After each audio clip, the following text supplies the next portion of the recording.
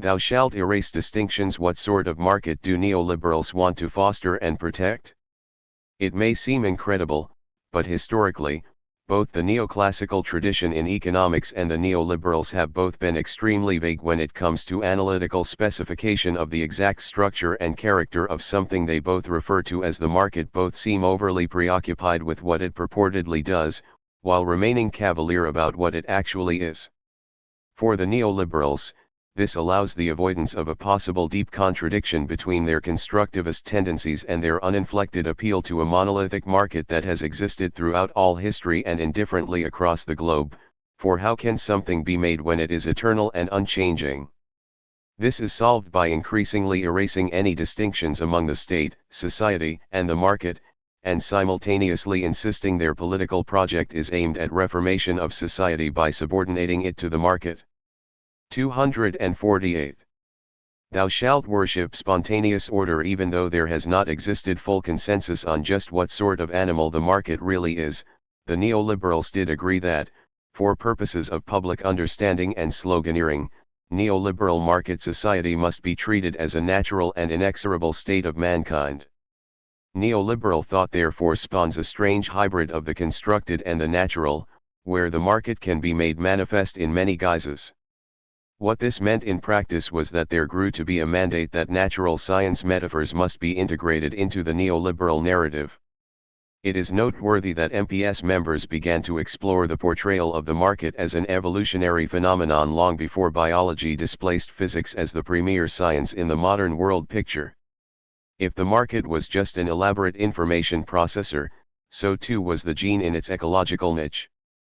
Poor, unwitting animals turn out to maximize everything under the sun, just like neoclassical economic agents, and cognitive science neuroeconomics models treat neurons as market participants.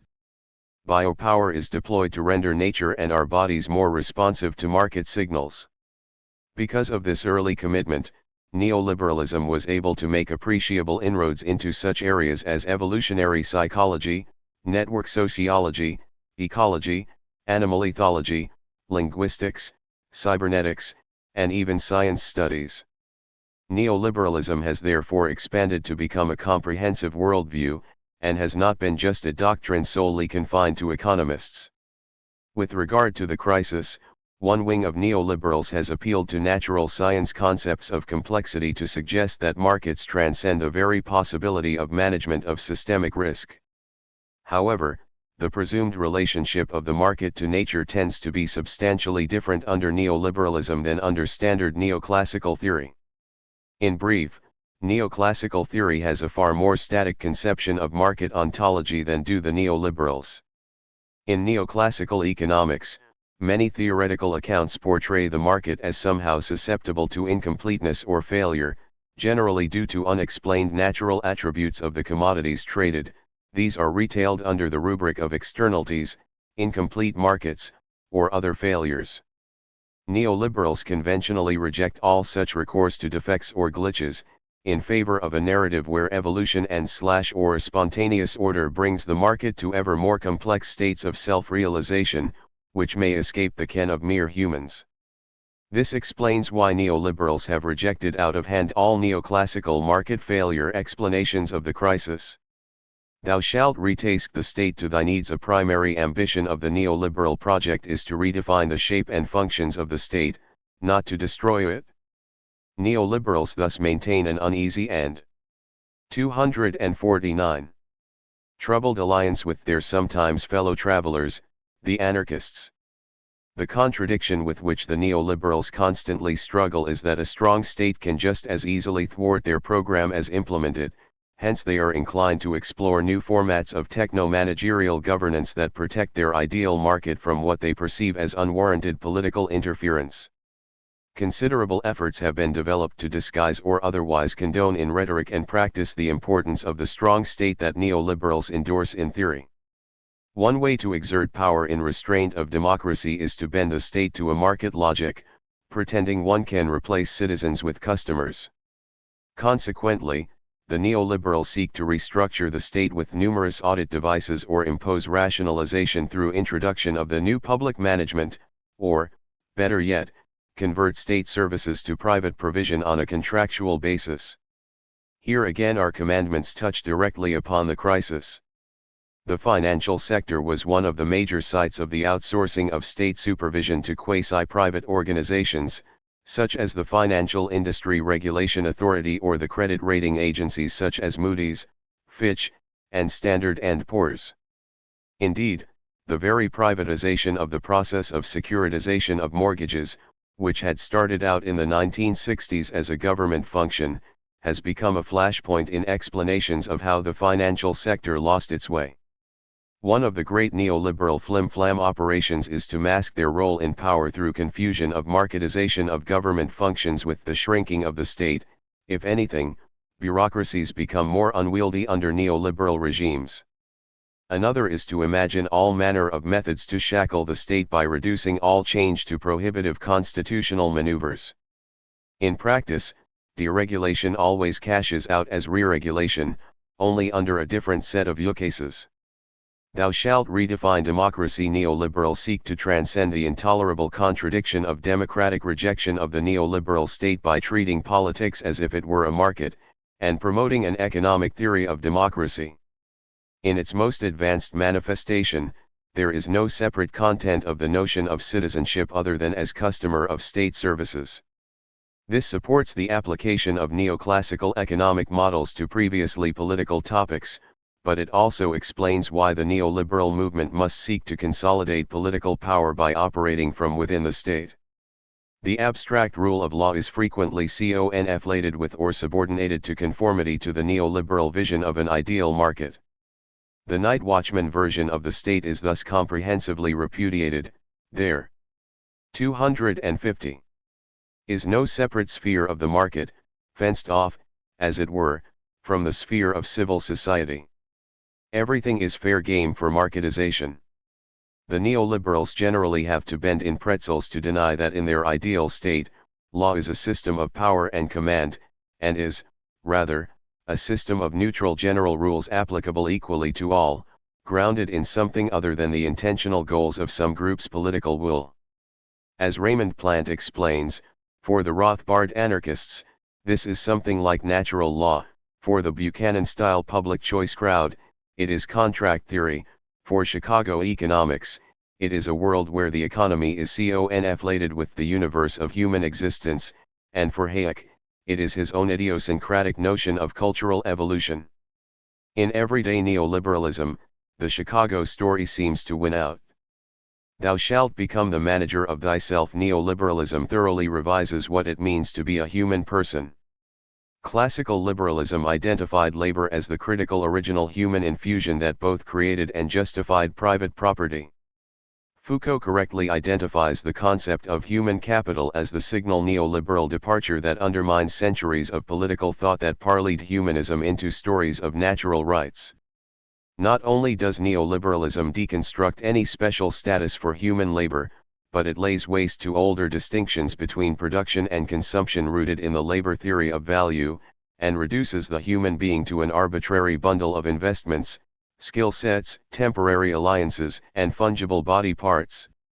Government of the self becomes the taproot of all social order, even though the identity of the self evanesces under the pressure of continual prosthetic tinkering. This is one possible way to understand the concept of biopower. Under this regime, the individual displays no necessary continuity from one decision to the next. The manager of you becomes the new ghost in the machine. Needless to say, the rise of the Internet has proven a boon for neoliberals, and not just for a certain randroid element in Silicon Valley that may have become besotted with the doctrine. Chat rooms, online gaming, virtual social networks, and electronic financialization of household budgets have encouraged even the most intellectually challenged to experiment with the new neoliberal personhood. A world where you can virtually switch gender. Imagine you can upload your essence separate from your somatic self, assume any set of attributes, and reduce your social life to an arbitrary collection of statistics on a social networking site is a neoliberal playground. The saga of dot.com billionaires, so doted over by the mass media, drives home the lesson that you don't actually have to produce anything tangible to participate in the global marketplace of the mind. 251. The incredible disappearing agent has had all sorts of implications for neoliberal political theory. First off, the time-worn conventional complaint that economics is too pig-headedly methodologically individualist does not begin to scratch the neoliberal program. Individuals are merely evanescent projects from a neoliberal perspective. Neoliberalism has consequently become a scale-free theory of everything. Something as small as a gene or as large as a nation-state is equally engaged in entrepreneurial strategic pursuit of advantage, since the individual is no longer a privileged ontological platform. Second, there are no more classes in the sense of an older political economy, since every individual is both employer and worker simultaneously. In the limit, every man should be his own business firm or corporation. This has proven a powerful tool for disarming whole swathes of older left discourse. It also appropriates an obscure historical development in American legal history that the corporation is tantamount to personhood and blows it up to an ontological principle. Third, since property is no longer rooted in labor, as in the Lockean tradition, consequently property rights can be readily re-engineered and changed to achieve specific political objectives. One observes this in the area of intellectual property, or in a development germane to the crisis, ownership of the algorithms that define and trade obscure complex derivatives, and better, to reduce the formal infrastructure of the marketplace itself to a commodity. Indeed, the recent transformation of stock exchanges into profit-seeking IPOs was a critical neoliberal innovation leading up to the crisis. Classical liberals treated property as a sacrosanct bulwark against the state, neoliberals do not. Fourth, it destroys the whole tradition of theories of interests as possessing empirical grounding in political thought. Clearly, we're not in classical liberalism anymore. Thou shalt redefine freedom and knowledge. Neoliberals extol freedom as trumping all other virtues, but the definition of freedom is recoded and heavily edited within their framework.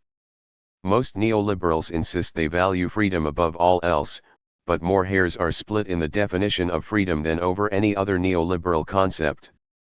It is a little hard to conceptualize freedom for an entity that displays no quiddity or persistence, and most neoliberal discussions of freedom have been cut loose from older notions of individualism. Some neoliberals, like Milton Friedman, have refused to define freedom altogether, while others like Friedrich Hayek forge links to Commandment 2 by motivating it as an epistemic virtue. The chief aim of freedom is to provide both the opportunity and the inducement to ensure the maximum use of knowledge that an individual can accrue. As this curious definition illustrates, for neoliberals, what you think a 252. Market really is seems to determine your view of what liberty means. Almost immediately, the devil is secreted in the details, since Hayek feels he must distinguish personal liberty from subjective freedom, since personal liberty does not entail political liberty.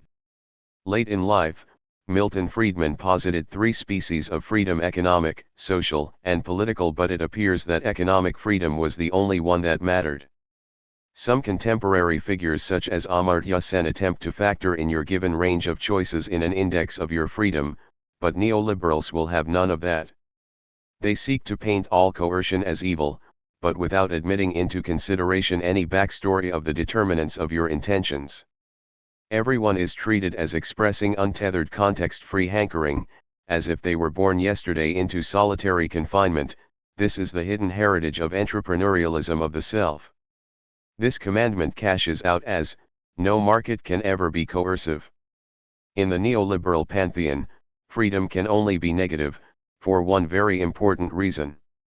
Freedom cannot be extended from the use of knowledge in society to the use of knowledge about society, because self-examination concerning why one passively accepts local and incomplete knowledge leads to contemplation of how market signals create some forms of knowledge and squelch others. Meditation upon our limitations leads to inquiry into how markets work, and meta-reflection on our place in larger orders, something that neoliberals warn is beyond our ken.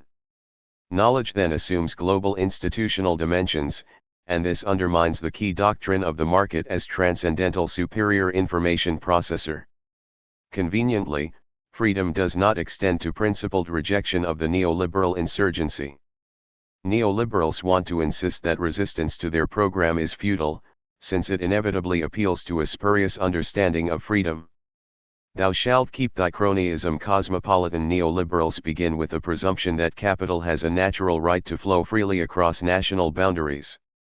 Since that entails persistent balance of payments problems in a non-autarkic world, neoliberals took the lead in inventing all manner of transnational devices for the economic and political discipline of nation-states.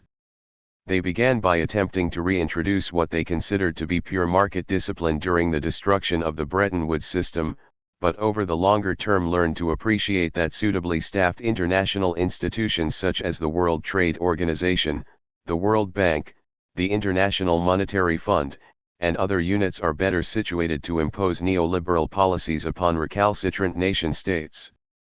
253.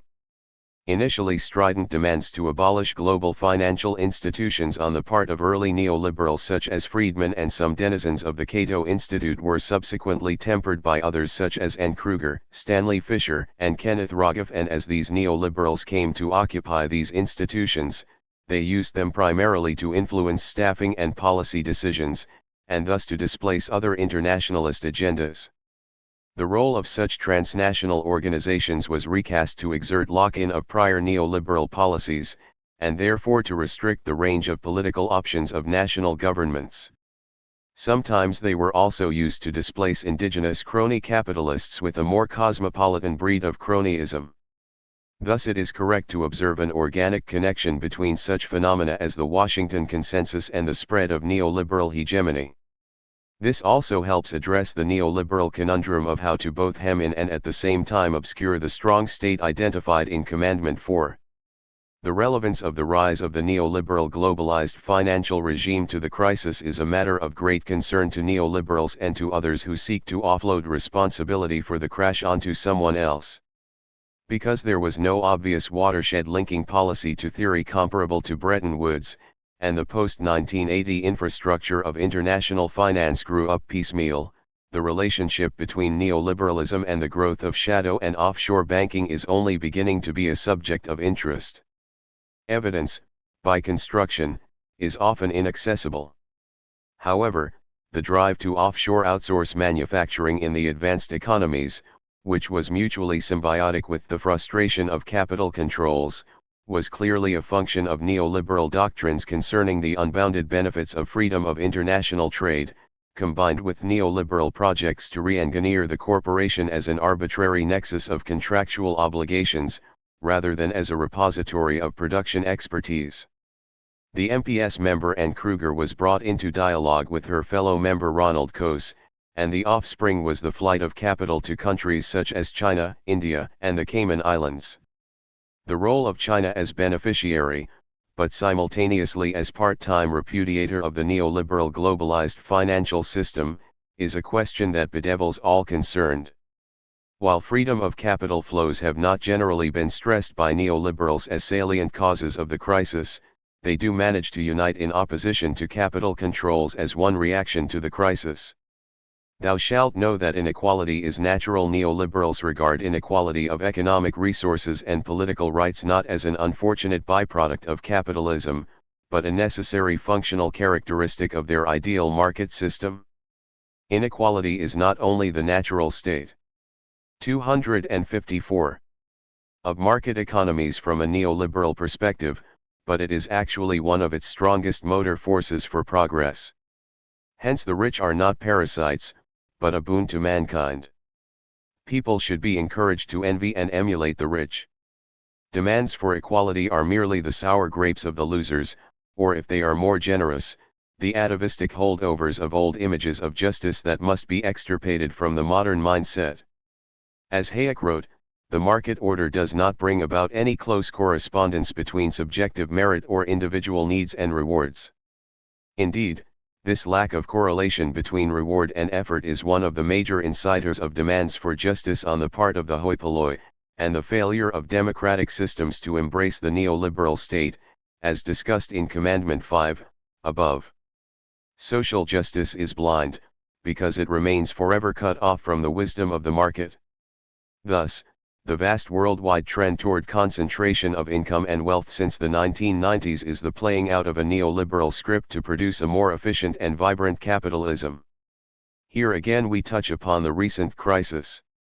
This particular neoliberal precept dictates that the widely noted exacerbation of income inequality in the United States since 1980 cannot possibly have played a role in precipitating the crisis in any way. Indeed, attempts by the state to offset or ameliorate the trend toward inequality of wealth, especially through attempts to expand home ownership and consumer credit, become themselves, for neoliberals, major root causes of the crisis. This then gets translated into the preferred neoliberal story of the crisis, which attributes culpability to the Democrats by lodging blame for the housing bubble via securitization with Fannie Mae and Freddie Mac. Thou shalt not blame monopolies and corporations. Corporations can do no wrong, or at least they are not to be blamed if they do. This is one of the stronger areas of divergence from classical liberalism, with its ingrained suspicion of power concentrated in joint stock companies and monopoly stretching from Adam Smith to Henry Simons. Neoliberals set out in the 1950s entertaining suspicions of corporate power, with the German ordo-liberals especially concerned with the promotion of strong antitrust capacity on the part of the state. But starting with the University of Chicago Law and Economics movement, and then progressively spreading to treatments of entrepreneurs and the markets for innovation, neoliberals began to argue consistently that not only was monopoly not harmful to the operation of the market, but an epiphenomenon attributable to the misguided activities of the state and powerful interest groups. The 20th century socialist contention that capitalism bore within itself the seeds of its own arteriosclerosis was baldly denied. 255. By the 1970s, antitrust policies were generally repudiated in the United States, as neoliberals took the curious anomaly in American case law treating corporations as legal individuals and tended to inflate it into a philosophical axiom. Indeed, if anything negative was ever said about the large corporation, it was that separation of ownership from control might conceivably pose a problem, but this was easily rectified by giving CEOs appropriate incentives and instituting market-like evaluation systems within the corporate bureaucracy, rectifying agency problems. Thus the modern re-engineering of the corporation is itself an artifact of the neoliberal reconceptualization of the corporation. This had a direct bearing on the crisis, since it was used to argue against aspersions cast that many financial firms were too big to bail, and that the upper echelons in those firms were garnishing dangerously high compensation packages. Nothing succeeds like market success, and any recourse to countervailing power must be squelched. Thou shalt trust the bankers. The market can always provide solutions to problems seemingly caused by the market in the first place. This is the ultimate destination of the constructivist orientation within neoliberalism. Any problem, economic or otherwise, has a market solution. Given sufficient ingenuity, pollution is abated by the trading of emissions permits, inadequate public education is rectified by vouchers, auctions can adequately structure exclusionary communication channels, poverty-stricken sick people lacking access to health care can be incentivized to serve as guinea pigs for privatized clinical drug trials, poverty in underdeveloped nations can be ameliorated by microloans, terrorism by disgruntled disenfranchised foreigners can be offset by a futures market in terrorist acts. Suitably engineered boutique markets were touted as a superior method to solve all sorts of problems previously thought to be better organized by governments, everything from scheduling space shots to regulating the flow through airports and national parks. Economists made money by selling their nominal expertise in setting up these new markets, rarely admitting up front that they were simply acting as middlemen introducing intermediate steps toward future full privatization of the entity in question. The fascinating aspect of all this is how this precept was deployed in what seemed its most unpropitious circumstance, the erstwhile general failure of financial markets in the global economic crisis. One perspective on the issue is to recall that, in the popular Hayekian account, the marketplace is deemed to be 256. A superior information processor, so therefore all human knowledge can be used to its fullest only if it is comprehensively owned and priced. This was deployed in a myriad of ways to suggest what might seem a string of strident non sequiturs. For instance, some neoliberals actually maintained that the solution to perceived problems in derivatives and securitization was redoubled innovation in derivatives and securitization, and not their curtailment. Another variant on the Haykian credo was to insist that the best people to clean up the crisis were the same bankers and financiers who created it in the first place, since they clearly embodied the best understanding of the shape of the crisis. The revolving door between the U.S. Treasury and Goldman Sachs was evidence that the market system worked, and not of ingrained corruption and conflicts of interest. Thou shalt redefine crime. The neoliberal program ends up vastly expanding incarceration and the carceral sphere in the name of getting the government off our backs. Although this might seem specious from the perspective of a libertarian, it is central to understanding the fact that neoliberal policies lead to unchecked expansion of the penal sector, as has happened in the United States. As Bernard Harcourt has explained in detail, however much Commandment 11 might seem to suggest that crime be treated as just another market process, neoliberalism has moved from the treatment of crime as exogenously defined within a society by its historical evolution, to a definition of crime as inefficient attempts to circumvent the market. The implication is that intensified state power in the police sphere is fully complementary with the neoliberal conception of freedom. In the opinion of the neoliberal Richard Posner, the function of criminal sanction in a capitalist market economy, then, is to prevent individuals from bypassing the efficient market. This precept has some bearing on the unwillingness to pursue criminal prosecution against many of the major players in the global crisis. In this neoliberal perspective, there is also a natural stratification in what classes of law are applicable to different scofflaws. The criminal law is designed primarily for the non-affluent, the affluent are kept in line, for the most part, by tort law. In other words, economic competition imposes natural order on the rich, because they have so much to lose. The poor need to be kept in line by a strong state, because they have so little to lose. Hence, the spectacle of no major financial figure outside of Bernie Madoff and Raj Rajanarathan going to jail because of the crisis, while thousands of families behind on their mortgages are turfed out into the street by the constabulary, is a direct consequence of this neoliberal precept. 257. Thou shalt accommodate the religious right. The neoliberals have struggled from the outset to have their political and economic theories do dual service as a moral code. First and foremost, it would appear that neoliberals worshipped at the altar of a deity without restraints. However, as Hayek once prophesied, I am convinced that unless the breach between true liberal and religious convictions can be healed, there is no hope for a revival of liberal forces. But his wish revealed only the antagonisms that percolated just below the surface of neoliberalism. As a consequence, the neoliberals were often tone-deaf when it came to the transcendental, conflating it with their epistemic doctrines concerning human frailty. The more sophisticated neoliberals understood this was rather thin gruel for many of their allies on the right, so from time to time, they sought to link neoliberalism to a specific religion, although they only ventured to do the sotto voce in their in-house publications. All that we can say is that the values we hold are the product of freedom, that in particular the Christian values had to assert themselves through men who successfully resisted coercion by government, and that it is to the desire to be able to follow one's own moral convictions that we owe the modern safeguards of individual freedom. Perhaps we can add to this that only societies which hold moral values essentially similar to our own have survived as free societies, while in others freedom has perished.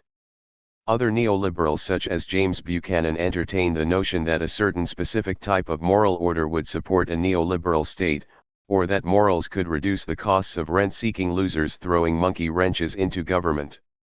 It took a lot of effort, and a fair bit of pussyfooting around the danger of alienating the partisans of one denomination by coquetting with different denominations or versions of religion, but the project of intellectual accommodation with the religious right and the theocons within the neoliberal framework has been an ongoing project, although one. Global capitalism as a narcotizing religion. A satire can first reveal the hidden and mad rationality of an economy that feels awkward, like a conviction of faith in a secular society. The above satire recalls Paul Lafargue's little-known genial satire Religion of Capital from 1887. There we read, "Capital is the God that the whole world knows, sees, touches, smells, tastes and excites all our senses.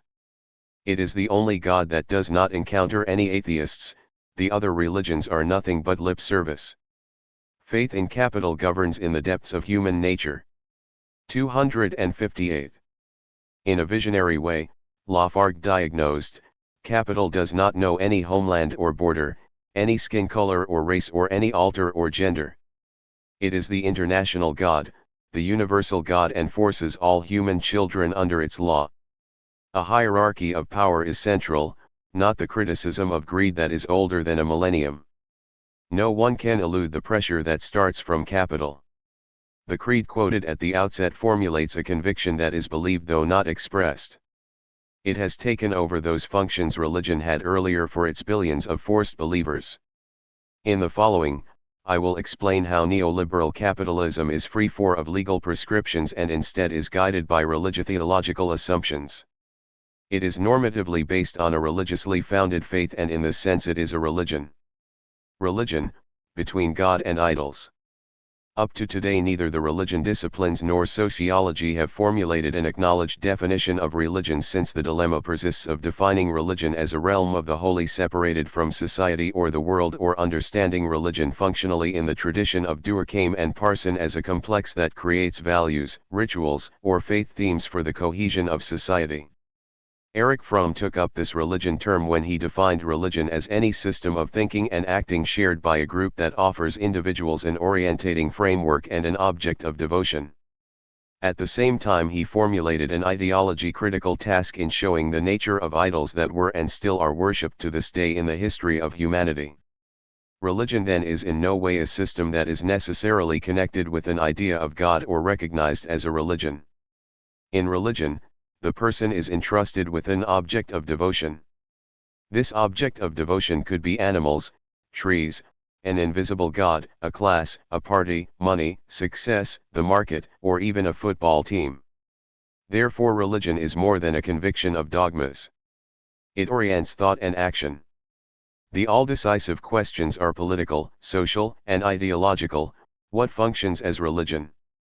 Does it promote human development and the unfolding of specific human powers, or paralyze human growth?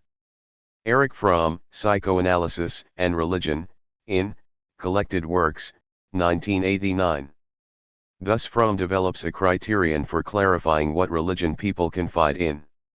Erich Fromm takes up a distinction between God and idols that was deeply at home in the Jewish Christian intellectual tradition. A religion that serves life worships God, while a religion that serves destructive forces is idolatry. For him, God is a code for love and justice, and idol is a code for a destructive power over people. 259. In the biblical tradition, the idol criterion acts as an immanent criticism of destructive religion and in no way refers only disparagingly to a foreign religion of another. Multiplying capital as God's work. The invisible hand is the central metaphor for legitimating neoliberal capitalism. Only a market free from all incursions can produce optimal results. Whoever intervenes in the market, even with the best will, brings about the opposite. So the Frankfurter Allgemeine Zeitung newspaper diagnosed Opel's overproduction crisis by referring to the effects of the invisible hand as follows: the invisible hand caresses the one capable of adjustment and kicks those who refuse adjustment.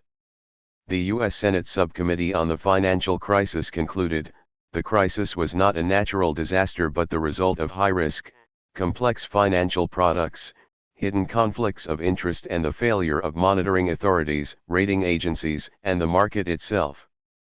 Alan Greenspan, who authoritatively defined American monetary policy from 1987 to the beginning of 2006, admitted this in 2008, gnashing his teeth before the Congressional Committee on Explaining the Financial Crisis. He urged since he overrated the self-healing powers of the market and regarded strict regulation as unnecessary. In 2008, Frank Schermacher, editor of FAZ, uncovered the bankruptcy of the metaphysics of the market. The breakdown of basic convictions that theoretically and practically supported neoliberal finance capitalism is blatant. However, the paralysis over the market failure did not last long. Untouched by all criticism of the banks for causing the financial crisis, the chairman of the board of Goldman Sachs, Lloyd Blankfein, proclaimed his faith in an invisible hand: banks serve a social purpose and are doing God's work. Ben Bernanke, chairman of the American Federal Reserve, remained deeply religious despite the crisis and unswervingly adhered to the marvelous effect of the free market. When one teaches the economy, understanding the idea of the invisible hand is one of the most exciting moments. Markets are a marvelous thing. Colin Crouch diagnosed a surprising survival of neoliberalism with its supreme creed, letting the market mechanism rule without state or other incursions. This surprising unswervability despite all crises can only be explained as an unswerving faith in the working of an invisible hand. The invisible hand as key metaphor in neoliberal imperialism. The demand for more market and less state is the real ideological center of neoliberalism. So Milton Friedman, George Stigler, and Friedrich A. Hayek rising in admiration of the invisible hand is not surprising. So the Nobel Prize winner and economist Friedrich August von Hayek urged humility toward market processes. Whether people earlier submitted on account of notions that are often regarded today as superstitions is not important from a religious feeling of humility. The term humility according to its original meaning belongs to the dialectic of the relation of master and servant and describes an attitude of deep devotion and readiness to submit. Despite all secularity of modern society, George Soros recognizes a belief in the magic power of the market. Some think the public interest is best served by the unrestricted pursuit of self-interest. How did the marvelous inversion from private interests to a public interest occur? Thought of the invisible hand. Adam Smith and the invisible hand. In 1926, John M. Keynes in his Berlin lecture The End of Laissez-faire called the principle of the invisible hand a religion of economists which served nothing but the unlimited possibility of private money-making and the profit of the individual. Keynes criticized the ignorance of economists. National economists today have no relation anymore to theological political philosophies from which the dogma of social harmony arose, and their academic research no longer leads to similar conclusions. In his unfortunately largely unknown 1945 treatise titled The Failure of Economic Liberalism as a Religio-Historical Problem, called The Emphasis on the Invisible Hand in Economic Theology. Trust in a universal creator God who guides and preserves the world in his goodness with an invisible hand is an expression of a religiously grounded trust in a God who governs the world to the good. The theme of trust in the invisible hand was theological with Adam Smith and by no means merely metaphorical or pictorial.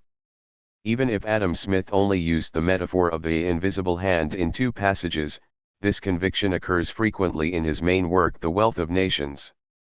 Whoever wants to enlarge his own profit will be guided by an invisible hand to promote a goal that he has no intention of fulfilling.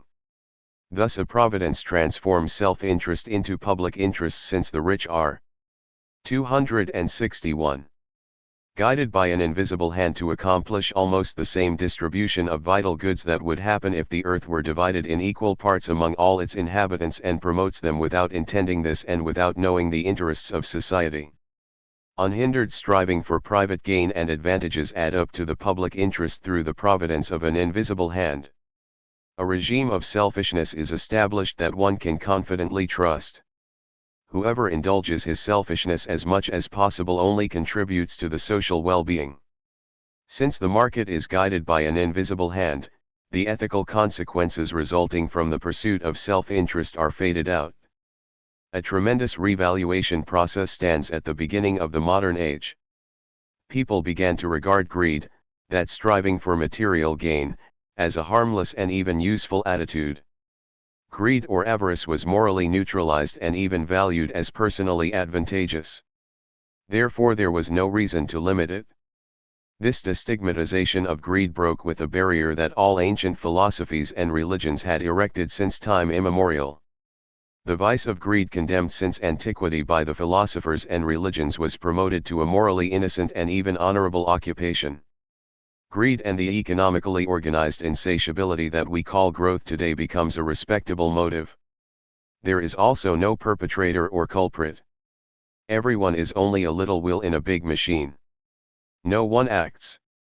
They all only reenact what happens anyway because a divine providence works in the world according to Adam Smith, whose kindness and wisdom invented and guided the tremendous machine of the universe since all eternity, so it brings forth the greatest possible measure of happiness at all times.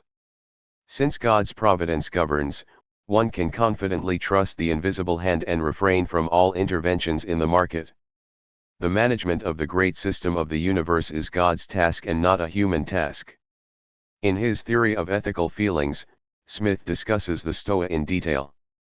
The ancient Stoics were convinced every individual event was a necessary part of the world plan, since the world was ruled by the providence of a wise, powerful, and kindly God who promotes the general order and blessedness of the whole. The vices and follies of human are a necessary part of the plan, like their wisdom and virtue. Bringing the good out of evil is an eternal art for the thriving and perfection of the great system of nature. A conflicting picture appears. Trust in the market comes out of the theologically established trust in the God. But the market becomes an end in itself and is itself part of a higher order when the market, as with Adam Smith, is understood as part of an order guaranteed by God. 262. The revival of the theory of the invisible hand shows neoliberalism has fallen back to the state of a religiously substantiated worldview. Binswanger points out Smith struck out all references to Christianity in the 6th edition of the Theory of Ethical Feelings. Adam Smith was a believer in the sense of the Stoa, not in the sense of Christianity. He calls economists who argue with the effects of an invisible hand a Stoic faith community. A theologically established faith in the invisible hand returns with the acceptance of neoliberal capitalism. However, the original context and the religio-theological connection of this idiom were not considered. Neoliberal capitalism is religio-theologically established. This means a criticism of capitalism with theological terms is appropriate and is not irrelevant or extraneous. Therefore, a capitalism criticism that does not argue religio-critically ignores the central legitimation figure of capitalism and its effect. Therefore, capitalism criticism as religion criticism is a mode of enlightenment. An economy based on an invisible hand argues religiously in an unenlightened sense, not scholarly or scientifically. The religion of capitalism as the new opium of the people. What John M. Keynes described in 1926 as the theoretical and practical refutation of the balancing effect of an invisible hand is still true. An orthodox faith is in danger. The more convincing the argument, the greater the blasphemy. The supposed lack of alternatives in the religion of capitalism sacralizes capitalism. State regulation of capitalism amounts to blasphemy. Pierre Bourdieu also interpreted the theory and concept of neoliberalism as a utopian faith system. Neoliberalism appears in the semblance of inevitability. People have no choice. Bourdieu summarizes, this is a religion. The system replaces the acting subject. This is clear in one of the statements of Milton Friedman, Hayek's student: economic persons are ultimately nothing but marionettes of the laws of the market.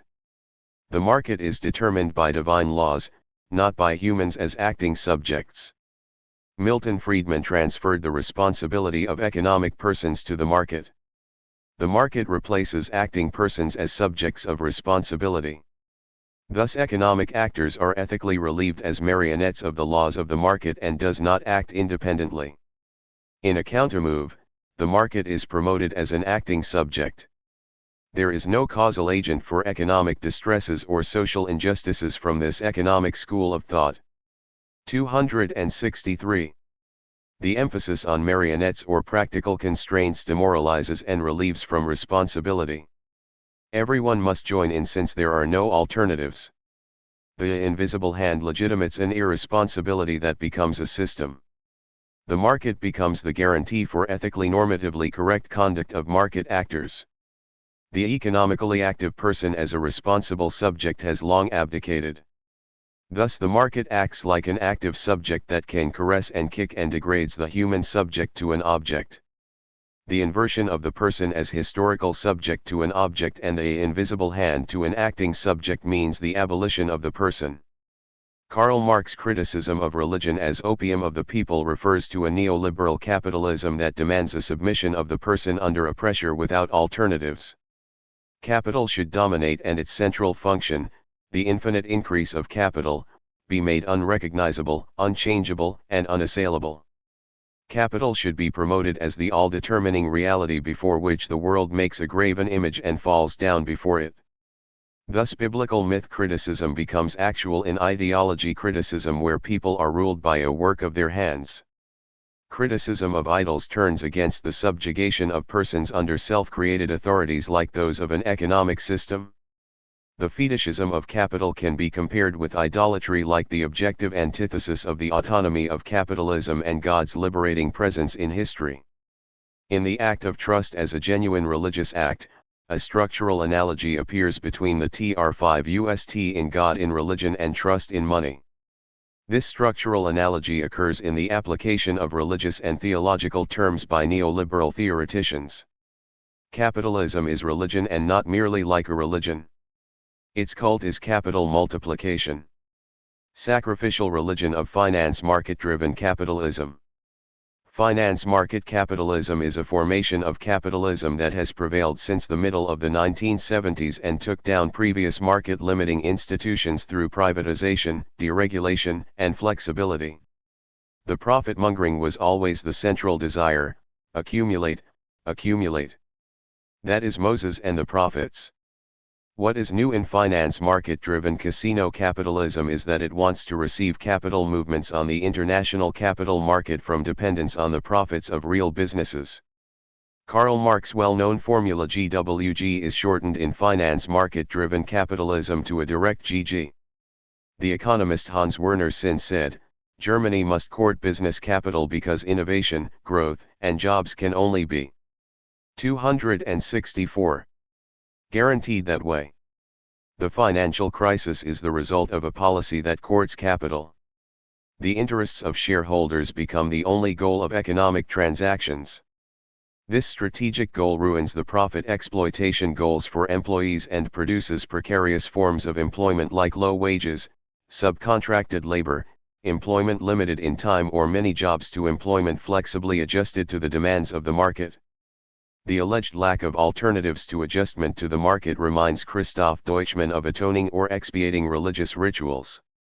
As to the prescriptions of sacrifice, the answer always consists in the demand for increasing sacrificial offerings, not in a testing of the functionality of the sacrifice. In both cases, the cause-effect chains are staged circularly and thereby are immune to empirical criticism. While capital profits are fixed at 16, 18, or even 25% despite crises, the employees become a flexible maneuverable mass for ensuring the fixed profit goal. This precariousness is essentially a social power of finance capitalist actors, not a consequence of a logic of the market that could be executed by very small businesses, precariousness, dissent, and exclusion. The social question at the beginning of the 21st century, 2009. The pressure on the real economy and skimming off current profits have produced play money for the finance casino. In the last years, there was a massive redistribution of social wealth in many industrial states, benefiting capital profits and at the expense of mass income. The precariousness of work, the extension of working hours and the reduction of social security are real sacrifices forced on dependent employees for extra profits of shareholders. According to Marx, the sacrifices in capitalism are wicked. The sacrificial cult does not belong to a past religious epoch. An idol is made out of these metals, to make them deities to which more goods, important needs, and even humans are sacrificed than blind antiquity ever sacrificed to its false gods.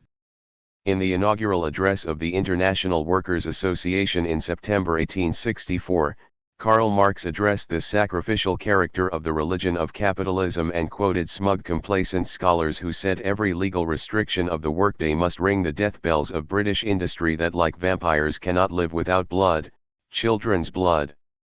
In all times, infanticide or child murder was a mysterious rite of the religion of Moloch. However, this was only practical on very solemn occasions, perhaps once a year. At that time Moloch did not have an exclusive special liking for the 265 children of the poor. Thus for Marx, capitalism has become a system, and the sacrificial cult is in no way an overcome pre-modern or unenlightened epoch of humanity's history. The trust in the invisible hand is a trust in a religion that has a money god. Capital and its multiplication claim an all-determining authority. The notion of self-regulating finance markets that function efficiently was refuted by the crisis. The central ideological motive of faith in the invisible hand is veiled. However, the cynical condition that bars alternatives and demands sacrifices can only be unmasked through a theological criticism of the religion of capitalism, because the false fetishized worship of God makes possible and legitimate sacrifice for capital. At the beginning of the 1980s, theologians of liberation reacted to the disastrous effects of the neoliberal economy, particularly in Latin America, by unmasking capitalism as a false and destructive service. Now it is time to air a theological criticism of the mechanisms of the religion of the market when the consequences are very clear in the economic and political centers. Neoliberal capitalism is not only a religion in a metaphorical sense. It is a religion that demands real human sacrifice as inevitable. With this, religion criticism has another object. Not believing the supposed secularism of the world religion of globalized capital becomes the challenge of the Enlightenment. Only an enlightenment about the economy with the means of religion helps against a capitalism as religion. In the Roman Empire, there was a pantheon full of gods.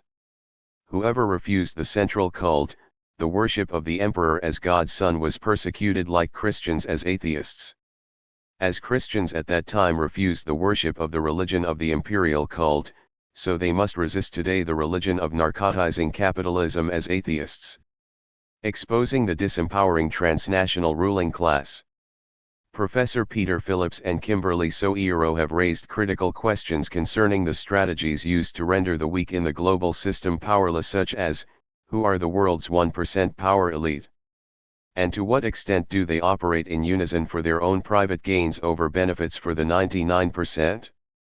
We examine a sample of the 1%, the extractor sector, whose companies are on the ground extracting material from the global commons, and using low-cost labor to amass wealth.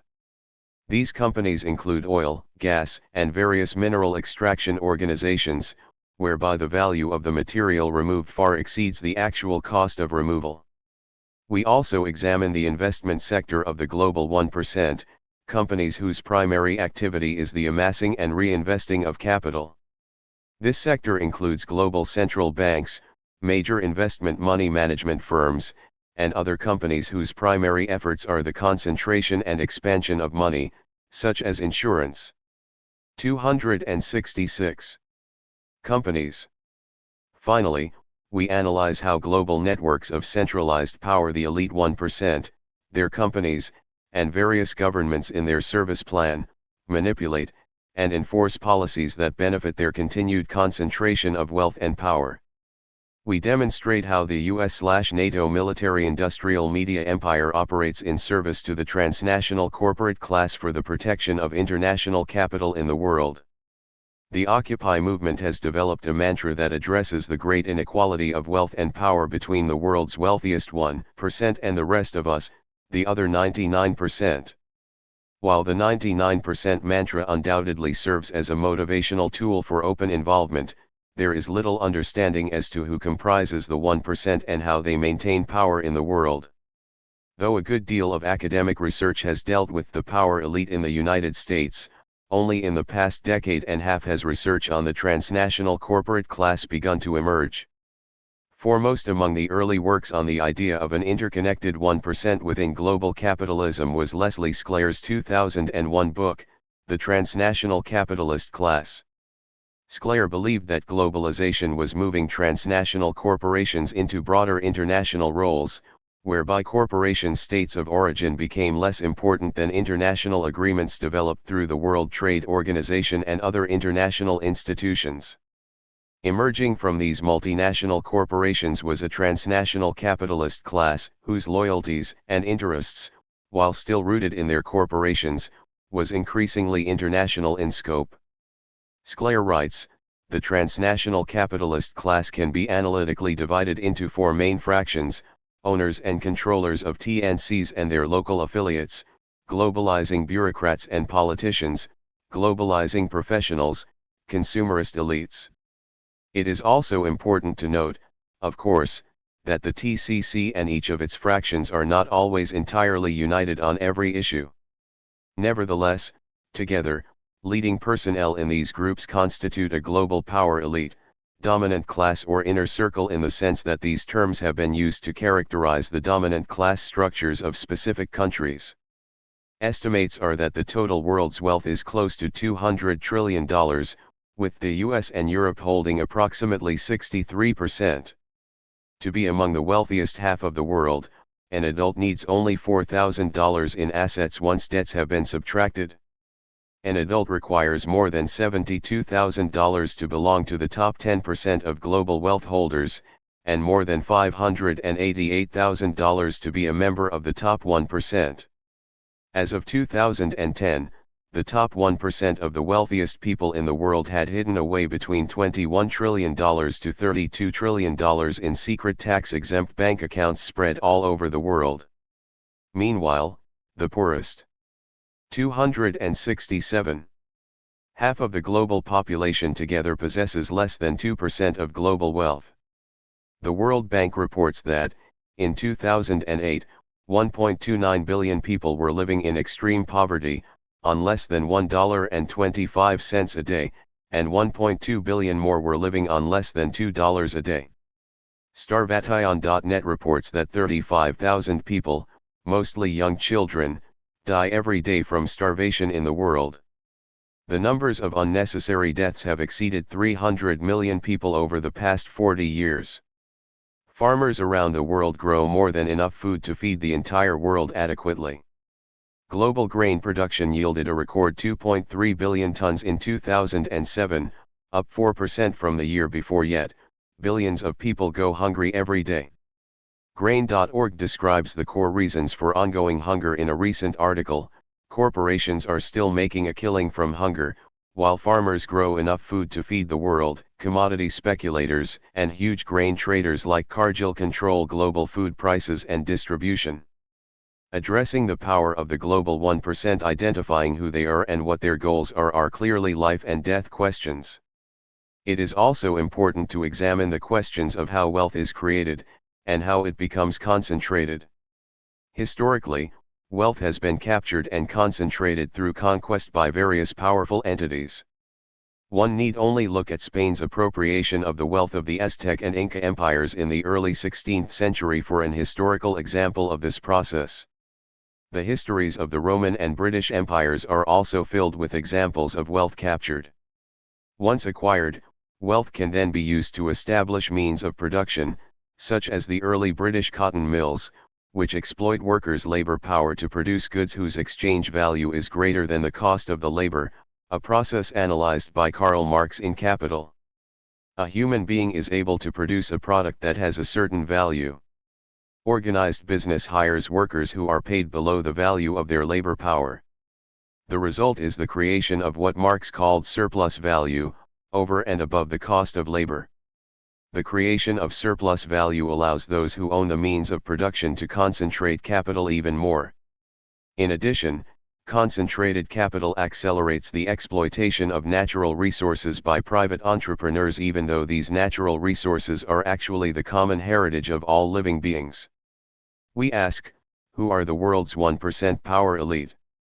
And to what extent do they operate in unison for their own private gains over benefits for the 99%?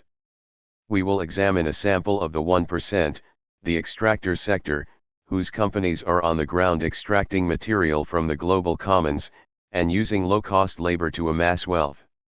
These companies include oil, gas, and 268 various mineral extraction organizations, whereby the value of the material removed far exceeds the actual cost of removal. We will also examine the investment sector of the global 1%, companies whose primary activity is the amassing and reinvesting of capital. This sector includes global central banks, major investment money management firms, and other companies whose primary efforts are the concentration and expansion of money, such as insurance companies. Finally, we analyze how global networks of centralized power, the elite 1%, their companies, and various governments in their service plan, manipulate, and enforce policies that benefit their continued concentration of wealth and power. The extractor sector, the case of Freeport-McMoRan. Freeport-McMoRan is the world's largest extractor of copper and gold. The company controls huge deposits in Papua, Indonesia, and also operates in North and South America, and in Africa. In 2010, the company sold 3.9 billion pounds of copper, 1.9 million ounces of gold, and 67 million pounds of molybdenum. In 2010, Freeport-McMoRan reported revenues of $18.9 billion and a net income of $4.2 billion. The Grauberg mine in Papua, Indonesia, employs 23,000 workers at wages below $3 an hour. In September 2011, workers went on strike for higher wages and better working conditions. Freeport had offered a 22% increase in wages, and strikers said it was not enough, demanding an increase to an international standard of $17 to $43 an hour. The dispute over pay attracted local tribesmen, who had their own grievances over land rights and pollution. Armed with spears and arrows, they joined Freeport workers blocking the mine's supply roads. During the strikers' attempt to block busloads of replacement workers, security forces financed by Freeport killed or wounded several strikers. Freeport has come under fire internationally for payments to authorities for security. Since 1991, Freeport has paid nearly $13 billion to the Indonesian government, one of Indonesia's largest sources of income, at a 1.5% royalty rate on extracted gold and copper, and, as a result, the Indonesian military and regional police are in their pockets. In October 2011, the Jakarta Globe reported that Indonesian security forces in West Papua, notably the police, receive extensive direct cash payments from Freeport-McMoRan. Indonesian National Police Chief Timur Pradopo admitted that officers received close to $10 million annually from Freeport, payments Pradopo described as lunch money. Prominent Indonesian non-governmental 269 organization Imparzial puts the annual figure at $14 million. These payments recall even larger ones made by Freeport to Indonesian military forces over the years, which, once revealed, prompted a U.S. Security and Exchange Commission investigation of Freeport's liability under the United States Foreign Corrupt Practices Act. In addition, the state's police and army have been criticized many times for human rights violations in the remote mountainous region, where a separatist movement has simmered for decades. Amnesty International has documented numerous cases in which Indonesian police have used unnecessary force against strikers and their supporters. For example, Indonesian security forces attacked a mass gathering in the Papua capital, Jayapura, and striking workers at the Freeport mine in the southern highlands. At least 5 people were killed and many more injured in the assaults, which shows a continuing pattern of overt violence against peaceful dissent. Another brutal and unjustified attack on October 19, 2011, on thousands of Papuans exercising their rights to assembly and freedom of speech, resulted in the death of at least 3 Papuan civilians, the beating of many, the detention of hundreds, and the arrest of 6, reportedly on treason charges. On November 7, 2011, the Jakarta Globe reported that striking workers employed by Freeport-McMoRan copper and gold subsidiary in Papua have dropped their minimum wage increase demands from $7.50 to $4 an hour, the All Indonesia Workers Union said.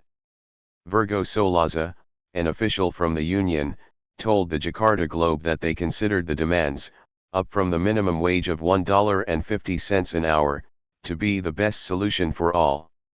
Workers at Freeport's Cerro Verde copper mine in Peru also went on strike around the same time, highlighting the global dimension of the Freeport confrontation. The Cerro Verde workers demanded pay raises of 11%, while the company offered just 3%. The Peruvian strike ended on November 28, 2011.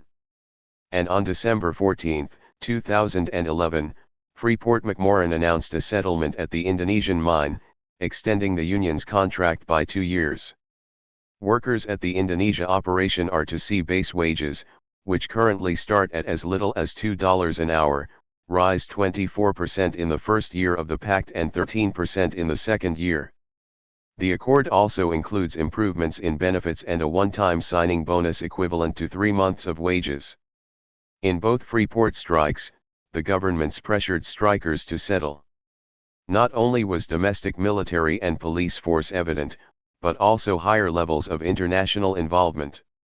Throughout the Freeport-McMoRan strike, the Obama administration ignored the egregious violation of human rights and instead advanced U.S.-Indonesian military ties. U.S. Secretary of Defense Leon 270 Panetta, who arrived in Indonesia in the immediate wake of the Jayapura attack, offered no criticism of the assault and reaffirmed U.S. support for Indonesia's territorial integrity. Panetta also reportedly commended Indonesia's handling of a weeks-long strike at Freeport-McMoRan. U.S. President Barack Obama visited Indonesia in November 2011 to strengthen relations with Jakarta as part of Washington's escalating efforts to combat Chinese influence in the Asia-Pacific region. Obama had just announced that the U.S. and Australia would begin a rotating deployment of 2,500 U.S. Marines to a base in Darwin, a move ostensibly to modernize the U.S. posture in the region, and to allow participation in joint training with Australian military counterparts. But some speculate that the US has a hidden agenda in deploying Marines to Australia. The Thai newspaper The Nation has suggested that one of the reasons why US Marines might be stationed in Darwin could be that they would provide remote security assurance to US-owned Freeport-McMoRan's gold and copper mine in West Papua, less than a 2-hour flight away. The fact that workers at Freeport's Sociedad Minera Cerro Verde copper mine in Peru were also striking at the same time highlights the global dimension of the Freeport confrontation.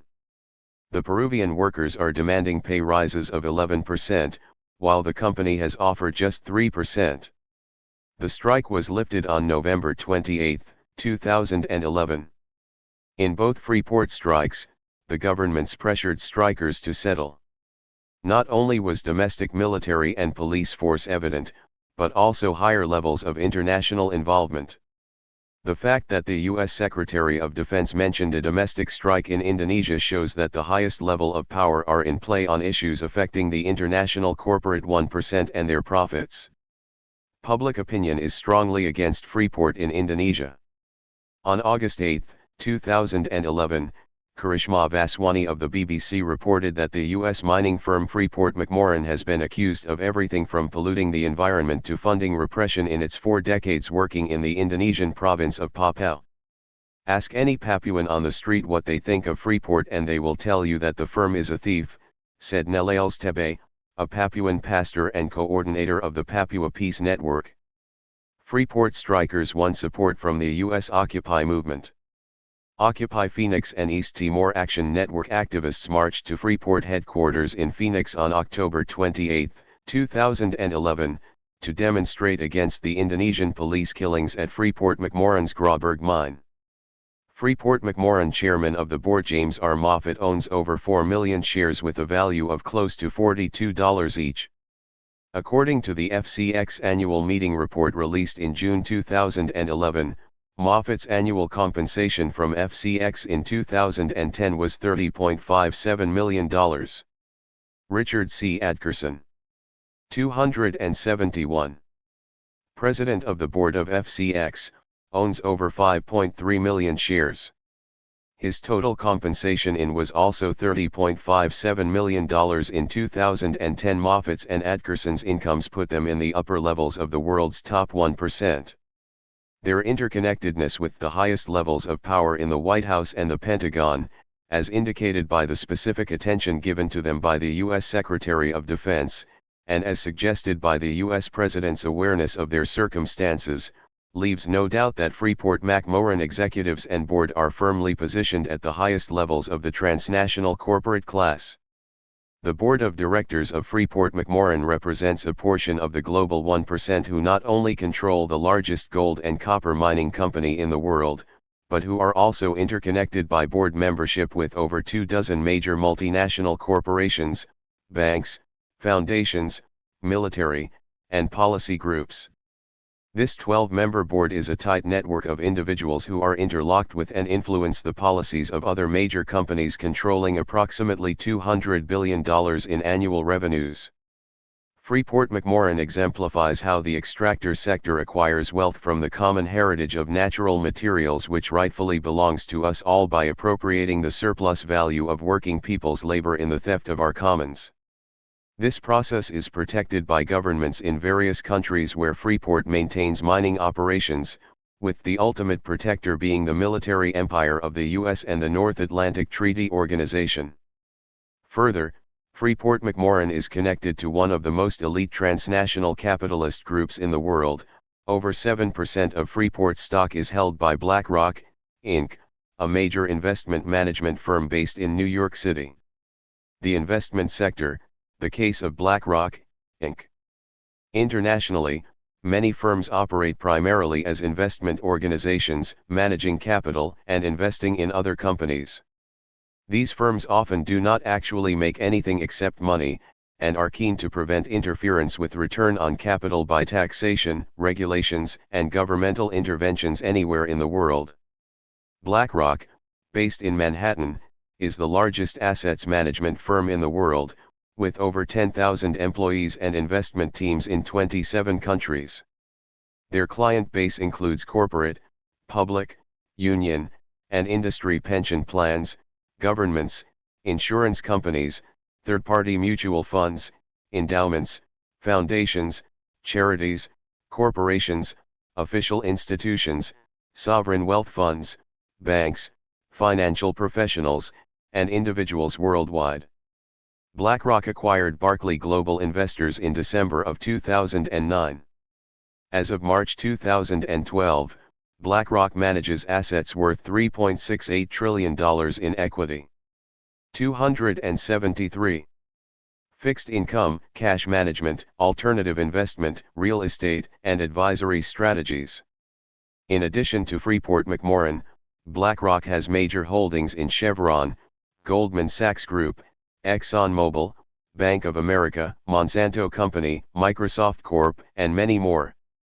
BlackRock manages investments of both public and private funds, including California Public Employees Retirement System, California State Teachers Retirement System, Freddie Mac, Boy Scouts of America, Boeing, Sears, Verizon, Raytheon, PG&E, New York City Retirement Systems, LA County Employees Retirement Association, GE, Cisco, and numerous others.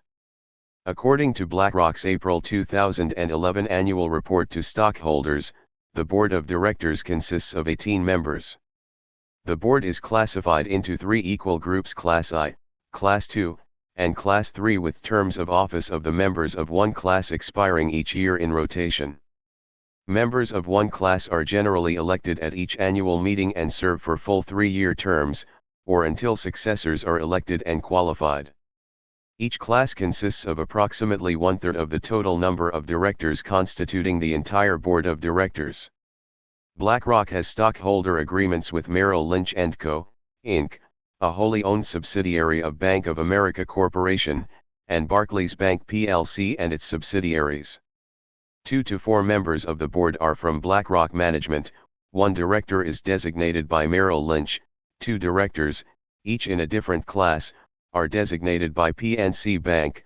2 directors, each in a different class, are designated by Barclays, and the remaining directors are independent. Notably, for our purposes, BlackRock board members have direct connections to at least 7 of the top 25 corporations that Vitally et al. Identify as an international super entity. BlackRock's board has direct links to 7 of the 25 most interconnected corporations in the world. BlackRock's 18 board members control and influence tens of trillions of dollars of wealth in the world and represent a core of the super-connected financial sector corporations. Below is a sample cross-section of key figures and corporate assets among the global economic superentity identified by Vitali et al. Other key figures and corporate connections within the highest levels of the global economic superentity. The directors of these superconnected companies represent a small portion of the global 1%. Most people with assets in excess of $588,000 are not major players in international finance. At best, they hire asset management firms to produce a return on their capital. Often their net worth is tied up in non-financial assets such as real estate and businesses. TCC and global power. So how does the transnational corporate class maintain wealth concentration and power in the world? The wealthiest 1% of the world's 278 population represents approximately 40 million adults. These 40 million people are the richest segment of the first-tier populations in the core countries and intermittently in other regions. Most of this 1% have professional jobs with security and tenure working for or associated with established institutions. Approximately 10 million of these individuals have assets in excess of $1 million, and approximately 100,000 have financials assets worth over $30 million. Immediately below the 1% in the first tier are working people with regular employment in major corporations, government, self-owned businesses, and various institutions of the world. This first tier constitutes about 30 to 40% of the employed in the core developed countries, and some 30% in the second-tier economies and down to 20% in the periphery economies. The second tier of global workers represents growing armies of casual labor, the global factory workers, street workers, and day laborers intermittently employed with increasingly less support from government and social welfare organizations. These workers, mostly concentrated in the megacities, constitute some 30 to 40% of the workers in the core industrialized economies and some 20% in the second tier and peripheral economies. This leaves a third tier of destitute people worldwide ranging from 30% of adults in the core and secondary economies to fully 50% of the people in peripheral countries who have extremely limited income opportunities and struggle to survive on a few dollars a day. These are the 2.5 billion people who live on less than $2 a day, die by the tens of thousands every day from malnutrition and easily curable illnesses, and who have probably never even heard a dial tone. As seen in our extractor sector and investment sector samples, corporate elites are interconnected through direct board connections with some 70 major multinational corporations, policy groups, media organizations, and other academic or nonprofit institutions. The investment sector sample shows much more powerful financial links than the extractor sample. Nonetheless, both represent vast networks of resources concentrated within each company's board of directors. The short sample of directors and resources from 8 other of the superconnected companies replicates this pattern of multiple board corporate connections, policy groups, media, and government, controlling vast global resources. These interlock relationships recur across the top interconnected companies among the transnational corporate class, resulting in a highly concentrated and powerful network of individuals who share a common interest in preserving their elite domination. Sociological research shows that interlocking directorates have the potential to facilitate political cohesion. A sense of a collective we emerges within such power networks, whereby members think and act in unison, not just for 279 themselves and their individual firms, but for a larger sense of purpose, the good of the order, so to speak. Transnational corporate boards meet on a regular basis to encourage the maximization of profit and the long-term viability of their firm's business plans. If they arrange for payments to government officials, conduct activities that undermine labor organizations, seek to manipulate the price of commodities, or engage in insider trading in some capacity, they are in fact forming conspiratorial alliances inside those boards of directors. Our sample of 30 directors inside 2 connected companies have influence with some of the most powerful policy groups in the world, including British American Business Council, US, Japan Business Council, Business Roundtable, Business Council, and the Kissinger Institute. They influence some $10 trillion in monetary resources and control the working lives of many hundreds of thousands of people. All in all, they are a power elite unto themselves, operating in a world of power elite networks as the de facto ruling class of the capitalist world. Moreover, this 1% global elite dominates and controls public relations firms and the corporate media. Global corporate media protect the interests of the 1% by serving as a propaganda machine for the superclass. The corporate media provide entertainment for the masses and distorts the realities of inequality. Corporate news is managed by the 1% to maintain illusions of hope and to divert blame from the powerful for hard times. 4 of the 30 directors in our two-firm sample are directly connected with public relations and media. Thomas H. O'Brien and Yvonne G. Seidenberg are both on the board of Verizon Communications, where Seidenberg serves as chairman. Verizon reported over $110 billion in operating revenues in 2011. David H. Komansky and Linda Gosden Robinson are on the board of WPP Group, which describes itself as the world leader in marketing communications services, grossing over $65 billion in 2011. WPP is a conglomerate of many of the world's leading PR and marketing firms, in fields that include advertising, media investment management, consumer insight, branding and identity, healthcare communications, and direct digital promotion and relationship marketing. Even deeper inside the 1% of wealthy elites is what David Rothkopf calls the superclass. David Rothkopf, former managing director of Kissinger Associates and deputy undersecretary of Commerce for International Trade Policies, published his book Superclass: The Global Power Elite and the World They Are Making, in 2008. According to Rothkopf, the superclass constitutes approximately 0.0001% of the world's population, comprised of 6,000 to 7,000 people, some say 6,660. They are the Davos attending, Gulfstream/private jet, flying, money encrusted, megacorporation interlocked. 280. Policy building elites of the world, people at the absolute peak of the global power pyramid. They are 94% male, predominantly white, and mostly from North America and Europe. These are the people setting the agendas at the Trilateral Commission, Bilderberg Group, G8, G20, NATO, the World Bank, and the World Trade Organization. They are from the highest levels of finance capital, transnational corporations, the government, the military, the academy, non-governmental organizations, spiritual leaders, and other shadow elites. Shadow elites include, for instance, the deep politics of national security organizations in connection with international drug cartels, who extract 8,000 tons of opium from U.S. war zones annually, then launder $500 billion through transnational banks, half of which are US-based. Rothkopf's understanding of the superclass is one based on influence and power. Although there are over 1,000 billionaires in the world, not all are necessarily part of the superclass in terms of influencing global policies. Yet these 1,000 billionaires have twice as much wealth as the 2.5 billion least wealthy people, and they are fully aware of the vast inequalities in the world. The billionaires and the global 1% are similar to colonial plantation owners.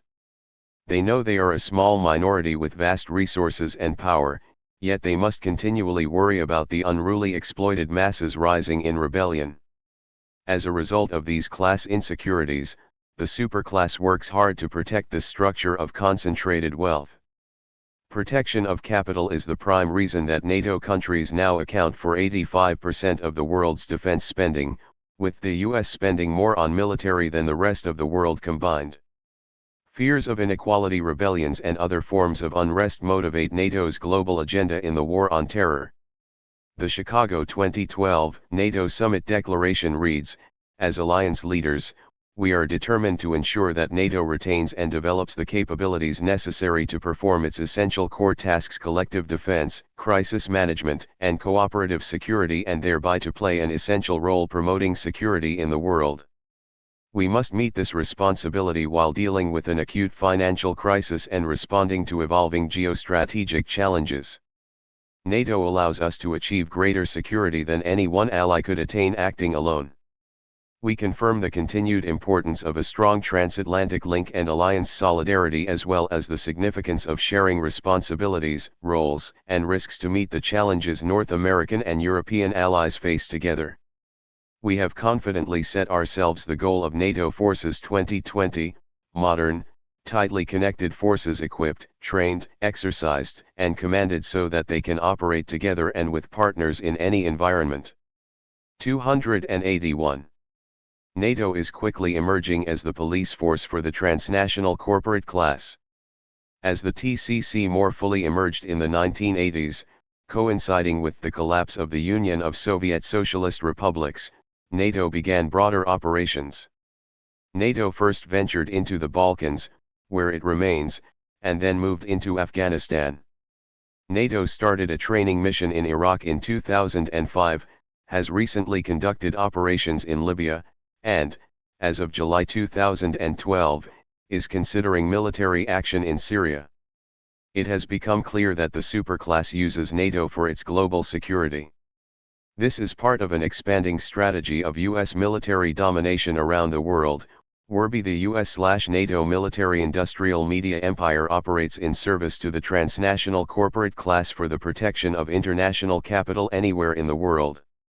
Sociologists William Robinson and Jerry Harris anticipated the situation in 2000, when they described a shift from the social welfare state to the social control state, replete with the dramatic expansion of public and private security forces, the mass incarceration of the excluded populations, new forms of social apartheid, and anti-immigrant legislation. Robinson and Harris's theory accurately predicts the agenda of today's global superclass, including President Obama's continuation of the police state agendas of his executive predecessors, George W. Bush, Bill Clinton, and George H. W. Bush, the long-range global dominance agenda of the superclass, which uses U.S./NATO military forces to discourage resisting states and maintain internal police repression, in service of the capitalist system's orderly maintenance, and the continued consolidation of capital around the world without interference from governments or egalitarian social movements. Furthermore, this agenda leads to the further pauperization of the poorest half of the world's population, and an unrelenting downward spiral of wages for everyone in the second tier, and even some within the first tier. It is a world facing economic crisis, where the neoliberal solution is to spend less on human needs and more on security. It is a world of financial institutions run amok, where the answer to bankruptcy is to print more money through quantitative easing with trillions of new inflation-producing dollars. It is a world of permanent war, whereby spending for destruction requires even more spending to rebuild, a cycle that profits the TCC and its global networks of economic power. It is a world of drone killings, extrajudicial assassinations, and death and destruction, at home and abroad. As Andrew Collins states in State Power and Democracy, there is an Orwellian dimension to the administration's perspective. It chose to disregard the law, instead creating decrees to legitimate illegal actions, giving 282 itself permission to act without any semblances of power sharing as required by the Constitution or international law. And in Globalization and the Demolition of Society, Dennis Liu writes, the bottom line, the fundamental division of our society, is between, on the one hand, those whose interests rest on the dominance and the drive for monopolizing the society and planet's resources and, on the other hand, those whose interests lie in the husbanding of those resources for the good of the whole rather than the part. The Occupy movement uses the 1% versus 99% mantra as a master concept in its demonstrations, disruptions, and challenges to the practices of the transnational corporate class, within which the global superclass is a key element in the implementation of a super-elite agenda for permanent war and total social control. Occupy is exactly what the superclass fears the most: a global democratic movement that exposes the TCC agenda and the continuing theater of government elections, wherein the actors may change but the marquee remains the same. The more that Occupy refuses to cooperate with the TCC agenda and mobilizes activists, the more likely the whole TCC system of dominance will fall to its knees under the people power of democratic movements. Power concentrated in the capitalist class. To suggest that power is not concentrated in one class is to completely misunderstand the nature of capitalism. Today, wealth and power is concentrated in fewer hands, the owners of the major banks and corporations, even then when Marx was writing. According to Oxfam, the richest 85 people on Earth, a double-decker bus full, have as much wealth as the poorest half of the world's population. The richest 85 include 5 women and 1 African, although white men predominate. Their role in society, however, does not stem primarily from their color or gender but that they are part of a tiny super-wealthy ruling elite. The world's 100 biggest companies now control 70% of global trade. Even if their boards of directors included many more black people or women, it would not make any material difference to the exploitation suffered by the working class and poor worldwide, not least black women. Look at South Africa, where the incorporation of a tiny minority of blacks into the capitalist class has made no difference to the dire poverty suffered by the majority. And capitalism is increasingly incapable of taking society forward. Many of the rights partially taken for granted by previous generations in Europe, like a relatively secure job, home, and pension, are now things of the past. 283. To say that social relations in modern society are capitalist relations is not to take an economic determinist view of society, arguing that every aspect of the superstructure of society, the state, politics, culture, social attitudes, and so on are rigidly determined by the character of the economy. On the contrary, there is an interrelationship between the two. At the same time, politics and social attitudes reflect not only the current character of capitalism but also remnants of the past, and particularly in mass struggles of the working class and the oppressed, the seeds of a potential better future. Nonetheless, it is clear that as long as we live in a capitalist society where wealth and power rests with the tiny elite who own and control industry, science and technology, then the superstructure of that society will also ultimately reflect and act in the interests of that ruling elite. No amount of demanding that people check their privilege will eliminate social attitudes generated and sustained by capitalism. While determined mass struggle can force capitalism to adapt to a certain extent, as has been the case with LGBT rights, equal pay legislation and other measures, permanent and deep-rooted change, particularly where it threatens the functioning of capitalism, will only be achieved by the socialist transformation of society. The horrific bureaucratic degeneration and then collapse of the Soviet Union have obscured the importance of the Russian Revolution in giving a glimpse of what socialism would mean for those suffering oppression. In Russia in 1917 the working class led a movement of the oppressed which successfully overthrew capitalism for the first, and so far, the only time. Russia's extreme poverty and the isolation of the new workers' state led to its degeneration. Nonetheless, in the early days it gave a glimpse of how a new society could overcome oppressions that had existed for millennia. In backward Russia, legal changes were introduced very quickly which were many decades ahead of any capitalist country. These included universal suffrage, civil marriage and divorce when requested by either partner, equal pay, paid maternity leave, the right to abortion and the legalization of homosexuality. Oppressed nationalities were given the genuine right to self-determination. Measures were taken to encourage nationalities and cultures oppressed under Tsarism, including the development of a written form of some languages for the first time. Of course, legal or formal measures do not in themselves end oppression. Decades after the passing of equal pay legislation in Britain, for example, women still earn an average of £5,000 a year less than men. Addressing women's oppression in the Soviet Union, Trotsky described how legal equality was a step forward but actual equality in social relations required a far more deep-going plow, capable of providing real economic equality and lifting the domestic burden from women, and transforming social attitudes ingrained over millennia. 284. A whole number of measures began to be introduced in the aftermath of the Russian Revolution which, while never fully implemented due to the degeneration of the Soviet Union, gave a glimpse of how the domestic burden could be lifted. That, in turn, could have laid the foundations for the building of a society based on women's equality. Many intersectionalists put very little emphasis on campaigning for economic and practical measures to lift the burden on women, instead concentrating overwhelmingly on social attitudes, and trying to create spaces within society that are free of oppression.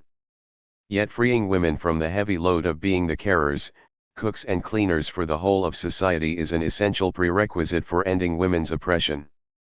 21st century capitalism, far from taking steps towards this, is driving in the opposite direction. Austerity affects women severely. It includes huge cuts in public services that partially lifted some of the responsibilities that fall on women. David Cameron's Big Society could be summed up as demanding that women compensate for the cuts to health, child, and elderly care by taking the burden on themselves. This is a demonstration that under capitalism, even where oppressed groups make gains, they are never guaranteed to be permanent. This also applies to the devastating, sometimes life-threatening, consequences of austerity for disabled people. Neoliberalism, the ideology at the root of all contemporary problems of powerlessness. Imagine if the people of the Soviet Union had never heard of communism. The ideology that dominates our lives has, for most of us, no name. Mention it in conversation and you'll be rewarded with a shrug. Even if your listeners have heard the term before, they will struggle to define it. Neoliberalism, do you know what it is? Its anonymity is both a symptom and cause of its power. It has played a major role in a remarkable variety of crises: the financial meltdown of 2007-8, the offshoring of wealth and power, of which the Panama Papers offer us merely a glimpse, the slow collapse of public health and education, resurgent child poverty, the epidemic of loneliness, the collapse of ecosystems, the rise of Donald Trump. But we respond to these crises as if they emerge in isolation, apparently unaware that they have all been either catalyzed or exacerbated by the same coherent philosophy, a philosophy that has, or had, a name. What greater power can there be than to operate namelessly? 285. Inequality is recast as virtuous. The market ensures that everyone gets what they deserve. So pervasive has neoliberalism become that we seldom even recognize it as an ideology. We appear to accept the proposition that this utopian, millenarian faith describes a neutral force, a kind of biological law, like Darwin's theory of evolution. But the philosophy arose as a conscious attempt to reshape human life and shift the locus of power. Neoliberalism sees competition as the defining characteristic of human relations. It redefines citizens as consumers, whose democratic choices are best exercised by buying and selling, a process that rewards merit and punishes inefficiency. It maintains that the market delivers benefits that could never be achieved by planning. Attempts to limit competition are treated as inimical to liberty. Tax and regulation should be minimized, public services should be privatized. The organization of labor and collective bargaining by trade unions are portrayed as market distortions that impede the formation of a natural hierarchy of winners and losers. Inequality is recast as virtuous, a reward for utility and a generator of wealth, which trickles down to enrich everyone. Efforts to create a more equal society are both counterproductive and morally corrosive. The market ensures that everyone gets what they deserve.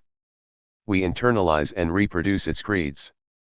The rich persuade themselves that they acquired their wealth through merit, ignoring the advantages, such as education, inheritance, and class, that may have helped to secure it. The poor powerlessly begin to blame themselves for their failures, even when they can do little to change their circumstances. Never mind structural unemployment: if you don't have a job, it's because you are unenterprising. Never mind the impossible costs of housing: if your credit card is maxed out, you're feckless and improvident. Never mind that your children no longer have a school playing field: if they get fat, it's your fault. In a world governed by competition, those who fall behind become defined and self-defined as powerless losers. Neoliberal ideology and the rhetoric of democratic freedom. In addition to amassing ever-expanding amounts of material wealth, the rich now control the means of schooling and other cultural apparatuses in the United States. They have disinvested in critical education while reproducing notions of common sense that incessantly replicate the basic values, ideas, and relations necessary to sustain the institutions of economic Darwinism. Both major political parties, along with plutocrat reformers, support educational reforms that increase conceptual and cultural illiteracy. Critical learning has been replaced with mastering test-taking, memorizing facts, and learning how not to question knowledge or authority. Pedagogies that unsettle common sense, make power accountable, and connect classroom. 286. Knowledge to larger civic issues have become dangerous at all levels of schooling. This method of rote pedagogy, heavily enforced by mainstream educational reformists, is, as Zygmunt Bauman notes, the most effective prescription for grinding communication to a halt and for it of the presumption and expectation of meaningfulness and sense. These radical reformers are also attempting to restructure how higher education is organized. In doing so, they are putting in place modes of governance that mimic corporate structures by increasing the power of administrators at the expense of faculty, reducing faculty to a mostly temporary and low-wage workforce, and reducing students to customers ripe for being trained for low-skilled jobs and at risk for incurring large student loans. This pedagogy of market-driven illiteracy has eviscerated the notion of freedom, turning it largely into the desire to consume and invest exclusively in relationships that serve only one's individual interests. Losing one's individuality is now tantamount to losing one's ability to consume. Citizens are treated by the political and economic elite as restless children and are invited daily to convert the practice of citizenship into the art of shopping. Shallow consumerism coupled with an indifference to the needs and suffering of others has produced a politics of disengagement and a culture of moral irresponsibility. At the same time, the economically Darwinian ethos that places individual interest at the center of everyday life undercuts, if not removes, moral considerations about what we know and how we act from larger social costs and moral considerations. In media discourse, language has been stripped of the terms, phrases, and ideas that embrace a concern for the other. With meaning utterly privatized, words are reduced to signifiers that mimic spectacles of violence, designed to provide entertainment rather than thoughtful analysis. Sentiments circulating in the dominant culture parade either idiocy or a survival-of-the-fittest ethic, while anti-public rhetoric strips society of the knowledge and values necessary for the development of a democratically engaged and socially responsible public. In such circumstances, freedom has truly morphed into its opposite. Neoliberal ideology has construed as pathological any notion that in a healthy society people depend on one another in multiple, complex, direct, and indirect ways. As Louis Lapham observes, citizens are no longer held in thoughtful regard, just as thinking and acting are removed from acts of public conscience. Economic Darwinism has produced a legitimating ideology in which the conditions for critical inquiry, moral responsibility, and social and economic justice disappear. The result is that neoliberal ideology increasingly resembles a call to war that turns the principles of democracy against democracy itself. Americans now live in an atomized and pulverized society, spattered with the debris of broken interhuman bonds, in which 287. Democracy becomes a perishable commodity and all things public are viewed with disdain. At the level of governance, neoliberalism has increasingly turned mainstream politics into a tawdry form of money laundering in which the spaces and registers that circulate power are controlled by those who have amassed large amounts of capital. Elections, like mainstream politicians, are now bought and sold to the highest bidder. In the Senate and House of Representatives, 47% are millionaires. The estimated median net worth of a current U.S. senator stood at an average of $2.56 million, while the median net worth of members of Congress is $913,000. Elected representatives no longer even purport to do the bidding of the people who elect them. Rather, they are now largely influenced by the demands of lobbyists, who have enormous clout in promoting the interests of the elite, financial services sector, and megacorporations. there is a pattern of inequality caused by the powerful subjugating the poor and keeping them dependent. Outside influence is often a large factor, and access to trade and resources is the usual cause. It is often asked why the people of these countries do not stand up for themselves. In most cases, when they do, they face incredible and often violent oppression from their ruling elites and from outsiders who see their national or corporate interests threatened. Hence, the ordinary citizen is powerless in any democratic decision-making process. Chapter 6. Neoliberalism and Imperialism. Global marginalization of the poor as oppression. Overview. A parallel of the suppression of civil rights is clearly present, between the puppet states of the Third World and in the democratic countries of the Western world. In the developing world, democracy is suppressed through violence, while in the developed world, democracy is suppressed through indoctrination. Democracy and civil rights are being dismantled in both the Western and developing world, all in the name of commerce. This is done to keep the common individual out of the political and economic process so that governments and corporations have free rein to do as they wish. This process is commonly referred to as marginalization of the disposable population. This marginalization is often described as a social process where people are relegated to the fringes or margins of the society. It is defined as processes, in 294, which individuals or communities are socially excluded, systematically blocked from, or are denied access to participate in social and political processes which are basic to integrate with the society. Marginalization inhibits a person, a group, a section, or a community to enjoy rights, privileges, opportunities and resources that are normally available to members of a society. It may therefore be considered as a discordant relationship between those who marginalize as compared to those who are being marginalized. Then possibly the term marginalized may be used synonymously with the term oppressed in comparison to an oppressor, as Paulo Freire used in his famous Pedagogy of Oppressed, proletariat as used by Karl Marx, subaltern used by Gramsci, powerless as elaborated by Michel Foucault, or exploited, vulnerable, discriminated, disadvantaged, subjugated, socially excluded, alienated or downtrodden as used elsewhere in the available literature. Defining marginalization. Marginalization comprises those processes by which individuals and groups are ignored or relegated to the sidelines of political debate, social negotiation, and economic bargaining and kept there. Homelessness, age, language, employment status, skill, race, and religion are some criteria historically used to marginalize. Marginalized groups tend to overlap. Groups excluded in one arena, say in political life, tend to be excluded in other arenas, say in economic status. Concern with marginalization is relatively recent. As the advance of democratization and citizenship swell the ranks of those included in the social order, the plight of those with limited access to the franchise and without rights or at least enforceable claims to rights becomes problematic. Our discussion focuses on two main issues. First, what are marginalizing processes and how do they operate?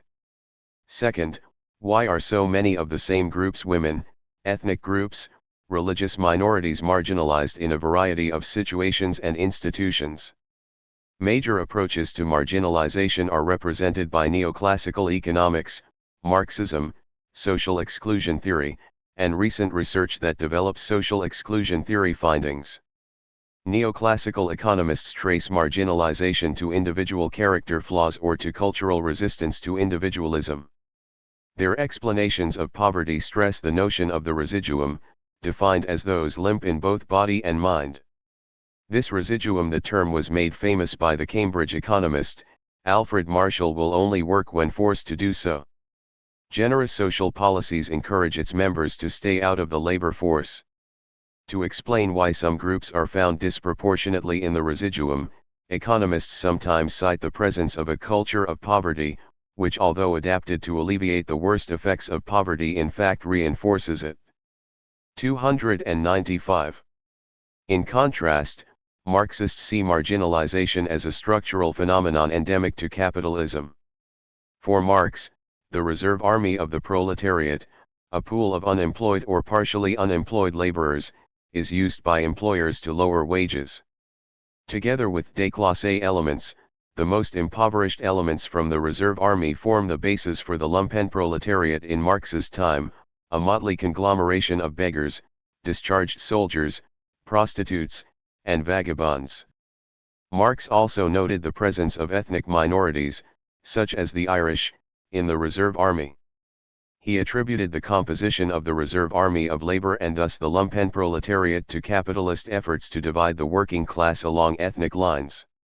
Although strongly influenced by Marxism, contemporary social exclusion theory stresses the importance of social networks and symbolic boundaries. Studying the economic recovery of the late 1970s, French sociologists noted that some groups, particularly migrants and youth, benefited relatively little from renewed growth.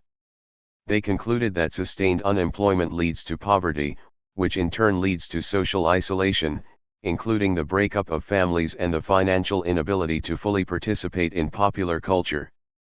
Shorn of kin ties and cultural associations, the unemployed have difficulty finding a job and eventually become unemployable. Current research has led to modifications of social exclusion theory. States and kin networks can play a significant role in moderating the effects of prolonged unemployment. Generous Dutch and Danish welfare states keep the unemployed out of poverty. In Italy and Spain, the tendency of all unmarried adult children, including unemployed adult children, to remain in households with members who have ties to labor markets moderates social isolation. Less generous welfare states and the relatively early departure of adult children from households leaves the unemployed in France, Germany, and the United Kingdom especially susceptible to social isolation. Everywhere, immigrant workers, who do not receive the full benefits of the welfare state and whose families are often not integrated into job markets, remain marginalized. Recent work by American sociologist Charles Tilly further stresses the importance of economic structures and social networks to marginalization. For Tilly, capitalist control of jobs combined with included groups' monopolization of job niches help explain why adult, native, white men are privileged in many different hierarchies, whereas non-adult, migrant, non-white women are invariably among the excluded. He emphasizes that new job hierarchies within capitalist industry tend to be filled according to already existing social distinctions. Employers use old distinctions to justify and buttress new workplace distinctions and maintain harmony by endorsing distinctions that already divide the labor force. In so doing, employers and included groups 296 perpetuate existing social distinctions and reinforce them, creating durable inequality. Increasingly, modern interpretations stress marginalization's collective character and the role of the state, elites, and entrenched groups in determining who is marginalized. But wherever it occurs, marginalization seldom begins afresh.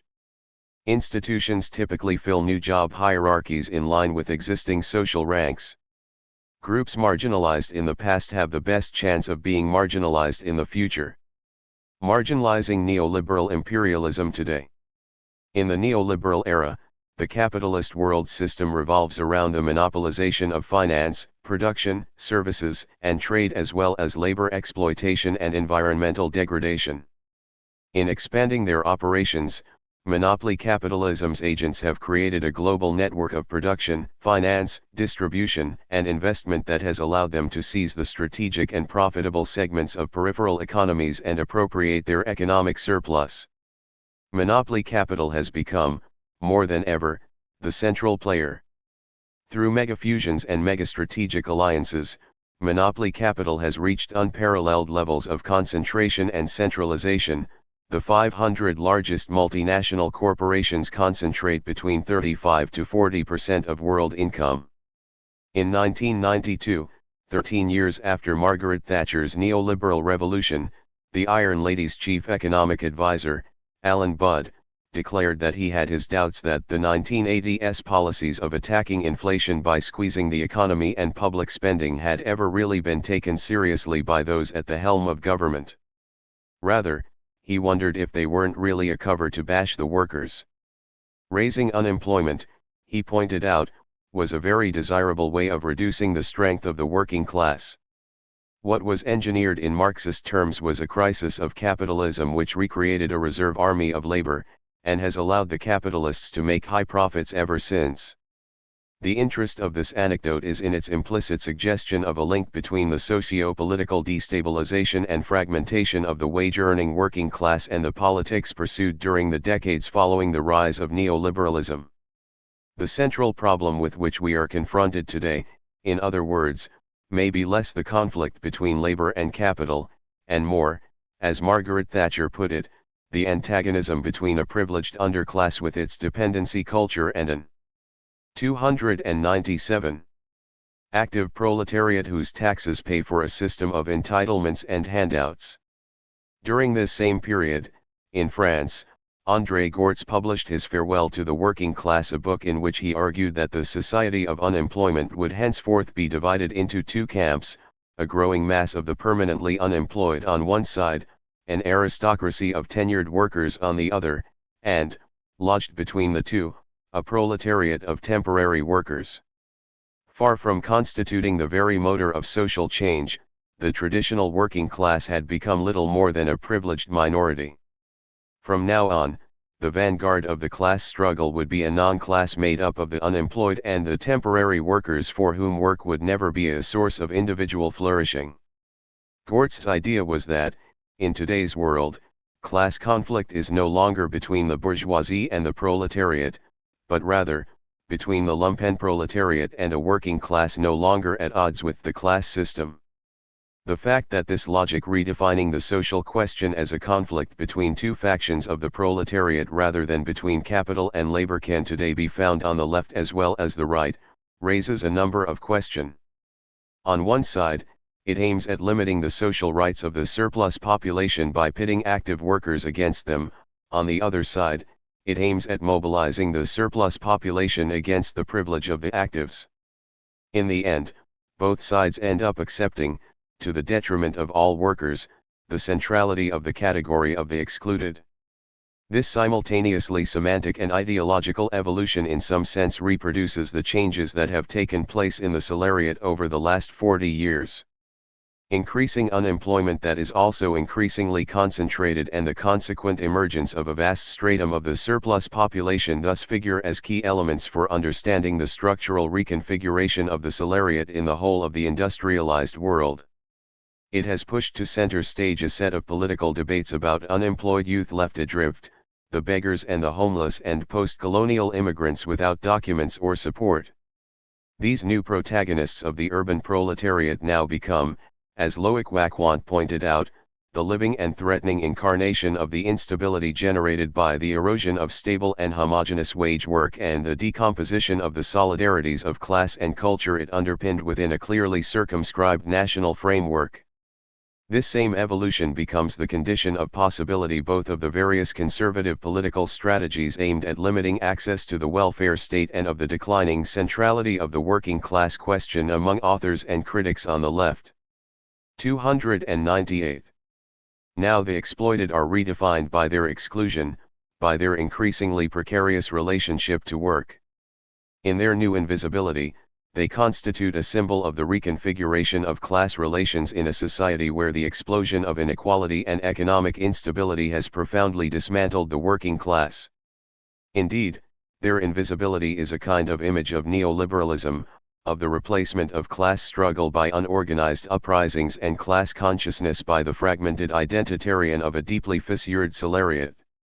Although this problematic gets articulated differently in different countries, the question of the surplus population in all its declensions finds itself at the heart of both public and expert debate on the economy, on the left and on the right in the decades following the 1980s.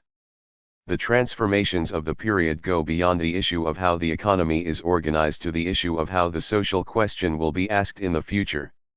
Indeed, in debates that are as much intellectual as political, the new centrality of the excluded or the underclass not only changes the terms of the problem but also of what can count as a solution. The new unemployment problem. Between 1963 and 1983, unemployment rates skyrocketed from under 2% to at least 10% in every main industrialized European country. This transformation, as much of the structure of the wage system as of work itself, was perhaps one of the most important of the post-war period, profoundly altering the terms of political and economic discussion. Unemployment had remained relatively low in the post-war period, but the following years marked the end of the 30 glorious years of European post-war peace and prosperity. If the old objective had been full employment, the new one was just less unemployment, i.e. reducing unemployment rate, which had somehow managed to settle in for good. A new consensus had begun to emerge: unemployment was not just a conjunctural phenomenon, but appeared to be caused by structural factors. To this explosion of unemployment were added two relatively new considerations: its increasing duration and its concentration within the workforce. What was thus established was a deep correlation between, on one hand, the increase of unemployment rates and, on the other, the length of time spent unemployed in France.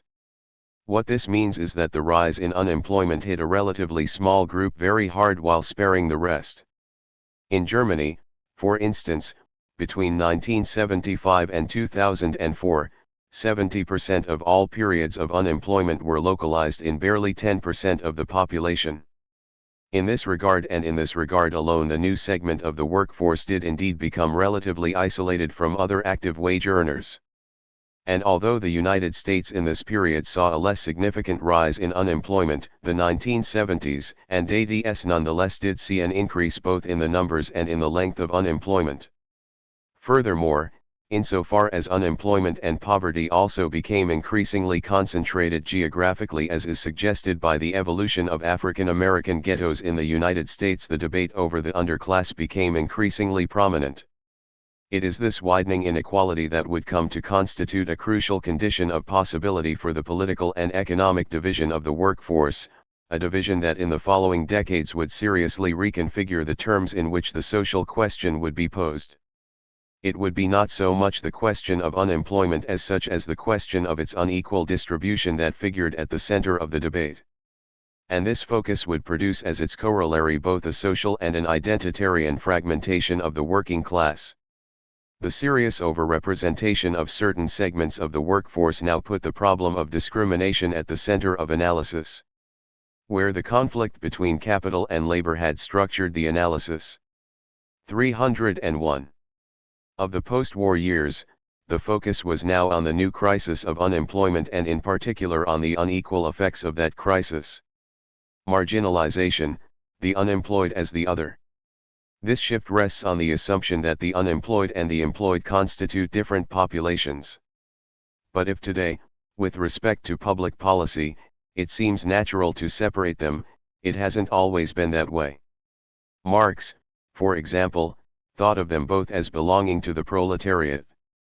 Michael Denning notes that in Capital and the 1844 manuscripts, Marx refers to the not busy rather than to the contemporary category of the unemployed.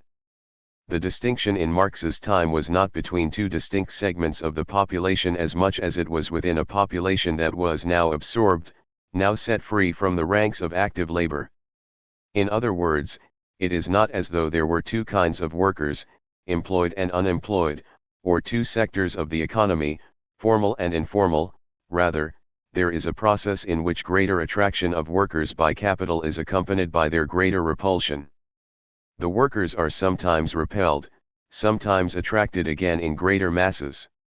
It is in this sense that Marx described a fluctuating population, periodically finding itself without work, surviving as best it could while waiting to be reabsorbed by an industrial production that alternated between drawing them in and pushing them out. Laborers are sometimes repelled, sometimes attracted again in greater masses. In this configuration, the increase of unemployment does not generate a split within the proletariat, it essentially increases the periods of non-employment for every worker. The current situation, however, has changed. Unemployment obviously existed in Marx's day, but its structure was different, the crucial change being not so much the increase in unemployment as the form it begins to take. The post-war social welfare state normalizing work for some and thus normalizing non-work for others, helping some to stable, lifelong employment while simultaneously allowing others to settle into years of unemployment or social assistance made the distinction between active workers and the unemployed possible. It's from this perspective that the category of the unemployed as a matter of concern for public policy, in conjunction with the concentration of unemployment, helped to produce, both in theory and practice, a group truly isolated from that of the salaried population. As long as we were in a situation of full employment and unemployment was relatively low, the new protections made available to workers posed few problems. Workers continued to have lifestyles and trajectories that were fairly 302 homogeneous, thus facilitating a sense of cohesion and collective organization. Yet, as soon as unemployment began ticking upward and became structural, welfare protections benefiting both workers and the unemployed tended to differentiate between the two and thus fracture the working class into two segments, those with work and those without. Such a situation would have been impossible in Marx's day, or even as recently as the 1930s, as we can see by casting even a passing glance at Dorothea Lange's or Walker Evans's famous photographs in which the figures and faces of workers intermingle with those of migrants and the unemployed, each occupying in turn the other positions. In these faces, it's difficult to tell the difference between someone who's got a job and someone who hasn't. Or think of John Steinbeck's The Grapes of Wrath, where the main characters are migrants and workers, employed and unemployed, simultaneously or by turn.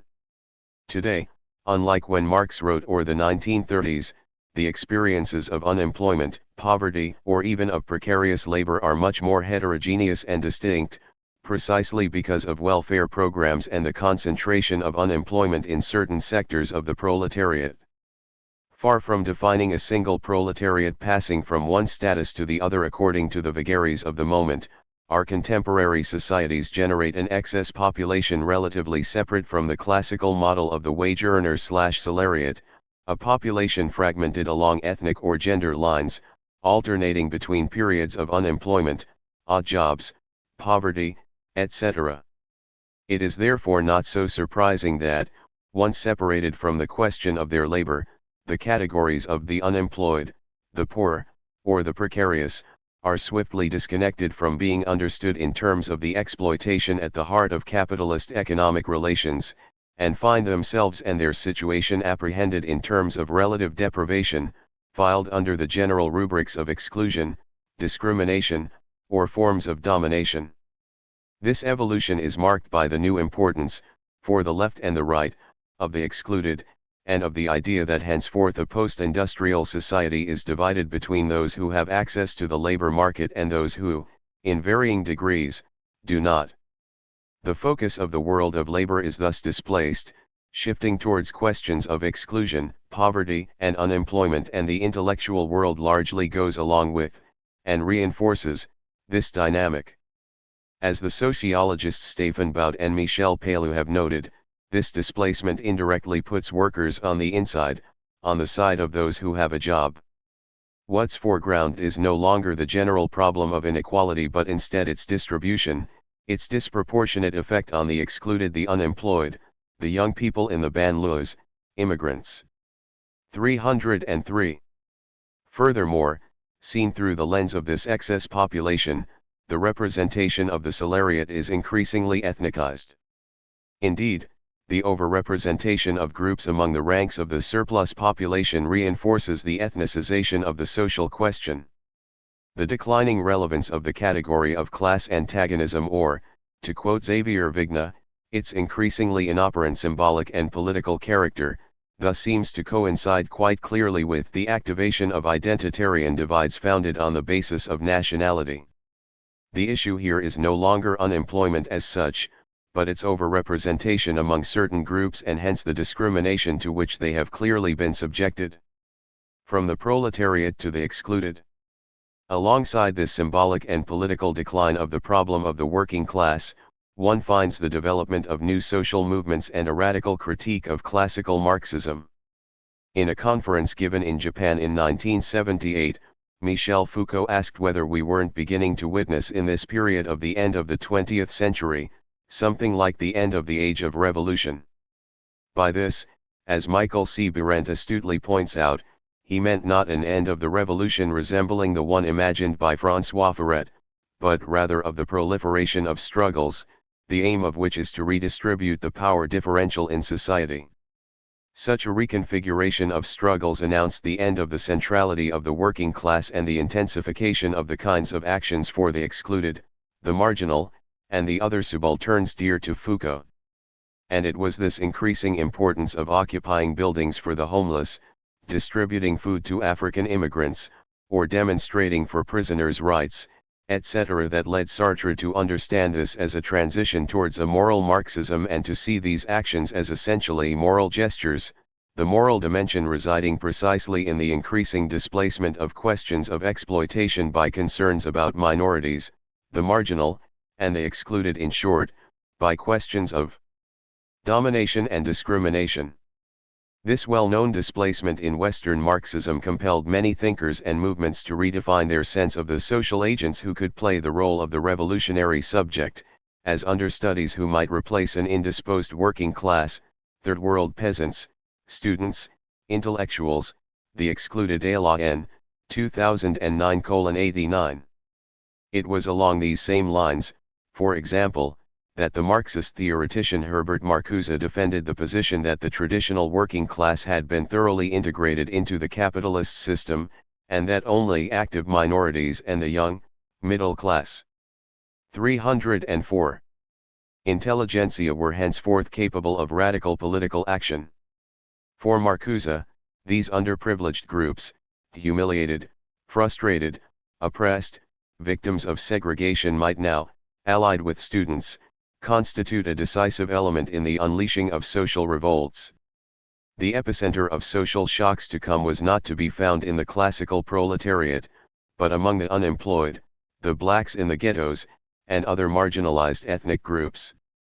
For Marcuse, it was thus self-evident that modifications in the structure of capitalism alter the basis for the development and organization of potentially revolutionary forces, a view that would be similarly consecrated by André Gortz's defense of the idea that the classical worker had disappeared, taking with him the class able to take charge of the socialist project and translate it into reality.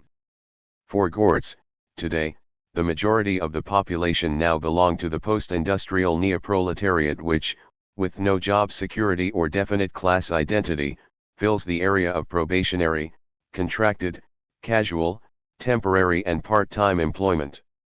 Unlike Marx's proletariat, this subject no longer defines itself with respect to its position in the process of social production, but rather by the fact that it appears to belong to no class, by the very exclusion from society that is the source of its radical potential and its potential radically. As a non-class, it doesn't seek emancipation from within labor, but rather more generally from labor. Gortz thus offers a fundamental critique not only of Marxism, but of the idea of progress and of the meaning of history. It is no longer possible to imagine a highly industrialized society beneficial to all like the one Marx dreamed of. At best, we might be able to conceive, parallel to such a society, of increasing areas of autonomy freed from labor. At which point, it's no longer a question of seizing power, but of constructing, on its margins, other forms of agency, other organizational forms. It was for this reason that Gortz and Marcuse both saw in the Black Panthers a kind of living incarnation of their theories.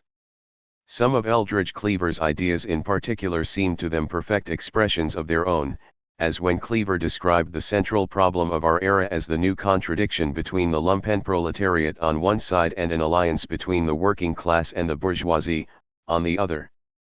For Cleaver, the working class had thus turned their jobs into property, which they possessed as a right, de facto excluding those without work from any part in the production and distribution of wealth.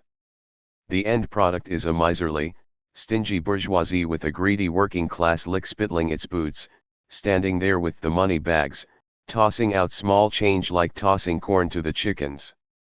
The socialization of the means of production that we find in Cleaver's writings is very different from 305. The one we find in Marx. The lumpen will have to struggle to seize physical control of the instruments of production, snatch them out of the hands of the bourgeoisie, and the working class. Today, far from being a revolutionary force, the working class has become as much a part of the system that has to be destroyed as the capitalists themselves. They are the second line of resistance, after the cops. This working class is no more than a parasite on the human race, bought off and corrupted by the lure of safe, secure jobs. This position, despite the fact that for the Panthers it was more a theoretical facade than actual political practice, would find itself echoed in many intellectual contexts and, in fact, could be said to emblemize the theoretical displacements characteristic of the 1970s and after. Indeed, it is a version of this perspective that in different degrees remains central to contemporary leftist Marxist thinkers like Antonio Negri, David Harvey, Slavoj Zizek, Nancy Fraser, or Alain Badiou. Negri, who may be the most obvious example of this tendency, argues that in our era, the major agent of social transformation is the multitude composed of a vague conglomeration of those with unstable employment, youth, women, part-time workers, the unemployed, but also workers, students, and immigrants that replaces that old conception of the proletariat and its traditional forms of mobilization. For David Harvey, the whole perspective of urban struggles is elaborated precisely according to the postulate that the traditional workers' movement based on the workplace has been problematized by the developments of the last 30 years. The very idea of a right to the city was first articulated by Henry Lefebvre as a consequence of the fact that in our age the territorial implantation of the working class apparently has as much importance as work itself, the space and conditions of labor. Harvey thus insists on the fact that in much of the advanced capitalist world the factories have either disappeared or been so diminished as to decimate the classical industrial working class. In his view, the so-called precariat has displaced the traditional proletariat, and if there is to be any revolutionary movement in our times, at least in our part of the world, the problematic and disorganized precariat must be reckoned with. Alain Badiou says essentially the same thing when he declares that the sans-culottes of the coming revolution will be composed of part of the youth, intellectuals, lower middle-class French wage earners, and then of course those who are always the first to be persecuted, that is, foreigners and the unemployed. Social change will thus depend on an alliance of the new proletarians who have come from Africa and elsewhere and the intellectuals who are the heirs to the political battles of recent decades. 306. Analyzing the difference between the crisis of the 1930s and today, Nancy Fraser also estimates that the class division between labor and capital ceases to appear self-evident, becoming obfuscated by the seemingly more salient divide between the thinning ranks of the stably employed, on one hand, and the swelling precariat on the other. In such a situation, it strikes her as evident that organized labor does not speak for society as such. In the eyes of some, it defends the privileges of a minority that enjoys a modicum of social security against the far greater number who do not. Nevertheless thinks that there exists today an antagonism between the included and the excluded. And if he recognizes that this type of thinking can come at the expense of a properly Marxist vision of social antagonism, he still argues that the creation of new forms of apartheid, new walls and slums deepens the yawning chasm already separating the included from the excluded and is one of the principal antagonisms of contemporary capitalism. In his analysis, we must accept and integrate into our symbolic universe the end of the old conception of the proletariat and forge a more radical notion of the proletarian subject. Today, he thinks, only the reference to the excluded justifies the term communism à la en 2010, 214. Which is, in essence, the same idea advanced by Jacques Rancière when he centers his philosophical discourse around the question of the part of the partless, or by Ulrich Beck, who argues more recently that class as the central fault line of the social has been replaced by the opposition between a growing minority of the unemployed, those without steady employment, or those excluded from the labor force and the majority of active, full-time workers. And ever since the appearance of William Julius Wilson's The Truly Disadvantaged in 1987, the underclass has played a parallel role in the United States, precisely because Wilson's focus on poverty and unemployment in the inner city displaces the question of poverty and unemployment as such. We can begin to see some of the problems of this schema, however, when we see it deployed not only by left intellectuals but also by politicians and political figures not at all on the left, and whose aim is essentially to limit access to social benefits. Indeed, we might wonder if, when Margaret Thatcher set the privileged and protected welfare underclass against the British who work for a living, she wasn't simply articulating something like an inverted form of Eldred Cleaver's argument. 307. And when Nicolas Sarkozy prides himself on his refusal to tolerate those who don't want to do anything, who don't want to work live off the backs of those get up early and who work hard, is he not enlisting the same terms as André Gortz? The conservative right's neoliberal Dasein essentially seeks, as Serge Halimi argues, to redefine the social question in such a way that the line of social division is no longer one that opposes the rich and the poor, capital and labor, but rather runs between two fractions of the proletariat, between those who have given up enough, lost enough, and have had enough, and those who are in the welfare republic. Neoliberal attacks thus target this new, urban proletariat with unsteady employment prospects in the same way that, in the US well before it ever spread to Europe, policies cutting the social safety net were carried out in the name of curing a culture of dependency rife among an underclass. The central thesis of neoliberal thought and authors is that the poverty and unemployment of this underclass is the product of their backward-looking cultural horizon and behavior. Or, as ultra-conservative commentator Charles Murray puts it, they are usually poor, but poverty is a less important indicator than personal behavior destructive to themselves and to their communities. When protests or uprisings do indeed occur, explanations such as personal vice or indeed laziness get trotted out as explanations for these subjects' poverty and, more generally, their antisocial behavior. The vast majority of the most radically inegalitarian policies, then, could be traced to the non-working poor. In this discursive and political configuration, it's not workers who are privileged. On the contrary, it's the poor who live off a welfare system that encourages their refusal to work. Indeed, this very argument was at the heart of the private speech that Mitt Romney gave to wealthy donors during the 2012 presidential election. In his view, the election was going to be tied for any Republican in a country where, according to him, 47% of Americans pay no income tax and are dependent upon government. Such voters believe that they are victims, believe the government has a responsibility to care for them, were bound to vote for Obama. His goal, then, was not to worry about those people, but rather to court the votes of honest, hard-working Americans. Like the intellectuals on the left, he is committed to the fundamental difference between the supposedly new precariat and the supposedly old working class. The economic crisis of 2008 has helped to spread this discourse in Europe. In a lengthy interview with De Standaard, the Flemish nationalist leader, Bart de Wever, declared for instance that the contradiction between capital and labor was a thing of the past. Henceforth, the new line of demarcation was situated between the productive and the unproductive members of society. For him. 308. The state is a money-breathing monster. And where does it get the money? From those who create value. And who consumes this money? The unproductive. They're so electorally important that this policy just keeps being perpetuated. In France, Jacques Bompard, a far-right deputy in the French Parliament's lower house, proposed a law that would require people receiving unemployment benefits to work for free.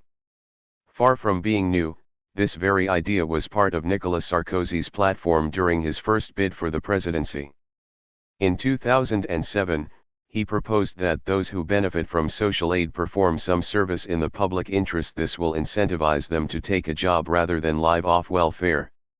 In England, David Cameron justified his party's social reforms, limiting the amount of monetary aid to the unemployed, by declaring that the system of social solidarity has become a lifestyle choice for some. The changes advocated by these politicians are thus presented as a way of re-establishing a sense of fairness in a system that punishes those who work hard and rewards those who are content to live a life of dependency.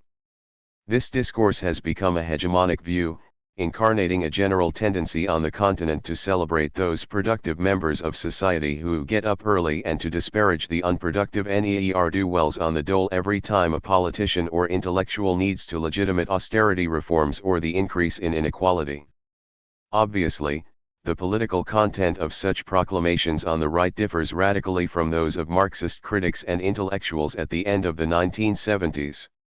What they share, however, is the assumption that it's the surplus population who, depending on one's position, are either the problem or the solution to the problem. One way or another, both see the surplus population rather than the working class, as the central political agent/subject. How indeed can we fail to notice the paradoxical relation between André Gortz's non-class and the underclass so dear to Charles Murray? For Gortz, as for neoliberalism, the problem is the relation to labor, not the fact that labor is exploited. Gortz sees in the surplus population a relationship freed from work where Thatcher sees the vice of idleness that needs to be stamped out. One raises Paul Lafargue's right to laziness to a virtue where the other sees in it an injustice that must be combated. But, fundamentally, both follow the same logic. On the left as much as on the right, they're happy to have the surplus population be the problem precisely because it displaces the old outmoded and dogmatic idea that the crucial problem was actually exploitation. This transition plays a role, then, in eclipsing the critique of exploitation by focusing attention on the victim whose rights have been denied: prisoners, homosexuals, refugees, etc. Both sides, right and left, are 309. Happy to oppose two segments of the proletariat who, thanks to the neoliberal evolution of the global economy, can be organized around a destructive cycle of competition with one another. From exploitation to discrimination. The fundamental problem with this approach is that it replaces abstract analysis with a more immediate analysis of the global economic logic of capitalism, seeking, above all, to denounce status differences within the proletariat. Indeed, the distinction between the unemployed and the employed worker is not a class difference, but solely one of intra-class status.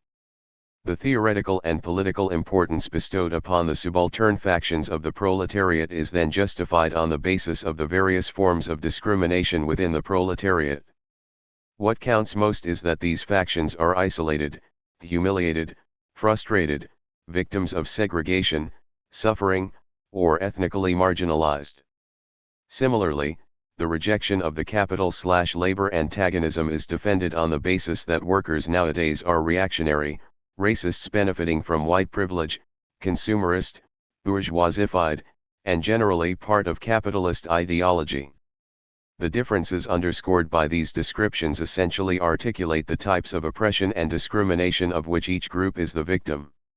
Some are the most oppressed and others become the privileged whose stable, safe existence has ultimately transformed them into individualist consumers whose revolutionary potential has been shattered. At the structural heart of this type of analysis is the process that distributes the effects of inequality rather than those which produce it in the first place. Forms of discrimination, stigmatization, and exclusion from the labor market structure the organization of class, but produce neither unemployment nor unstable employment.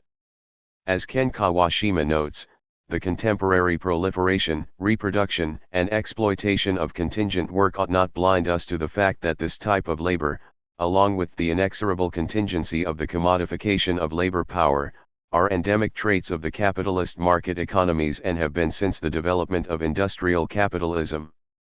From this point of view, what we see emerge in the discourse of the surplus population is a desire to substitute a difference in the way people are treated for the class difference that generates the very structures of capitalism and exploitation, which is to say, the proletariat itself.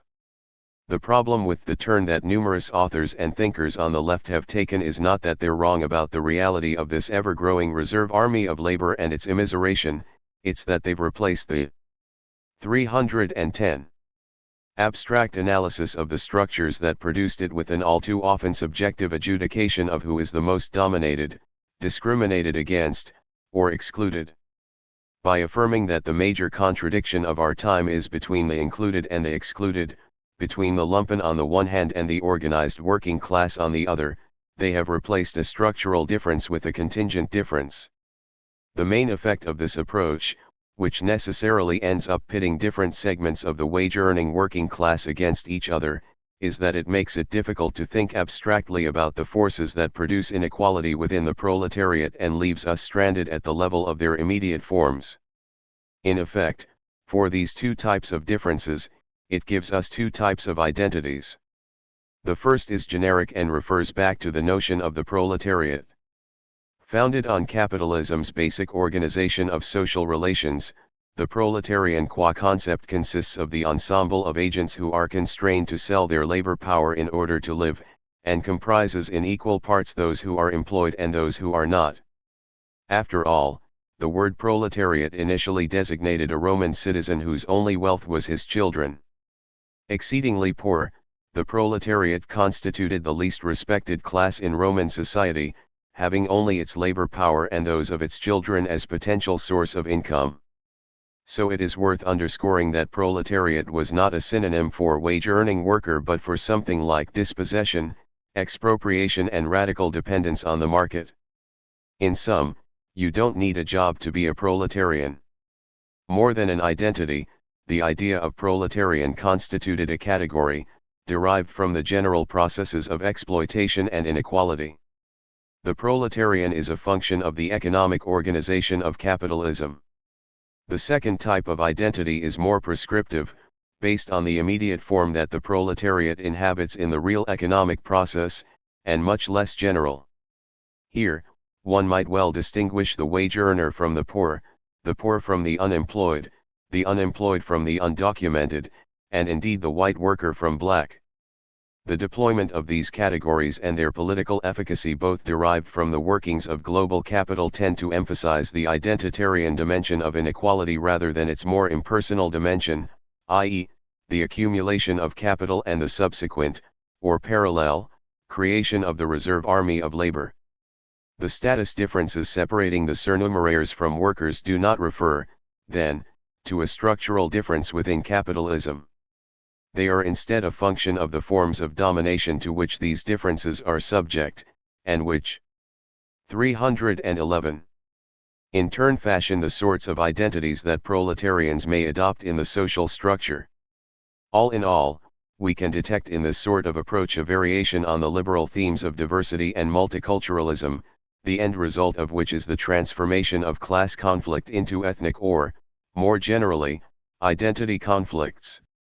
Indeed, despite the substantial differences between these two modes of representing social inequalities, the fact remains that both take as their principal concern or adversary the form that inequality takes rather than the phenomenon itself.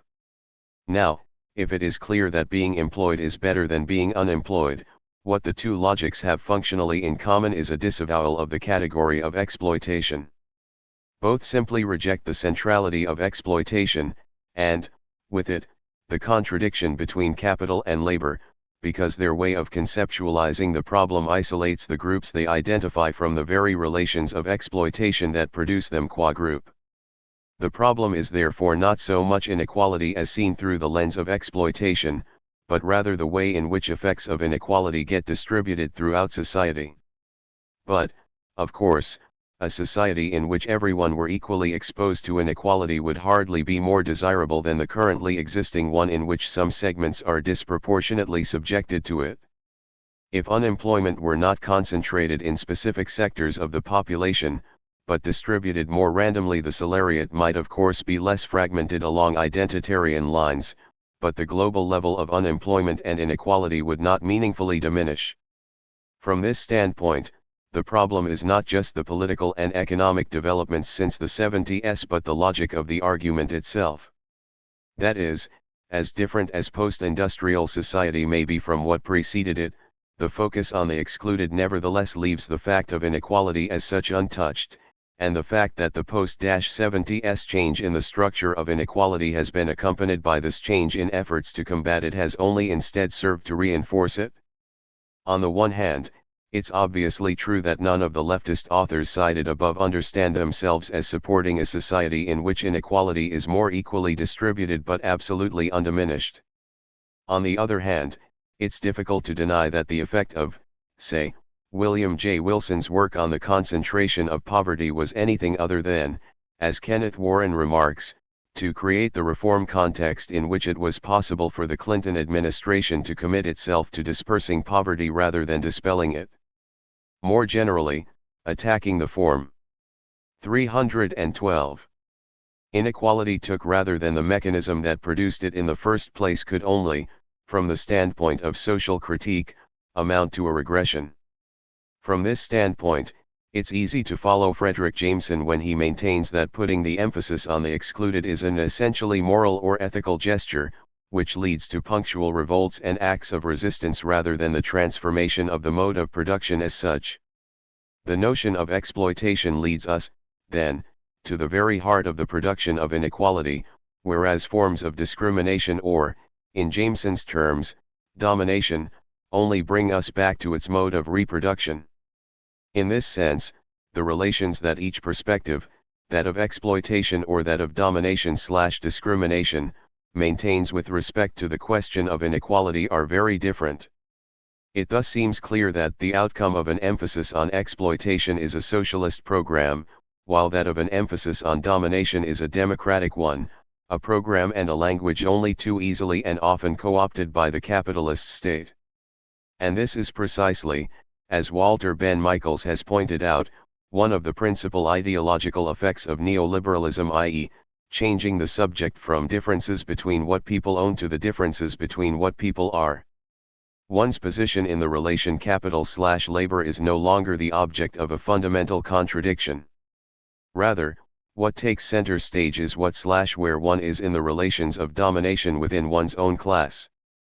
Marginalization as oppression, drivers of insecurity and exclusion. The current security paradigm adopted by most governments and their defense forces is based on the premise that insecurity can be controlled through military force or containment, thus maintaining the status quo. This has been termed the control paradigm and is self-defeating in the long term. Oxford Research Group argues that a new way of approaching security is needed, one that addresses the drivers of conflict, curing the disease rather than fighting the symptoms. One alternative is the concept of sustainable security.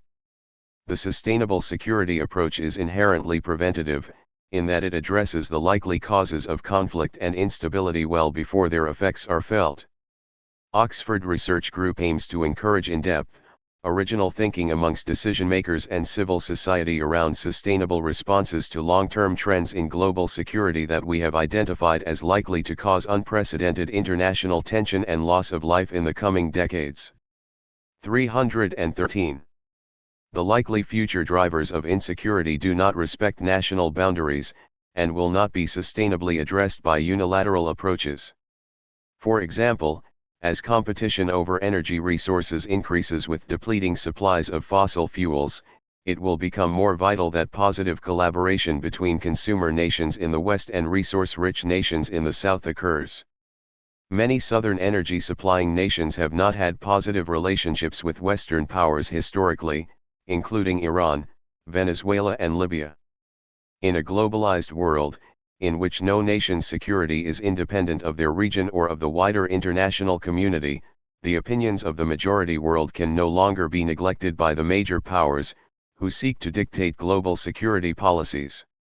The sustainable security approach posits global justice and equity as key requirements of any effective response to global insecurity. Voices from the Global South remain on the periphery of discussions around global political and security issues, and particularly at the negotiating tables of international institutions. This has already been subject to much debate. For example, the Global Governance Group, an informal group of small and medium-sized non-G20 member states, recently came together to assert the need for more effective global governance mechanisms that recognize the impact of G20 decisions outside of G20 countries, and engage all nations in decision-making on issues of global concern. The implementation of a newly egalitarian approach to international relations can begin with a close engagement in Western organizations with majority world thinking. Security analysts and policy makers must continue to engage and collaborate with counterparts in the Global South, ensuring that the Sustainable Security Project puts into practice the idea of a truly inclusive global politics. Many future security problems, and also the solutions, will be found in the global south, within the very populations whose marginalization has resulted in much contemporary insecurity. Whilst climate change, for example, will hit the poorest communities hardest, it is with emerging economies like China, India, and Brazil that the West must engage, if mitigating climate chaos is to have any success at all. These non-Western perspectives must be recognized and addressed in concrete policies in the powerful countries of the global North. Such policies should be focused on transforming tensions at their root rather than solely attempting to control violent conflicts once they have already broken out. I wish to emphasize here that the UK's Stern Review recognizes that climate change is a grave threat to the developing world and a major obstacle to continued poverty reduction across its many dimensions. Developing regions are at a geographic disadvantage, they are already warmer, on average, than developed regions, and they also suffer from high rainfall variability. 314. Second, developing countries, in particular the poorest, are heavily dependent on agriculture, the most climate-sensitive of all economic sectors, and suffer from inadequate health provision and low-quality public services. Third, their low incomes and vulnerabilities make adaptation to climate change particularly difficult. Marginalization as driver of global insecurity. Divisions between the rich industrialized North and the majority world are a key and intensifying driver of global insecurity. While overall global wealth has increased, the benefits of this economic growth have not been equally shared. The rich-poor divide is growing, with a heavy concentration of growth in regions of North America and Europe in particular, and the majority world of Asia, Africa, and Latin America. These Western states, and small elites in southern states, are attempting to maintain political, cultural, economic, and military dominance in a world where emerging economies are gaining power. Deepening oppression and political exclusion amongst communities in the South combine with poverty and discrimination to present an increasingly dynamic threat to national and international stability. The sense of increasing marginalization is more keenly felt as improvements in education and modern technologies allow those at the margins to witness the wealth and opportunities of elites. This leads to an increased likelihood of radicalization and political violence. Current responses to this radicalization are in line with the control paradigm's approach, and sometimes actually work to increase support for extremist and violent groups. Poverty and inequality. Without a doubt, capitalism has done more to advance certain aspects of humanity than any other economic system to date. But, something is happening.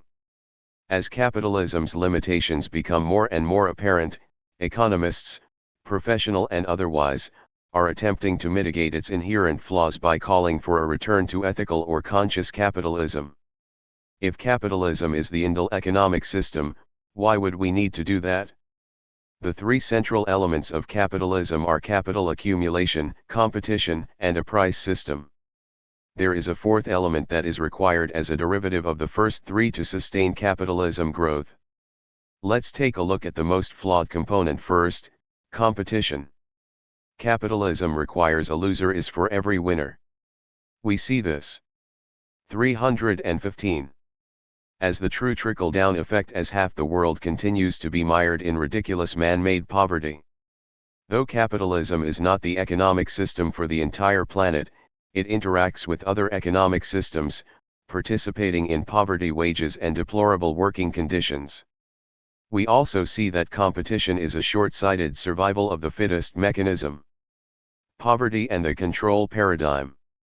Poverty is hunger. Poverty is lack of shelter. Poverty is being sick and not being able to see a doctor. Poverty is not having access to school and not knowing how to read. Poverty is not having a job, is fear for the future, living one day at a time. Poverty is losing a child to illness brought about by unclean water. It is powerlessness, lack of representation and freedom. It is inability to exercise democratic rights and being unable to voice concerns. Poverty, inequality, and the consequent scarcity of resources have a combined destabilizing impact on political stability. Marginalization from mainstream political society and frustration at inequality render such radical solutions increasingly appealing. For example, in Pakistan, those regions most economically and socially depressed have witnessed a rise in extremism. Whilst this extremism partially impacts upon local security, it is also designed to make waves in the wider international community. For example, chronic food insecurity in Baluchistan has aggravated the sense of marginalization, encouraging the rise of insurgency groups. In 2009, the Baluchistan Liberation Union Front kidnapped John Saleki, head of the local office of the UN High Commissioner of Refugees. On his release he was given a message from his kidnappers saying they had intended to highlight the miseries of their people to the international community. The Baluchistan Liberation Union Front are part of a wider movement, some violent, some not, that for some decades been waging an anti-federalist war against the Pakistani government. Security policies have responded with attempts to control such threats, for example through the War on Terror. Both the rhetoric and the strategy of this campaign have often been counterproductive, actually increasing support for movements such as the Al-Qaeda network. Traditional methods aiming to control threats with military force have been used. These traditional methods of counterterrorism ignore the underlying socio-economic realities that encourage support for radical movements. 316. Communicating marginalization. While there is a transglobal elite spread across the West, as well as many nations in the South, the world's poor are principally located in sub-Saharan Africa, Latin America, Asia, the Middle East and North Africa. In these nations, there has recently been a significant increase in literacy, alongside growing access to radio, television, mobile phones, and the Internet. Even if many parts of the South are still data poor, some areas have leapfrogged, halting the development of nationwide traditional telephone infrastructure, and instead investing in and facilitating private companies in Internet and mobile phone networks.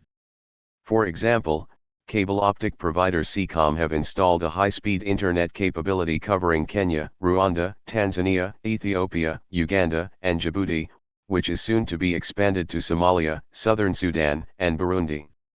One of the impacts of access to such networks of communication, along with welcome improvements in education and literacy, is that far more people have an awareness of their own marginalization. The access to new media will inevitably affect the young most, in their schools and social networks. Children and the young are also predominant in the poorest income groups. Every second child is living below the poverty line. The number of children and young people, particularly in Africa, is also growing. The average fertility rate for the developed world is 1.5, with 5.5 for the developing world and about 6.0 for Africa. Draman calls this a youth bulge with serious social and security implications. In Pakistan, half the population are under the age of 20, and 66% under the age of 30. In the federally administered territorial area in Pakistan, employment opportunities are severely limited, with 60% of its population living below the poverty line. This low economic development has allowed the Taliban to exploit the youth.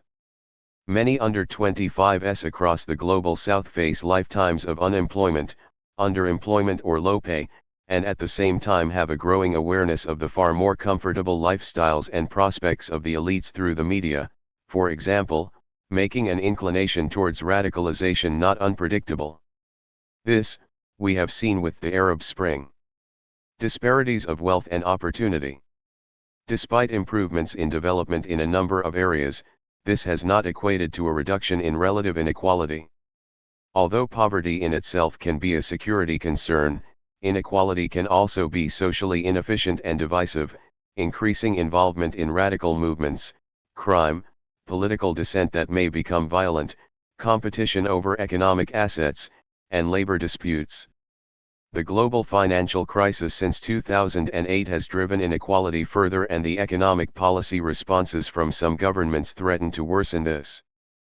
Particularly hard hit by the global downturn are nations vulnerable to natural disasters, such as Caribbean economies prone to hurricanes, and affected by a reduction in their tourist industry and international oil price fluctuations.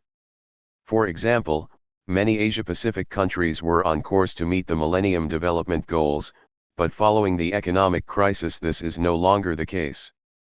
Fewer employment opportunities worldwide mean less remittances or money sent home to families from relatives living abroad, and deeper local poverty that primarily affects the vulnerable, landless, and dispossessed, contributing to insecurity.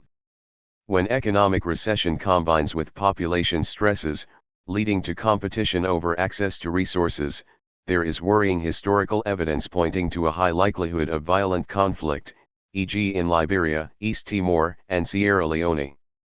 This risk is particularly enhanced when combined with resentment towards corrupt governments.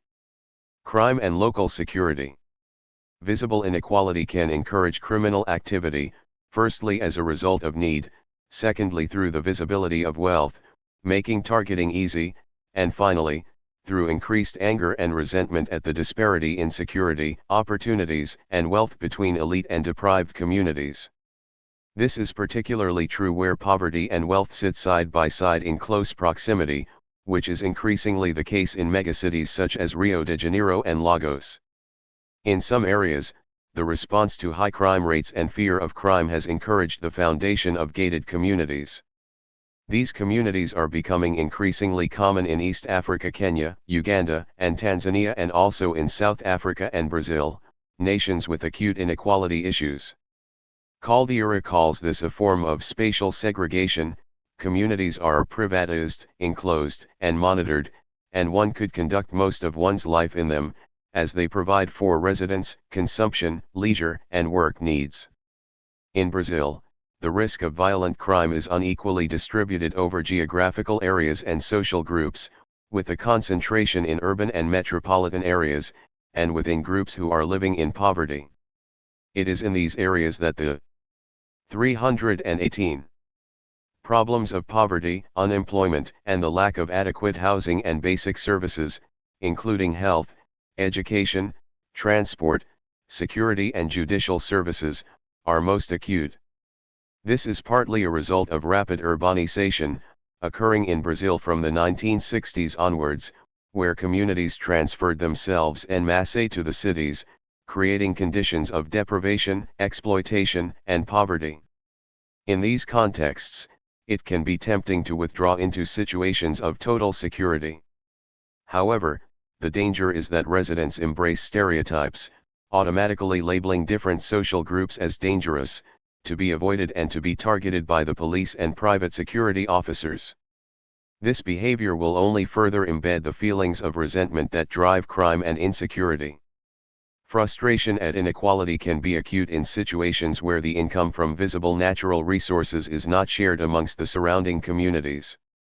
This has been particularly the case in Nigeria, where the Niger Delta region has been subject over the last decade to internal tension, sometimes labeled fighting for freedom, sometimes as criminality, as a result of the exploitation of their oil reserves by large multinational corporations. Dissatisfaction is engendered particularly where valuable local resources serve only the privileged elites, companies, and their shareholders and Western industrialized countries. In Nigeria, despite a ballooning of revenues from oil, poverty more than doubled between 1970 and 2006, rising to 70%, and environmental degradation alienated people from their traditional livelihoods, farming, fishing, and hunting. Such inequities have led to the foundation of a range of insurgent and splinter groups in the affected Niger Delta region, e.g. the Movement for the Emancipation of the Niger Delta. MEND has been linked to attacks on extraction operations, theft, property destruction, and the capturing of many foreign oil workers, demanding ransom for their freedom. Support for MEND comes primarily from young people and impoverished peasants, whose farmlands and fishing creeks, their sole source of livelihood, have been destroyed. In Yoruba, Colombia, crime and conflict have arisen where poverty, landlessness, a weak state, and a new resource rush combine. Amira Armenta explores the case of Kirvaradu and Jigwamiando in the following case study. Marginalization, crime, and insecurity. Poverty and marginalization must be put firmly on the agenda of peace and security specialists. There must be a widespread acceptance of inequality as a driver of insecurity and conflict. The defense community must grow to see aid. 319. Spending, redistribution of wealth and the reconfiguration of trade and political institutions, not merely as soft power and conscience salving on behalf of old colonial powers, but as a critical step in making the world a safer place. In fact, they need to act as advocates for such steps. As Solari points out, in the aftermath of the 9/11 terrorist attacks, the United States gave $11 billion to Pakistan in the form of budgetary support, economic assistance from USAID, military assistance, and coalition support funds from 2002 to 2008. This money, if spent judiciously and with political will, could have alleviated the suffering of millions facing extreme poverty and chronic hunger, thereby saving Pakistan from growing militancy. Alas, it was not. Redistribution of wealth can also mitigate conflict between different ethnic and social groups at a local level. Resource security, particularly related to food and water access, is a critical part of the picture of poverty and marginalization. While water users at a local level are not blind to the social power relations that mediate water security, power elites view water as a resource to be deployed toward modernist economic development. They ignore the ecological and social roles of this crucial resource. This has to change in order to mitigate the extremism and insecurity that can occur as a result of frustration at growing resource scarcity. In recent decades, Western governments and their military strategists have often regarded threats as stemming solely from the global South. The South has therefore been seen as an area that needs to be controlled in the interests of Western security. This approach doesn't recognize the ways in which economic and political marginalization drives conflict, nor the interconnected nature of today's world. As Paul Rogers puts it, the castle gates simply cannot be closed. In order to create a more sustainable approach to security, the Western security policy community must lay down the tendency to see the majority world as a collection of weak or failed states that present a challenge to their power and safety from which their citizens need to be protected. Instead, the global South must become a partner in creating a more peaceful world. This can begin with the reform of international institutions. The UN Security Council, for example, still lacks permanent members from Africa, Latin America, and the Middle East. Such partnerships need not be construed as an alliance, but they must be characterized by a genuine dialogue that understands and responds to marginalization as a driver for criminal and violent activity, and therefore global insecurity. 320. In Colombia, for example, there are many regions where poverty and the absence, or weak presence, of the state has facilitated the emergence of violent armed groups. Among these, are the Afro-Colombian communities of the Quevedo and Jiguamiando in the Yoruba region. The Yoruba is located in the northwest of Colombia, near the border with Panama. It is a region of great biodiversity, rich in minerals, oil, water, and timber, amongst other natural resources. Yoruba is also one of the regions with the highest poverty rates, and lowest rates of schooling in the country. Many indigenous peoples and Afro-Colombians, who are the traditional owners of hundreds of thousands of hectares of land, inhabit the region. Collective ownership of these territories is supported by Colombian Law 70 of 1993. With the rise of drug trafficking in the country in the 1980s, the region became a point of export of illegal narcotic drugs. At the same time, the illegal import of weapons soared to meet the growing demand of Colombian armed groups. Various increasingly powerful criminal groups began to invest money earned from their illegal activities in profitable lawful sectors such as the agribusiness, palm oil, bananas, and cattle. In a few years, Yoruba went from being a marginal and sparsely populated region to a place where settlers converged, and multinational corporations and armed groups of all stripes were vying for control of territory and a stake in the business. In this context, poor rural communities such as Quevedo and Jiguamiando were sucked into the violence unleashed between the different armed groups. As the collective ownership of land was an obstacle to the economic interests of the new sectors, these groups used threats and harassment to banish the native people and appropriate their land. This violence and banishment was possible given the state of marginalization of the population, totally unprotected by the central government. Large palm oil plantations installed since then in the area have been financed largely with the laundered drug money. They use land violently obtained by the forced displacement. Since the 1990s, the Kervaradua and Jigwamiando communities have specifically been the target of violence and subsequent displacement.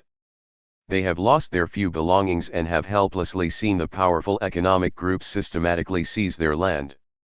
The Colombian government recently began a process of returning land to the inhabitants of the river basins of Kervaradua and Jigwamiando and reparation for victims of violence. The move is encouraging, but it might not be enough to solve the problems. The history of violence can repeat itself any moment, as long as the causes that led to the banishment and violence are not addressed and those responsible are not punished.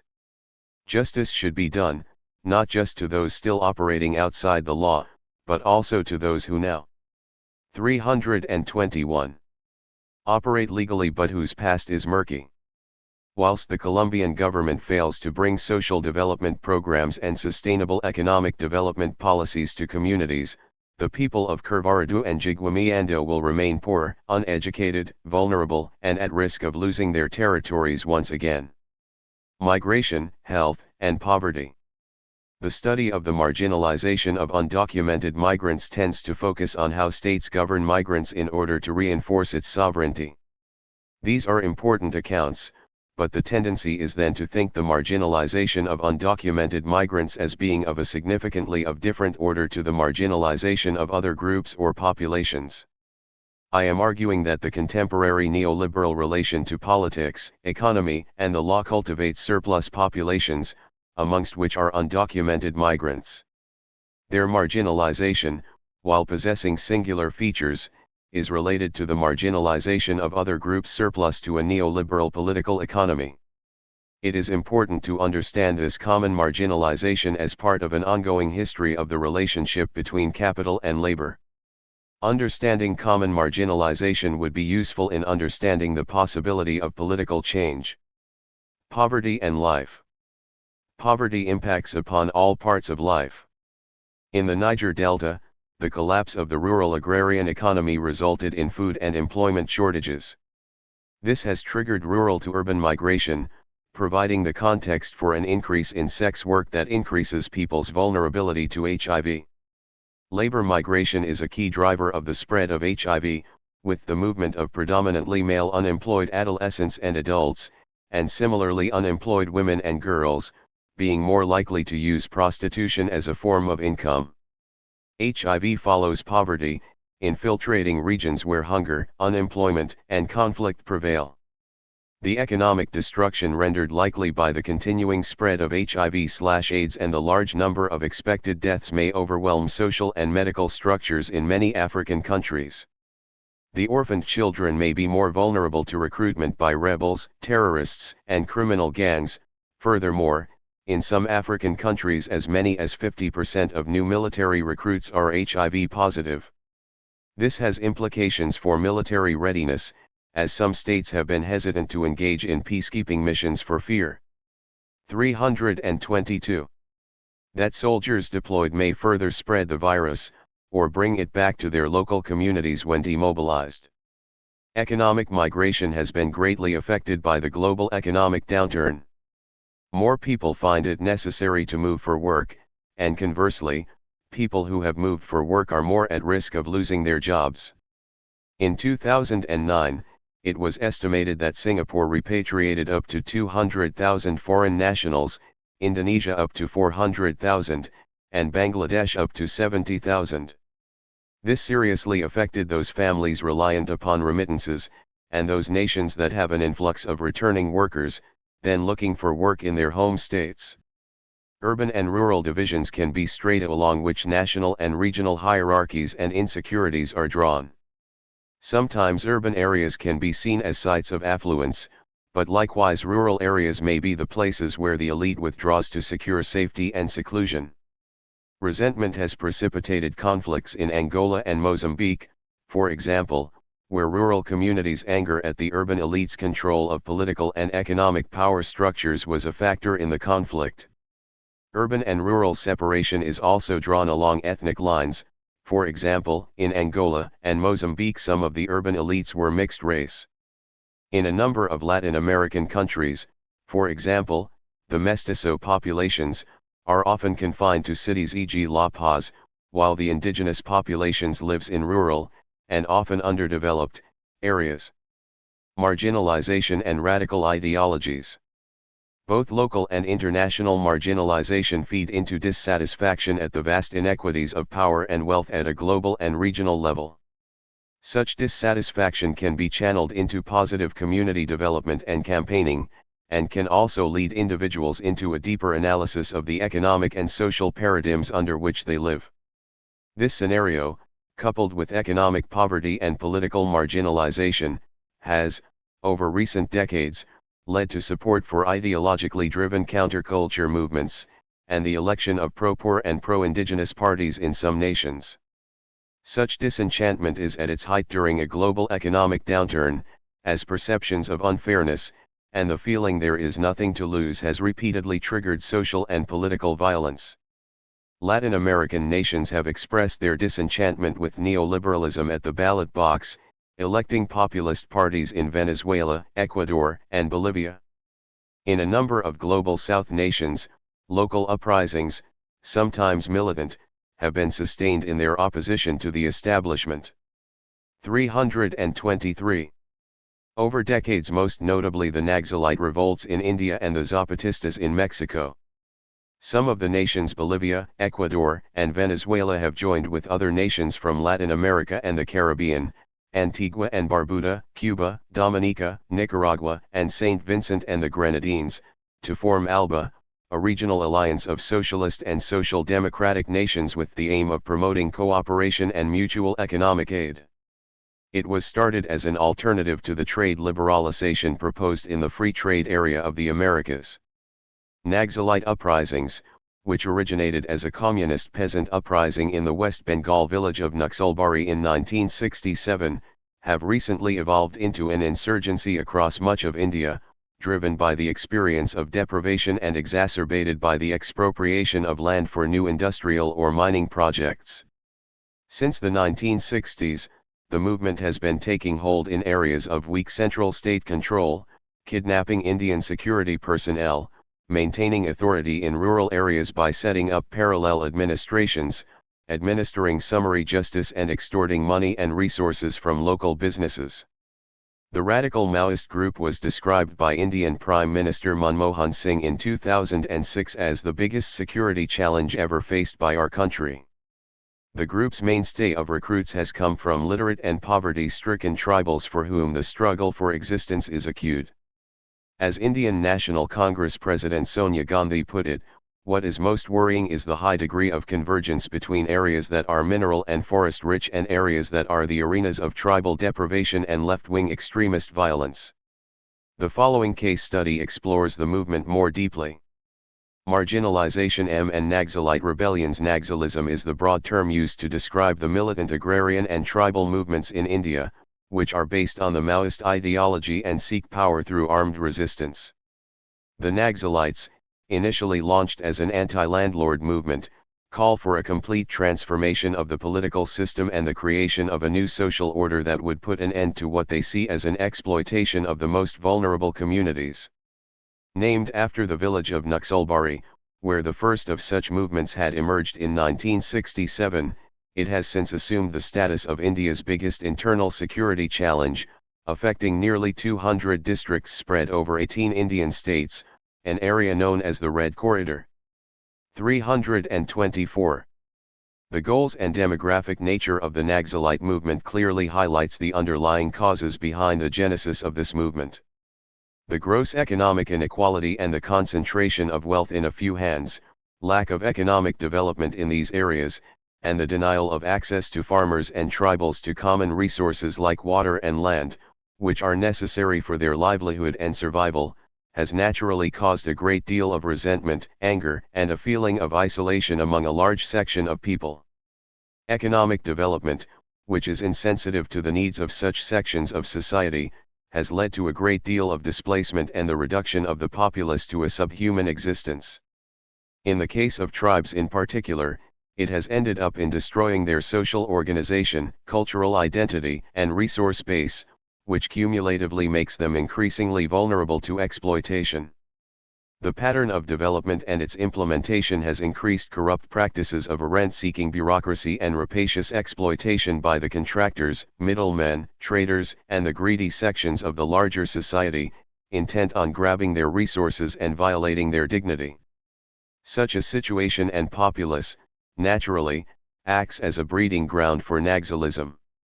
This has been accepted even by the Indian Prime Minister, Manmohan Singh, who admitted that the Naxalite problem was directly linked to problems of underdevelopment, exploitation, lack of access to resources, underdeveloped agriculture, lack of employment opportunities, and other factors. The marginalized and affected groups, who perceive themselves as victims of injustice and came to believe that the government was doing nothing to redress their grievances, naturally supported and joined the movement with the hope that it would bring a significant improvement in their condition. Moreover, the Naxalites were seen as the only ones talking about their needs, rights, and interests. It is the fact that the Naxalites are waging a people's war, which can explain the reasons behind the massive support of the populace. Their agenda includes struggles for tribal rights to land, common property resources, better wages, healthcare, education, and housing.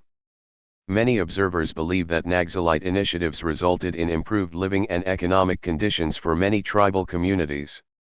It is evident that the threat posed by the Naxalite movement cannot be resolved effectively as long as it is seen merely as a law and order problem. It is essential that the government seeks to address the socio-economic issues underlying the Naxalite movement in order to reduce the resentment, isolation, and marginalization of large sections of people. The Naxalite activities have had some success in terms of dissuading companies from investing. While this could be seen as arresting economic development, author and prominent Indian activist Arundhati Roy describes the Maoist group's struggle against mining companies as an epic battle between the powerful and powerless, the poorest. 325. Most malnourished, waging a war against the corporates supported by all the institutions of the world's biggest democracy. To a large extent, they have won in stopping the mighty corporates in their tracks, she said. In India and surrounding states, rebellions stemming from socio-economic divisions have been dealt with primarily through police control and military confrontation. These efforts are unlikely to succeed in isolation. As Sonia Gandhi argued, protecting the rights of tribals and ensuring their livelihood are central to bringing about an end to their exploitation and sense of alienation. Repressive and controlling policies must be complemented with diplomacy, dialogue, and genuine attempts to address the root causes of the problem. Including the Naxalite uprising in India, rural protests in China, and the Maoist insurgency in Nepal. Even if it has been the war on terror that has dominated international security conversations over recent years, it may be that these developments across Asia provide a more telling story with which to predict further developments. What is today a national security problem could be emulated on a scale that would make it a global security problem in the years ahead. The Chief of the UK Defence Staff, General Sir David Richards, has described the Naxalite rebellion as an example of an insurgency that has a sense of hopelessness and economic envy at its core. These are powerful instincts that today can be inflamed and communicated to other similarly dispossessed groups across the world at the touch of a button. Religious extremists. More prominent in the international policy arena has been the popularity of radical Islamist groups in the Persian Gulf and Middle East. In addition, the Talibanization of Pakistan, for example, warrants particular media attention. They are portrayed as Islamic hardliners, often linked to Al-Qaeda, who want to implement a rigid version of Islam. However, many who join the Taliban are those outraged by chronic hunger, endemic corruption, unfair courts, and the government's inability to supply basic education or other services. Robin Hood tactics such as land redistribution have earned the sympathy of the local community, making it easy for militant groups to build parallel states within Pakistan. Religious groups have often been among those providing parallel services in the event of state absence.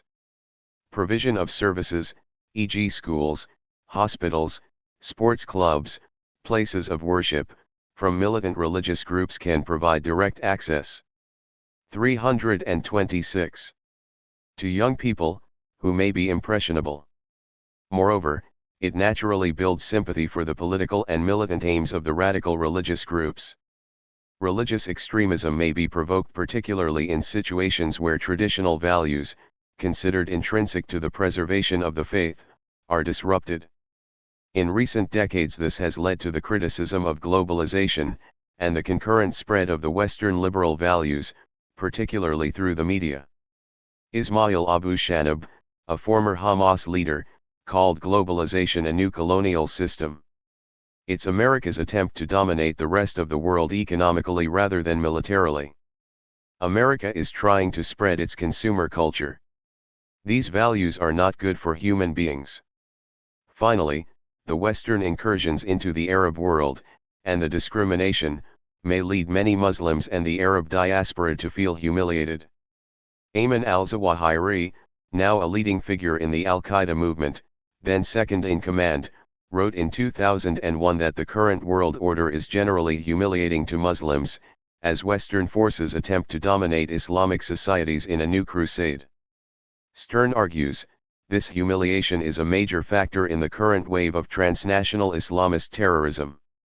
Therefore, until Western counter-terrorism policies and practices avoid producing gratuitous humiliation in the Arab and Muslim world, Islamic violent extremism is likely to persist. Impacts of political oppressive marginalization and corruption, Kenya and Nigeria. The post-election violence in Kenya in the winter of 2007-08 is one recent example of the way in which a public that feels politically disenfranchised can regard violence and disruption as the only avenue for expressing discontent. Following the December 2007 election, large groups amongst the Kenya electorate, reinforced by media accounts of vote rigging, claimed that the incumbent's supporters had committed electoral fraud. Reports suggest that up to 1,300 people were killed, and up to 650,000 people displaced, in the riots, massacres and violent demonstrations that ensued. Some of the displaced households were still living in refugee camps in 2010. The violence, triggered by the injustices of the election process, were driven by longer-term concerns that intersected in Kenya to provide an ominously conflict-inducing atmosphere.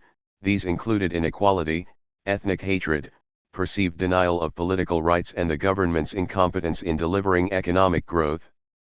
327. The interethnic aspect of the conflict was part of an ongoing but latent tension between tribal groups. From the first independent president of Kenya, Jomo Kenyatta, there has been a perception that political power brings tangible advantages through nepotism and corruption to the premier's tribe, and particularly their clan. Much of this resentment is directed at the Kikuyu, of whom Jomo Kenyatta, and also Mwai Kibaki, is a member. The feeling amongst some Kenyans that the best way to access Kenya's wealth and resources is for their tribe to win the presidency, has led to a deliberate denudation of the authority and legitimacy of oversight institutions that could manage abuses of power, and promote accountability. The violence was most prominent in impoverished areas, including Coast Province, and informal settlements in Nairobi. Therefore the brunt of the suffering was also borne by poor people, living in low-income neighborhoods. At the time of writing, the International Criminal Court is proceeding with the prosecution of 6 people, it alleges, organized the campaigns of post-election violence. Kenya's government have appealed to try the 6 men in Nairobi, rather than through the ICC in The Hague. This appeal was unsuccessful. Kenya's parliament has also voted to withdraw Kenya from the Statute of Rome, the treaty that established the ICC. The chair of the Kenya National Commission on Human Rights said that Parliament is telling the international community Kenya is not serious about fighting impunity. Although the violence of 2007/8 was particularly grave, it is not unheard of. Since the early 1990s, violence has been used as a tool by politicians hoping to gain power in Kenya. Such struggles will not be prevented until corruption is eliminated in free and fair elections, which are publicly accountable and visible. Nigeria also witnessed post-election violence after the April 2011 presidential elections, when Goodluck Jonathan was re-elected. The success of Jonathan, a Christian candidate from the south, prompted violence in the north, where the president was unpopular. The governor of Nasarawa state claimed that the violence was primarily the result of poverty and unemployment, and triggered by dissatisfaction of the result of the election. 328. Marginalized minorities, gender, youth, indigenous and separatist movements. The exclusion of minority groups is both damaging in terms of human welfare, and likely to inspire struggles, affecting internal and regional instability, in the future. This is by no means a new phenomenon. Minorities have often been excluded from economic, social, and political structures along ethnic, religions, cultural, tribal and political lines. Recently, however, we have seen one such minority, youth movements across the Arab world, acting as the driving force behind the Arab uprising, the wave of political uprisings that have thus far affected Tunisia, Egypt, Libya, Syria, Bahrain, Yemen, Algeria, Jordan, Iraq, Morocco, and Oman. Young people and the Arab uprisings. Whilst the main factors underlying these revolts are familiar dictatorship, oppression, nepotism, social inequality, structural poverty, and demographic changes, a new characteristic was that it has been primarily young people who have filled the streets in these nations, demanding freedom and democracy. They had reached a stage of fury at which some felt it was better to die for a cause than to live without dignity. The Arab world's demonstrations of popular opinion have been largely nonviolent in their tactics, though many have been met with repressive resistance from governments. Even though more hardline forms of Islam have often been seen as embracing authoritarianism, and stifling pluralist democratic culture, analyst Arshan Adib Moghadam argues, the myth that a hybrid religion can be reduced to a monolithic political ideology is coming to an end, with massive demonstrations held after Friday prayers, prayer rugs laid out in front of tanks, nationalist sentiments and slogans permeated by Islamic symbols. He contends that support for the radical Islamism espoused by Al-Qaeda is failing. If accurate, this moment could be a key one in building more trusting relations between America and its allies in the war on terror, and the Arab world. There have also been protests in Iraq, amongst people disappointed by the unfilled expectations of the government, with mismanagement of the country's significant oil revenues, corruption, 1 in 6 living in poverty, and almost 40% of the 30 million strong population under the age of 15. These protests have 329 had some impact, with the government delaying the purchase of American F-16 fight jets in order to put more money into the rations system and announcing more government jobs, and the Prime Minister promising a review of underperforming ministries. The large and diverse Arab Spring movements have been aided by the use of new communications technologies, social networking sites in particular. These innovative media tools have been utilized by young people in particular as an immediate way of spreading campaign messages. Cyberactivism, which is primarily grassroots and unrestricted, has met with repression. Iran, in some ways the homeland of cyberactivism, has seen the foundation of a vast internet police system, whose rigorous censorship and surveillance of cyberspace has led to harassment, imprisonment, and even executions. The government attempts to hold back the flood of popular feeling, reacting with authoritarian censorship at the wave of opposition. Dissent is not confined to the young, however. Repressive and undemocratic rule can meet resistance in many spheres of the population, not just the marginalist. In Iran, for example, Nasreen Alavi describes a dissenting mood being shared not just by those on the streets, or the young, or those in the capital Tehran, but also by more moderate religious leaders, as Alam al-Hoda's recent sermon put it, after the disputed 2009 elections. the movement of sedition is evident in the seminaries. Gender justice. Gender inequality is a real and urgent issue. While the political and social marginalization of women has not often resulted in violent rebellion, in many nations, movements are building to challenge exclusion and discrimination. Should responses to such movements be reactionary, rather than dialogue-based, deeper and more complete marginalization is likely. Such discrimination feeds into other socio-economic issues such as health, poverty, and female infanticide. Where women suffer, so often do female-headed households and female children. Including, a woman's capacity to determine her own access to family planning and health care, a woman's capacity to earn a living to uphold her family when widowed through HIV/AIDS, the stigma associated with HIV/AIDS as a presumed STI. These issues do not exclusively affect women by any means, but women in many cultures feel the burden of such factors disproportionately. Sonia Gandhi, President of the Indian National Congress, asserted women's relative vulnerability and invisibility in contemporary social problems in a recent lecture, claiming that topical climate change debates have been gender blind, i.e. that 330. Women have less access to resource technology and credit in the global economic downturn, and that inattentive urban planning is a factor in women's vulnerability on the streets. There are areas of backlash against sexism, however. Shadi Sadr, an Iranian publisher, lawyer, and journalist, under arrest after a protest in 2004, wrote, "Today Iranian women have imposed themselves on a male-dominated society which still believes women should stay at home. Perhaps nobody sees us, but we exist and we make our mark on the world around us. I assure you that if you look around carefully, everywhere you will see our footsteps. The challenge for those women now is to make an impact upon the Iranian Majlis that they often protest outside." Women played a major role in the recent Arab revolts. Lilia Labadi, Tunisia's Minister of Women's Affairs, said that in the demonstrations women were not sidelined but marched amongst men. There have since been calls for a new parity resolution, which would guarantee an equal number of male and female candidates for each party in Tunisia's elections. Progressive steps such as this may be more possible in an increased public spirit of political pluralism. However, such participation will not be productive or liberating if it is merely an add-on. It must represent a substantial shift in political and economic power relations.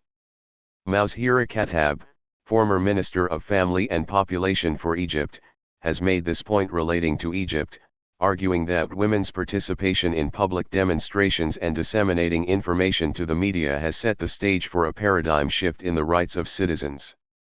Yemeni journalist and politician, Tawakkol Karman, was the joint recipient of the Nobel Peace Prize in 2011, awarded to 3 women jointly for their nonviolent struggle for the safety of women and for women's rights to full participation in peacebuilding work.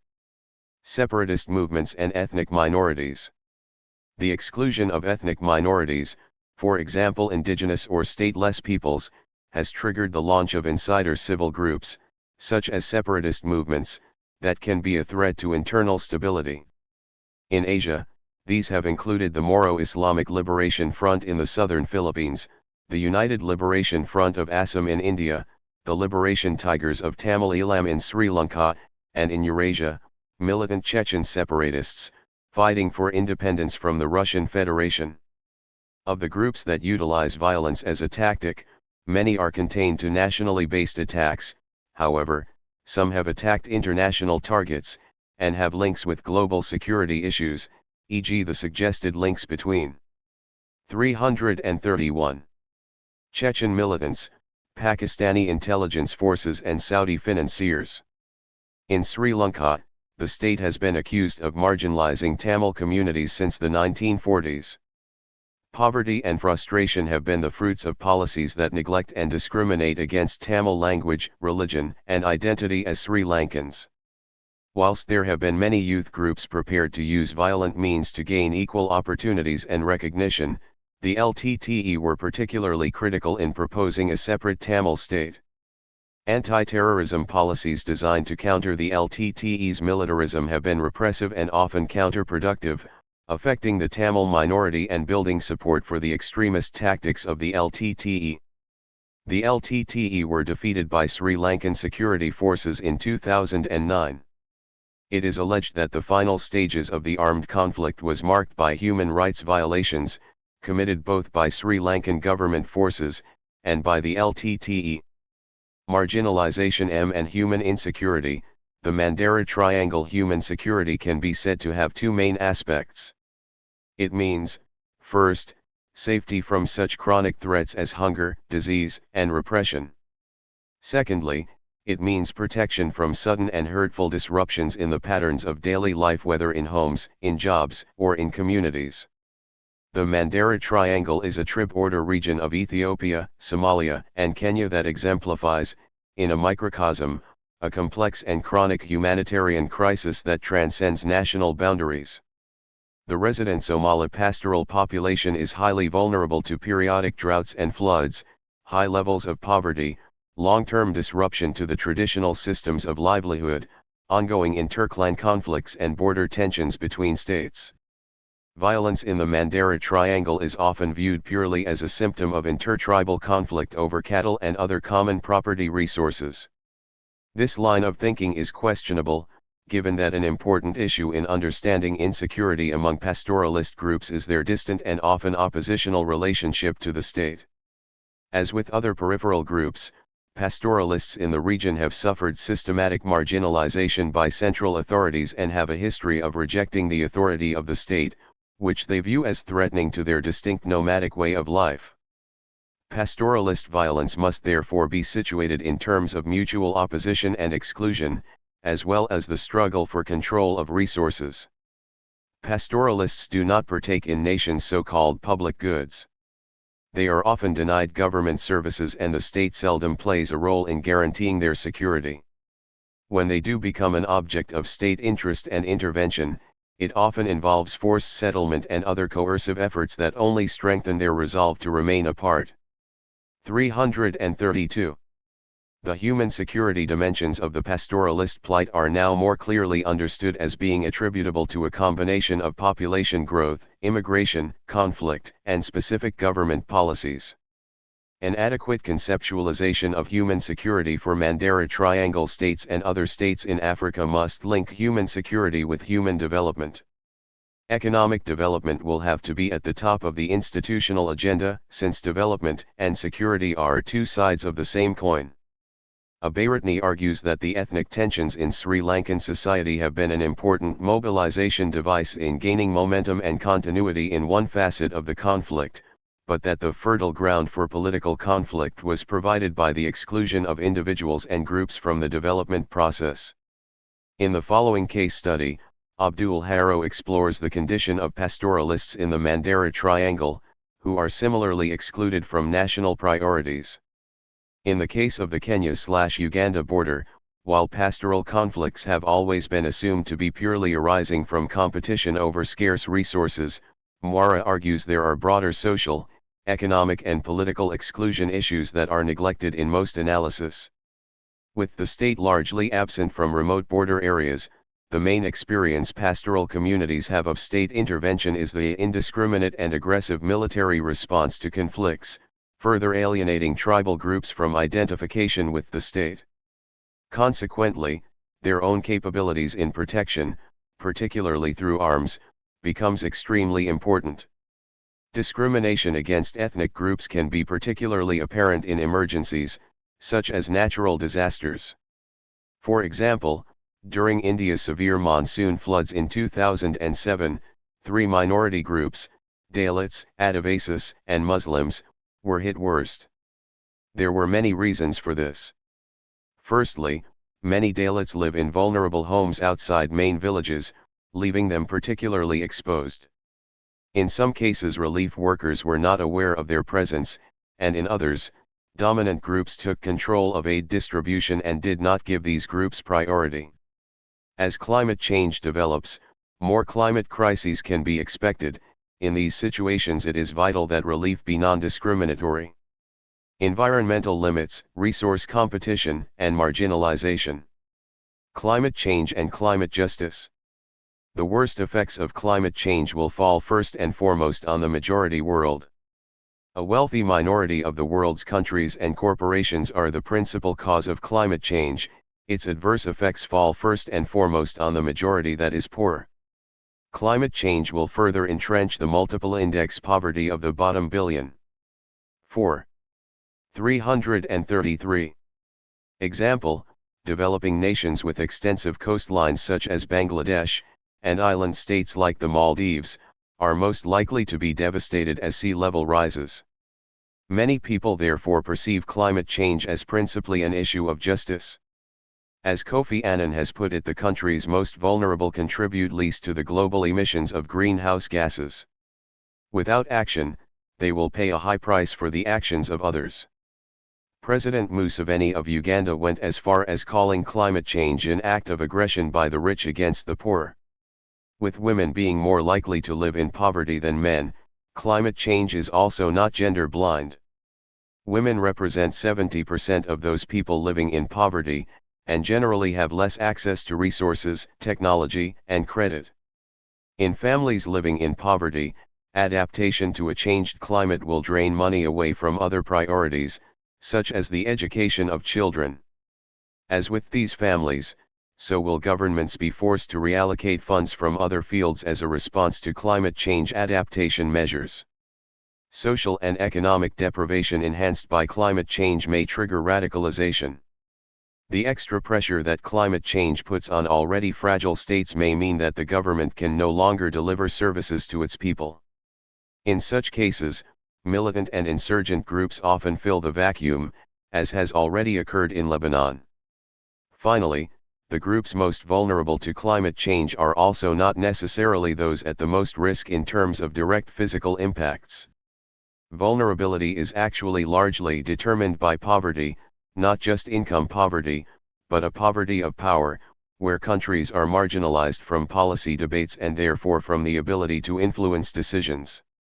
Hence, the way environmental change impacts on communities is not automatically and proportionally determined by the degree of environmental change, but via their level of resilience, which in turn is a result of power structures. To put it simply, even if, for example, Western countries were hit harder by climate change than poorer Southern countries, citizens in the West would still be likely to be less affected due to a far greater capacity to adapt to climate change. For citizens in poorer countries, already a smaller impact could mean life or death. It is non-environmental factors, therefore, which really determine the level to which communities will be affected by climate change. While climate change will hit the poorest hardest, it will also affect minority indigenous groups disproportionately. These groups are often amongst the poorest, because many indigenous groups have such a close relationship with the environment. For example, in the Niger Delta, those already marginalized by their social status are the most disadvantaged by environmental degradation, as they are dependent for their immediate survival on local. 334. Ecologies and nature-related trades, e.g. fishing, forestry, farming, and hunting. Competition over natural resources. Communities in the South that face income poverty are those most vulnerable to resource scarcity. Increasing competition over natural resources is expected as supplies of energy deplete, and as the effects of climate change impact on food and water insecurity. In regions where natural resources are widely available, frustration has resulted in crime and regional insecurity in areas where the economic benefits of these resources have not been shared. This is particularly true where there is not adequate space for civil political opposition as a means of changing or influencing society. For instance, the Niger Delta People's Volunteer Force has found recruitment to their armed force easier as the disaffected feel unrepresented. As the economy in the Niger Delta is not expanding, an army of youths are simply gathering every day on the streets or at the jetties waiting for something to do. Unfortunately, what they are offered these days is membership of an armed group. Some join to improve their self-image, as a response to perceived injustice or simply to survive. Competition over resources increases marginalization and deprivation in ways likely to engender radicalization and militancy. In some areas of Pakistan, The anti-elite feelings of food insecure people have been used by religious forces to incite violence, including suicide bombings. According to the Pakistani Interior Minister, suicide bombers can expect to be remunerated before their deaths, leaving their families up to $12,000. This is enough to give all their dependents a decent life and be freed from water and food insecurity, as they now have the assets with which to acquire increasingly scarce supplies. In such circumstances, terrorism might seem like the economically expedient path. Political marginalization, the Global South. Voices from the Global South are often found on the periphery of global political and economic dialogue, particularly at the negotiating tables of international institutions. This has already been subject to debate over many decades. Though many African and Asian colonies gained independence from the 1940s onwards, their political and economic relationship with former colonial powers, managed by the Bretton Woods institutions, and the International Monetary Fund, was often one of dependency. This resulted in the adoption of policies that many people now perceive as damaging to the welfare of the poorest nations. 4. 335. Example, through reducing the amount of money a state can spend on health, education, and development, as debt repayment has to be made the priority. Most prominently, the structural adjustment programs loans offered on the condition of the enforcement of free market policies, such as the reduction of trade barriers. Since the 1990s, these have been superseded by poverty reduction strategy papers, envisaged alongside the heavily indebted Poor Country program, designed to be more participatory and driven by national governments. Such measures have still attracted criticism from more radical voices, including the Jubilee Zambia campaigner, Jack Jones Zulu, who asks, is it possible for governments to be accountable to their own people rather than the IMF and World Bank when the whole process was initiated and is to be largely funded by the bank and fund? Zulu claims the SAPs and PRSPs have three significant things in common: an over-reliance on the trickle-down effect, failing to recognize the cost of growth in terms of the reduction in the social capital, setting targets that are heavily influenced by external funders and insufficiently influenced by the results of the public participation.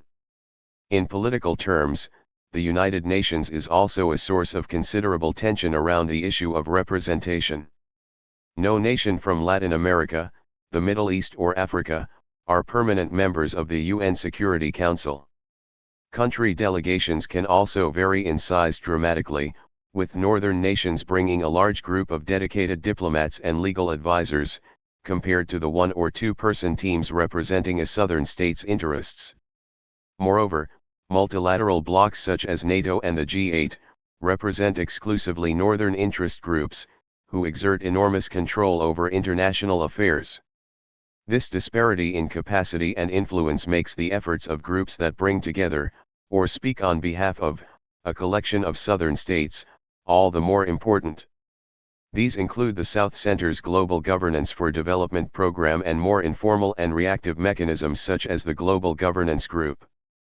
3G are an informal group of small and medium-sized non-G20 member states that have recently come together to assert the need for more effective global governance mechanisms that recognize the impact of G20 decisions outside of G20 countries, and engage all nations in decision-making on issues of global concern. The sense of powerlessness experienced by southern states, in comparison with their northern counterparts, can frustrate governments in the global. 336. South, hampering cooperation and resulting in policies fashioned exclusively by those who already hold power. The examples of the 15 Colombian pesos and 16 Colombian pesos climate change negotiations in Copenhagen and Cancun are noteworthy. The Copenhagen Accord that came out of the December 2009 meeting in Copenhagen has been criticized for being constructed by the major powers without any genuine engagement with key voices from the developing world, who will in fact be most affected by climate change. At Cancun, there were accusations of a catalog of bribes and bullying tactics used by developed countries to buy the support of developing countries. The perceived failure of recent climate talks, particularly the undemocratic actions taken by some nations in Copenhagen, has contributed in some cases to North-South hostility, even a diplomatic freeze. Various non-governmental organizations have been established in an attempt to counter the power inequities within the global political and economic institutions. These include Independent Diplomat, the South Center, and programs of the International Center for Trade and Sustainable Developments. Independent Diplomat, founded in 2004 by Karen Ross, a former British diplomat, exists to promote justice and conflict resolution by enabling governments and political groups disadvantaged or marginalized by lack of diplomatic capacity to engage effectively in diplomatic processes, achieving this by providing independent and confidential advice and assistance in diplomatic technique and strategy. Similarly, the ICS dispute settlement and legal aspects of international trade program assist those stakeholders with least capacity for legal and diplomatic expertise to engage fruitfully in World Trade Organization business, particularly by defending their trade rights, advancing their trade objectives, and in accessing justice through the dispute resolution processes. Chapter 7. Neoliberalism and Imperialism. The culture of globalization as oppression. Overview. Cultural imperialism is defined as the process whereby one country tries to distort or undermine the culture of another country on the basis of its technology, research, and reach. It is the practice of promoting or artificially injecting the culture or language of one country into another. In most cases, the 344 former is a large, economically or militarily powerful nation, and the latter is a smaller, less important one. In fact, it is based on the assumption that one nation tries to force its culture, ideology, goods, and way of life on another country. The Western world is using different tools of mass media, television being the most influential one, to engender Western values in various cultures around the world. Approximately 80% of the world's television broadcasts are in English. According to UNESCO, approximately 50% of the world's languages are in danger of extinction by the end of the 21st century, while 90% of them are not represented on the Internet. All this holds relevance despite the fact that English has reduced communication barriers for people around the world, and we can now interact with those belonging to different cultures quite easily. One does not want a global village with a homogenized culture and language, if it comes at the cost of indigenous cultures and languages. Introduction. It is essential to begin by stating that imperialism, as a concept of one culture attempting to dominate another, is as old as the paradigm of civilization itself, as we have already ascertained. History has traditionally cast imperialists as warmongers, typified by the Spanish and Portuguese occupation of Latin America from the 16th century and the scramble for Africa in the second half of the 19th century, both renowned cases of advanced European cultures imposing their way of life and customs upon a people ill-equipped to spurn their military and technological advances. Hence, it has been argued that imperialism today, sanitized as globalization, brings more overwhelming and intangible impacts than that of imperialism. Tomlinson also states that globalization brings interconnection and interdependence among global areas as a result of increased business and cultural activities, and these effects would weaken the cultural unity of individual countries. Therefore, not surprisingly, many people tend to believe that globalization is the case of Western cultural imperialism, or in other words, cultural imperialism implies colonization in a post-colonial world. However, this essay will argue that this is not true with regards to Singapore.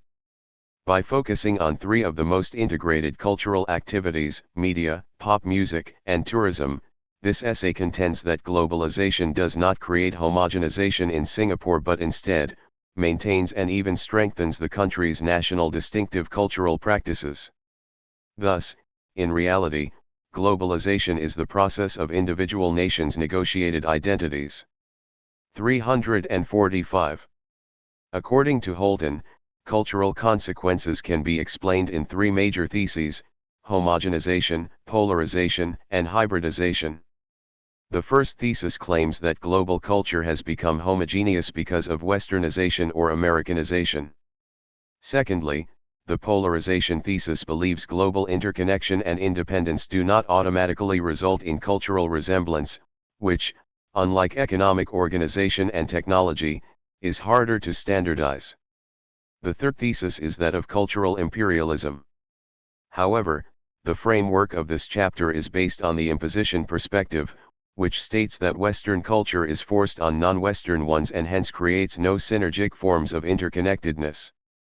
Neoliberal globalization equals Westernization? Neoliberal globalization is often seen as global Westernization. On this point, there is substantial agreement among many proponents and opponents. Those who take an upbeat view of globalization see it as a marvelous contribution of Western civilization to the world.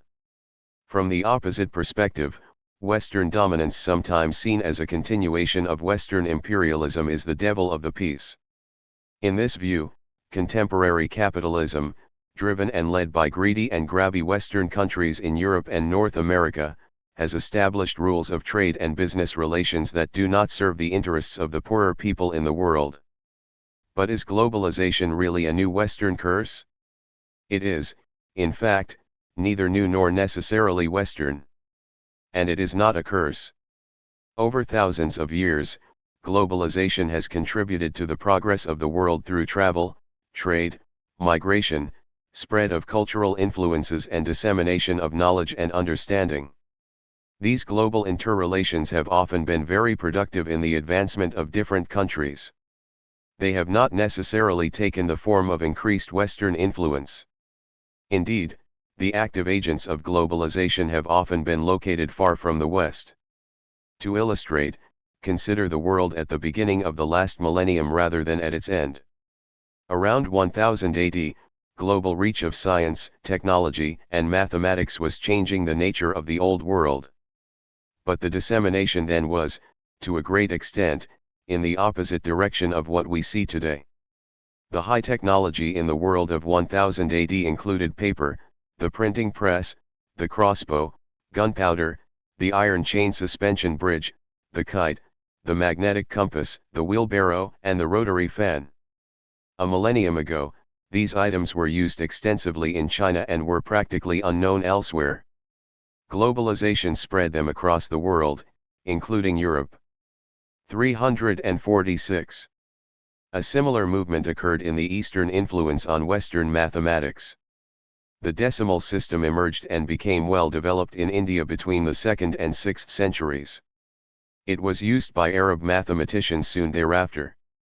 These mathematical innovations reached Europe mainly in the last quarter of the 10th century and began having an impact in the early years of the last millennium, playing an important part in the scientific revolution that helped to transform Europe. The agents of globalization are neither European nor exclusively Western, nor are they necessarily linked to Western dominance. Indeed, Europe would have been a lot poorer economically, culturally, and scientifically had it resisted the globalization of mathematics, science and technology at that time. And today, the same principle applies, though in the reverse direction. To reject the globalization of science and technology because it represents Western influence and imperialism would not only amount to overlooking global contributions drawn from many different parts of the world that lie solidly behind so-called Western science and technology, but would also be quite a daft practical decision, given the extent to which the whole world can benefit from the process. Certainly, the Renaissance, the Enlightenment and the Industrial Revolution were great achievements, and they occurred mainly in Europe and, later, in America. Yet many of these developments drew on the experience of the rest of the world, rather than being confined within the boundaries of a discrete Western civilization. Our global civilization is a world heritage, not just a collection of disparate local cultures. When a modern mathematician in Boston invokes an algorithm to solve a difficult computational problem, she may not be aware that she is helping to commemorate the Arab mathematician Muhammad ibn Musa al-Khwarizmi, who flourished in the first half of the 9th century.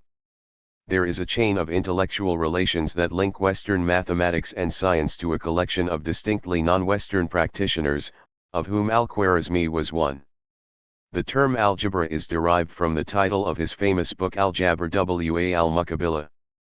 Indeed, Al-Khwarizmi is one of many non-Western contributors whose works influenced the European Renaissance and, later, the Enlightenment and the Industrial Revolution.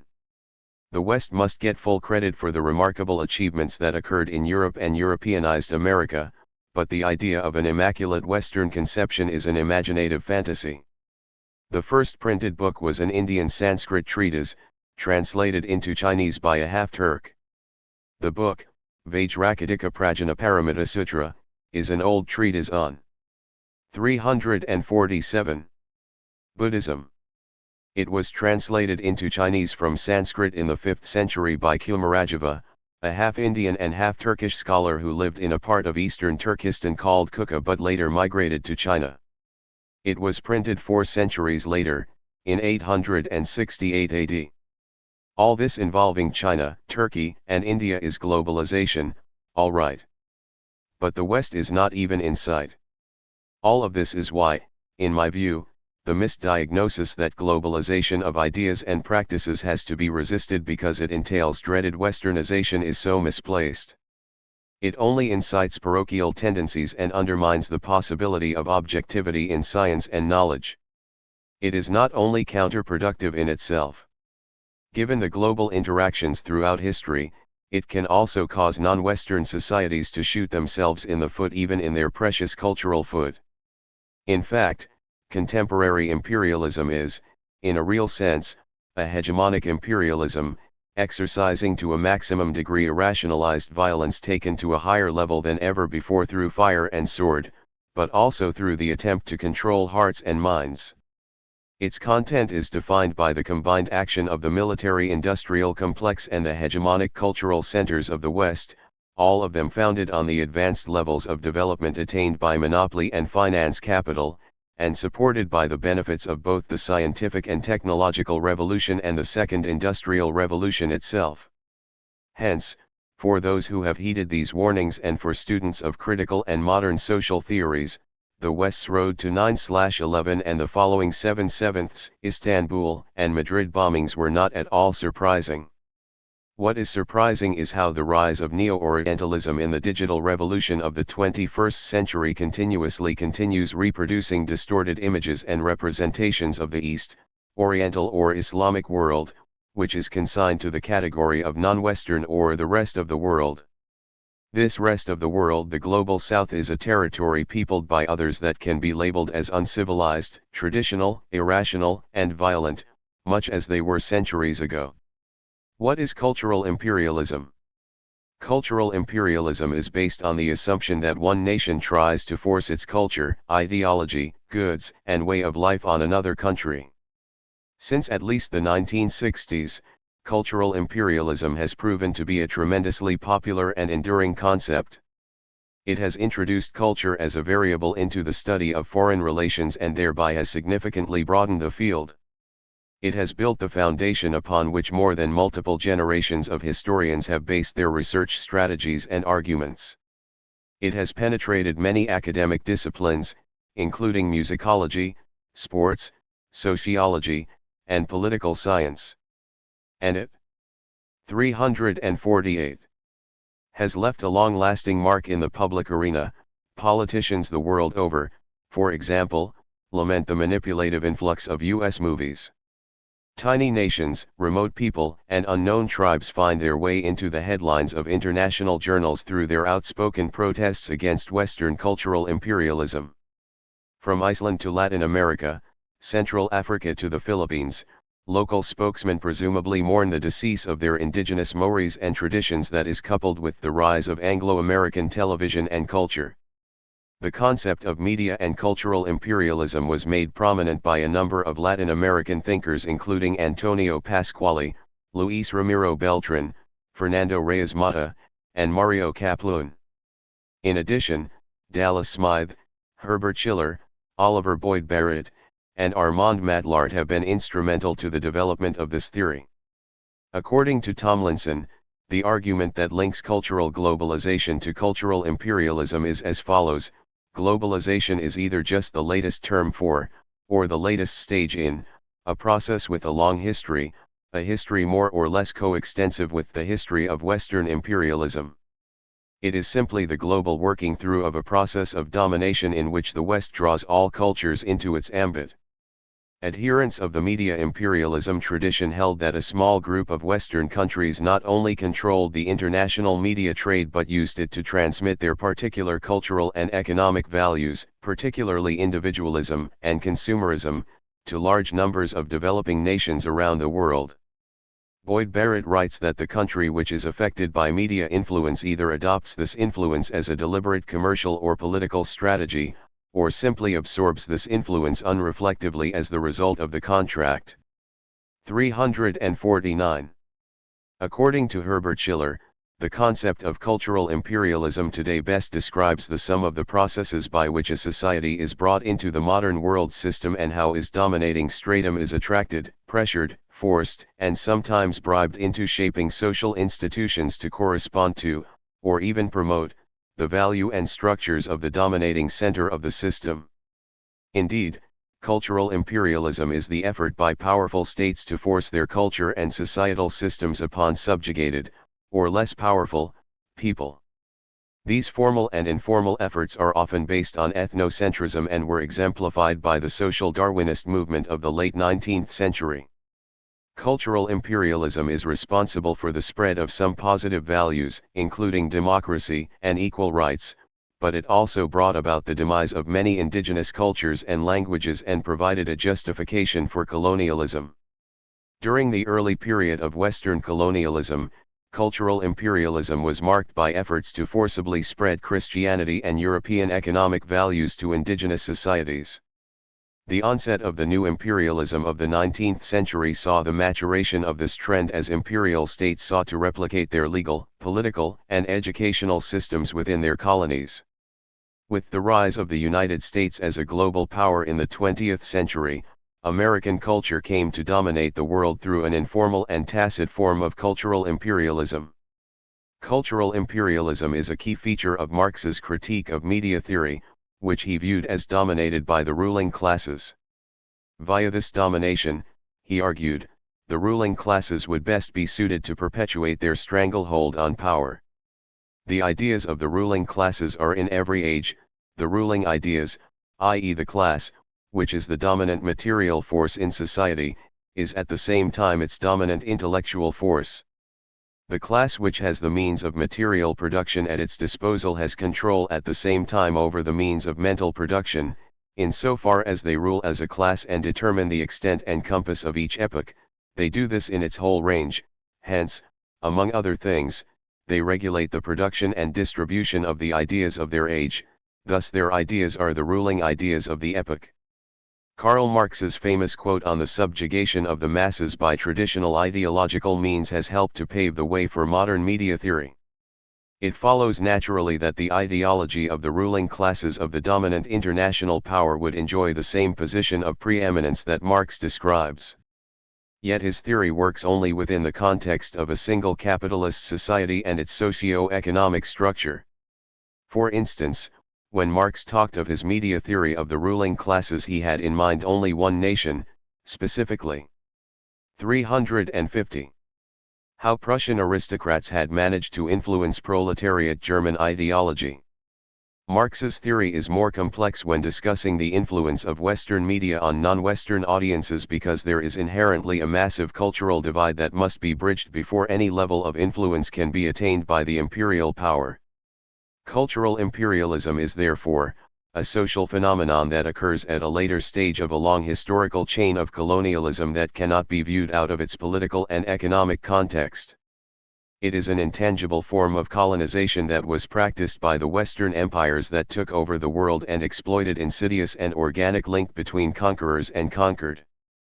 It is thus a vague concept that is hollow out of the specific context of its territorial and political evolution, and we must therefore take a look at the ways in which Western culture attempted to dominate foreign societies before the advent of the mass media and Westernization. The goals of cultural imperialism. Usually two divergent cultures that come into contact tend to influence each other. There is a give and take that often results in a new, hybrid culture. Societies have historically adopted and integrated different languages, political or legal systems, religions, and traditions into their own cultural identity.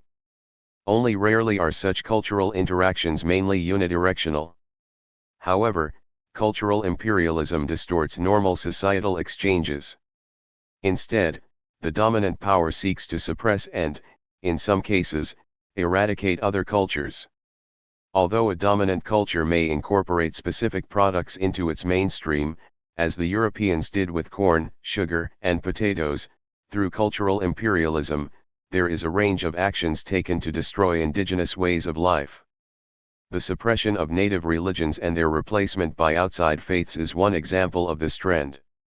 In addition, societal attributes, including language, legal traditions, and family patterns, also are often forcibly changed through new legal codes and colonial policies.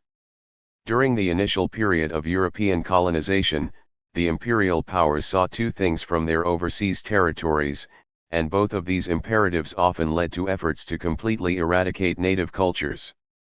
First, under the prevailing mercantile system of the period, the European states tried to maximize the economic potential of their colonies.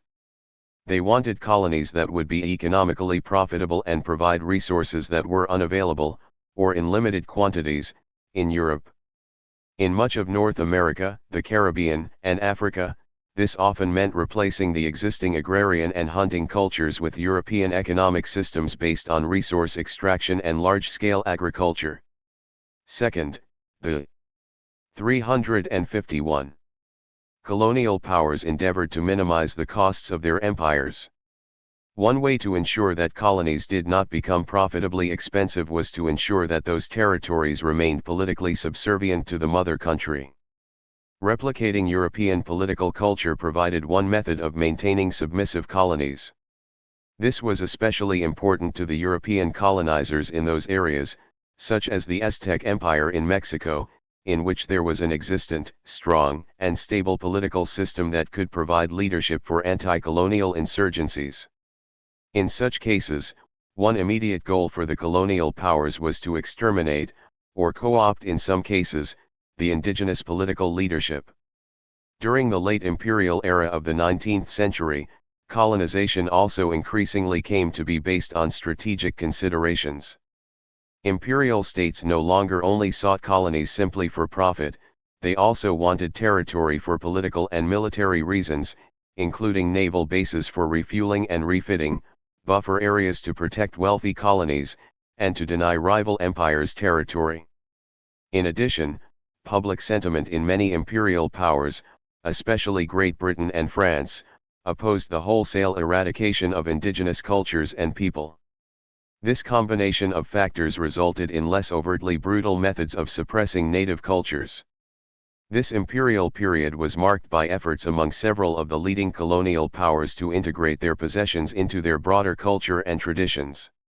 A common theme was that it was the duty of the imperial power to uplift the people who came under its suzerainty. This idea would later be modified and embraced by the United States and its allies in the 20th century as America sought to promote its ideals and values in the post-World War II era, but often dismissed local culture and tradition, even if it was compatible with the goals of U.S. policy. Not all of the negative impacts of cultural imperialism are deliberate. In some cases, actions taken by colonial governments and settlers had disastrous impacts on indigenous lifestyles.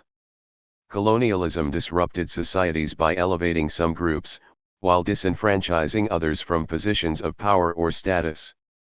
Colonial powers often removed or eradicated those groups that held political or economic power within a new acquired territory. The colonists then elevated other groups within societies to elite status as a means to bind those groups to the colonial power, and then exploited them to maintain control. Such actions exacerbated existing ethnic rivalries or initiated long-lasting intra-societal conflicts. In addition, the artificial borders created during the colonial period disrupted societies and broke apart ethnic and religious groups, further contributing to the demise of many cultures. The economic consequences of colonialism also eroded cultures. The introduction of new agricultural systems by imperial powers led to the demise of hunter-gathering cultures. For instance, the spread of ranching and farming. 352. In the American Midwest resulted in the decline of indigenous cultures such as those of the Native Americans of the Plains region. In the later imperial era, the introduction of European manufactured products destroyed local economic systems. In the 20th century, the spread of American culture through the globalization of the entertainment industry undermined regional literature and arts. Early cultural imperialism and Western colonialism. Cultural imperialism did not begin with the period of modern European colonization. Ancient empires such as the Greeks and the Romans spread their ideals, values, and language to conquered areas. During the Middle Ages, successive English monarchs attempted to subjugate the Welsh and Scottish cultures, whereas the 1453 fall of Constantinople to the Ottoman Turks resulted in the demise of the Byzantine culture and society, and the policies of Imperial Russia resulted in the suppression of non-Russian cultures on the periphery of the empire. What initially differentiated colonization after 1400 from earlier periods was the effort to justify the acquisition of new territory. Europeans initially asserted that the new areas were unoccupied and claimed possession based on the principle of first discovery. However, as it became clear that the areas had resident populations, European states struggled to develop a legal justification for conquest. Most governments asserted that they had the right to exercise dominion over native people to spread the gospel, uplift them, and improve their barbaric way of life. In an argument advanced initially by Spanish Dominicans, and adopted thereafter by most of the colonial powers, indigenous people were declared barbarians based on a range of criteria that included religion, family and marriage customs, language, legal systems, and political arrangements. The colonists also would contend that native cultures did not encourage people to make maximum use of land and other resources. The colonial powers argued that they should have dominion over these new areas to make them more productive. These arguments would be utilized by colonial powers in such diverse settings as the Spanish in America and the British in Ireland. Hence, the theoretical underpinnings of colonialism came to be based on the assumption that the cultures of native people were inferior to those of the Europeans and that the colonial states had a duty to transmit their customs and norms to these populations. The first Portuguese colonies in Africa were established to extract resources and establish trading posts. As a result, there was only minor cultural penetration, mainly in the form of economic interaction. Even as the Spanish and Portuguese 353 conquered the Canary Islands and São Tomé, there was little effort made to integrate the inhabitants into the European culture. Native people did increasingly learn European languages to facilitate commerce and the slave trade. As long as the trading posts remained on the periphery of Africa and other areas, European culture initially made little impact on indigenous societies. This changed as the Spanish established colonies in the Americas. To gain ascendancy over the area, the Spanish had to destroy two major indigenous empires and replace their cultural influence. This marked the first major step in the spread of cultural imperialism in the Western Hemisphere. The destruction of major native political bodies also would occur in North America with the destruction or subjugation of groups such as the Powhatan Confederacy. A second major step toward the goal of eradicating native cultures and imposing European norms and values outside of Europe came as efforts to evangelize and spread Christianity became increasingly intertwined with colonialism itself. Following Pope Alexander VL's 1493 papal bull, which divided the New World between Spain and Portugal, and the subsequent Treaty of Tordesillas, which reaffirmed the bull, both states pursued colonies to accumulate wealth, but did so under the justification of the need to spread Christianity. The Protestant Reformation would further accelerate these efforts, as Catholic and Protestant missionaries competed to replace native religions with their denominations of Christianity. For instance, even though the Dutch Empire was based almost exclusively on trade, missionaries were dispatched to Dutch colonies to ensure that native peoples were converted to Protestantism as opposed to Catholicism. Those areas with long recognized cultures, or with the military might to prevent European incursions, received very different treatment from the colonial states. For instance, in India, the various colonial powers often sought to gain trade and other concessions through treaty instead of conquest. One result was the survival of many cultural traditions on the Indian subcontinent. It would only be in the later imperial period that the British began to seriously erode Indian culture. In contrast, when efforts to spread Christianity, or otherwise suppress native cultures, met with failure, the colonial states often resorted to strategies of displacing native people, or exterminating whole groups of them. For instance, after the 1622 Native Rebellion in Virginia, the colonists engaged in widespread reprisals and a broad effort to force the native tribes from their land. 354. The New Age of Cultural Imperialism. While the initial period of European colonialism after 1400 was characterized by efforts to completely eradicate or suppress native cultures, the new imperial era of the late 19th century was usually marked by less brutal efforts to spread dominant, colonial cultures. This period marked the height of European imperialism and the maturation of colonial systems. This era also marked the formalization of the self-perceived civilizing mission by colonial powers in areas of Africa and Asia and the prevalence of institutionalized racism. The development of new technologies during the 19th century not only accelerated the drive for imperialism, it also further undermined indigenous cultures. The imperial powers actively embraced new technologies, including military weapons, the telegraph, steamboats, and the railroad. These technological advances reinforced the attractiveness of European culture among native people. This included perceptions of superiority among both the colonizers and the people colonized. Many native rulers who were not under the dominance of imperial powers often hired European military and economic advisors to tacitly, or overtly, spread colonial cultures. In addition, many native leaders sent their children to European schools, a custom that the British in India, and the French in North Africa, particularly encouraged. The imperial powers also developed a series of colonial schools, including universities in some cases, to educate the native population and the colonial elites. At colonial schools, native students were taught the history, culture, and traditions of the imperial state, while their own culture was denigrated. As new colonies were added to empires for strategic reasons, there was increasing pressure on colonial governments to lessen the costs of empire. One method to accomplish this goal was to integrate local groups into the colonial hierarchy. In British colonies, such as Canada, Australia, and the Caribbean islands, this was accomplished through colonial settlers who brought with them the main elements of British culture. In other areas, the British and other colonial powers endeavored to use local populations as soldiers, government officials, and bureaucrats to lessen the costs of empire. One result of these methods was the consolidation of areas populated by small, decentralized groups or tribes under colonial powers. In binding groups to the colonial establishment, there was a range of efforts undertaken to supplant indigenous cultures with colonial or European ones.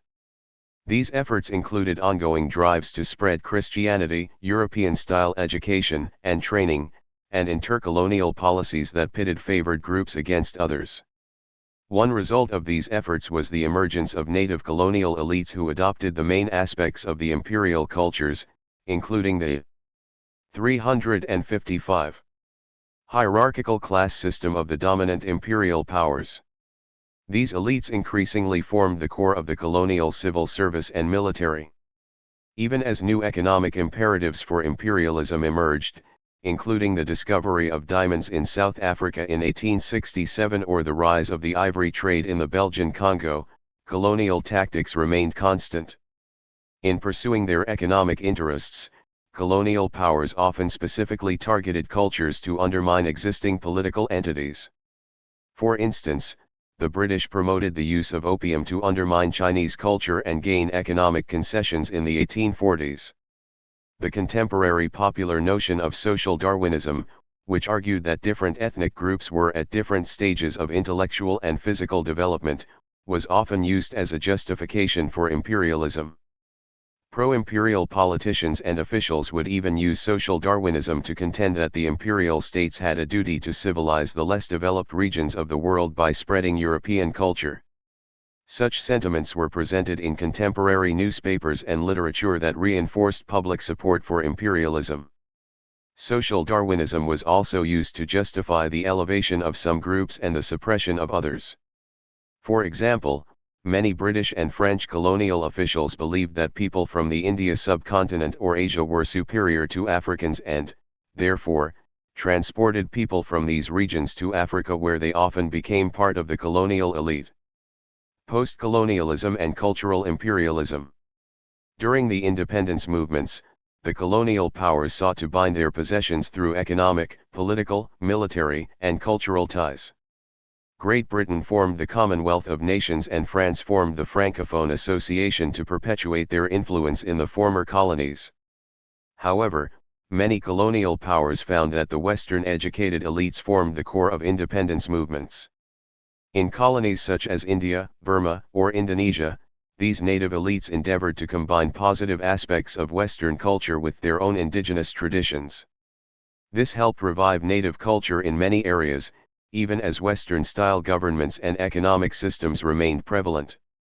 European culture continues to exert an enormous influence in terms of language, educational systems, and religion. Nonetheless, it would be the United States, not the former colonial powers, that would ultimately have the greatest cultural impact in the post-World War II era. The economic preponderance of the United States at the end of World War II allowed the nation to export a range of products and to gain access to emerging markets as states became independent.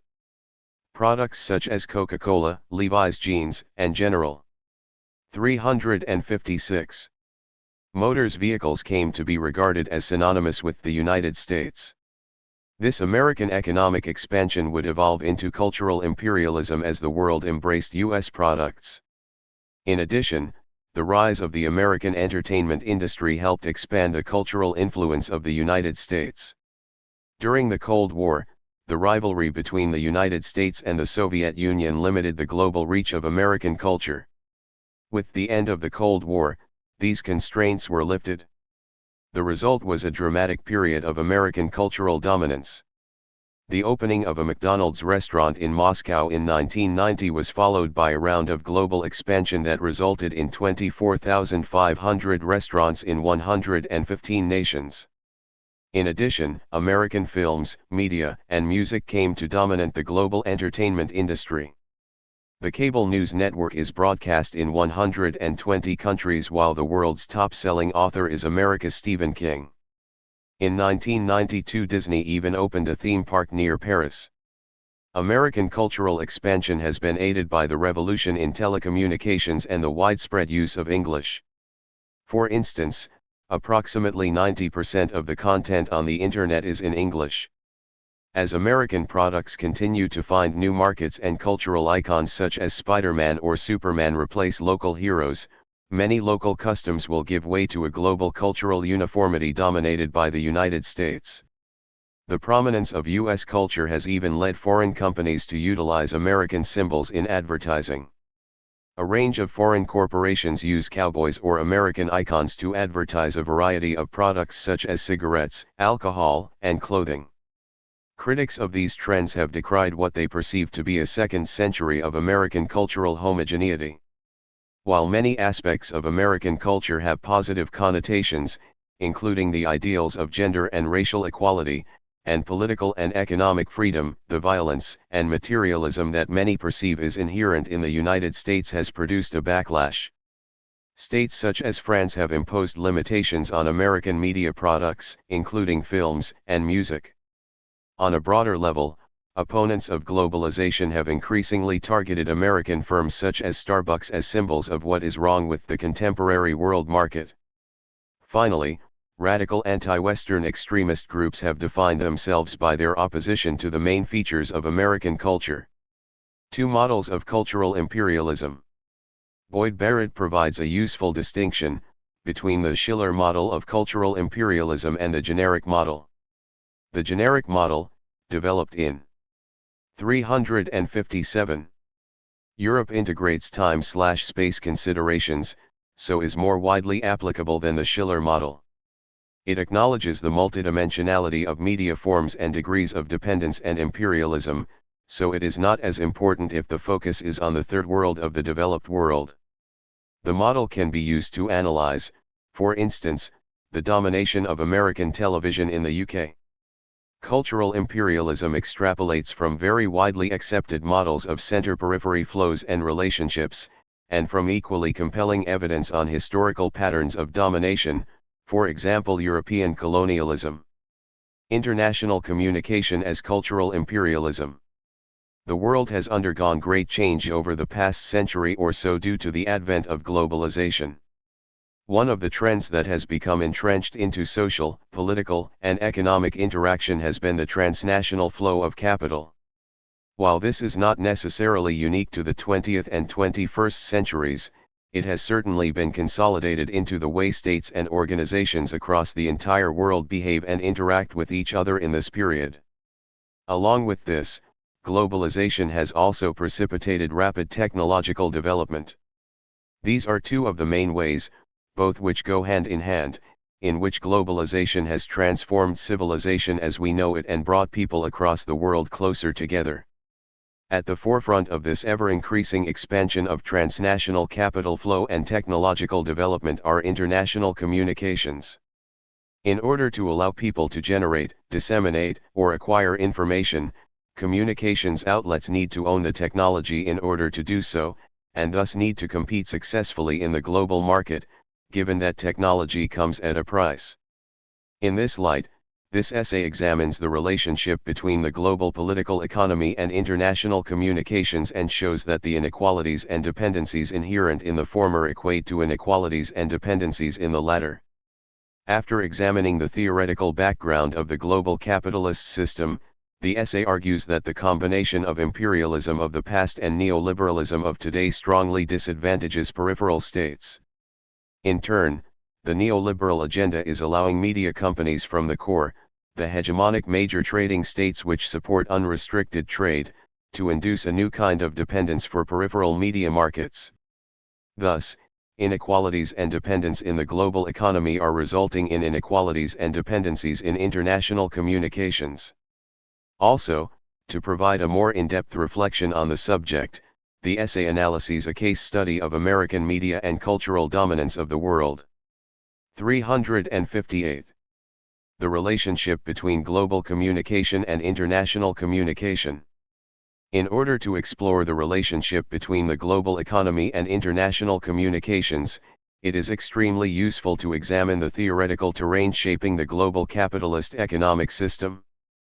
Firstly, this essay argues that the global political economy was established as a byproduct of colonialism and imperialism and subsequently, inequality and dependency are inherent to the system.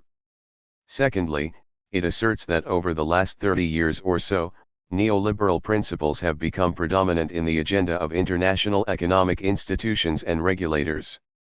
The essay then contends that the neoliberal agenda, in conjunction with the capitalist system's legacy of imperialism and its inheritance of dependency and inequality, spells doom for actors handicapped by the system, including media and communications organizations stuck at the bottom of the food chain, so to speak. Colonialism and imperialism were driving forces in the establishment of the current global capitalist system, or otherwise were, by the least, pivotal in setting up the inequalities the system is fraught with. Immanuel Wallerstein, the theorist behind world systems theory, argued that the world system of today emerged at the same time as the modern European imperial dominance of the world. Subsequently, the world is now locked in a spatio-temporal site of imperial power, whereby the perpetual binarism between colonizing and colonized countries continues today. What this means is that, while colonies may no longer exist formally, imperialism still exists today in the sense that the global capitalist system was established, exported around the world and then maintained by the imperial powers, old and new. To put this into context, former colonies, whilst no longer formally belonging to their former colonizers, need to adhere to the global capitalist agenda set up by former and current imperial powers in order to develop and modernize. Since the 1970s, neoliberal principles have been promoted by the major trading states from the West, global financial institutions and multinational corporations. Furthermore, they have been largely adopted by the rest of the world, including the Global South and Second World. Neoliberalism advocates a free trade and a market or capitalist economy as the best way to achieve prosperity. It argues that free trade, private property rights and free markets will lead to a richer, more innovative and more tolerant world. While some argue that states are turning to neoliberal 359 policies because doing so encourages foreign investment, through preventing the state from appropriating overseas investments and guaranteeing that the success of those investments is determined solely by market mechanisms. Others say that states are forced to do so, either for their own survival in the system or through coercion. While states are finding it hard to survive in the system unless joining the World Bank, which in turn looks for International Monetary Fund approval, others are forced into employing neoliberal strategies to trade with big economies such as those in the G7, especially the EU and US. If countries refuse to abide by the demands of their larger trading partner, the retaliation for independently minded behavior is likely to come at a considerable cost to their export earnings. Others which have become destroyed by market forces are told by international donors and global financial institutions to make structural adjustments favoring neoliberal principles in order to receive their assistance. This essay contends that neoliberal ideology is dangerous in a system created and exported by imperialist powers. The current neoliberal agenda is consolidating the dependency in the system inherited by colonial exploitation. As neoliberal ideology favors foreign investment and objects to state interference, the result is that states and societies which were previously dominated in colonial times, and rendered unable to develop strong infrastructures and industries, now rely on foreign entrepreneurs to help modernize and develop. This is a new kind of dependency, as instead of relying on foreign colonial possessors for survival in the capitalist system they created, developing countries now rely on foreign capitalists looking to earn money. This notion is summarized well by Evans in her following passage. Peripheral nations perpetually depend on forms of economic assistance that deepen and enforce their dependency upon the very institutions, corporations, and nations that strip them of the infrastructural and business assets, jobs, decision-making power, natural resources, and social support that could serve as bases for creating more free, self-sufficient, and sustainable societies.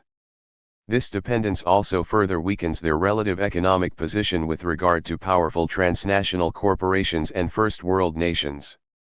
A number of problems arise from this neoliberal-induced dependency. The most obvious is the reliance it imposes on peripheral states by leading nations which blindly and naively trust the neoliberal agenda dogmatically.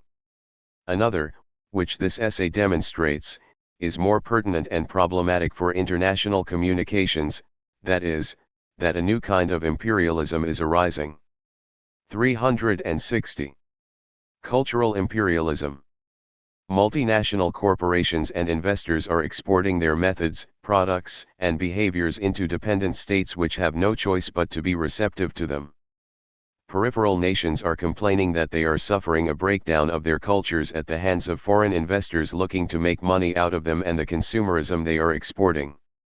The following section looks at the effect the global economy has on international communications, especially with regard to the dependency, inequality it influences.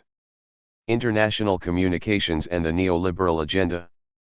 This section argues that the prevalence of neoliberalism in the global economy has big implications on international communications, by examining the global media system. Since the emergence of neoliberalism in economic policy, we are seeing two main things: the consolidation of a media oligopoly, as huge waves of mergers between media firms are resulting in greater penetration and control of the global media field by a select few media conglomerates, and the dependence of media systems in peripheral states, whose communication systems were designed to suit the needs of their colonial masters. This, as the essay argues, creates a new kind of dominance and dependency in the system. Neoliberal principles in the marketplace are allowing the consolidation of media ownership and markets by a small group of media conglomerates from the core, especially the United States. The opening up of markets, which has largely accelerated across the globe in the last 30 or so years through the advent of neoliberal policy directives, allows the biggest companies to buy out other companies and own a monopoly in the global market. According to McChesney and Schiller, who wrote in 2003, compared with 10 or 20 years ago, a much smaller number of much larger firms now dominate the media at the national and regional levels. Their claim is corroborated by the following passage from Bagdikian: in 1983, 50 corporations dominated most of every mass medium, and the biggest media merger in history was a $340 million deal. In 1987, the 50 companies had shrunk to 29. In 1990, the 29 had shrunk to 23. In 1997, the biggest firms numbered 10 and involved the $19 billion Disney ABC deal, at the time the biggest media merger ever. AOL Time Warner's $350 billion merged corporation, more than 1,000 times larger. 361. In 2005, 10 media firms, 7 of which were American, accounted for 80% of all revenues in the global media market. By 2010, the scene was similar. Time Warner and Disney remain the top 2 firms, while the number of American companies dropped to 6 and the number of Japanese rose to 3.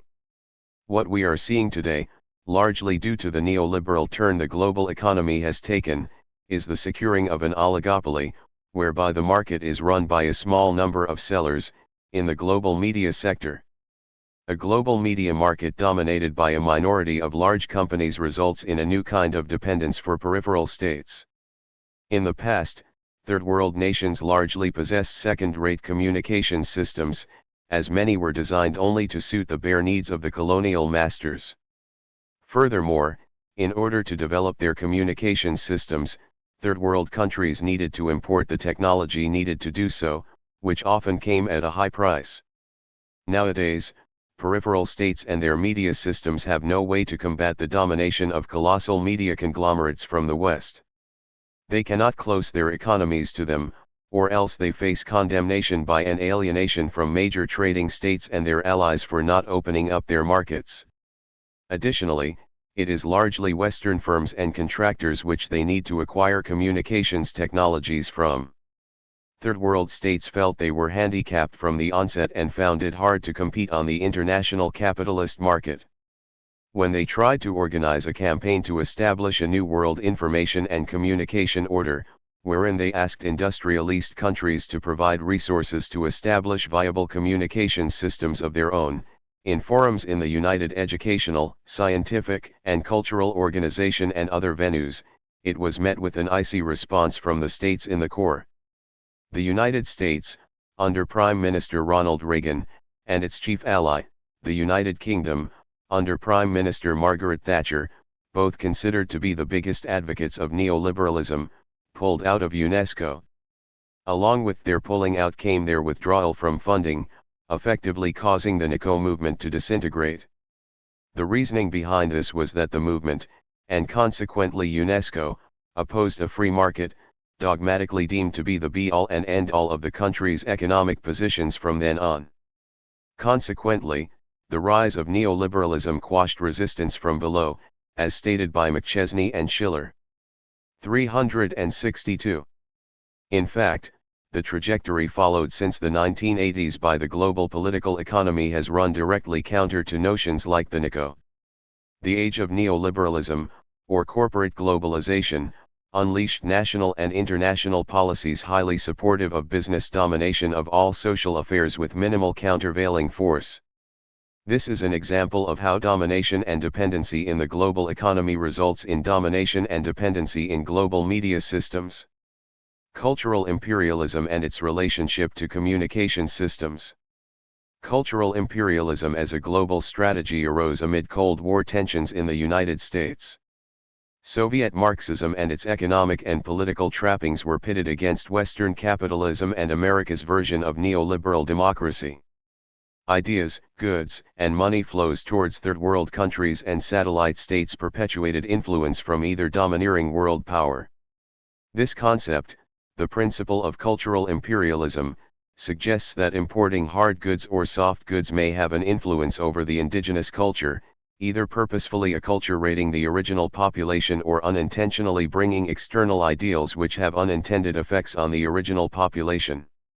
Said, building on Orientalism, writes that despite the end of the Cold War and the Age of Empire after 1945, colonial imperialism left lasting effects on formerly colonized cultures. Therefore, the legacy of colonial imperialism is enacted in cultural imperialism in these contemporary cultures, leaving room for international influence vis-a-vis systems of power. Specifically, this power is described by Herbert Schiller wherein the developed, industrial West influences global allocation of resources via cultural imperialism. For Schiller, third world nations are located on the periphery, far from the centers of control. Due to their proximity politically or economically, these nations are not in control of their own economic development, instead, they are subject to outside forces determining how development should proceed. Foucault's observations on immaterial power enrich the definition of cultural imperialism. For Foucault, control over a person's environment and influence within a social system are an immaterial kind of power. In the definition of power, Foucault suggests that there is a system of ordered procedures for the production, regulation, distribution, circulation, and operation of statements which thereby are defined as truth. Foucault states that truth is culturally relative and specific. Ideology, such as how a culture enacts governmentality, are a part of these truths. Neoliberal governance is both a system and an ideology, extending beyond national identity to create various 363 subjectivities at the intersections of truth, reordering mandates beyond cultural specificity. Importantly, Schiller, Tunstall, and Goback argue that cultural imperialism was strengthened by 20th-century communication systems. Networked communication systems allow for a complex international system by which television, radio, and motion pictures are exported to the world. According to Ginn, cultural exchange in these interlinked nations were unequal. Inequity arose from the fact that massive world powers have greater resources to devote towards infrastructure investment and content creation as compared to smaller nation-states. Thus, the efficacy or size of communication systems had a great effect on the ability to produce and sell content. Lerner explains these effects as a product of modernizing, which happens concurrently with U.S. intervention upon a third world power.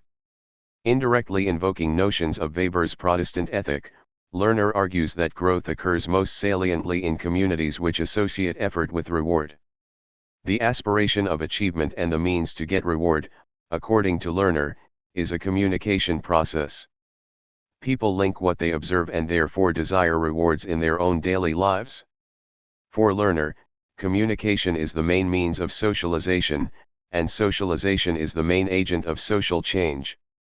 It follows that public communication diffuses new ideas by which people are stimulated to seek change to achieve their desires. Cultural imperialism's media effects thesis thereby states that these public communication systems are how the U.S. exerts soft power via its highly developed information systems network. Soft power, as Schiller cites Nye, is defined by control of communication power. For Nye, soft power has more to do with culture, industry, and ideology than structural power. Schiller then uses this foundation to argue in a global arena, the U.S. soft power is observed by its commercial, globalized presence in other countries. In an increasingly international marketplace, Schiller identifies that there is a certain kind of cultural imperialism that comes with the adoption of US-style capitalism. In shifting towards a consumerist economy, the means by which consumerism is perpetuated are also adopted by whomever is adopting a new economic paradigm. Schiller remarks that media cultural imperialism is a subset of the general system of imperialism. It is not freestanding. The media cultural component in a developed, corporate economy supports the economic objectives of the decisive industrial financial sectors. Schiller proffers that this kind of imperialism infects a sort of consumerist virus. This, he states, is how burgeoning communication systems adopt U.S. culture industry paradigms unbeknownst to countries reaching for the first world. These countries rapidly join the advertising. 364. Bandwagon and, he argues, soap operas exist to sell soap. Tomlinson remarks that for Schiller, capitalism is culture and that the effects of the spread of the system is evident of the individuals immersed within it. Proponents of the cultural imperialism thesis such as Schiller, Tunstall, Varese, and Guback argue that there is a one-way flow from the US to the rest of the globe. Tunstall argues that cultural imperialism claims that traditional, authentic, and local culture is being lost in the wash of consumer-driven mass-produced media products from the West. This one-way flow is as a metaphorical fire hose. The volume of content from the US to third world nations is often cheaper and better produced than indigenous programming, due to the high cost of production in a developing nation. Thus, the flow from the West floods local markets and leaves little opportunity for alternatives to imported media to exist. This is the crux: if there is no space for indigenous programming, local populations have nothing to choose but Western media and all its consumerist charms. Dorfman and Matlard point to exactly why the flow is problematic in their manifesto entitled, How to Read Donald Duck. The book is a series of political warnings centered around Disney cartoons created to be consumed in Peru. Their thesis argues that third world nations export raw goods and import ideas, and those ideas are anti-local, and present goods unreachable for the means of a population. They state, the housewife in the slums is incited to buy the latest refrigerator or washing machine. The impoverished industrial worker lives bombarded with the images of the Fiat 125. Underdeveloped peoples take the comics at second hand, as instruction in the way they are supposed to live and relate to the foreign power center. Dorfman and Matlard, 33. Despite the threats to local cultures that monoflows of media may encourage, cultural imperialism as a theory leaves little room to assume that local cultures may have the ability to digest content and dissect Western paradigms where present. The theory suggests sweeping statements on the relationship between media and people, removing people's agency as consumers and indirectly stating that cultures outside of the United States lack the ability to obtain media literacy. Furthermore, observations of contraflow, or countercultural imperialism, have been noted by many scholars. As early as the late 70s, scholars such as Eng, Tracy, Reeves, and Katz and Liebes have observed pushback from populations in multitudes of ways, from critical observation to the creation of indigenous content. 365. Lastly, Jin notes that there are methods to critically test the soundness of cultural imperialist thought. Our increasingly complex global media environment has niches supported by an ever-diversifying media market. These niches are treated as an important part of the market and include diaspora populations to whom satellite or other specific channels may be catered on the basis of religious, language, or cultural proximity. The second focuses on an underestimation of local resistance to Western dominance by the theory. It is important to keep in mind the reductive tendencies inherent in cultural imperialism media effects theory. In assuming local populations are a homogeneous group or suggesting that smaller and developing nations all react to American communication flows in predictable or similar ways ignores the possibility for resistance and reproduction beyond the imperial truth offered from the West. Case study: U.S. media dominance. One of the implications of the format of the current global economy is that whoever has economic power is able to secure full spectrum dominance, as complete freedom in the market allows no restrictions on the expansion and dominance of economic powers. The United States is the current economic power, with the biggest economy in the world, with a gross domestic product and purchasing power parity of over $14 trillion in 2010 according to the International Monetary Fund. This explains the American domination in the global communications markets. One of the areas in which American dominance is extant is through media flows. The rest of the world is being inundated with media flows from the United States. Thus Su argues that media flows have a close relationship with economic power and that, despite an increase in contraflows from the global south towards the west, American companies will always dominate the system in this era of full-spectrum dominance. What this means is that the freer markets are, the better able companies from major economic powers, such as America, are to dominate the whole global market. As a result, American media and entertainment industries penetrate the global market and flood the world with American cultural products, or buy out foreign companies or create subsidiaries overseas to provide local programming for other countries from which they reap the profits. For example, major U.S. studios such as Columbia TriStar, Warner Brothers, and Disney are using local production facilities in Europe, Asia and Latin America and setting up subsidiaries to make country-specific programming there. Additionally, foreign cultures are being creolized with America's, as media outlets from other countries are following American. 366. Business models which have been proven to succeed. Brazilian soap operas, for instance, portray a glamorous American lifestyle just with a Brazilianized face to replicate the success of American soaps in selling products by advertisers and sponsors. Whilst cultural imperialism is one implication of American dominance in the global economy, another is its influence in institutions. Of course, the impact America had over the NICO debate was demonstrated earlier, as the influence the country maintains over UNESCO through its funding is critical. This shows that the United States has the ability, not only to direct policy directives in the IMF and World Bank, but also to prevent constructive dialogue which questions the manifestation of American, and Western, dominance in the communications sector. Moreover, as American corporations largely run most of the media, they are able to generate information supporting their agenda.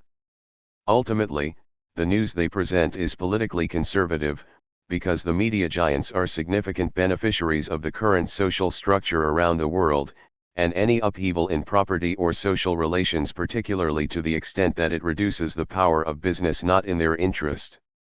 For instance, the media often promote ideals such as free trade and corporate entrepreneurialism and show governments putting restriction on markets in a bad light. Thus, not only does America practice cultural imperialism, but also a kind of institutional imperialism as well. From the global media sector, we see the power of transnational media companies, supported by the governments of the economically dominant major trading states they originate from, and the subsequent dependence media outlets and markets from the periphery have on them. Examples of this come from the consolidation of a media oligopoly by mostly American media conglomerates and the inability of third world countries to stand up to neoliberal espousing dominant states in the global north such as the United States through supposedly democratic institutions such as UNESCO. This reflects the transmission of power from imperial powers in colonial times to transnational corporations in this neoliberal, corporate globalization era. In any case, the relationship between international communications and the neoliberal atmosphere in the global capitalist economy suggests two things. Firstly, it suggests neoliberalism, in conjunction with a legacy of inequality caused by colonialism and imperialism, severely disadvantages former. 367. Colonies and other underdeveloped states, which cannot compete with the already advanced powerful states in the global north. Secondly, it suggests that whatever trend prevailing in the global political economy greatly impacts on international communications. The result of the prevalence of neoliberal policy directives in the past 30 years or so has been the consequent narrowing down of the field of media firms which dominate the global media market and the establishment of a predominantly American-run oligopoly within it. The global economy thus has a huge effect on international communications, and dependencies and inequalities in the former result in dependencies and inequalities in the latter. U.S. Media Cultural Imperialism. U.S. cultural imperialism has two major goals, one economic and the other political, to capture markets for its cultural commodities and to establish hegemony by shaping popular consciousness. The export of entertainment is one of the most important sources of capital accumulation and global profits, displacing manufacturing exports. In the political sphere, Cultural imperialism plays a major role in dissociating people from their cultural roots and traditions of solidarity, replacing them with media-created needs which change with every publicity campaign. The political effect is to alienate people from traditional class and community bonds, atomizing and separating individuals from each other. Cultural imperialism emphasizes the segmentation of the working class. Stable workers are encouraged to dissociate themselves from temporary workers, who in turn separate themselves from the unemployed, who are further segmented among themselves within the underground economy.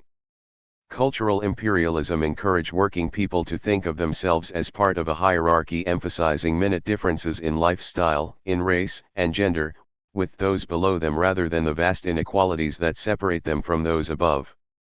The principal target of cultural imperialism is the political and economic exploitation of youth. Imperial entertainment and advertisement target young people who are most vulnerable to U.S. commercial propaganda. The message is simple and direct: modernity is associated with consuming U.S. media products. Youth represent a major market for U.S. cultural export and they are most susceptible to the consumerist individualist propaganda. The mass media manipulates adolescent rebelliousness by appropriating the language of the left and channeling discontent into consumer extravagances. Cultural imperialism focuses on youth not only as a market but also for political reasons, to undercut a political threat in which personal rebellion could become political revolt against economic as well as cultural forms of control. 368. Over the past decade, progressive movements confront a paradox.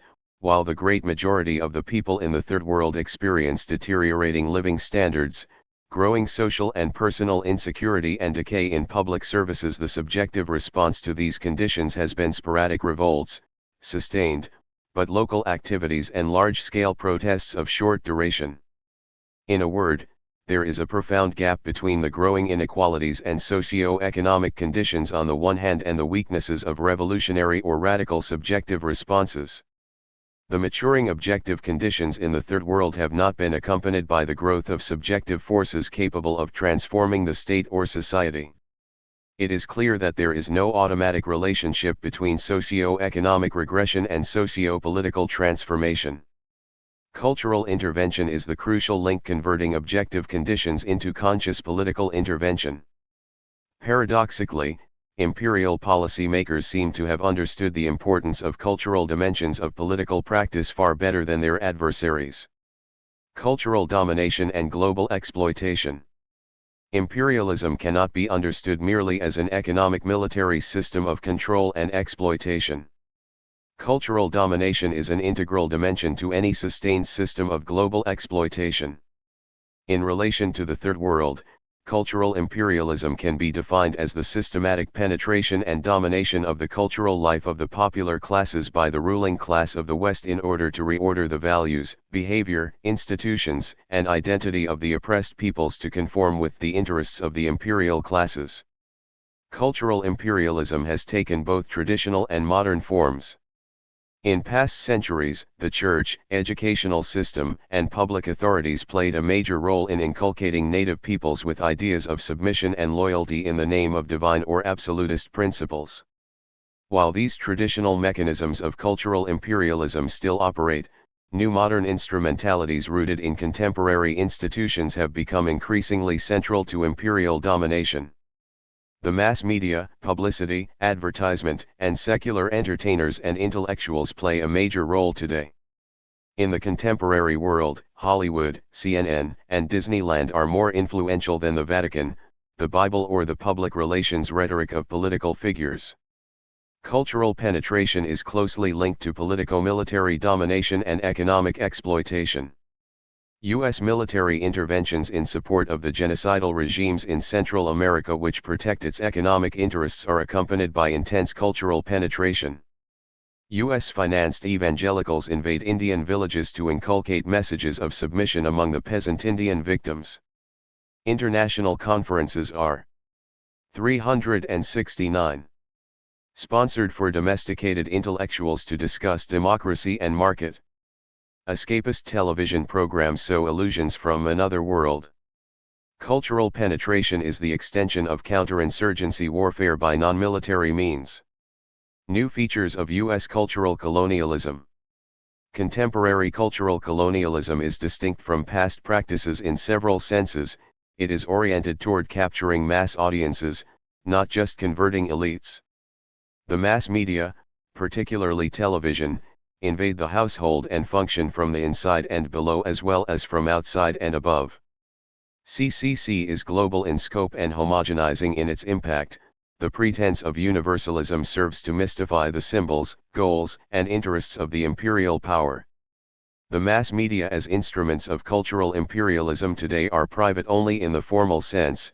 The absence of formal state ties provides a legitimate cover for the private media projecting imperial state interests as news or entertainment. Under contemporary imperialism, political interests are projected through non-imperial subjects. News reports focus on the personal biographies of mercenary peasant soldiers in Central America and smiling working-class U.S. blacks in the Gulf War.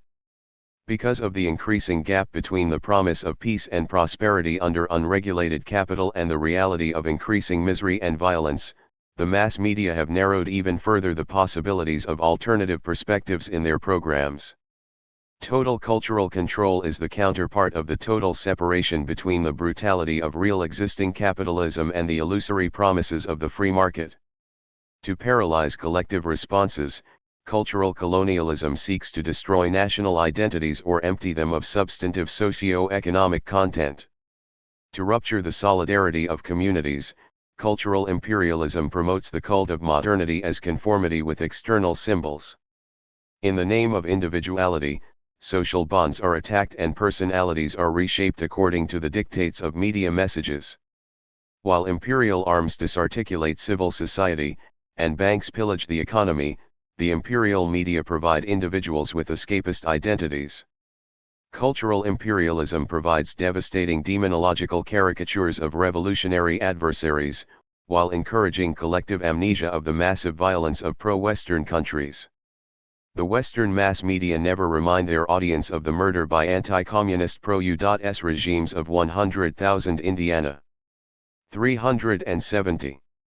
In Guatemala, 75,000 working people in El Salvador, 50,000 victims in Nicaragua. The mass media cover up the great disasters resulting from the introduction of the market in Eastern Europe and the XU.S.S.R, leaving hundreds of millions impoverished. Mass media, propaganda and capital accumulation. The mass media is one of the principal sources of wealth and power for U.S. capital as it extends its communication networks throughout the world.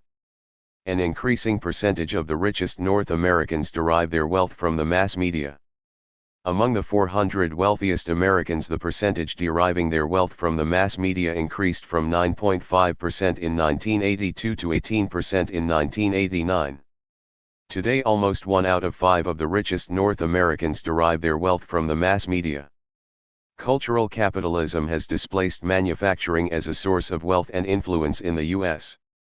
The mass media have become an integral part of the U.S. system of global political and social control, as well as a major source of super profits. As the levels of exploitation, inequality, and poverty increase in the Third World, Western-controlled mass communications operate to convert a critical public into a passive mass.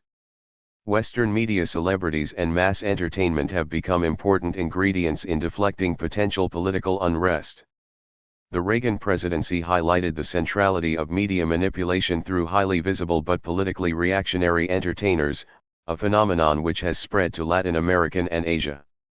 There is a direct relation between the increase in the number of television sets in Latin America, the decline of income and the decrease in mass struggle.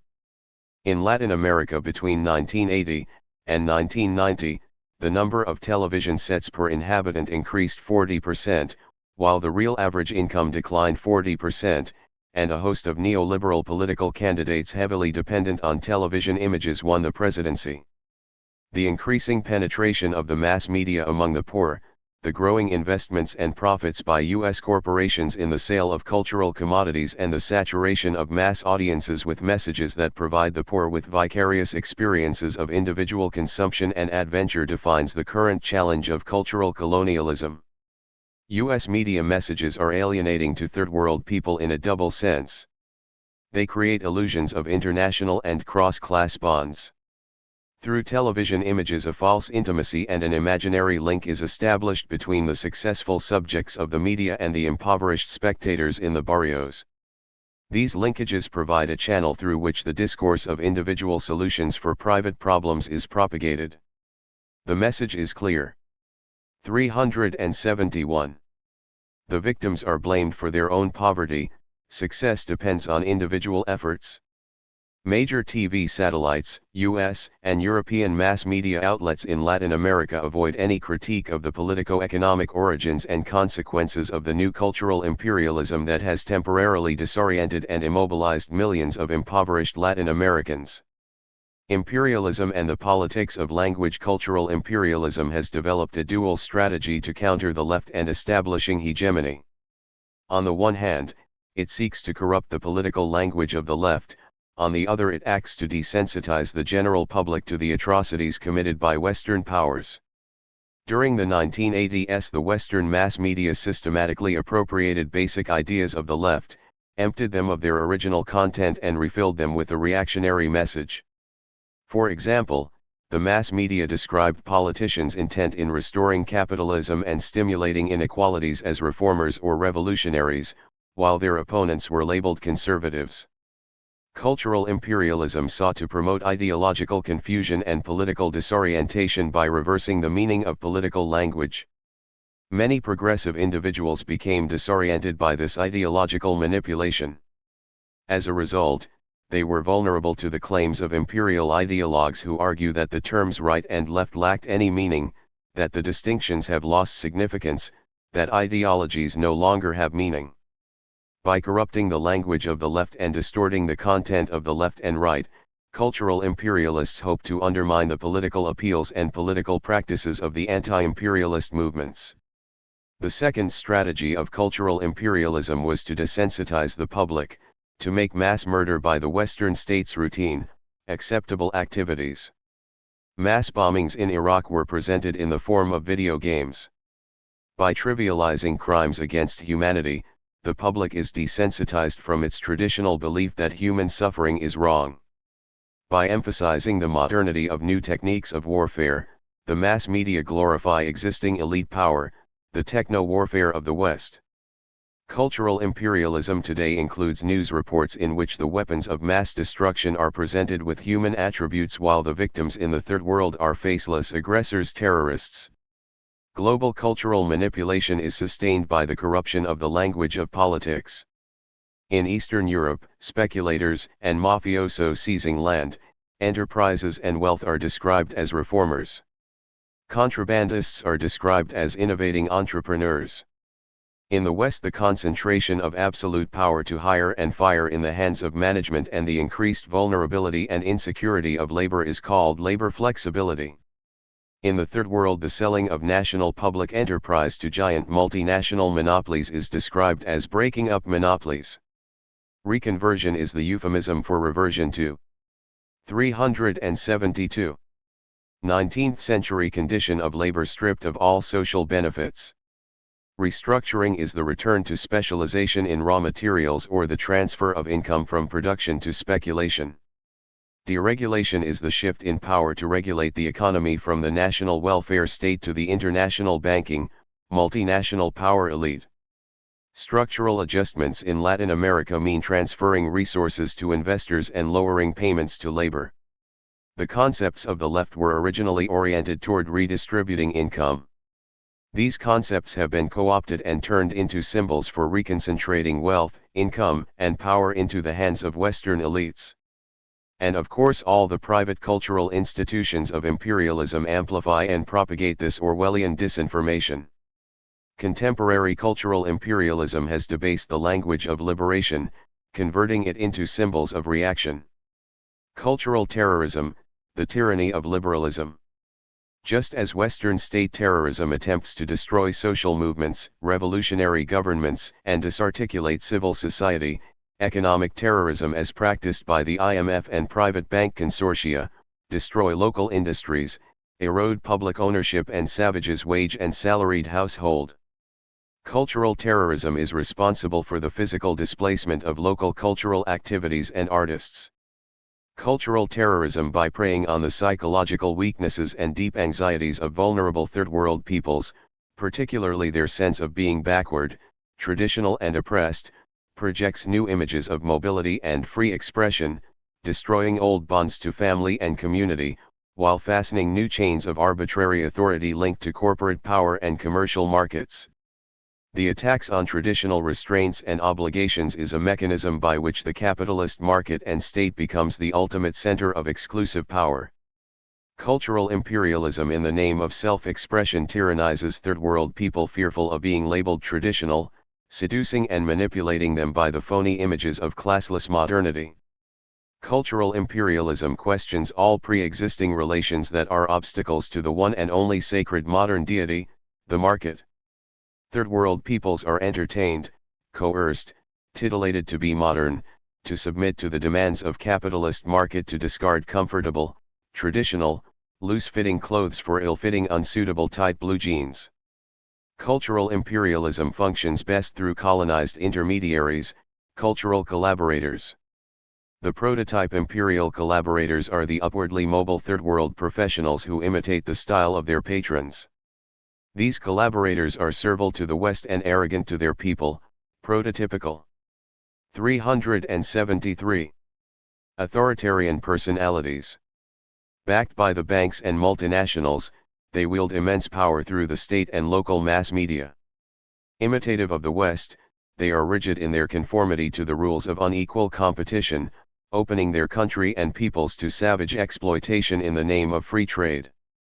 Among the prominent cultural collaborators are the institutional intellectuals who deny class domination and imperial class warfare behind the jargon of objective social science. They fetishize the market as the absolute arbiter of good and evil. Behind the rhetoric of regional cooperation, the conformist intellectuals attack working class and national institutions which constrain capital movements, their supporters isolated and marginalized. Today throughout the Third World, Western-funded Third World intellectuals have embraced the ideology of concertation. The notion of interdependence has replaced imperialism. And the unregulated world market is presented as the only alternative for development. The irony is that today as never before the market has been least favorable to the Third World. Never have the US, Europe, and Japan been so aggressive in exploiting the Third World. The cultural alienation of the institutional intellectuals from the global realities is a byproduct of the ascendancy of Western cultural imperialism. For those critical intellectuals who refuse to join the celebration of the market, who are outside of the official conference circuits, the challenge is to once again return to the class and anti-imperialist struggle. North Americanization and the myth of an international culture. One of the great deceptions of our times is the notion of internationalization of ideas, markets, and movements. It has become fashionable to evoke terms like globalization or internationalization to justify attacks on any or all forms of solidarity, community, and/or social values. Under the guise of internationalism, Europe and the US have become dominant exporters of cultural forms most conducive to depoliticizing and trivializing everyday existence. The images of individual mobility, the self-made person, the emphasis on self-centered existence now have become major instruments in dominating the Third World. Neoliberalism continues to thrive not because it solves problems, but because it serves the interest of the wealthy and powerful and resonates among some sectors of the impoverished self-employed who crowd the streets of the Third World. The North Americanization of Third World cultures takes place with the blessing and support of the national ruling classes because it contributes to stabilize their rule. The new cultural norms, the private over the public, the individual over social, the sensational and violent over everyday struggles, and 374 social realities, all contribute to inculcating precisely the egocentric values that undermine collective action. The culture of images, of transitory experiences, of sexual conquest, works against reflection, commitment, and shared feelings of affection and solidarity.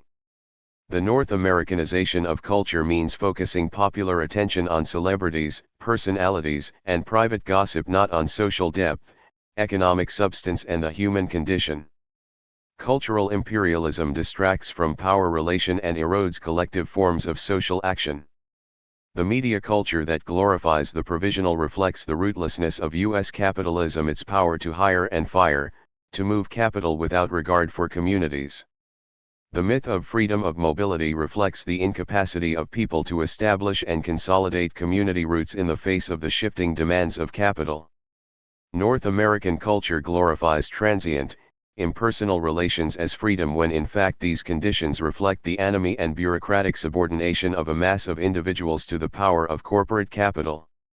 North Americanization involves a wholesale assault on traditions of solidarity in the name of modernity, attacks on class loyalties in the name of individualism, the debasement of democracy through massive media campaigns focusing on personalities.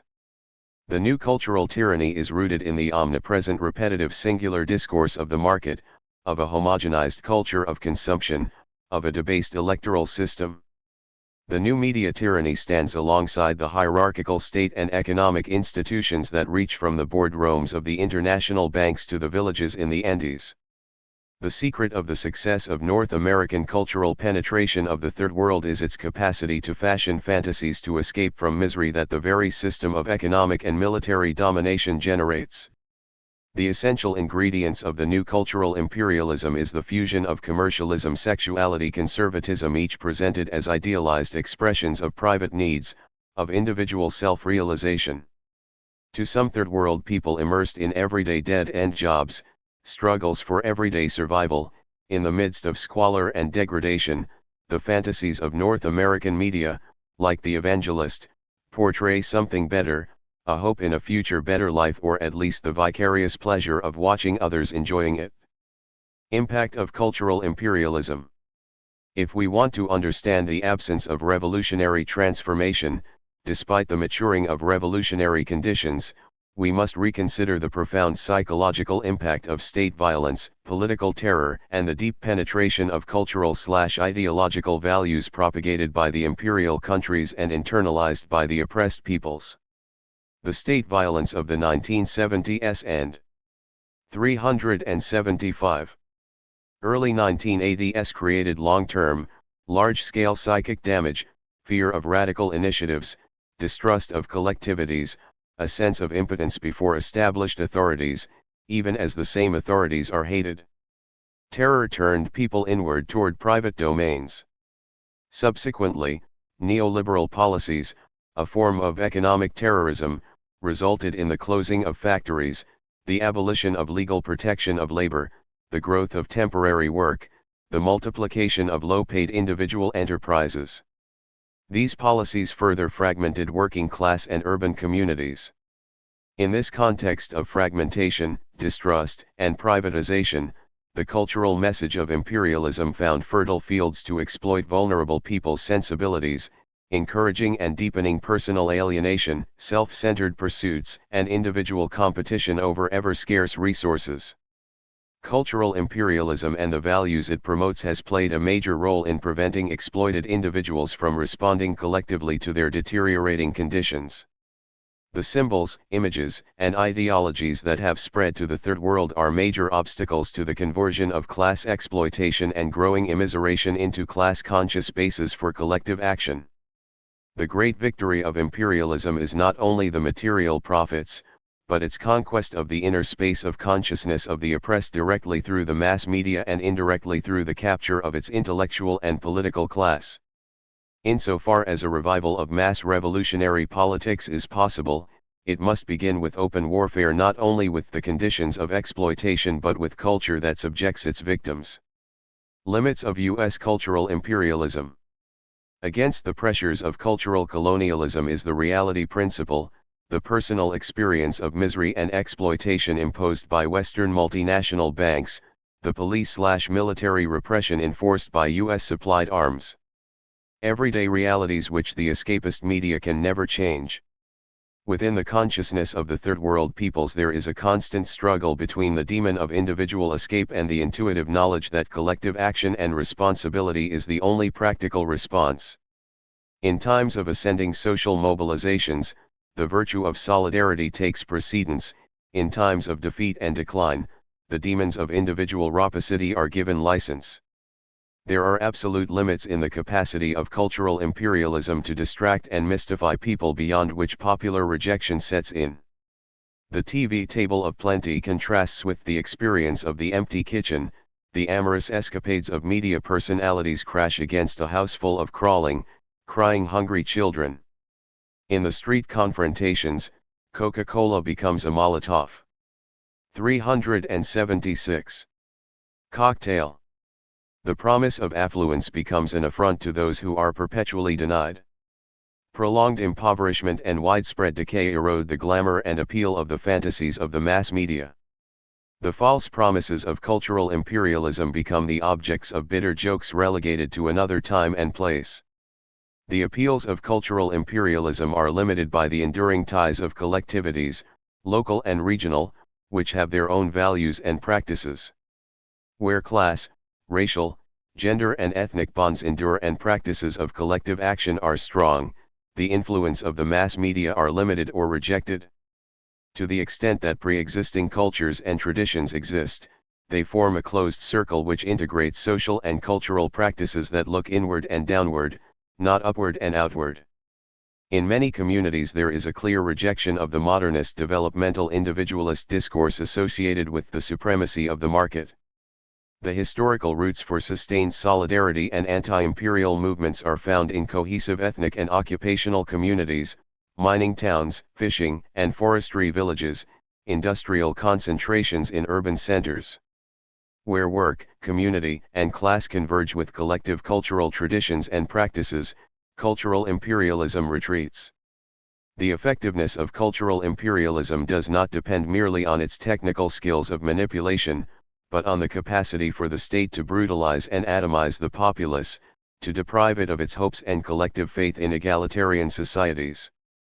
Cultural liberation involves not merely empowering individuals or classes, but is dependent on the development of a socio-political force capable of confronting the state terror that precedes cultural conquest. Cultural autonomy depends on social power, and social power is perceived by the ruling classes as a threat to economic and state power. Just as cultural struggle is rooted in values of autonomy, community, and solidarity which are necessary to create the consciousness for social transformations, political and military power is necessary to sustain the cultural basis for class and national identities. Most important, the left must recreate a faith and vision of a new society built around spiritual as well as material values, values of beauty and not only work. Solidarity linked to generosity and dignity. Where modes of production are subordinated to efforts to strengthen and deepen long-standing personal bonds and friendship. Socialism must recognize the longings to be alone, to be intimate as well as to be social and collective. Above all, the new vision must inspire people because it resonates with their desire not only to be free from domination but free to create a meaningful personal life informed by effective non-instrumental relations that transcend everyday work, even as it inspires people to continue to struggle. Cultural imperialism thrives as much on novelty, transitory relations, and personal manipulation, but never on a vision of authentic, intimate ties. 377. Based on personal honesty, gender equality, and social solidarity. Personal images mask mass state killings, just as technocratic rhetoric rationalize weapons of mass destruction.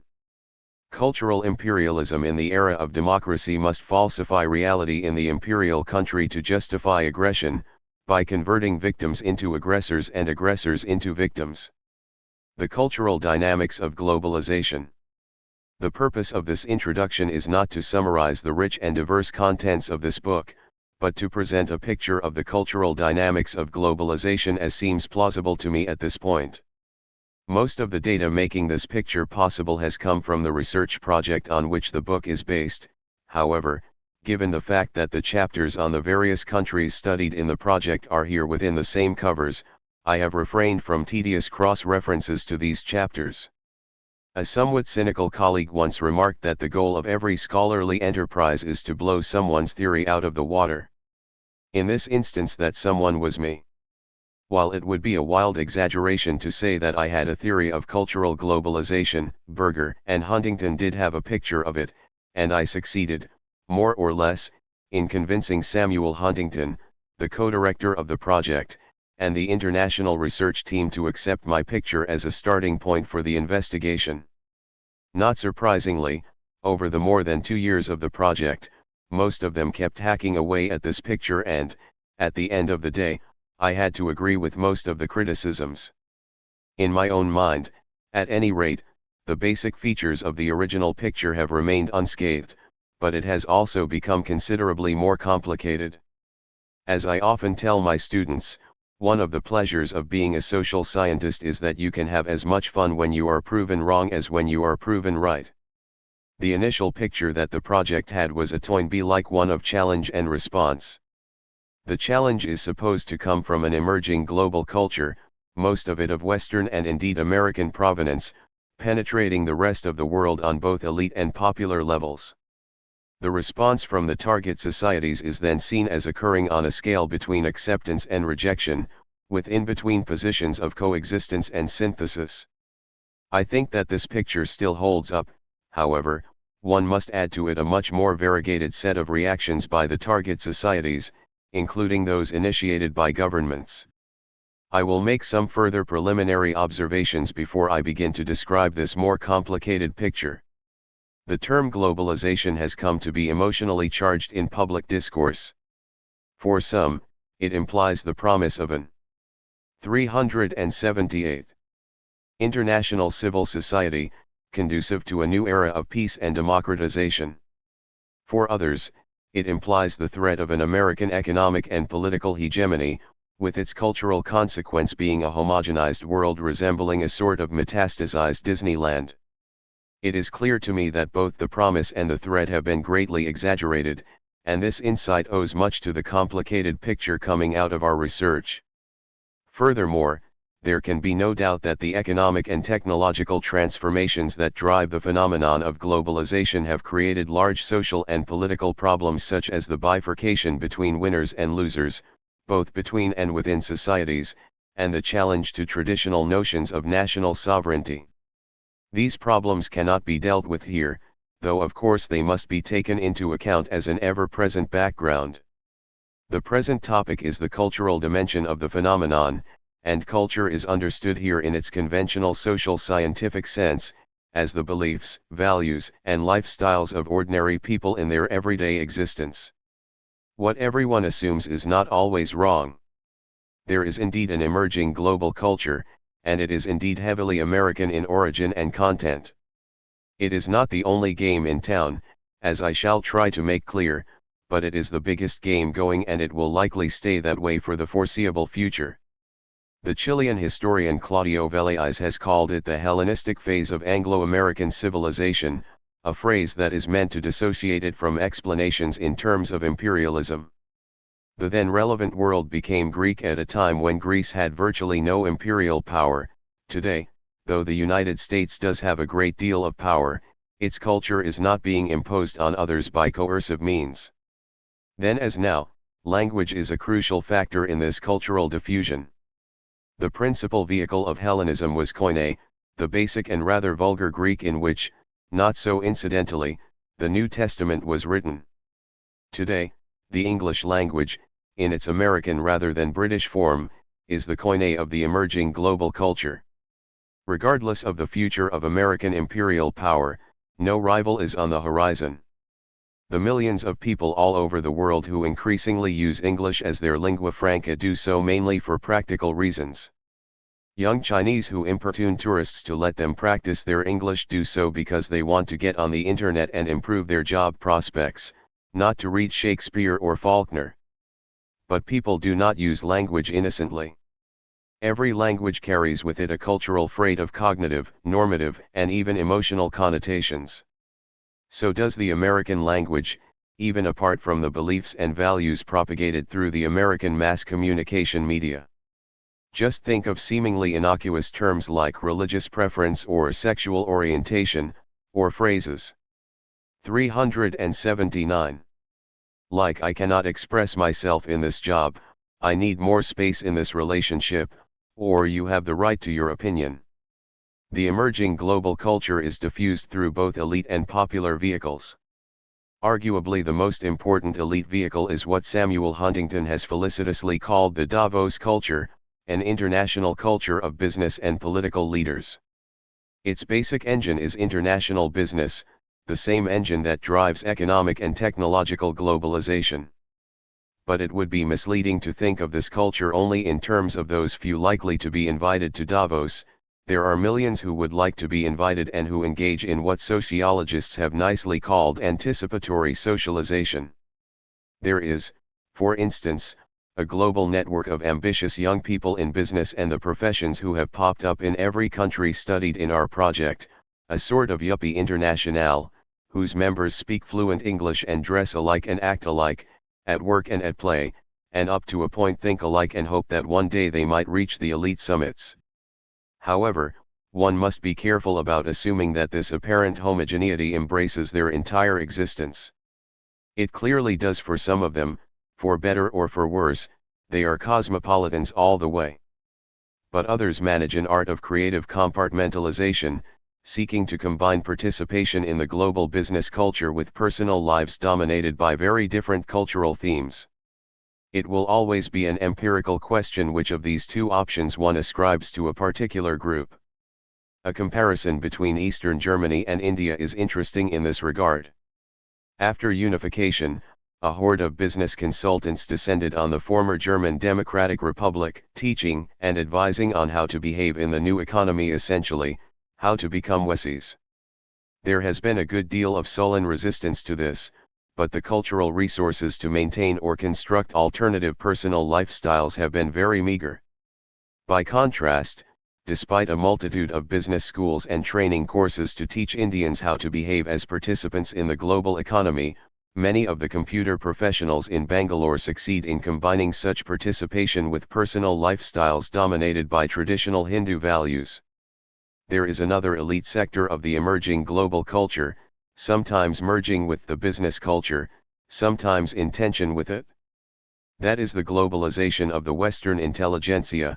I have called it, not so felicitously, the faculty club culture.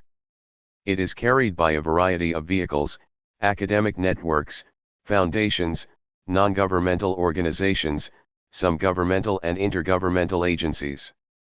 It too seeks and actively creates markets throughout the world, but the products it promotes are not those of 380 multinational corporations but the ideas and behaviors invented by Western intellectuals, such as the ideologies of human rights, feminism, environmentalism, and multiculturalism, as well as the politics and lifestyles that embody these ideologies.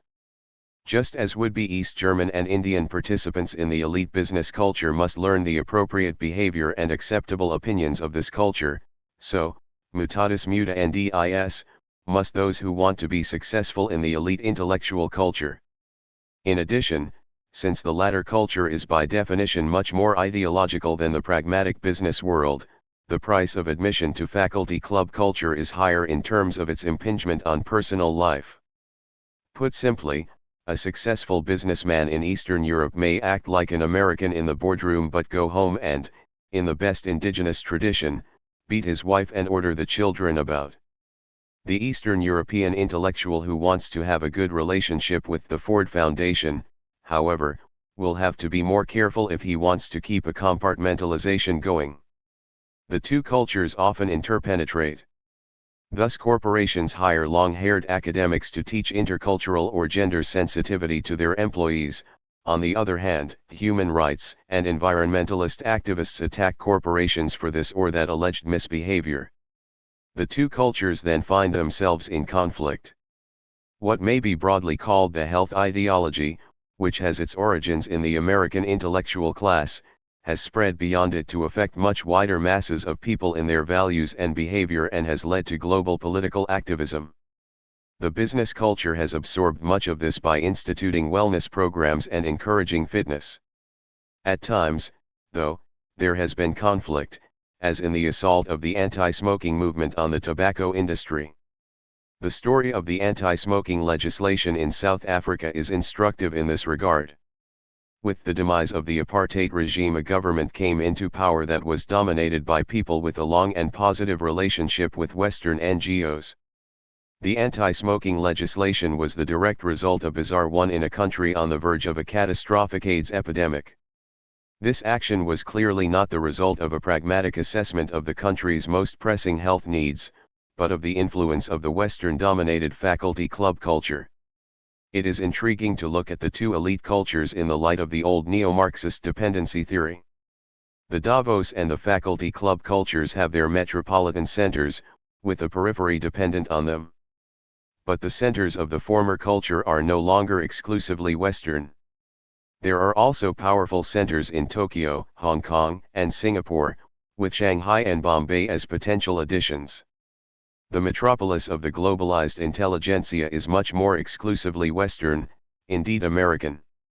Thus, when the term cultural 381 imperialism is used, it is probably more applicable to East 43rd Street, where the impressive headquarters of the Ford Foundation are located, than to the corporate bastions of Wall Street and Madison Avenue. I might add that this is a descriptive statement, not necessarily a value judgment. One may deplore or welcome the influences emanating from any of these Manhattan addresses. Be this as it may, the preponderant position of the United States in both elites is not open to doubt. It follows that the most important globalizers are Americans. James Hunter has provided a picture of this group, whom he calls parochial cosmopolitans, people who move with the greatest of ease from country to country while remaining in a protective bubble that shields them from any serious contact with the indigenous cultures on which they impinge. The bubble also shields them from serious doubts about what they are doing. Hunter finds this type of person in both corporations and NGOs, with the possible exception of those engaged in evangelical missionary enterprises. Hunter's depiction of these globalizers has been criticized. It may have left out more sophisticated members of both elites. However, it plausibly describes an important segment of American businesspeople and intellectuals engaged in global activities. They are reminiscent of Arthur Miller's famous salesman, who rides on a smile and a shoeshine, a prototypical American figure. Compared with earlier civilizing missions, this American cultural imperialism has about it a quality of innocence. It comes out clearly when these people are genuinely surprised by hostile reactions to their efforts. By far the most visible manifestation of the emerging global culture is in the vehicle of popular culture. It is propagated by business enterprises of all sorts. Although control of these enterprises is exercised by elites, popular culture penetrates broad masses of people all over the world. The vast scope of this penetration can hardly be overestimated. Just take one statistical indicator: in 1970, 10.3% of Chilean households had televisions, in 1999 the figure was 91.4%. Although some of the programs carried by Chilean television originate from within the country, an enormous number of the contents came from abroad, mostly from American media. Much of the consumption of this popular culture is arguably superficial, in the sense that it does not have a deep effect on people's beliefs, values, or behavior. In principle, an individual could wear jeans and running shoes, eat hamburgers, even watch a Disney cartoon, and remain fully embedded in this or that traditional culture. However, an inhabitant of a Chilean shanty town wearing a t-shirt with the inscription "Make Love Not War" may be expressing a more significant change. Nor is it likely that young Chilean people dancing 382 frenetically to rock music are engaged in the consumption of a cultural import with no significant consequences on outlook and behavior. I would suggest a differentiation between sacramental and non-sacramental consumption. Anglican theology defines a sacrament as the visible sign of an invisible grace, mutatis muta and dis. The definition applies here as well. Some consumption of the globalizing popular culture is quite non-sacramental. To paraphrase Freud, sometimes a hamburger is just a hamburger. But in other cases, the consumption of a hamburger, especially when it takes place under the golden icon of a McDonald's restaurant, is a visible sign of the real or imagined participation in global modernity.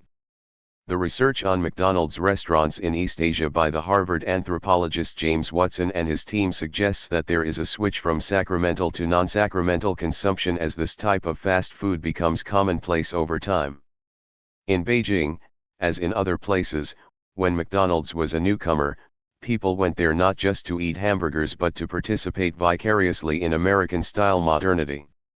In Tokyo or Taipei, where McDonald's had been around for a long time, going there was just one consumer option among many: the hamburger was just a hamburger. Needless to say, there is no way of deciding a priori which type of consumption prevails. It will always be a matter of empirical inquiry. Finally, the emergent global culture is carried by popular movements of one kind or another. Some of them are linked to faculty club culture, such as the feminist and environmental movements, or what the French sociologist Daniel Hervieux-Ledger called the ecumenism of human rights. Sometimes the efforts of their Western sponsors fail to produce genuine popular movements, in which case, to use the language of dependency theory, the indigenous activists constitute a comprador class in the service of metropolitan agencies. At other times, though, the missionary outreach is successful and popular movements with a broad appeal eventuate. Again, only careful empirical research can determine which of these two possibilities is in play. I have long argued that evangelical Protestantism, especially in its Pentecostal version, is the most important popular movement serving as a vehicle of cultural globalization. It is a movement of astounding scope in large areas of East and Southeast Asia, in the Pacific Islands, in sub-Saharan Africa, and most dramatically in Latin America. The British sociologist David Martin, who has devoted many years to the study of this phenomenon, estimates that it involves at least 250 million people worldwide. And, as Martin has shown, it brings about a dramatic cultural revolution. The Chilean and South African data, for example, show how conversion to this type of religion transforms people's attitudes to 383. Family, sexual behavior, child rearing, and, most importantly, to work and general economic attitudes.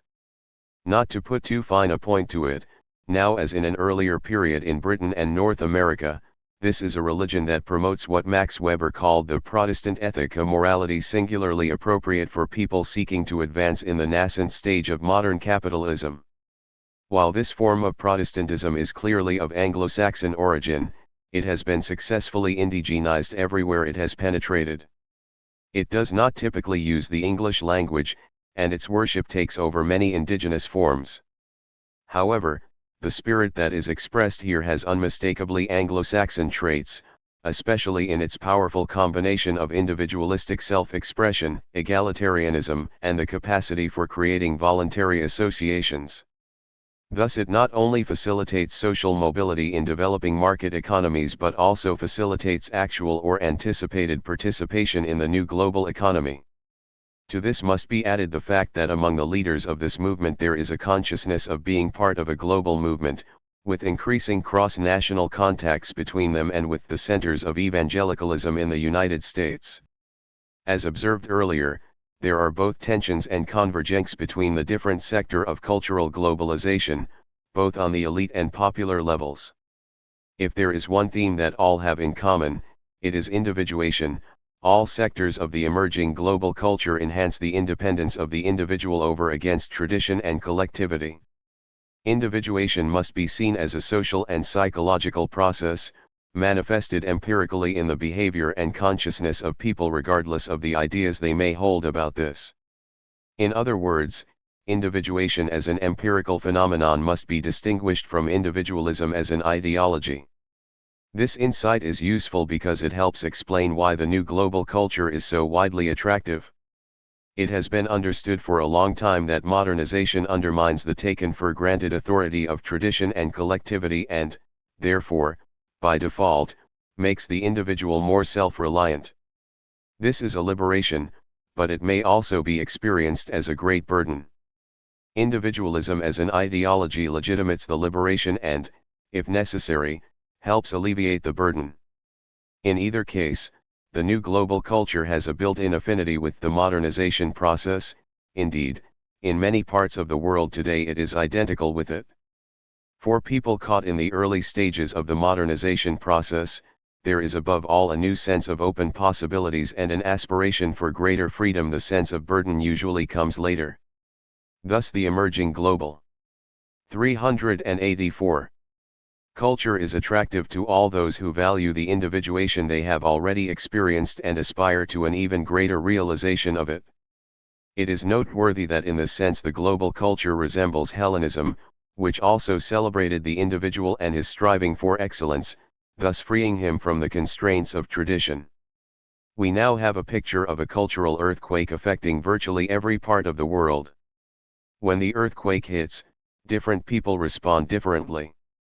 There are cases of supine acceptance. The Yuppie Internationale mentioned before is a case in point. Then there are attempts at militant rejection, be it under banners of religion or nationalism. Since total isolation from the global culture necessarily requires near total isolation from the global economy, the costs of this posture are very high indeed. But there are less totalistic forms of rejection, typically practiced by governments trying to balance global economic participation with resistance against global culture. China is the most important case of this. It is a difficult balancing act. More intriguing are the cases in between acceptance and rejection. There is almost everywhere what James Watson called localization. The global culture is accepted but with significant local modifications. As Watson points out, McDonald's in America has an implicit contract with its customers. It provides clean, inexpensive food, they eat it and leave promptly. That, after all, is the meaning of fast food. In East Asia this contract had to be modified because customers linger. Two groups especially do this: housewives relaxing in the restaurant after shopping or other errands and school children before going home. The attractions are clean premises, accessible restrooms, and protection against inopportune advances. This localization is particularly interesting because it has obvious economic consequences to which McDonald's management has had to adapt. But the localizations can have more far-reaching aspects. For example, Buddhist movements in Taiwan have taken on many of the organizational forms American Protestantism to propagate a decisively non-American, non-Western religious message. For another example, a peculiarly German institution, the Love Parade, took over the form of the American Gay Pride March but made it into a pan-erotic festival marked by a distinctively German methodical seriousness. Impinging global influences can also lead to a revitalization of indigenous cultural forms. Thus the inroad of Western-based fast food chains in India and Japan has led to the development of fast food outlets for traditional foods, and the invasion of Western fashions in Japan has led to the development of an indigenous fashion industry marked by distinctively Japanese aesthetics. 385. Localization shades over into another response, best described by the term hybridization. This is the deliberate effort to synthesize foreign and native cultural traits. Japan, ever since the Meiji Restoration, has been a most successful pioneer of this response, but there are many other examples.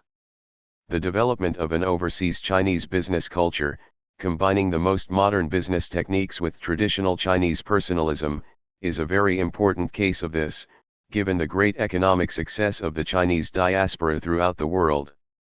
However, as mainland China becomes integrated into the global economy, very similar hybridizations can be observed, as in the newly fashionable notion of the Confucian merchant. The case of software engineers in Bangalore who garland their computers in Hindu ceremonies is a particularly dramatic example of the same thing. On a much less sophisticated level, the synthesis of Christianity and traditional religions in the so-called African indigenous churches is another fascinating ease. All these cases make it abundantly clear that the idea of a mindless global homogenization greatly underestimates the capacity of human beings to be creative and innovative in the face of cultural challenges. Yet there are differences between cultures in the capacity to adapt creatively. The distinction between strong and weak cultures suggested by Samuel Huntington is useful in this connection. The cultures of Eastern and Southern Asia, notably Japan, China, and India, have been notably strong, while African cultures and some in Europe have been relatively weak. The German case is particularly interesting. One would intuit that one is dealing with a strong culture here, but it turns out not to be. The reasons are clear. Sensitivity to the charge of revived nationalism in the wake of the Third Reich has weakened the willingness to assert German cultural self-esteem and has brought about a relatively passive posture in the face of impinging influences from abroad. This becomes clear when Germany is compared with other European societies and goes far in explaining why Germany seems to be the most Americanized country in Europe. Some of the concepts developed in the 1970s by Brigitte Berger, Hans-Fried Kellner, and myself in the context of modernization theory are surprisingly applicable to the phenomenon in question here. We said that modernity comes in packages containing patterns of both behavior and consciousness. Some of these packages can be taken apart and reassembled without arresting the modernization process, such as the package of Christianity and modern medicine brought by Western missionaries. We called these linkages extrinsic. Other packages cannot be taken apart without stopping the modernization. 386. Process, such as the linkage between modern medicine and a scientific conceptualization of causality. These we called intrinsic linkages. When packages are diffused from one societal sector to another, we spoke of carryover as when economic costs/benefits thinking is carried over into family life. And when the attempt is made to limit the diffusion, we called this stoppage as when individuals behave one way at work and then behave very differently when they come home. I think these concepts remain useful as one tries to understand different responses to the emerging global culture. The above series of responses to the challenge of the emergent global culture do not provide the whole picture. There is also the increasingly significant phenomenon of alternative globalizations, that is, cultural movements with a global outreach originating outside the Western world and indeed impacting on the latter. This is important, not only because it corrects the notion that non-Western and non-American cultures are simply reacting to the forces of cultural globalization, but because it implies that there may be more than one path to modernity. This too is not an altogether new idea. In recent years it has been revived in the writings of the Harvard sinologist Tu Weiming, the Israeli sociologist Shmuel Eisenstadt, and others. In other words, alternative globalizations intend the possibility of alternative modernities. These movements can also be found on both elite and popular levels. On the elite there have been both secular and religious movements of alternative globalization. While this particular appeal has diminished in recent years, Western business and policy circles were for a while eagerly striving to emulate Japanese industrial policy and management techniques. A good religious example is Opus Dei, arguably the most influential Catholic organization in the world today. Opus Dei began in Spain but is now very influential in Latin America, the Philippines, and other Catholic communities. It is militantly conservative in its theology and morality but very positive in its attitude to modern global capitalism. Opus Dei was very active politically in the waning years of the Franco regime and was instrumental in the transition to a market economy. The two most prestigious business schools in Spain are run by Opus Dei. What is involved here is more than an intelligent accommodation with social change. There is the deliberate attempt to construct an alternative modernity capitalist, democratic, but at the same time resolutely loyal to Catholic religious. 387. And moral traditions. And this, incidentally, explains why Pope John Paul II has been so favorably disposed toward Opus Dei, in contrast with his skepticism toward the Jesuits, who used to be the elite cadre of militant Catholicism but whose traditional loyalties have become somewhat shaky in recent years. In Latin America there has also been the conscious effort to posit an integral Catholic culture against the Americanizing force of evangelical Protestantism. On the popular level, but sometimes reaching into more elevated social strata, India has emitted a number of highly influential religious movements. The Sai Baba movement is a good example, claiming 2,000 centers in 137 countries. The claim may be exaggerated, but there is no doubt that there are many such centers in Europe and North America. This movement is starkly supernaturalistic, clearly an alternative to a modern scientific worldview. The Hare Krishna movement is an even more visible case of Indian cultural emission. Similarly successful in the West have been a number of Buddhist movements, such as Soka Gakkai, which comes out of Japan. The Buddhist Renaissance in Taiwan intends a global outreach as well, thus the Tzu Chi Foundation has branches in 40 countries. Islamic movements in Turkey and all over the Muslim world clearly intend an alternative modernity, not rejecting modernity in the style of the Taliban in Afghanistan or even the militant factions in the Iranian regime, but rather seeking to construct a modern society that participates economically and politically in the global system but is animated by a self-consciously Islamic culture. A comparable Islamic movement in Indonesia pre-capitalist, pre-democratic, tolerant of religious pluralism, but decisively committed to the Muslim faith was an important factor in the demise of the Suharto regime and the election of its own leader, Abdur Rahman Wahid, to the presidency. Throughout the Muslim world today, even in Iran, such visions of an alternative Islamic modernity are gaining influence. Arguably the most important cultural influence coming from Asia into the West is not carried by organized religious movements but arrives in the form of the so-called New Age culture. It has affected millions of people in Europe and America, both on the level of beliefs and of behavior. Given its non-organized, broadly diffused character, New Age is more elusive than the religious movements mentioned above, but it is being studied by an increasing number of scholars of religion. It remains to be seen to what extent New Age will permanently influence the metropolis of the emerging global culture and thus modify the shape of the latter. The British. 388. Sociologist Colin Campbell has tellingly described the New Age phenomenon as Easternization. As far as popular culture is concerned, Japan has been the most successful emitter. Japanese automotive and electronic products have earned their reputation for reliability, and in consequence Japanese notions and techniques of quality control have greatly influenced European and American industry as well as consumer behavior. The case of Shiseido Cosmetics is interesting, like that of the Japanese fashion and design industries, in combining modern products with traditional Japanese notions of aesthetics and finding that this has an appeal beyond the borders of Japan. In all of this, incidentally, the analogy with Hellenism is again instructive. In the late Roman period, in circles dissatisfied with what Greco-Roman civilization had to offer, there was a turn toward the East in terms of behavior and ideas ex Orient lux. In the end, the West Asian movement of Christianity was the greatest beneficiary of this cultural development. A further complication must be added to our picture, as there are also what could be called sub-globalizations movements with a regional rather than global reach that nevertheless are instrumental in connecting the societies on which they impinge with the emerging global culture. Europeanization is probably the most important case of this, especially in the countries of the former Soviet bloc. German and Austrian influences in Hungary and other ex-communist countries, Scandinavian influences in the Baltic states, and Turkish influences in Central Asia serve both to Europeanize and to globalize. There is also the ideological project of a distinctively European version of modern capitalism, seen of course in contrast to what is perceived as the Anglo-Saxon version.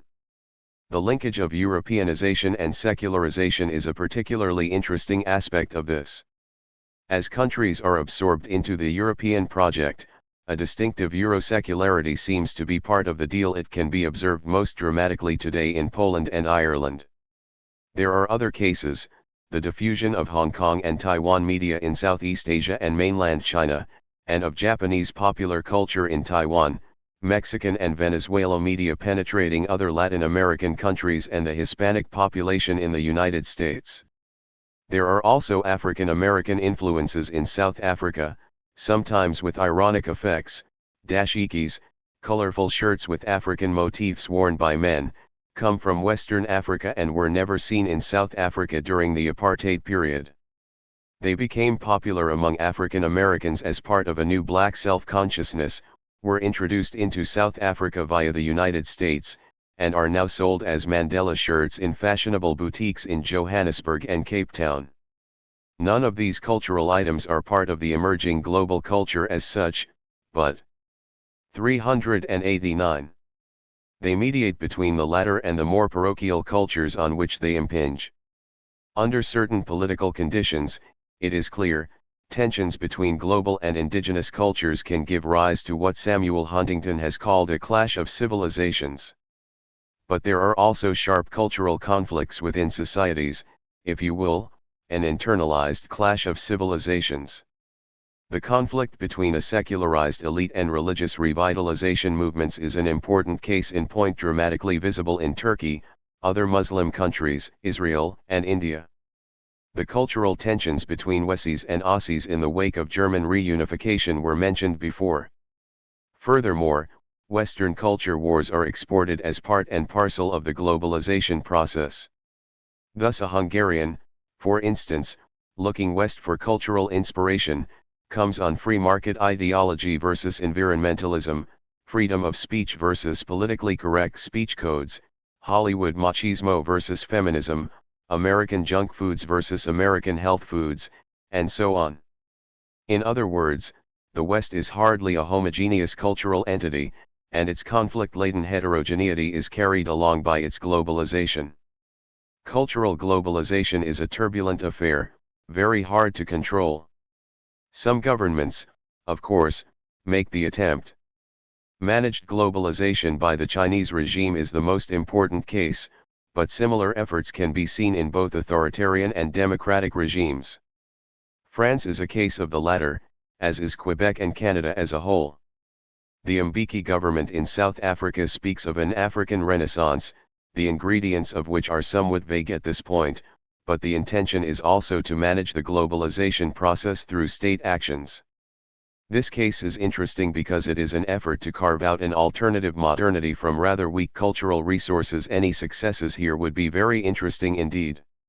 Here the problems of cultural globalization link up with the problems of economic and social globalization, notably, the problem of how to manage the losers in the global system.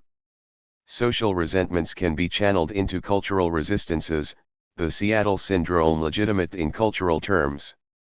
The campaign against McDonald's in France is a good example of this, the economic worries of French farmers elevated into a defense of French civilization against American barbarity. With the demise of Marxism, there is here a fertile field for a renascent left, in Europe as elsewhere. The old left themes of anti-capitalism and anti-Americanism obtain a new lease on life. It is too early to tell how widespread this new constellation will be. The picture that I have presented here is, as announced, quite complicated. It resists easy summations, except for the not unimportant conclusion that cultural globalization is neither a single great promise nor a single great threat.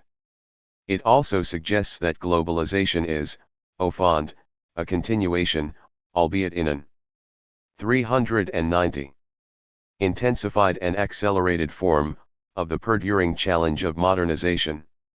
On the cultural level, this has been the great challenge of pluralism, the breakdown of taken-for-granted traditions and the opening up of multiple options for beliefs, values, and lifestyles. It is not a distortion to say that this amounts to the great challenge of enhanced freedom for both individuals and collectivities. If one values freedom, one will be very reluctant to deplore this development, despite its costs. One will then be most interested in the search of middle positions between endless relativization and reactive fanaticism. In the face of the emerging global culture, this means middle positions between acceptance and militant resistance, between global homogeneity and parochial isolation. Such a search has its difficulties, but, as the data of our project show persuasively, it is not impossible. Globalization and its effect on cultural diversity. The discourse regarding the effects of globalization on cultural diversity is a challenging debate. The advancement of technology dissolves international boundaries and opens cultures to a whole new arena, enabling globalization to occur. Globalization can be an empowering entity. It can interconnect the world, support economic development, provide information availability and assist in developing a global village. There is a paradoxical dichotomy, a tangible undercurrent, when it comes to globalization and cultural diversity. On one hand, globalization has the potential to mobilize and empower people, provide a means for self-representation, support a collective identity through socialization and provide employment opportunities. On the other hand, it has the ability to disempower people by misrepresentation, provide a process for further colonization, and propel the loss of individualism and self and group identity. Political theorist Frederick Jameson presents this as two competing future visions, one of a corporate-dominated monoculture where nations and cultural groups alike are deprived of autonomy and identity, and another of a vibrant celebration of pluralism, in which various cultural groups are in direct and harmonious contact with one another, free from limiting political forces such as national governments. Influences. Globalization provides both positive and negative influences on cultural diversity which can have far-reaching impacts. 391. Negative influences.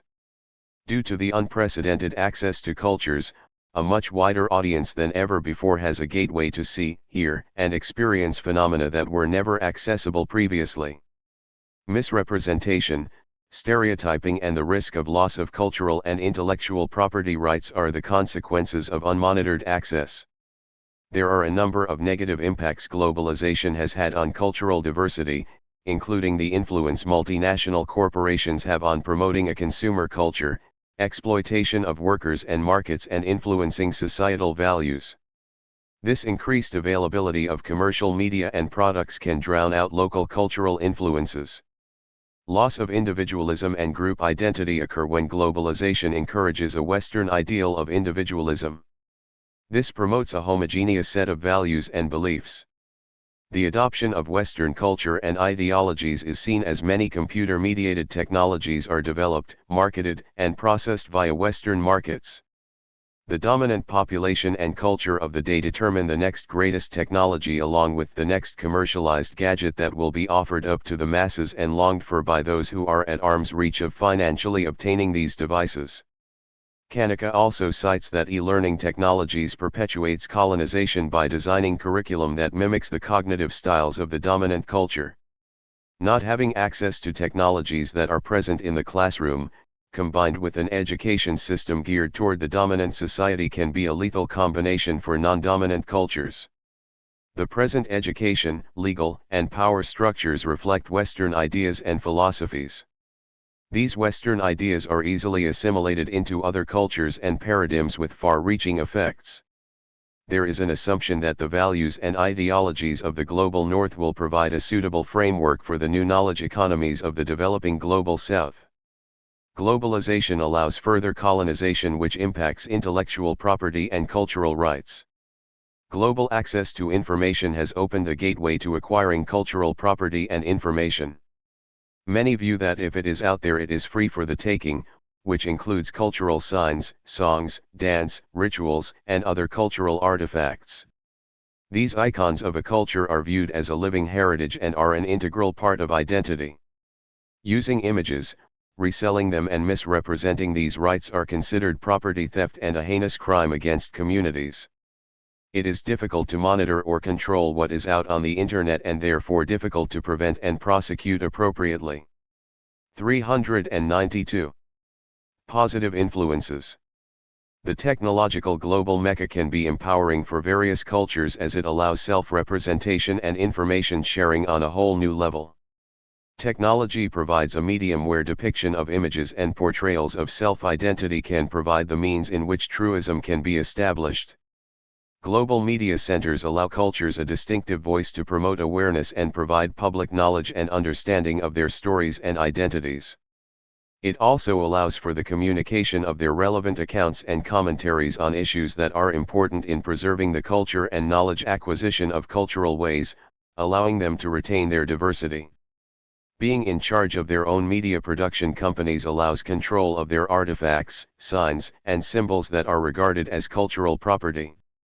When cultures are in control of their own public images, they are better equipped to manage and represent their images appropriately without misrepresentation.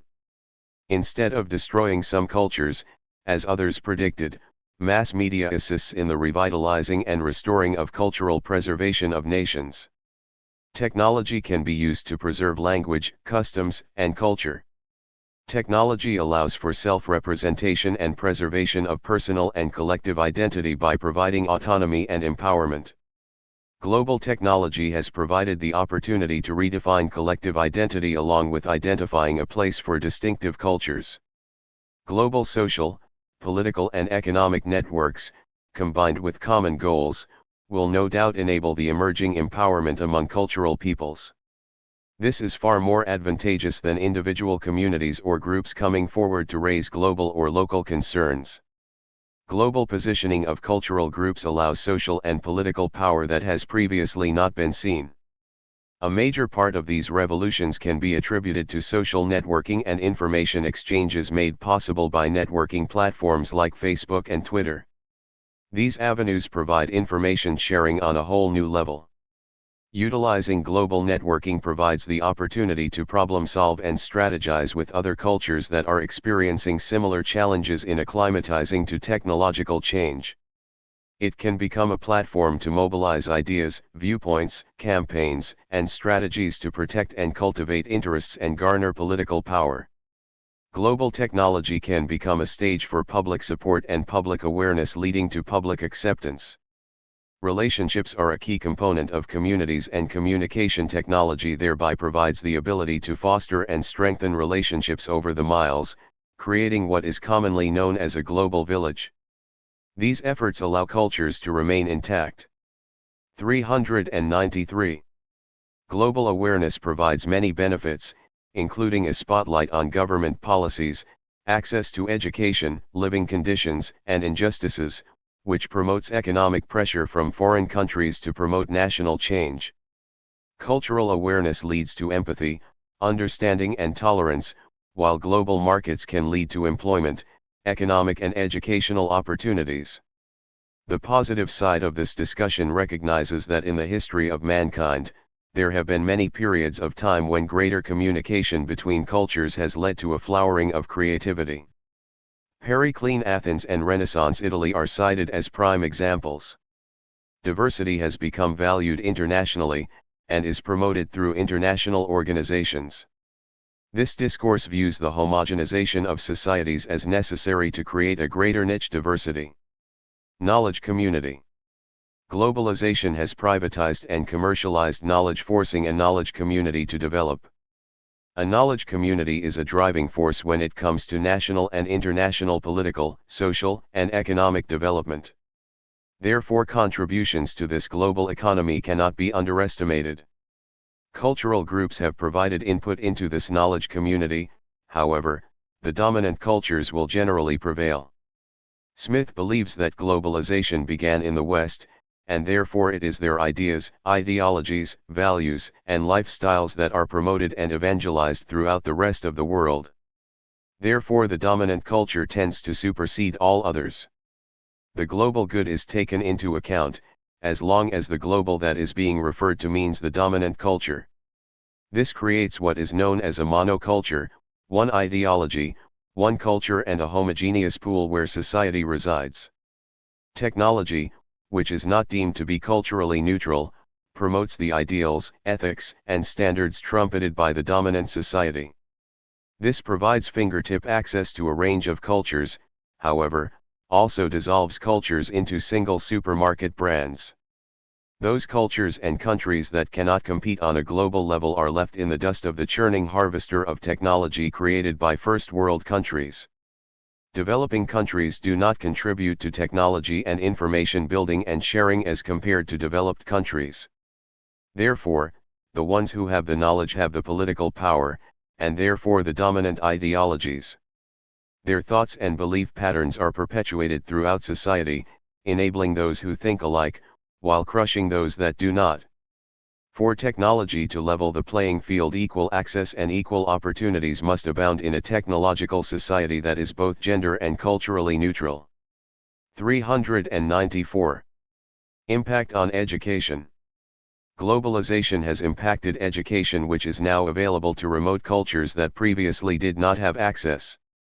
This has opened the doors to not only educational opportunities, but global employment opportunities as well.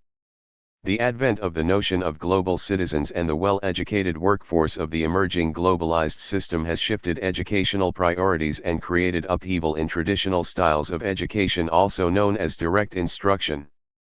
Furthermore, as countries recognize the immediacy of globalization, some have begun to establish guidelines to enshrine their own cultural diversity within an educational framework that meets the requirements of emerging globalization trends.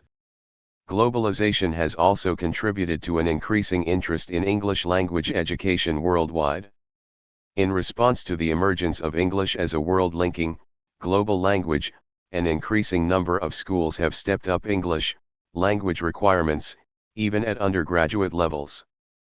The argument is that a universal teaching language is necessary as a natural consequence of globalization.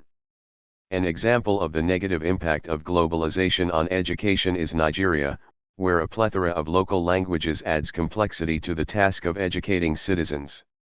This means that to maintain cultural diversity, allowances must be made for the multitude of local languages. The corresponding situation in Germany or China is much different. Their universities are purposing complete courses in English that incorporate and encourage market mechanisms. Impact on indigenous cultures.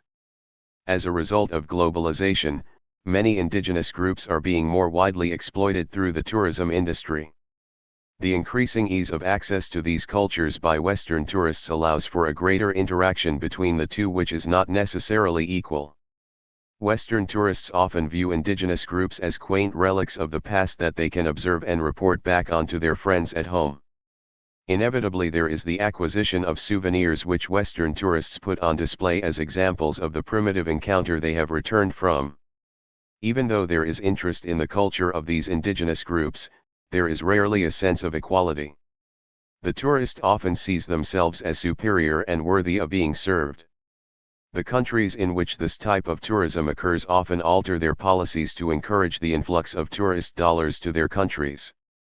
Many indigenous groups are moved from their traditional 395 territories in order to allow the Western tourist the greatest possible safari experience. The efforts of Western conservation organizations have convinced many African nations to alter their conservation policies to the point where there is a direct impact on the abilities of indigenous groups to continue providing for their people in their traditional ways. A positive spin-off is the greater opportunity for employment in the service industry for locals. Again, though, this tends to perpetuate the inequity in status between the tourist and the local employee. As well, the main economic beneficiaries of the tourism industry in these nations are not necessarily the local indigenous workers but the wealthy elite. Even the displays of cultural practices may not be accurate reflections of traditions, as they may be altered for the entertainment of the tourists. Also, this use of tradition for entertainment simply commercializes the local culture to the point where its significance may be compromised. One of the main segments of indigenous society that are specifically targeted by multinational corporations are the young. Adolescents are far more susceptible to targeted consumerism and, as a result, may find that Western consumer ideals may be more appealing to them than their own cultural traditions. They are easier to convert because their personal identity is not as set as that of an adult in their community. With this comes an erosion of cultural hierarchy, as the sense of identity becomes more of a personal, individual choice, rather than a societal one. Many indigenous see globalization as a threat to the traditional family structure, creating a disconnect from cultural traditions. Multinational corporations view indigenous land as a valuable commodity to be bought, sold, and exploited. This has had a great impact on local environments as traditional land use is being pushed aside in favor of specific uses designed to maximize the profits for larger entities. This conflicts with the view held by many indigenous groups that the land is the anchor that connects them to their culture. This exploitation has pushed many indigenous groups even further to the margins of society. The fear for many indigenous groups is that this global pressure on their culture is only going to lead to the erosion of their traditional values to the point that the diversity of culture in the world will be slowly whittled away to the point that there will be only one large homogeneous culture worldwide. The consumeristic nature of globalization is often contrary to traditional indigenous values. Globalization does not take into consideration cultural and socio-economic circumstances. Instead, it looks to further the interests of the larger, more influential countries and corporations which are the impetus behind its spread. 396. Working together. Globalization has been vilified as an exploitative measure by the West to profit from cheap labor within developing nations, and subvert poorer cultures into westernized nations. However, globalization has created an interdependency, rather than a dependency, and allowed some cultures to thrive rather than wither. The Plains Apaches Nation, for example, is a group who use technology to preserve their language, culture, and customs after striking a special culture committee which took action against a society which was in jeopardy of fading. Technology was used for restorative and recuperative activities to promote the conservation of a culture in a respectful and meaningful manner. Organizations such as Kiva promote financial support of Global South entrepreneurship in 40 different countries such as Cambodia, Nigeria, and Bolivia for as little as $25 US. Operating with a default rate of 0.14%, this type of global hand-up, rather than hand-out, enables local men and women to stay in their villages, rather than have to travel to distant cities to find work, and provides economic freedom. There are numerous aid organizations that attempt to assist various cultures in economic, financial, education and health issues, while simultaneously maintaining their heritage, culture, beliefs, and values. Working together and pluralism. Canada, for example, has partnered with His Highness the Aga Khan to develop the Global Center for Pluralism. This center in Ottawa is built upon the premise of openness, tolerance, and beliefs in other cultures that will strike a foundation for progress and development. Differences are celebrated and diversity is one of its core values. The Global Center for Pluralism promotes education, research, and espouses the values that support pluralist societal values. Multiculturalism is celebrated every year in Jordan with the Jurish Festival. This festival celebrates Middle Eastern and Western societies coming together to celebrate commerce, art, and culture. Their legacy shines today in the splendid cities of the Greco-Roman and Arab East, such as Petra, Jurush, Gadara, and Palmyra. Summarily, Webster's Third New International Dictionary defines culture as the total pattern of human behavior and its products embodied in speech, action, and artifacts and dependent upon man's capacity for learning and transmitting knowledge to succeeding generations. Globalization raises the fear that this definition will have only one pattern to define, that the resulting 397 absence of cultural diversity will, without intervention, leave succeeding generations with nothing but a homogenized, westernized culture to inherit. Regardless of whether one takes a positive or negative view of globalization's relationship to culture, it appears that the institutionalization of diversity may be diversity's biggest ally. In India, Korea, and Thailand, for example, steps are being taken to stay current with emerging trends in globalization. To ensure their labor forces are educated to be productive members of the international community, these counties have aggressively embraced globalization in their education systems. However, each country has unequivocally stated that national cultural education must be a part of its learning framework. Globalization has complicated the process of education many times over, but in doing so has created many incredible opportunities for countries to break out of the traditional models of educating and work towards creating knowledge communities. The global citizen is seen as a person who can act locally but think globally, a goal that keeps an eye on maintaining cultural diversity while exposing a country's citizens to the benefits of globalization. The debate around globalization being positive and/or negative is an ongoing one.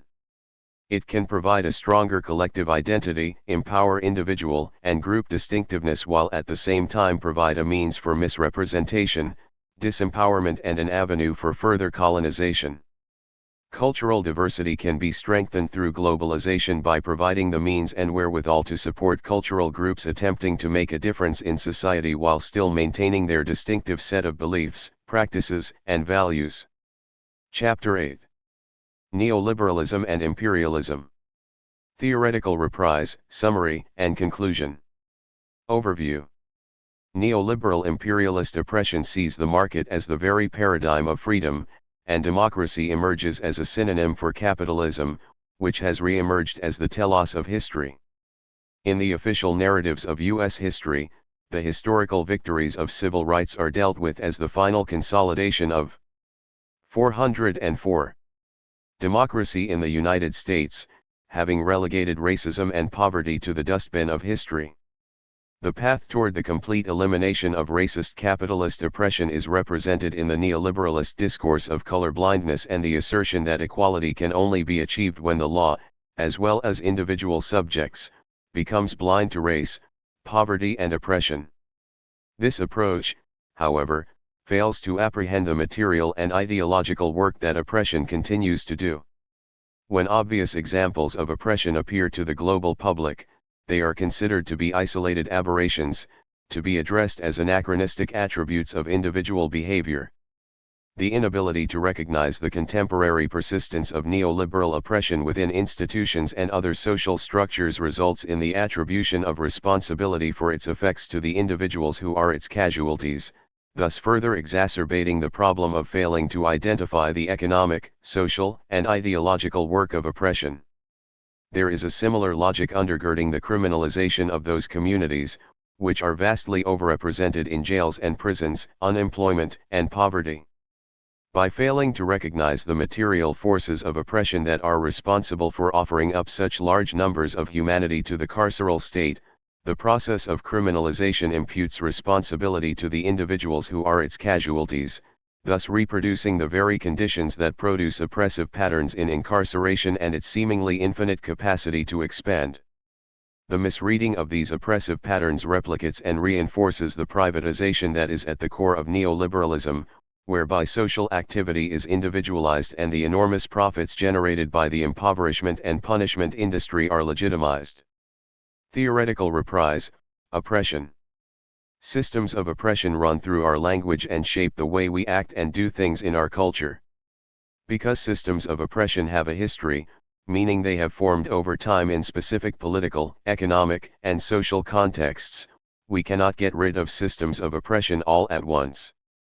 It will take carefully planned, strategic anti-oppressive organizing and learning, as well as an understanding of histories of oppression. Systems of oppression are built around what are understood to be norms in our societies. A norm signifies what is normal, acceptable, and desirable. The norm is something that is valued and supported in a society. It is also given a position of dominance, privilege, and power over what is defined as non-dominant, abnormal and therefore invaluable or marginal. Norms are also considered to be stable or unchanging over time. They usually produce pairs of rules that define what is normal and what isn't normal. 405. Oppression is a network of forces and barriers that are not accidental or occasional and hence avoidable, but systematically related in such a way as to catch one between and among them, restricting or penalizing motion in any direction. The experience of being oppressed is similar to the experience of being caged. All avenues, in every direction, are blocked. Imagine a bird cage. If you look very closely at just one wire of the cage, you cannot see the other wires. You could examine that wire, up and down the length of it, and be unable to see why a bird would not just fly around it any time it desired to. There is no physical property of any one wire, nothing that the closest scrutiny could discover, that would reveal how a bird could be inhibited or harmed by it. It is only when you step back to view the whole cage that you can see why the bird does not go anywhere. Then it becomes obvious that the bird is surrounded by a network of systematically related barriers, no one of which would be the least hindrance to its flight, but which, in conjunction, are as confining as the solid walls of a dungeon. Oppression can indeed be hard to see and recognize. One can study the elements of an oppressive structure with great care without seeing the structure as a whole, and hence without recognizing that one is looking at a cage. With this understanding of oppression, one can distinguish between the terms oppression and domination. Domination occurs when an individual or group coerces, controls, or intimidates others. Domination is noxious in all its forms, but not all domination is oppression. Domination is being blocked by a single wire of a birdcage. For example, when the one white boy at an all-black school is taunted and even physically assaulted, these are acts of domination, not oppression. Some would call this reverse racism, but that expression is misleading. It suggests that the boy is experiencing the same thing the black students are by growing up in a white-dominated society, which is not the case. Oppression is not merely individual instances of domination, prejudice, or ignorance, it is the systematic privileging of one group over another. It is not possible for a more privileged group to be oppressed by a less privileged group, therefore reverse racism is a contradiction in terms. In some ways, terms like racism and sexism are also misleading. They fail to bring to light the fact that in every instance of oppression, there is a privileged group as well as a targeted one. In using such language, we can overlook the role we play in these systems of oppression. Racism sounds like a mere matter of prejudice and ignorance, but the problem is deeper than this. It is the centrality of whiteness in our culture, which is better described by a term such as white supremacy. Modern white supremacy is a long-standing, institutionally perpetuated system of exploitation and oppression of continents, nations, and peoples of color. White people and nations tyrannize others in order to maintain and defend a system of wealth, power, and privilege. By using language that 406 indicates this, we can identify clearly where privilege resides and what is actually at stake. Identity. Western culture relies upon binary logic to classify things and people. From childhood, we learn oppositions like day/night, good/bad, boy/girl, and understand each word to have meaning only in relation to its opposite. Good means the complete absence of bad things, boy means the complete absence of girl things. Boys are taught to be boys in large part by being discouraged from all behaviors deemed girlish. As we grow, we learn the many dualisms that frame the ways we see ourselves: feminine/masculine, homosexual/heterosexual, immigrant/native, children/adults, elderly/youthful, transgender/gender normative, color/white. These dualisms contribute to a conception of the world that is oversimplified, even outright false. Not one of us embodies the extremes they define. All the same, we attempt to fit into the rigid boxes these words outline, so we can find words to describe who we are and live up to the words that describe what is worth being. In the process, we construct our individual identities, our sense of self, the defining of which then creates another binary, the I/other dichotomy. In rigidly defining who we are, we cast everything else as not like us, as other. Just as each of us has an individual I, our society has a cultural I. The cultural I purports to represent the most prevalent social experience, even though the perspective it presents is actually that of a small minority, if of anyone at all. The cultural I is white, male, able-bodied, heterosexual, and every other characteristic defined as normal, and is coded into our society through a variety of visual and linguistic cues, the faces we see overwhelmingly in mass media, the implicit meanings in words like history and mankind. The cultural I can be recognized in what is not said, but assumed. Philosophy means Western philosophy, history means US history. The assumptions that some people don't have accents, that only non-white communities are ethnic groups, these are both evidence of the cultural I at work. The same goes for the habit of referring to non-whites, women, and other demographics as minorities, despite the obvious fact that they comprise the majority of the population. The halves of the binaries which are normalized in this way come to be taken for granted as standard even if, like the blonde actresses in Mexican soap operas, they are extremely uncommon and we only specify aspects of people's identities when they deviate from the norm. 407. Privilege. Whether they wish it or not, members of dominant social groups possess unfair advantages over members of less privileged groups. Privilege depends on the existence of hierarchy, an imbalance of power extending throughout society, providing some demographics with more resources, leverage, and comfort than others. The workings of hierarchy are justified by supremacist thinking, such as the idea that some groups are harder working, better equipped, or more deserving than others. They also are obscured by the obliviousness that comes of identifying with the cultural privilege can be practically invisible to those who have it. It is often painfully obvious to those who do not. Social dynamics are never so simple that people can be divided easily into oppressors and oppressed, however. Any individual may partake of privilege in one situation, and suffer its absence in another. It makes more sense to focus on the ways some benefit and others suffer in regard to specific criteria, with an eye to following how these shift in different contexts. A group of people who all identify as women of color may be composed of different religions, genders, class backgrounds, native tongues, ethnicities, sexual orientations, and conditions of mental health and experience subtle power imbalances within their ranks accordingly. Similarly, it is a mistake to think of different forms of oppression as existing in a hierarchy of grievousness, or to argue that some manifestations of oppression are mere subsets of others. To do so trivializes the unique experiences of human beings, which cannot be measured or reduced to abstractions. Many privileged people think of themselves as self-sufficient, assuming that they live in a meritocracy and that all that they have in life is the result of their own hard work or that of their families. In doing so, they overlook the institutional and cultural advantages from which they benefit. To take stock of what advantages you might have in terms of racial privileges, consider how many of these statements reflect your experience. I can, if I wish, arrange to be in the company of people of my race most of the time. I can turn on the television or open to the front page of the paper and see people of my race widely represented. I can be sure that my children will be given curricular materials in school that testify to the existence of their race and to the history and accomplishments of others of their racial background. I can go into a music shop and expect to find music made by others of my race, into a supermarket and find the staple foods that fit with my cultural. 408. Traditions, into a hairdresser's shop and find someone who can work with my hair.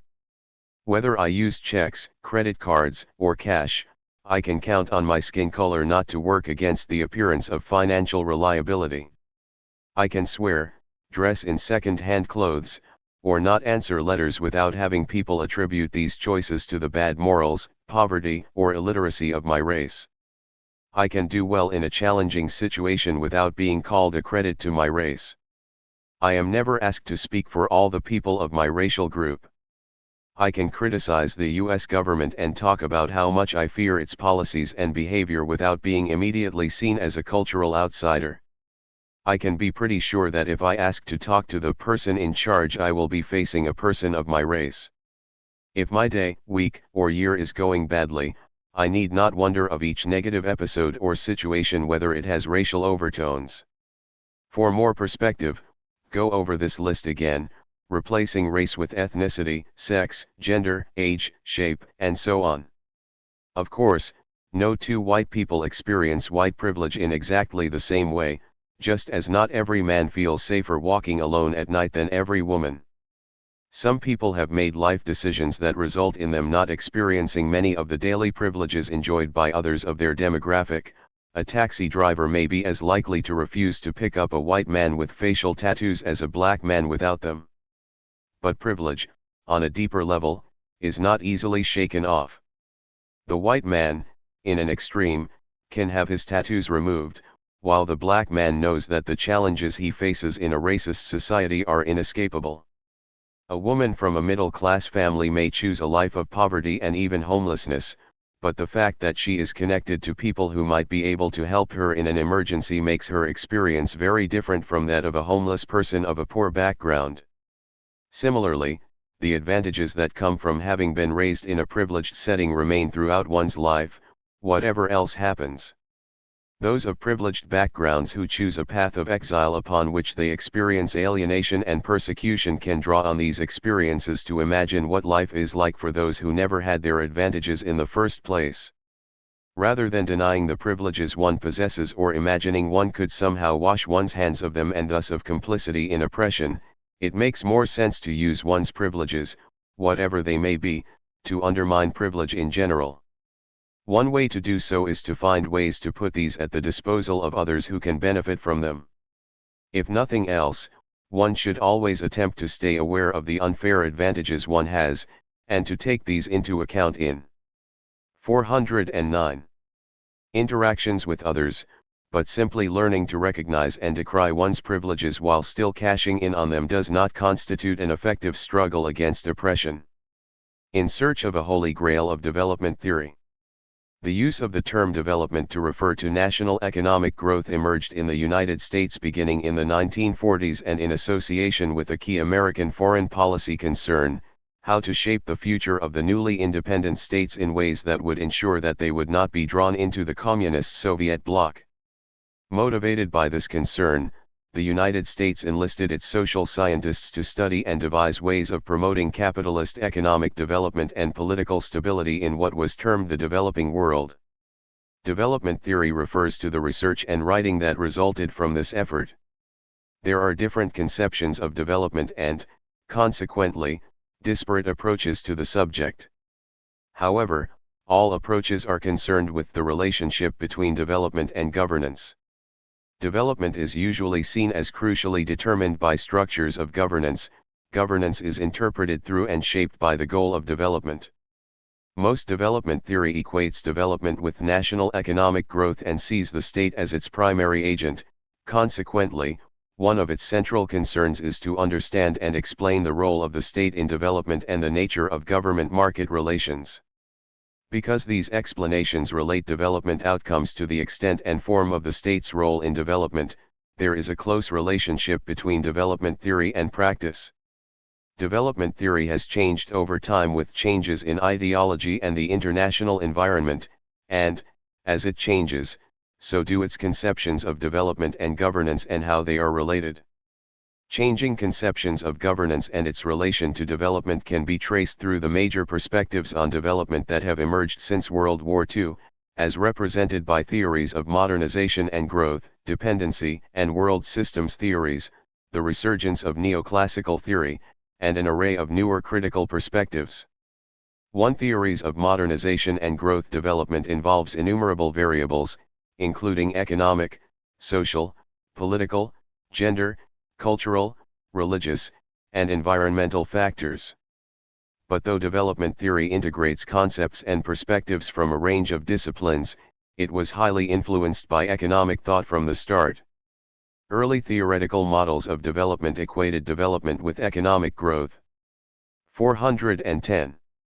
And industrialization, and theorists saw countries that had not yet achieved these as being at an earlier or lower stage of development relative to Europe and North America.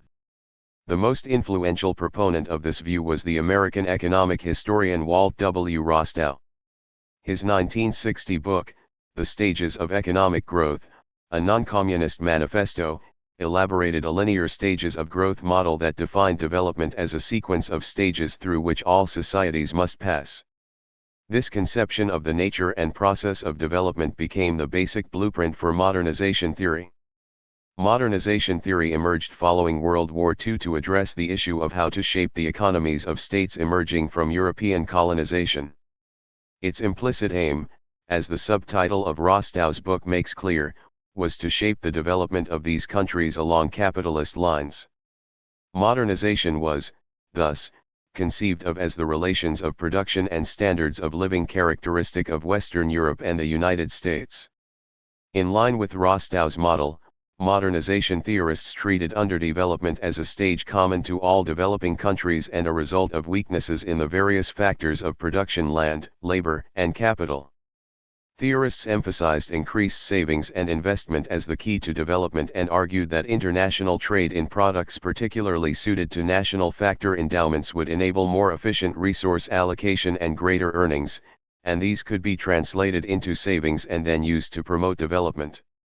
Theorists envisioned that by disseminating technology, knowledge, managerial skills, and entrepreneurship, encouraging capital inflow, stimulating competition, and increasing productivity, foreign trade, together with foreign investment and aid, would be the engine of growth for developing countries.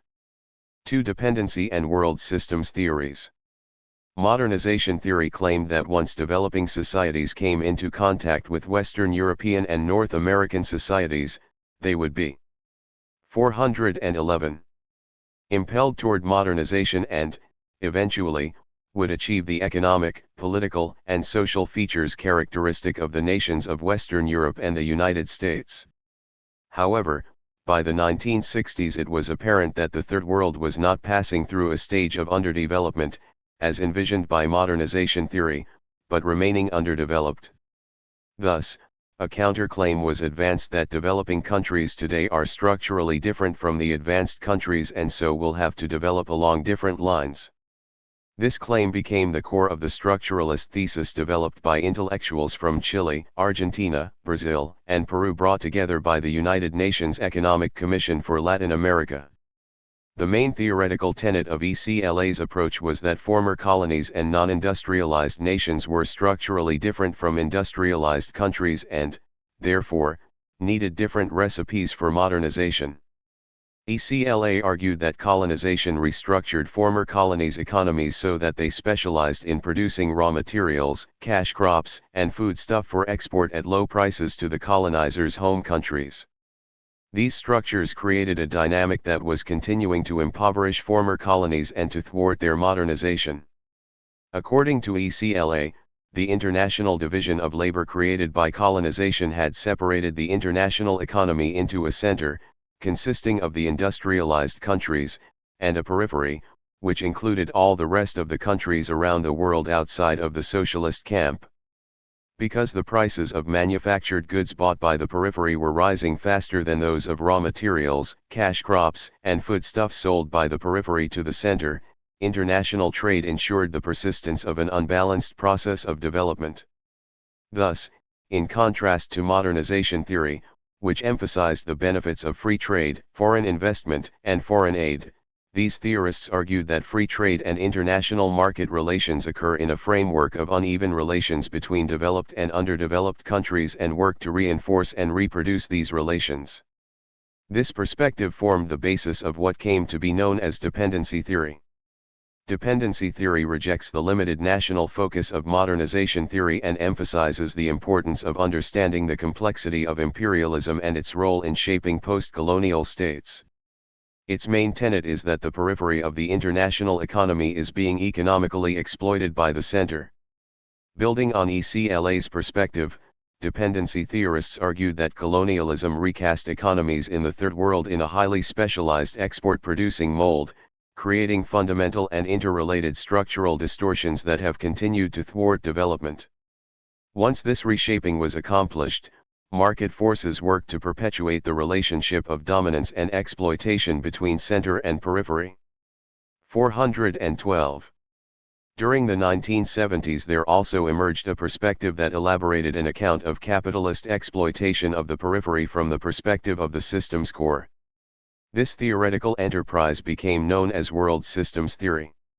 It typically treats the entire world, at least since the 16th century, as a single capitalist world economy based on an international division of labor among a core that developed originally in northwestern Europe, a periphery, and a semi-periphery consisting of core regions in decline or peripheries attempting to improve their relative position in the world economy.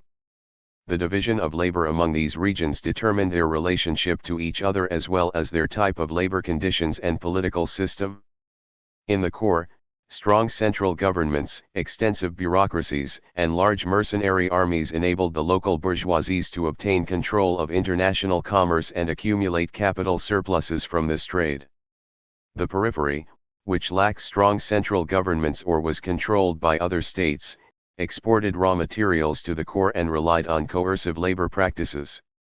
Much of the capital surplus generated by the periphery was expropriated by the core through unequal trade relations. The semi-periphery had limited access to international banking and the production of high-cost, high-quality manufactured goods but did not benefit from international trade to the same extent as the core. Dependency and world systems theories share a common emphasis on global analysis and similar assumptions about the nature of the international system and its impact on national development in different parts of the world, but they tend to emphasize different political dynamics. Dependency theorists tend to focus on the power of transnational classes and class structures in sustaining the global economy, whereas world systems analysts tended to focus on the role of powerful states and the interstate system. Initially, the logic of these perspectives supported a strategy that came to be known as import substitution industrialization. The ISI strategy was to produce internally manufactured goods for the national market instead of importing them from industrialized countries. Its long-run objective was to first achieve greater domestic industrial diversification and then to export previously protected manufactured goods as economies of scale and low labor costs make domestic costs more competitive in the world market. In the 1950s, 1960s, and 1970s, ISI strategies were pursued by countries such as Chile, Peru, Brazil, Mexico, Argentina, Ecuador, India, Pakistan, the Philippines, Indonesia, Nigeria, Ethiopia, Ghana, Zambia, South Korea, Taiwan, and Japan. The strategy ultimately foundered because of the smallness of the domestic market and, according to many structuralist theorists, the role of transnational corporations in the system. These theorists concluded that ISI, carried out in 413 conditions of capitalist relations of production dominated by the economic empires led by the United States, was a recipe for further colonization, domination, and dependency. Thus, beginning in the 1970s, theorists and practitioners heralded an export-oriented strategy as the way out of dependency. This strategy gives priority to the growth of manufacturing production aimed at world markets and the development of a particular comparative advantage as a basis for success in world trade. The strategy is based on lower wages and levels of domestic consumption to foster competitiveness in world markets, as well as to provide better conditions for foreign investment and foreign financing of domestic investment. By the 1980s, however, many countries that pursued this strategy ended up with huge foreign indebtedness, causing a dramatic decrease in economic growth. Though the theorization of types of peripheral development and their connection with the international system continued to undergo refinement in the 1980s and 1990s, structural theorists were not able to agree about what would end dependence and how a non-dependent growth could be achieved. 3. The neoclassical counter-revolution in the 1980s. A neoclassical counter-revolution in development theory and policy reasserted dominance over structuralist and other schools of thought in much of the world. The emergence of this counter-revolution coincided with the abandonment by the developed countries of social democratic and Keynesian economic policies and, in particular, the policy of controlling capital movements, as well as the post-World War II trading regime. Critics have pointed out that this counter-revolution also coincided with and seemed to offer justification and support for a wave of market-oriented interventions by the World Bank and International Monetary Fund and efforts to forge a unified global market regulated only by institutions reflecting the interests of transnational capital. The neoclassical or neoliberal perspective represents a modification and further elaboration of modernization theory. However, in contrast to modernization theory, neoclassical theorists see development as the outcome not of strategic state action but of the action of market forces. The central claim is that failure to develop is primarily the result of too much government intervention and regulation of the economy. Neoclassical theory emphasizes the beneficial role of free markets, open economies, and the privatization of inefficient public enterprises. Its recommended strategy for development is to free markets from state control and regulation, so that capital, goods, and services can have total freedom of movement and there can be greater openness to international trade. 414. This is the basic blueprint for what has been termed good governance. The notion of good governance has been elaborated, in part, through a component of the neoclassical counter-revolution called New Institutionalism. The basic premise of this perspective is that development outcomes depend on institutions such as property rights, price and market structures, money and financial institutions, firms and industrial organizations, and relationships between government and markets. The essence of good governance is to ensure the existence of these institutions and their proper role and functioning, as seen from the perspective of neoliberal theory. According to neoliberal thought, good governance requires freeing the market from state control and regulation, reducing government expenditures for social services like education and healthcare, maintaining roads, bridges, the water supply, and so forth, and selling state-owned enterprises, goods, and services to private investors. As evidence of the soundness of these policy prescriptions for the developing world, proponents point to the experience of 4 Asian tigers, South Korea, Taiwan, Singapore, and Hong Kong. These were the most successful cases of the export-led industrialization strategy adopted by many countries in the 1970s. All were able to achieve economic growth based on export industries with a comparative advantage in cheap but skilled labor. All maintained high rates of domestic savings and investment. However, many people point out that, in contradiction to the market-oriented reforms prescribed by neoliberal theory and its underlying rejection of state intervention, this national development strategy in all the tigers except Hong Kong was planned and executed through the institutions of a centralized authoritarian state. 4 critical perspectives. A number of critical perspectives emerged in the 1970s that highlighted the cultural and ethical dimensions of development. Most prominent among these were the postmodern, postcolonial, and subaltern critiques of Eurocentric conceptions of modernity and development. Postmodern writing challenged grand narratives of the modern era, narratives of the inevitability of progress, the triumph of individuality, and the primacy of scientific truth as oversimplified, oppressive, or tyrannical. Postcolonial theory focused on the legacy of colonial rule and especially the difficulties faced by former colonial peoples in developing national identity. Working within this general perspective, subaltern studies sought to rethink history from the perspective of the subaltern and, in this way, bring to light and assert the value of alternative experiences and ways. 415. These critiques succeeded in drawing attention to the ethnocentric basis of the idea of what constitutes development and the potential limitations inherent within this development, the tension between universal theories and a diverse developing world, the treatment of gender in conventional development theory, and the political content of economic development strategies as pursued by national governments, encouraged by international institutions and non-governmental organizations, and concealed behind the notion of aid. Eventually, these critiques helped focus attention on the need to broaden the concept of development to include a social development and human security dimension. One notable result has been the United Nations Development Programme's conceptualization of human development, which includes the capacity of people to lead long and healthy lives, acquire knowledge, and have access to the resources needed for a decent standard of living. The notion of human development influenced development theory in at least 2 ways.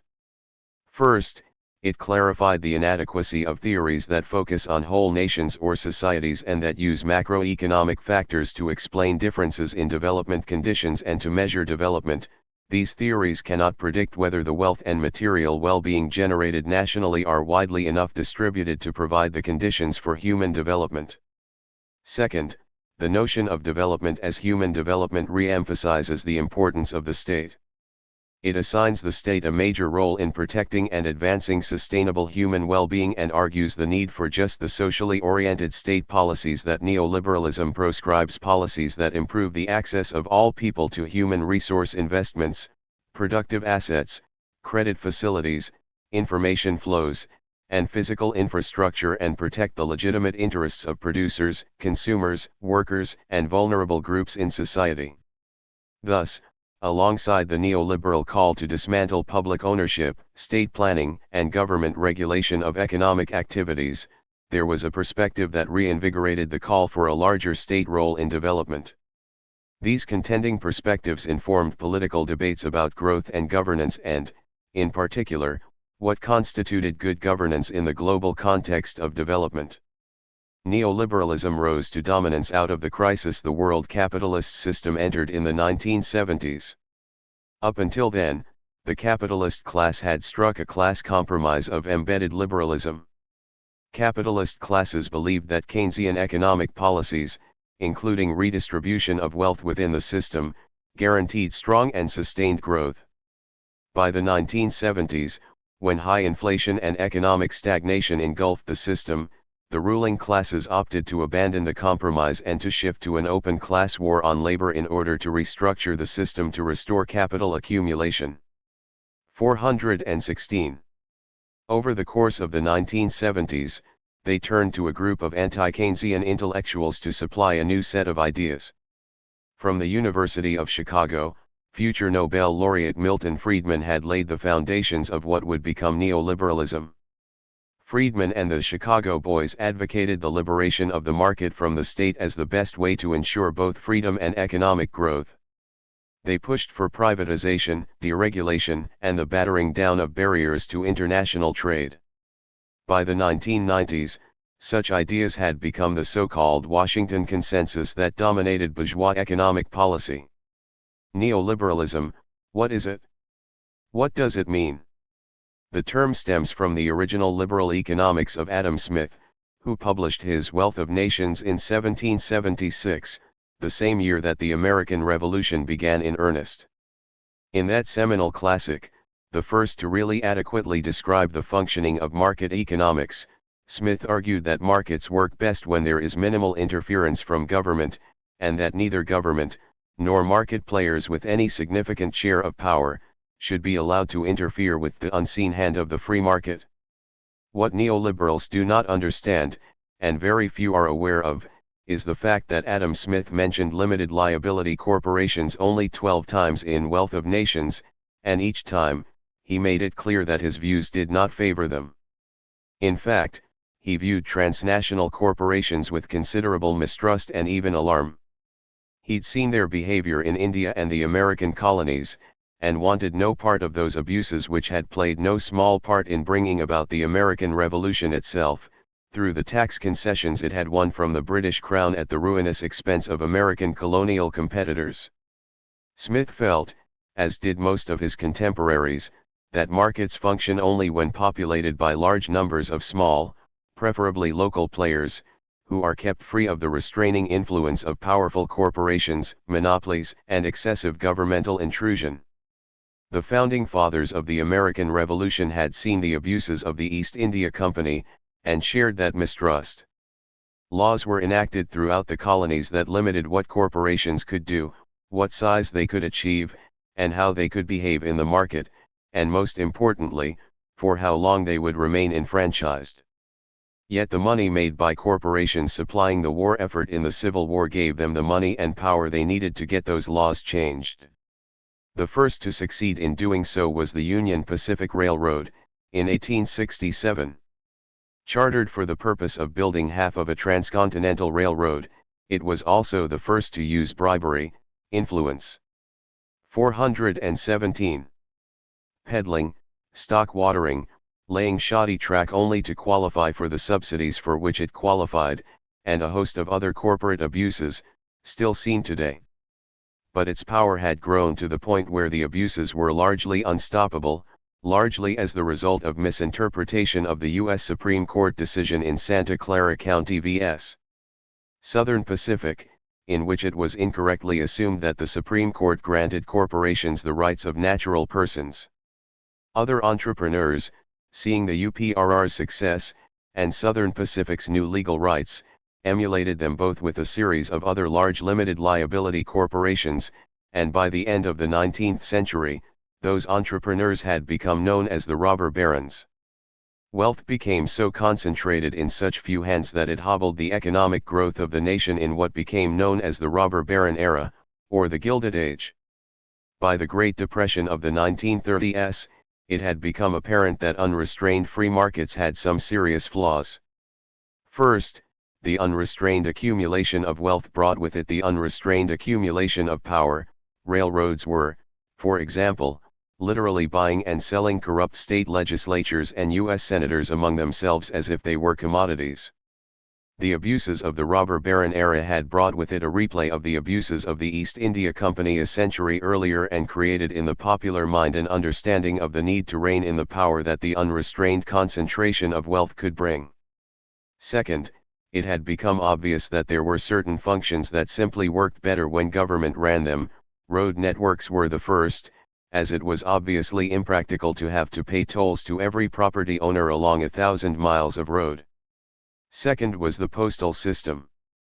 Chaos would reign if one had to buy a stamp for every private mail operator a letter might have to be handled by, so a single, unified postal system made a lot of sense. Water supplies and sewage and garbage collection were other examples. In a later era, electric power and telephone utilities would also arise as problematical, when streets were being rendered constantly impassable by continuous construction being done by one utility company after another. Some streets were left dark at noon by the forest of telephone wires from different, competing companies on overhead cables and wires. Additionally, it became apparent that if private banks were allowed to freely control the money supply without any restraint, that a continuous cycle of boom and bust, caused by monetary inflation and contraction were inevitable. These business cycles had wreaked havoc and had caused much misery throughout the 19th century, and into the 20th, leading to the overwhelming misery of the Great Depression. What to do about it? Into that gap of understanding stepped John Maynard Keynes. Keynes explained that government had a legitimate role in economic management, and 418. In the regulation of natural monopolies, whether by direct ownership or by tight regulation of private ownership. By engaging in deficit spending during contractions, and running budget surpluses during inflation, business cycles could be reined in and the misery of business panics could be avoided. Further, he argued among other things that business cycles had the effect of transferring vast sums of wealth from the poor to the rich, as a result of the fact that the poor had few means of defending themselves from the effects of a business panic or a monetary inflation, and the rich not only could defend themselves, but could even exploit the business cycle. This is why unregulated markets always created societies with a tiny, rich elite and a vast, dispossessed lower class. Keynes' ideas became known as Keynesian economics. They became the cornerstone of Franklin D. Roosevelt's policies in dealing with the effects of the Great Depression. Roosevelt could see that the crash of '29 had transferred truly vast amounts of wealth from the poor to the rich, leaving a whole nation impoverished, and so he sought to tax that wealth and allow access to it by means of government make-work policies. The idea was to not only create a middle class, but transfer most of the poor into it by providing them the opportunities to uplift their circumstances. In doing so, he earned the undying enmity of the wealthy, whose money he was taxing to pay for it. They sought their revenge. They got it by the invention of neoliberalism. Neoliberalism is not based on Adam Smith, as is often claimed for it by the libertarian propaganda, but is, in reality, based largely on the ideas of an Austrian economist, Friedrich Hayek, who had written in the 1930s that the control of an economy by a government is the road to serfdom, as he titled his treatise. Asserting that human rights sprang from property rights, he claimed that a society could be no more free than its economy. The two principal failures of his analysis were, of course, first, the premise that human rights are a function of property rights, and that a society that planned its economy was doomed to serfdom. What Hayek never considered is that the obverse of such a policy is obviously that someone who has no property, has no rights, which means that person is, quite obviously, vulnerable to the very serfdom that Hayek claimed to fear. Witness the millions in debt slavery in India and much of the rest of the world, the very serfdom that Hayek claimed to be repulsed by. The second major error was the assumption that corporations were entitled to the same property rights as individuals, and yet somehow deserved an exemption from liability that individuals do not enjoy, a basic inequality of rights. But nevertheless, his ideas had a great deal of resonance among social libertarians, who were highly enamored of an economic theory that corresponded to their social theories. It also found additional resonance in the writings of the Russian 419 philosopher and popular novelist Ayn Rand, and became the basis of her philosophical celebration of what can only charitably be described as selfishness. The conservatives of the Republican Party in the U.S. in the 1960s and 1970s used that period of slow economic growth as a means of persuading policymakers that Keynesian economics had somehow failed, and that only a turn to the deregulation advocated by Hayek could solve the problems of stagflation that had become such an intractable problem. So, claiming that Keynes was dead, neoliberal economics was born, brought to life in America by a bald, mousy-looking economist from the University of Chicago, by the name of Milton Friedman. Friedman knew that Hayek's ideas were functionally anti-egalitarian, regardless of the title of his most famous book, yet Friedman privately, but freely admitted that he was not an egalitarian and didn't care about fairness. This made him the instant darling of the neoliberals. Friedman was the undying, sworn enemy of Keynesian economics. He widely publicized what he considered to be a need to return to the unseen hand of the market to cure the stagflation of the time. His ideas were exactly what the right-wing rich elites needed in an economic theory. It was simple, easy to understand, superficially reasonable and logical, and above all else, suited their need for an economic theory, which, if implemented, would enable them to accumulate wealth and thereby transfer its accompanying power to themselves without restraint. It suited their desire for revenge and their greed and avarice beautifully. Friedman very quickly became their darling, lavishly gifted, and being driven around the University of Chicago campus in a chauffeured limousine. Paul Samuelson, Friedman's longtime rival and the principal advocate of careful, sensible regulation of business and government intervention in the market in the Keynesian mold, tirelessly warned of the anti-egalitarian dangers of Friedman's approach, but amidst the propaganda, he was largely forgotten, even though it was his ideas that had not only prevented a return to business cycles, but had created a vast middle class in America in just a couple of decades following World War II. And ultimately, it was Samuelson's ideas which in the end saved the Chilean economy. The neoliberal miracle. The neoliberals needed a testbed to prove their ideology and refine their repressive methods. And since Chile had just been handed to a kindred spirit, Augusto Pinochet, he was recruited to try them out and see how well they worked. The idea wasn't really to actually test them, as much as it was to create the illusion that they worked, whether they actually did or not, so they could be sold everywhere else in the world under a variety of labels. Neoliberalism. 420. Free market economics, libertarian economics and the Washington Consensus.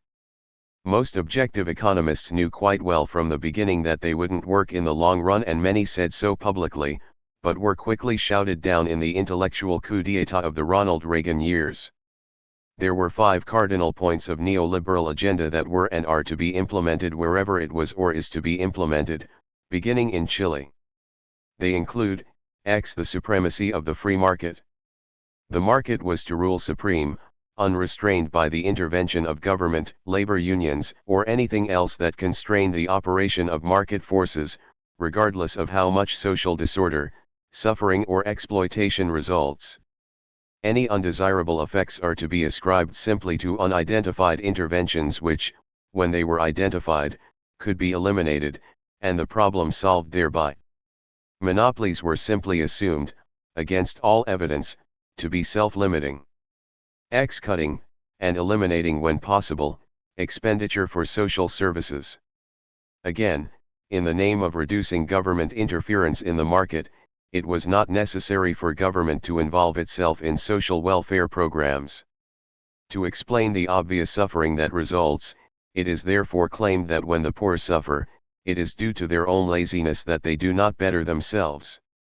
That the accumulation of money was equivalent to the accumulation of power, with its attendant distortion of the functionings of the market, was not a concern. That this led inevitably to the disempowerment of the poor was not a concern. The poor were blamed for their condition by claiming their inferiority or bad decisions. Social justice was a non-issue.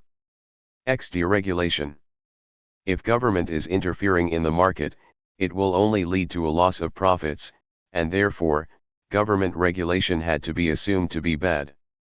Therefore, it has to be reduced or eliminated, even in monopolistic situations. One neoliberal, Grover Norquist, an official in the George W. Bush administration, commented that he wanted to reduce the size of government to the point where he could drown it in the bathtub, and then go on to do so. Privatization. Since government is assumed, as a given, to be inefficient, lazy, bloated, and uneconomical in the provisioning of goods and services, it was only reasonable to presume that private enterprise could and would perform the delivery of services in a more efficient manner, and hence any activity that delivers goods or services to citizens should and must be privatized. Never was an explanation offered for the contrary incentive of capitalism, that the capitalist's basic profit-driven incentive is to charge as much money as possible for providing as few goods and services as possible. 421. Elimination of the concept of community or the common good. Since this is antithetical to the notion of privatization and rugged individualism, the concept of the commons to them reeks faintly of communism. It is assumed to be bad, wrong, and hence is oppositional to the neoliberal agenda. Such notions as public health, public education, etc., are to be replaced by private initiative, as anything else is simply considered to be a manifestation of lassitude, indolence, and governmental dependence. What went wrong with the neoliberal miracle? What went wrong was simply the failure of Milton Friedman and his Chicago boys to come clean about their real agenda, which is not to eliminate poverty or elevate the working class. What went wrong was that the dogmatism of Milton Friedman in his role as an intellectual poodle of the ultra-rich, rather than being an honest broker of economic policies intended to lift all the boats, not just the yachts tied to the pier, while threatening the skiffs sitting on the beach.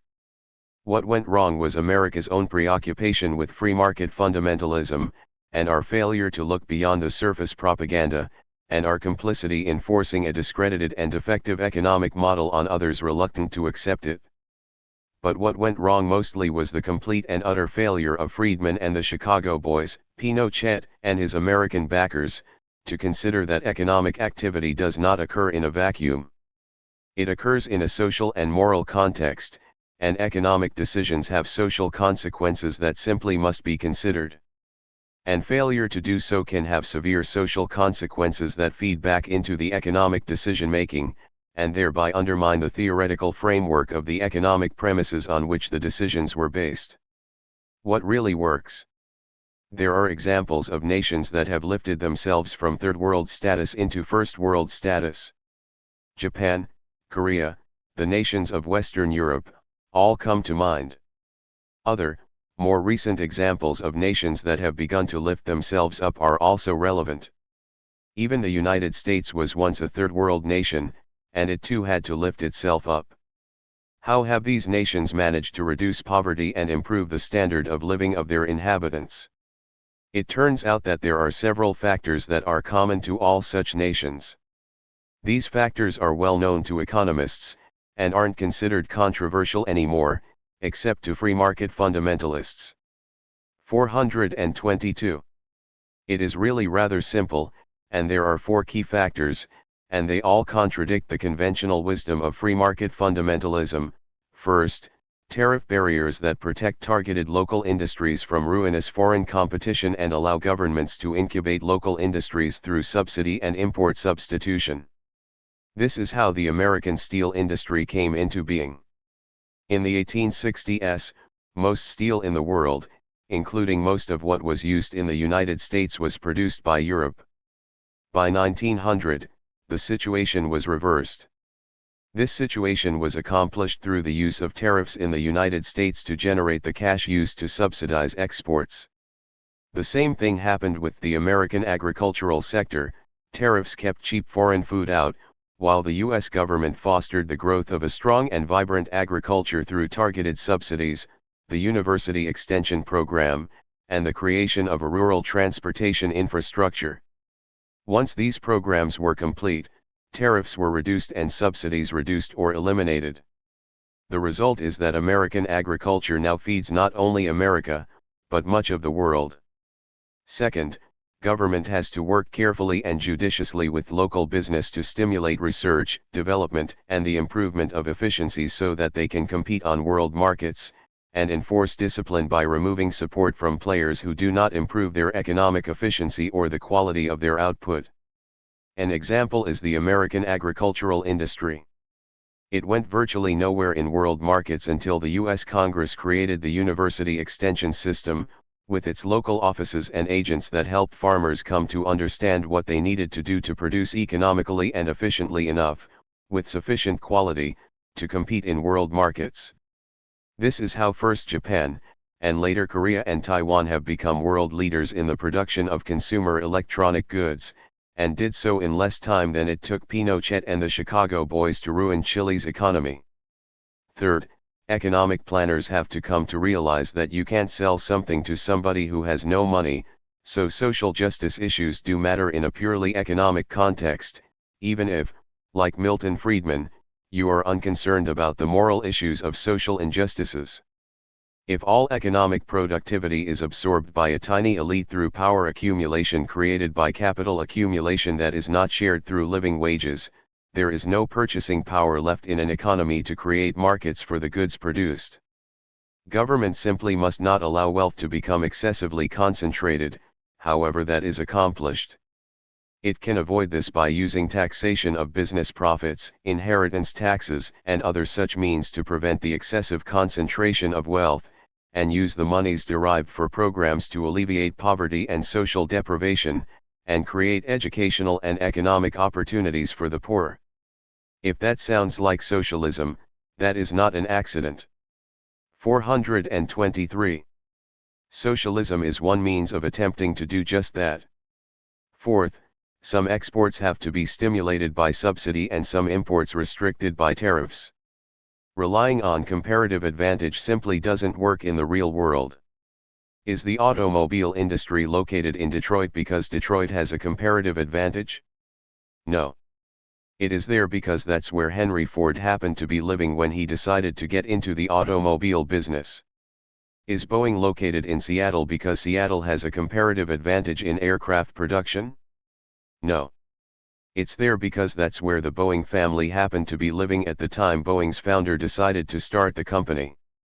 The notion that a nation should stick to doing only that in which it has a comparative advantage is also ludicrous when you stop and think about it. Bolivia has a comparative advantage in only one thing, beef production. Does that mean that all Bolivians should want to be gauchos? Hardly. Bolivians want to do the whole range of things that other people in other nations do, and the tax, tariff, and subsidy structure of the Bolivian government should reflect that. Additionally, nations, like families, have to earn their keep. For a nation, it is foreign exchange. You cannot buy with other countries' currency when you don't have that currency to spend. So to control purchases and to stimulate sales to keep current accounts in balance, nations, like families, simply must control imports and encourage exports, whether through tax policy or by adjusting the value of the national currency. There is no other way in the long run. At some point, imports and exports have to come to a monetary balance. Since this is already well understood in the academic world, why is it so controversial? Why are these points so vigorously disputed? Why do the IMF, WTO, and World Bank aggressively promote such defective dogma? There is a widespread assumption that the people who run the International Monetary Fund, World Trade Organization and the World Bank are well-meaning, sincere people who really want to make a difference in the world, helping end poverty and deprivation. And for most of the bureaucrats who work in those institutions, that's true. This belief is understandable. It is, after all, these institutions that were created specifically for the noble purpose of empowering the poor and disadvantaged. If these people weren't sincere, and weren't there to make a difference, they would be quickly replaced, wouldn't they? It is certainly a comforting assumption to think that they would be. After all, the stated purpose of these organizations is to solve the problems of world poverty and hunger, disease and want, and the wars these problems create. Why? 424. Should anyone think that these organizations aren't really sincerely making an effort to solve these problems? Well, for a start, there's Chile. If these organizations had made any effort at all to study these doctrines have had in Chile, they'd quickly realize that these doctrines simply don't work as advertised. And it's not just Chile, either. These doctrines have had a dramatic effect in Mexico, where the institution of these policies have caused real wages to decline from $1.32 per hour on average in the 1970s to only 45 cents per hour today, after the imposition of NAFTA. And they're still declining. The real output of Mexican industry has declined several percent since the North American Free Trade Agreement was signed. And it is still going down. Beyond Mexico, the destruction of other economies, particularly Argentina, also stand out as dramatic examples of the failures of neoliberal policies. Argentina once had an economic output that was equivalent to most nations in Europe. But no more.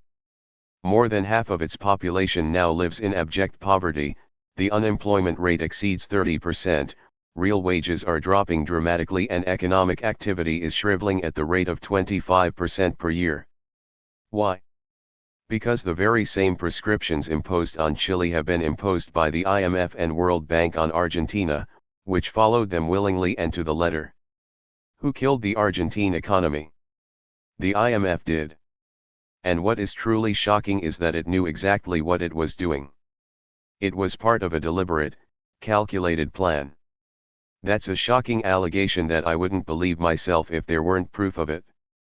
Greg Palast, an investigative reporter for the BBC and The Guardian, a British daily of considerable reputation, has obtained documents that are truly a smoking gun. One is a technical memorandum of understanding dated September 5, 2000, signed by Pedro Po, the president of the Central Bank of Argentina. In it, he agreed to largely the same conditions that killed the Chilean economy, a 20% reduction in the budget deficit, at a time when the economy was poised on the brink of a recession, not a very bright thing to do, when all economists agree that under recessionary pressure, budget deficits should actually be increased, not reduced, even if that means temporary spending deficits. Under a boldface heading, titled Improving the Conditions of the Poor, Argentina agreed to drop salaries in the emergency employment program by 20%. How reducing salaries benefits the recipients remains unexplained. A 12 to 15% reduction in the salaries of civil servants. With less money to spend, of course they spent less. Not a happy thing to have happened during a period of economic contraction and tight money supplies. 425. A currency peg of $1 to each Argentine peso, in spite of the fact that there was downward pressure on the peso. Pegging a currency when there's downward pressure on it is a guaranteed formula for a reduction in economic activity. Imported goods become cheaper, so locally produced goods competing with them become less competitive, and the people who were producing them get laid off during a time of lowering economic activity. Not a wise plan. To finance this scheme, Argentina agreed to borrow the $128 billion in foreign exchange to support the PEG scheme at an interest rate of 16%. The interest, at 16%, therefore comes to $27 billion per year, $1 billion more than the $26 billion in the loans for which these concessions were extracted. How do the Argentine people benefit by taking out this loan? They don't. As you can see, they actually lose money. Why, then, did the IMF even propose such an absurd scheme? And why on earth would Argentina agree to it? It all makes sense when you start to look at the principles involved, who they are, and how they benefit. Who benefits by all this, and how did they get Argentina to sign such a ridiculous loan document? One must understand who the IMF is and what its agenda is. The International Monetary Fund was one of the three institutions set up in the Bretton Woods Conference at the end of World War II. It was created at the insistence of the great economist, John Maynard Keynes, who insisted that it was necessary to help smaller nations overcome the limitations imposed by their economic size, and help them avoid the misery of economic declines, such as the Great Depression, which was fresh in the memories of conference participants. Large nations like the United States could avoid such declines by careful monetary and fiscal policy, but this option simply was not open to smaller nations. So the US, in concert with other nations, created this fund to help smaller, poorer nations work around the limitations imposed by their size. Until Milton Friedman's neoliberal crowd arrived on the scene, it largely behaved that way. But the advent of neoliberalism created an opportunity for the kingpins of international finance to use the IMF as basically an extortion and bill-collecting mechanism. The imposition of Friedman's long discredited policies, in spite of their horrible social costs, made it possible for the international megabanks to use the IMF to collect outstanding loans. Seizing that opportunity, they used their influence to make sure that their people were installed in positions of influence in the IMF. The result has been that the IMF has been hijacked, and has become essentially a means by which international finance force borrowing at usurious interest rates, and then collect their loans, no matter how much misery this causes. It doesn't end there. Others, seeing an opportunity to use the IMF to create and exploit bankruptcy on a vast scale, have also moved in like greedy vultures. 426. Using the bankruptcies created by IMF policies as an opportunity to purchase national assets at bargain basement prices. A classic case is the privatization of water utilities. Using the rubric of privatization, this means that the poor often find themselves paying vastly more for water, prices they often cannot afford. So the newly privatized water utility, no longer willing to subsidize water supply to the poor, cuts off the water, and the poor end up carrying water long distances, often from contaminated sources. The result is lowered economic performance, more disease, and the higher social costs to society that result from that disease and child mortality. Even if one does not consider the inhumanity of depriving people of clean, subsidized water, the raw economic costs end up higher, by far, than the presumed efficiency gained by private operation of the water utility. When these utilities are privatized, they are usually sold to large foreign multinationals who expatriate the profits, and those expatriated profits become a foreign exchange liability against the country, instead of being reinvested or offsetting taxes at home. The hard, basic fact is that economic decisions don't occur in a social vacuum. But neoliberalism fails utterly to consider that to be a problem. This subversion of the goals of the IMF and its hijacking by the neoliberals has meant that this only source of credit to many nations has made those nations vulnerable to blackmail. All nations require credit, not just to finance infrastructure projects, but to finance imports as well. This was one of the goals of the IMF, to facilitate that credit.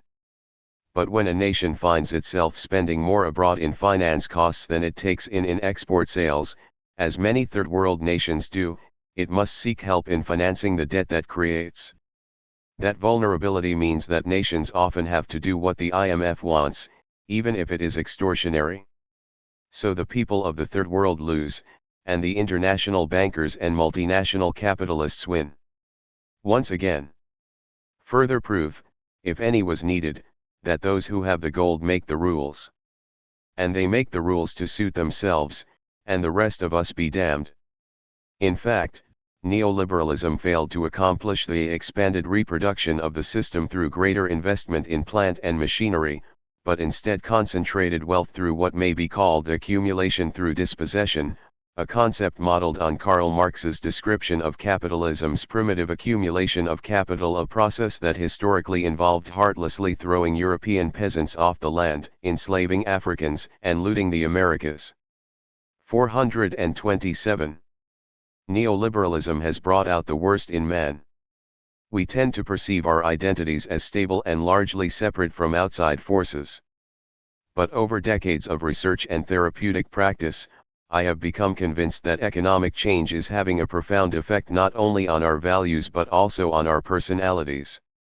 Decades of neoliberalism, free market forces, and privatization have taken their toll, as relentless pressure to achieve has become normative. If you're reading this skeptically, I put this simple statement to you: meritocratic neoliberalism favors certain personality traits and penalizes others. There are certain ideal characteristics needed to make a career today. The first is articulateness, the aim being to win over as many people as possible. Contact can be superficial, but since this applies to most human interaction nowadays, this won't really be noticed. It's important to be able to talk up your own capacities as much as you can. You know a lot of people, you've got plenty of experience under your belt, and you recently completed a major project. Later, people will find out that this was mostly hot air, but the fact that they were initially fooled is down to another personality trait. You can lie convincingly and feel little guilt. That's why you never take responsibility for your own behavior. On top of all this, you are flexible and impulsive, always on the lookout for new stimuli and challenges. In practice, this leads to risky behavior, but never mind, it won't be you who has to pick up the pieces. The source of inspiration for this list: The Psychopathy Checklist by Robert Hare, the best-known specialist on psychopathy today.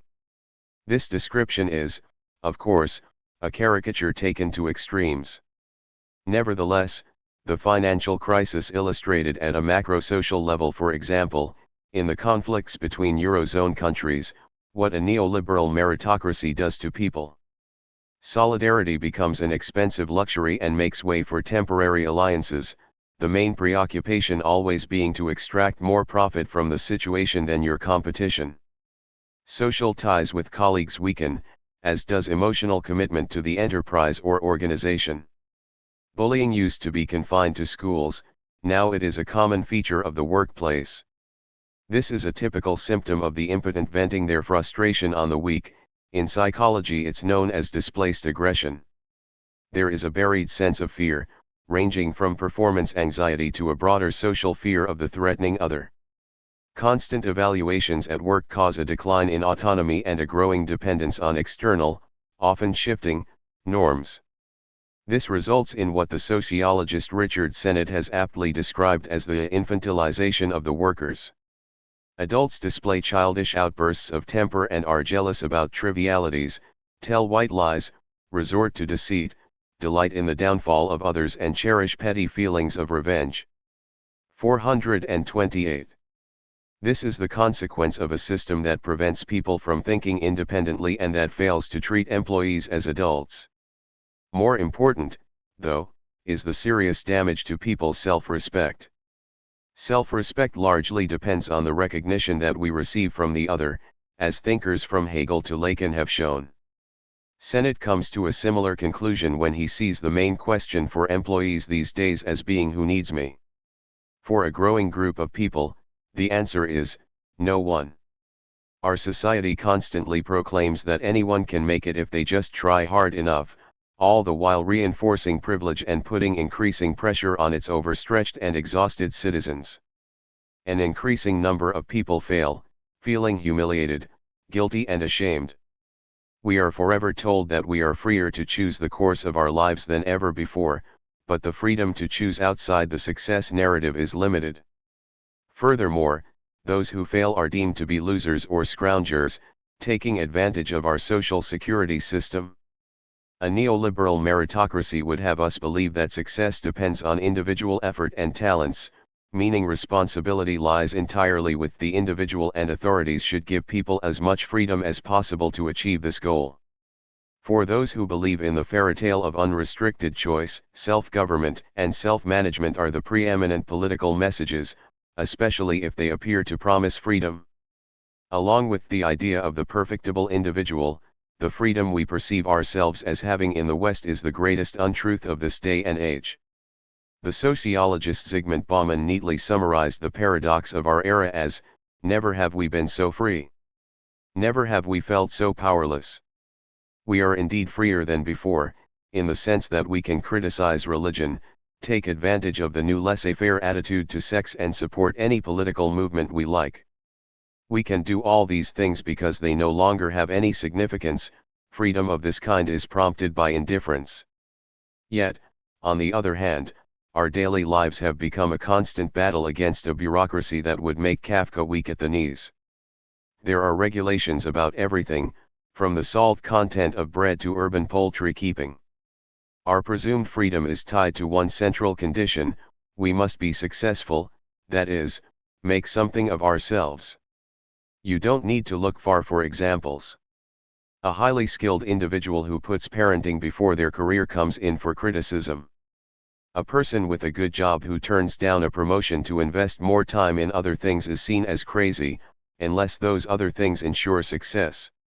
A young woman who wants to become a primary school teacher is told by her parents that she should start off by getting a master's degree in economics. A primary school teacher, whatever can she be thinking of?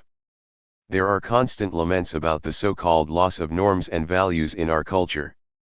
Yet our norms and values make up an integral and essential part of 429. Our identity. So they cannot be lost, only changed. And that is precisely what has happened. A changed economy reflects changed ethics and brings about changed identity. The current economic system is bringing out the worst in mankind. The impunity of neoliberal imperialism. One contemporary capitalism is a capitalism of generalized monopolies. By this I mean that monopolies are now no longer islands in a sea of other still relatively autonomous companies, but are an integrated system. Therefore, these monopolies now tightly control all the systems of production. Small and medium enterprises, and even the large corporations that are not strictly speaking oligopolies, are locked in a network of control put in place by the monopolies. Their degree of autonomy has shrunk to the point that they are nothing more than subcontractors of the monopolies. This system of generalized monopolies is the product of a new phase of centralization of capital in the countries of the Triad that took place during the 1980s and 1990s. The generalized monopolies now dominate the world economy. Globalization is the name they have given to the set of demands by which they exert their control over the productive systems of the periphery of global capitalism. It is nothing other than a new stage of imperialism. The capitalism of generalized and globalized monopolies is a system that guarantees these monopolies a monopoly rent levied on the mass of surplus value that capital extracts from the exploitation of labor. To the extent that these monopolies are operating in the peripheries of the global system, monopoly rent is imperialist rent. The process of capital accumulation that defines capitalism in all its successive historical forms is therefore driven by the maximization of monopoly/imperialist rent seeking. This shift in the center of gravity of the accumulation of capital is the source of the continuous concentration of income and wealth to the benefit of the monopolies, largely monopolized by the oligarchies that govern oligopolistic groups at the expense of the remuneration of labor and even the remuneration of non-monopolistic capital. This imbalance in continued growth is itself, in turn, the source of the financialization of the economic system. By this I mean that a growing portion of the surplus cannot be invested in the expansion and deepening of systems of production, and therefore the financial investment of this excessive surplus becomes the only option for continued accumulation under the control of the 430 monopolies. The implementation of specific systems by capital permits the financialization to operate in different ways. 1. The subjugation of the management of firms to the principle of shareholder value. 2. The substitution of pension systems funded by capitalization by systems of pension distribution. 3. The adoption of the principle of flexible exchange rates. 4. The abandonment of the principle of central banks determining the interest rate, the price of liquidity, and the transfer of this responsibility to the market. Financialization has transferred the major responsibility for control of the reproduction of the system of accumulation to some 30 giant banks of the Triad. What are euphemistically called markets are nothing other than the places where the strategies of these actors who dominate the economic scene are deployed. In turn, this financialization, which is responsible for the growth of inequality in income distribution, generates the growing surplus on which it feeds. The financial investments continue to grow at dizzying speeds, not commensurate with growth in GDP or with investment in real production. The explosive growth of financial investment requires and fuels, among other things, debt in all its forms, especially sovereign debt. When the governments in power claim to be pursuing the goal of debt reduction, they are deliberately lying. For the strategy of financialized monopolies requires the growth in debt as a way to absorb the surplus profit of monopolies. The austerity policies imposed to reduce debt have indeed resulted in increasing its volume. 4. It is this system commonly called neoliberal, the system of generalized monopoly capitalism, globalized and financialized, that is imploding before our eyes. This system, apparently unable to overcome its growing internal contradictions, is doomed to continue its wild ride. The crisis of the system is due to its own success. Indeed, so far the strategy deployed by monopolies has always produced the desired results: austerity plans and the so-called social downsizing plans that are still being imposed, in spite of resistance and struggles. To this day the initiative remains in the hands of the monopolies and their political servants. 431. 5. Under these conditions monopoly capital has openly declared war on workers and peoples. This declaration is formulated in the sentence "liberalism is not negotiable." Monopoly capital will definitely continue its wild ride and not slow down. The criticism of regulation that I make below is grounded in this fact. We are not living in a historical moment in which the search for a social compromise is a possible option. There have been such moments in the past, such as the post-war social compromise between capital and labor specific to the social democratic state in the West, the actually existing socialism in the East, and the popular national projects of the South. But our present historical moment is not the same. So the conflict is between monopoly capital and workers and people who are invited to an unconditional surrender.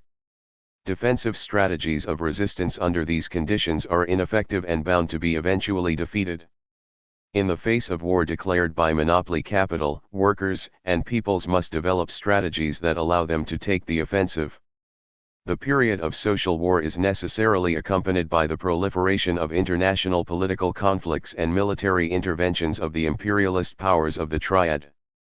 The strategy of military control of the planet by the armed forces of the United States and its subordinate NATO allies is ultimately the only means by which the imperialist monopolies of the Triad can expect to continue their domination over the peoples, nations, and the states of the South.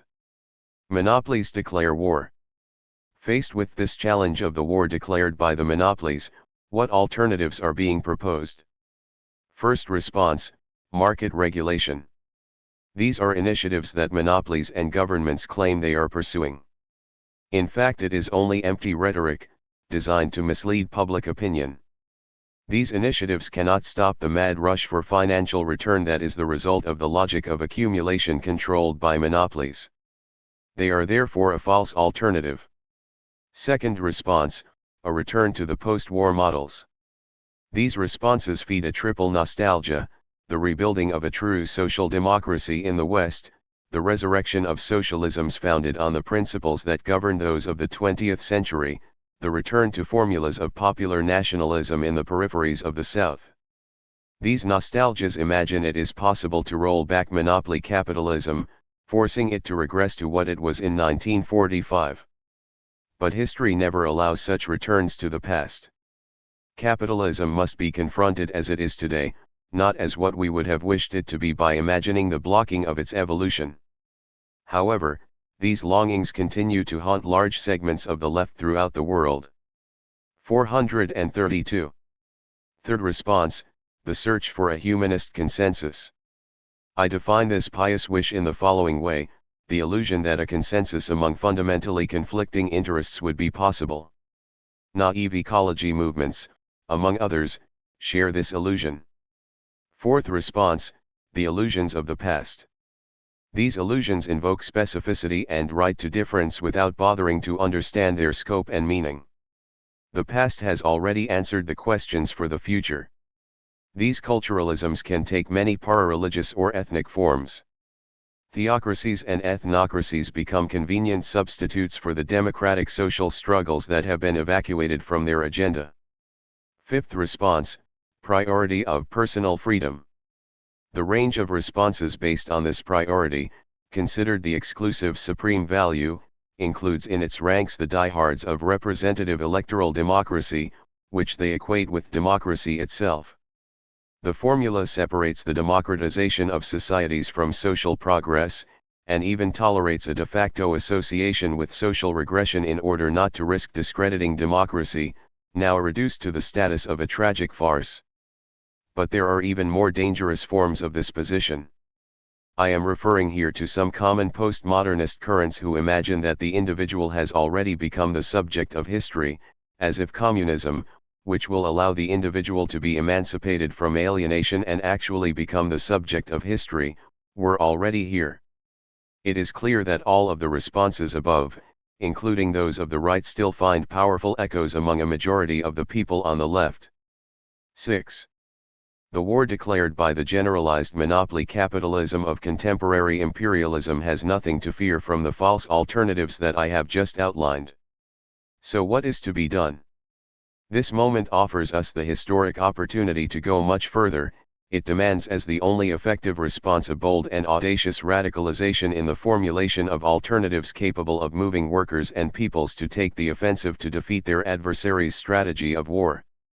These formulations, based on the analysis of actually existing contemporary capitalism, must directly confront the future that is to be built, and turn their back on the nostalgia for the past and illusions of identity or consensus. The hard realities of neoliberal oppression. In 1937, George Orwell said that coal mining was the metabolism of Western civilization. What he meant by this striking metaphor was that coal was 433. The catalyst for an earlier industrial revolution, just as enzymes act as the life-sustaining catalyst within the cells of living organisms to maintain life. If Orwell were alive today, however, he would have good cause to reformulate his perceptive observation. For modern mining, the extraction of oil, gas, and rich minerals, including, again, coal, is now the alchemic catalyst driving the metabolism of 21st century economic globalization. Unfortunately, however, the consequences and effects of modern mining take on a very grim symbolism in relation to the chemical metaphor referenced above. For rather than sustaining life on the planet, instead, much of 21st century resource extraction now acts as the catalyst in obliterating unique and diverse life systems, in particular, traditional peoples and societies, by harmful extractive processes and practices, and the cumulative social, environmental and cultural impact of those processes. As a result, and this is where the symbolism becomes really grim, the incredibly rich biocultural diversity integral to indigenous peoples' cultures is now under threat from exploitative commercial extraction as never before. The symbiotic relationship between culture, ecology, and biology in indigenous societies, cultivated by thousands of years of iterative ecological knowledge, collective resilience, and complex adaptive strategies to diverse environments, is now disappearing at an accelerating rate. This cataclysmic loss, if we are not careful, could even become irreversible. A growing global demand for natural resources is fueling large-scale resource development. Since the advent of the current round of economic globalization, in the last quarter of a century, there has been a full-scale pursuit by mining companies for increasingly scarce fossil fuels and mineral resources. This pursuit has led the extractive industry into ever more vulnerable and remote regions of the planet, where indigenous groups predominantly live. Fast-growing global demand for natural resource commodities, along with years of historically high prices, particularly in the 2000s, has generated scores of mega-extractive projects.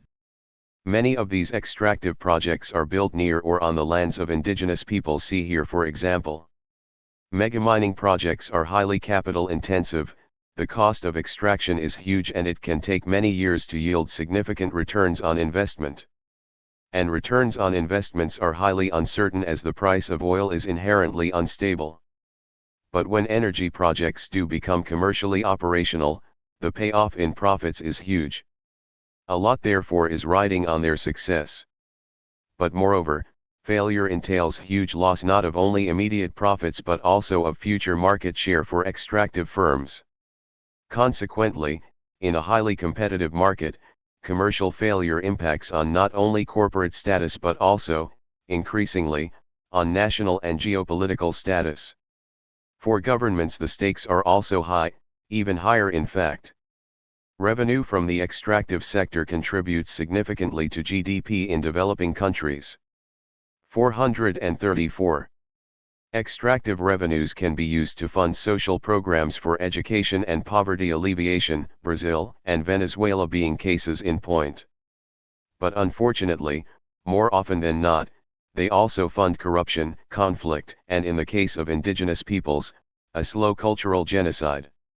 And, just as culture and biology form a symbiotic relationship in indigenous societies, that relationship is mirrored, darkly, by an opaque parallel relationship between resource-rich governments and profit-hungry extractive firms. That relationship is one which has been frequently characterized by corruption, intimidation, and violence, and in some of the worst excesses, murder of activists. Just recently, in a not untypical illustration of this Faustian relationship, a group of Indonesian villagers were permitted by a Washington judge under the Alien Tort Claims Act to further their claims of serious human rights abuses against high-ranking members of ExxonMobil Corporation. The villagers allege that top figures in the oil and gas company may have known that local military forces in Aceh province tortured, raped and killed villagers. The company hired military and paramilitary forces to protect its profitable asset, knowing well that the Indonesian military/state apparatus has a horrendous human rights record, dating back to at least the 1960s, as Joshua Oppenheimer's extraordinary documentaries The Act of Killing and The Look of Silence attests to. Whether or not the plaintiff's case proceeds through the American judicial system remain to be seen though. In 2010, a similar human rights claim, brought by Nigerian citizens, against Royal Dutch Petroleum for corporate liability for similar crimes, was ruled against in a judgment by the U.S. Supreme Court. The ruling was a significant blow against corporate culpability for crimes committed in their names abroad, particularly the culpability of the extractive sector. The climate of impunity across the globe from legal sanction has continued ever since. The New Enclosure Movement. The upstream phase of extractive production, the initial stage of exploration, drilling, and extracting raw materials, is where much of capital investment is concentrated. Huge amounts of capital is needed for the purchasing and exploration of hydrocarbon reserves, oil platforms, drilling equipment, and the installation of pipes. In 2013, the Big Five publicly traded companies Sinopec, Royal Dutch Shell, ExxonMobil, BP, and PetroChina, all in the top 20 largest public companies in the world and with a combined revenue of almost $2.15 trillion, spent hundreds of billions on upstream projects. The mega extractive project cycle on average costs between $3 billion and $15 billion, and can take anything up to 10 years, or more, to complete. 435. In other words, and at the risk of merely stating an elementary truism, transforming raw commodities into shareholder value and government revenue is big business, very, very big business. Many governments in the global south, and increasingly in the north, are turning to private sector investment in mining as a way to develop unexploited regions which are rich in natural resources, regional ecosystems that are also often rich in cultural and biodiversity. These regions are usually geographically isolated and culturally unique: tropical rainforests in the Amazon region, open prairie lands in Alberta, Canada, and expansive rangelands in Tibet, for instance. It is in these areas where much sought-after subsurface fossil fuels and rich minerals are now ever more concentrated. As global demand for finite and non-renewable mineral and hydrocarbon resources has increased, so too, has there been a direct inverse effect: the communal lands of indigenous groups have become highly prized as commercially profitable commodities. Unsurprisingly, in this unequal relationship between international extractive firms and traditional societies, the power dynamic lies decisively with the extractive corporations. Consequently, communal lands are being expropriated, enclosed, and mined for commercial profit. Thus indigenous and nomadic communal cultures, rich in spiritual and temporal wealth and knowledge, are being slowly decimated. The initial process of procuring access to natural resources, although often protracted and opaque in how it is achieved, is straightforward. Extractive companies secure exploration licenses, concessions, titles, and leases from central governments in far-off capital cities, frequently illicitly. A license or a title has been the preferred method as it entails unilateral permission from governments to the extractive industry to exploit resources, a scenario which has been much more beneficial to companies than to governments. Although contracts between both actors, involving a mutually binding set of agreements among the contracting parties, is preferred by governments. From then on, in the initial upstream phase of production, the crucial phase in the extraction cycle of oil, gas, and valuable minerals, the brute economic imperative is clear for governments and industry: the process must proceed with as little interference from anything which might slow production. Again, at the risk of stating an obvious truism, time wasted is profit lost. Moreover, central governments are often literally and metaphorically hundreds and sometimes thousands of miles away from culturally distinct indigenous groups and the regions in which they live. The problem of literal and metaphorical distance is also compounded by mutual distrust. The central state, controlled often by national elites with a vested interest in the extractive process, is not only 436 distant, it is also largely absent, and usually antagonistic to indigenous resistance to resource extraction, for the above reasons. There are enormous amounts of money to be made by excavating fossilized carbon, and there are enormous amounts to be lost worrying about such nebulous concepts such indigenous livelihoods and cultural integrity, ancient mountains and forests regarded as sacred, and the collective rights of traditional peoples to have a say on whether their territories are to be exploited. The calculation by governments and the extractive industries is clear: at best pay lip service to the idea of human rights, at worst, send in the men with guns to quieten and quell the restless natives. It is a calculated formula that Joseph Conrad understood well over 100 years ago in The Heart of Darkness, his excoriation of European imperialism and the scramble for ivory in the Belgian Congo. The book's main protagonist, the narrator Marlowe, in discussing the brute force of the conquerors, and their addiction to profit and economic efficiency, makes it clear what the true motives of the colonists were. They grabbed what they could get for the sake of what was to be got. It was just robbery with violence. The conquest of the earth, which mostly means the taking it away from those who have a different complexion or slightly flatter noses than ourselves, is not a pretty thing when you look into it too much. Resource nightmare. It is not a resource curse which these communities face, but rather it is a resource nightmare, a more accurate description, and one which better captures the multiplicity of social and cultural consequences and effects which befall indigenous communities in the wake of resource development. The extraction of resources does not just leave an ugly physical imprint. The scarred landscapes of indigenous and nomadic lands are also mirrored by an equally negative cultural and social imprint: endemic poverty, low-level conflict and ecological collapse, amongst other serious effects. Indigenous societies are often radicalized by governments with reductive mischaracterizations such as backward, primitive and uncivilized. They are deemed to be literally and metaphorically in the way of development and to obstruct development, at least in the official ideological development narrative so beloved by the IMFs, World Banks, and neoliberal governments of this world, is to impede progress.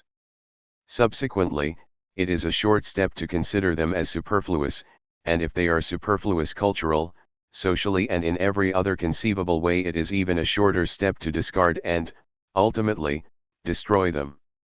437. Arundhati Roy has written of this phenomenon movingly and with great conviction in her 1999 essay The Greater Common Good.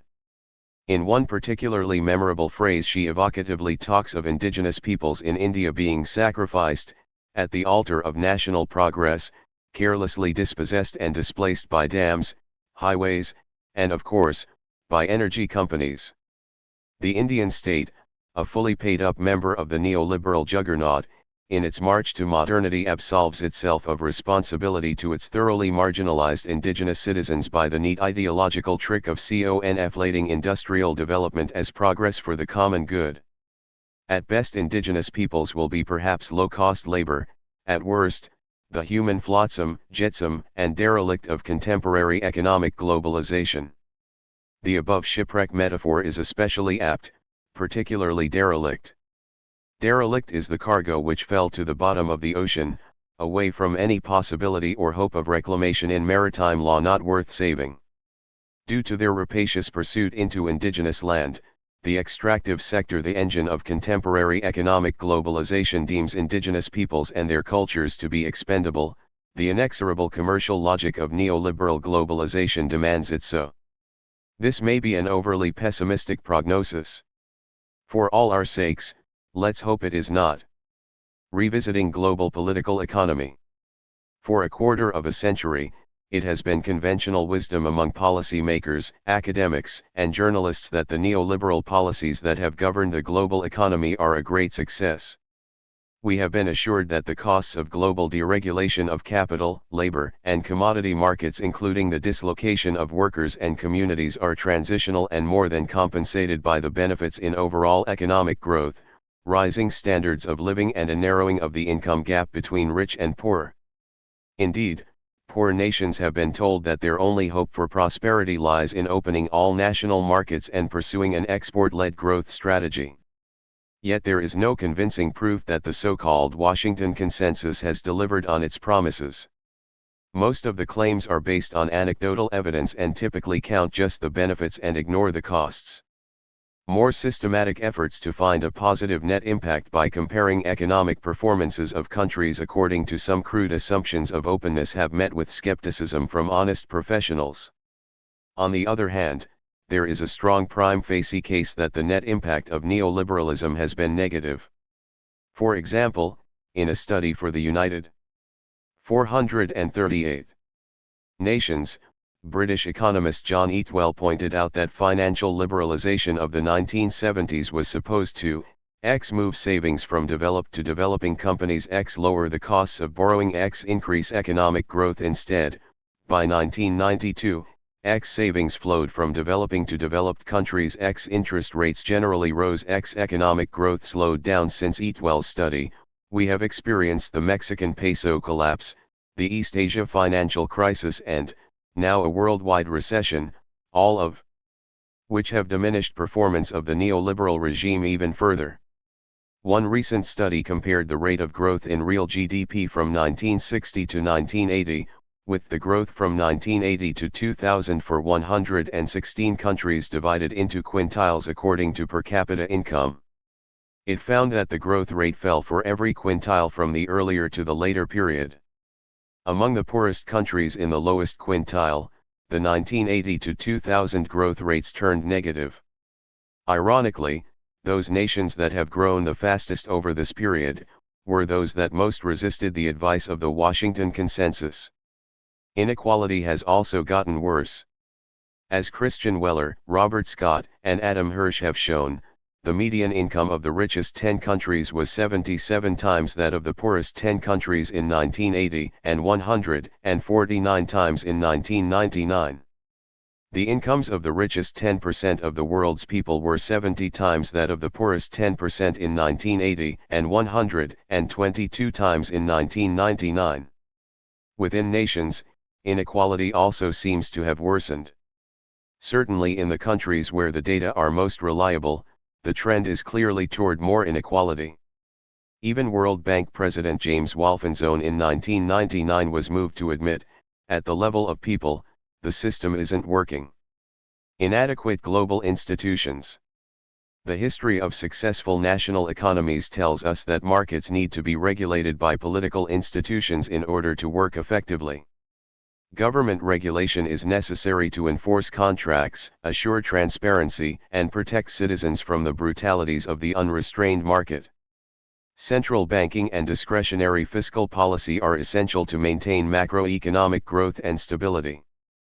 But today, the leadership of the world's advanced nations, driven by multinational financial interests and rationalized by an extremist free market fundamentalism, are attempting to create a global marketplace without the political institutions needed to make it work. 439. The International Monetary Fund, for example, is not a central bank for nurturing global growth and stability. It is rather a lender with an ideological agenda, conditioning its loans to troubled nations with austerity and anti-labor policies aimed at giving priority to debt repayment through exports rather than domestic growth. Although it demands that individual client nations open their financial markets to competition, the IMF itself is the center of a credit cartel. It has agreements with other financiers to assure that projects it does not like will be blacklisted from receiving assistance from the World Bank and other international lending institutions, as well as governments and large private lenders. Like all cartels, the IMF uses its oligopolistic power to pursue political objectives. It therefore has a decided bias toward countries whose leaders are in sync with the bank's major supporters. A former chief economist of the IMF has openly acknowledged that the staff of the IMF make no important decision without checking with the U.S. Treasury. Moreover, the staff is inadequate for its task. Stanley Fischer, then first deputy managing director of the IMF, told the New York Times in December 1997 that his agency, despite its army of 1,000 economists, did not have the capacity to monitor the global banking system effectively. The amount of detailed knowledge it takes to understand a system is beyond the capacity of a single multinational organization to deal with. The assumption that the G3, the G7, or the G8 can somehow provide overall management for the global economy is likewise misplaced. The leadership of these advanced countries have even less capacity to plan for global stability than does the IMF or World Bank. Thus, despite the expressed concern of the world's great economic powers after the Asia crisis of the 1997 that a new financial architecture was needed, very little reform has taken place. In reality, the global financial system is governed by ad hoc crisis management, characterized by late-night phone calls from U.S. Treasury officials to the world's financial tycoons, IMF officials flying to third-world capitals in disguise, and Wall Street lectures to recalcitrant politicians in developing nations. The crisis management style has one big advantage for those who attempt to manage the global economy. It avoids the politically difficult questions of accountability and sovereignty. When the world faces a crisis, issues of fairness, economic sustainability, and democracy are brushed aside as secondary to the emergency task at hand, restoring investor confidence. When the crisis is over, the global policymakers turn to other issues, and the opportunity for serious public debate is lost, until the next crisis, which must be managed again at still higher levels of risk. In the absence of institutions that can maintain and stabilize global demand, the deliberate encouragement of export-led development strategies places the fate of the global economy on the willingness and ability of the large advanced. 440. Economies, Japan, the European Community and the United States, to provide the markets and capital investment needed to accelerate growth in the rest of the world. With the Japanese economy currently mired in its crisis of finance and consumer confidence, it is an unlikely source of economic stimulus. Indeed, it well may be that in order to solve its problems, Japan will have to go through a financial restructuring that in the near term will further reduce its domestic growth. Europe is in better shape. It has idle capacity and its capital account is in balance. But the Eurozone is constrained by a macroeconomic conservatism that is built into the Maastricht Treaty and other political arrangements and will be hard to dislodge in the near term. Moreover, for now, Europe's economic policies will focus on easing its eastward expansion. This leaves the task to the United States, which during the 1990s, particularly the last half, has provided much of the stimulus for world demand. Prospects for the U.S. economy. The U.S. economy appears to be at the end of a mild recession. The recession was in large part a natural outcome of the 10-year economic expansion that ended in March of 2001. During its first 5 years, this expansion was at best ordinary. After having fallen in 1991, the GDP rose at an average of a little above 3% annually through 1996, about the same as the previous two expansions and considerably less than earlier upturns. What made this recovery different was its second wind, averaging 4% for the first quarter 1996 to 2001. The most important contributor to this second wind was what did not happen, an inflation shock that would have induced the Federal Reserve Board to raise interest rates. The absence of inflation in the 1990s should not have been such a surprise. In modern times, all significant bouts of inflation have been generated by a war or exogenous oil price shocks, not by a peacetime economy that expanded beyond its sustainable limits. The last price flare-up was generated by a short-lived panic in oil markets when the 1990 Gulf War was launched. Global oil prices also sparked the inflation of the 1970s. The previous price run-up was kicked off in the late 1960s by then-President Lyndon Johnson's refusal to raise taxes to pay for the Vietnam War. The inflation spell before that was ignited by the Korean War, the one before that by the lifting of price controls after World War II, and the one before that, by the impact of World War I. The absence of price inflation in the 1990s allowed the Federal Reserve to accommodate economic growth. But the prospect of continued growth and the availability of cheaper credit fueled an inflation in financial asset values, causing the U.S. stock market to rise over 350% between October 1990 and January 2001. Despite the obvious speculative excess, the Federal Reserve 441 declined to use its ability to impose credit restrictions targeted at the stock market. Instead, it waited until 1999, when it tightened credit in the entire economy and helped precipitate a recession. Once the recession began, the Federal Reserve quickly reversed itself and lowered interest rates 11 times, driving short-term rates down from 6.5% in June 2000 to 1.8% by December 2001. Long-term rates fell as well, but much less. Moreover, the Bush administration, despite its conservative rhetoric, was quick to apply a Keynesian fiscal stimulus in the form of a tax rebate. The result was that consumer spending, after a temporary drop in the wake of the September 11 attacks, was maintained. By early 2002 it appeared that a slow recovery was beginning. No one can predict the future.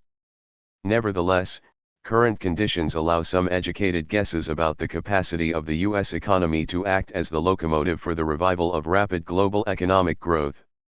In the short term, we can expect the U.S. unemployment rate, which is a lagging economic indicator, to rise, even in the face of a recovery. The unemployment rate in February 2002 was 5.5%, up from a low of 3.9% in October 2000. Based on past history, we can expect the rate to rise to somewhere around 6% by the end of the year. The impact of a rising unemployment rate will be felt on consumer incomes, particularly for those at the bottom of the wage distribution. The U.S. experience shows that below 5% to 5.5% the labor markets tighten and the benefits of growth begin to be shared by those at the bottom. Thus, the end of the 1990s expansion, earnings for low-wage workers were rising faster than those for high-wage workers. Similarly, when the unemployment rate rises, real income growth among U.S. workers slowed down, according to the estimated losses among family income quintiles of a rise in the overall unemployment rate from 4% to 6.5%. In the medium term, even with a recovery, it is not likely that the United States will return to the growth rates that it enjoyed in the late 1990s. First, the impact of the recent stock market decline will dampen a return to what Alan Greenspan called the irrational exuberance of those years. Some $5 trillion in U.S. households' financial assets evaporated between third quarter 2000 and third quarter 2001. And it will take time for the small investors to forget the pain of that loss, and for new money to come into the financial markets. Moreover, the price-earnings ratios in the U.S. stock markets are still above historical averages. Second, the impact of the Enron and related scandals has yet to run through the economy. Banks, for example, have become more conservative in their lending. and the easy financing through the stock market that U.S. companies enjoyed over the last decade has diminished. Together with the collapse of the .com sector of the stock market, the Enron scandal is having a negative impact on the confidence of investors, particularly small investors and workers. 442. With defined contribution pension plans. Already it is estimated that U.S. companies will have to come up with cash for about $30 billion in convertible securities coming due in the next 18 months that they had assumed they would be able to pay for with stock. We also know now that the profits of a number of large corporations in the technology sector were overstated. For example, Enron's profits between July 2000 and October 2001 were overstated by at least $1 billion, or 78% of the total profits claimed. Estimates are that the profits of all U.S. corporations in the late 1990s were falsely inflated by between 20% and 25%. If so, this suggests that the stock market bubble was even larger than we thought. Third, overcapacity in a number of technology sectors will continue. Fourth, new cost pressures on U.S. companies will come from rising healthcare costs. After several years for stability, these costs are now expected to accelerate once again. Fifth, the capacity of American consumers to spend faster than they earn may be reaching its limit relative to disposable income. Both domestic consumption and consumer debt in the U.S. are at their highest levels since the end of World War II. The rising value of residential real estate is now the consumer sector's main support. If the United States were to experience a deflation in housing prices, consumers would be forced to retrench.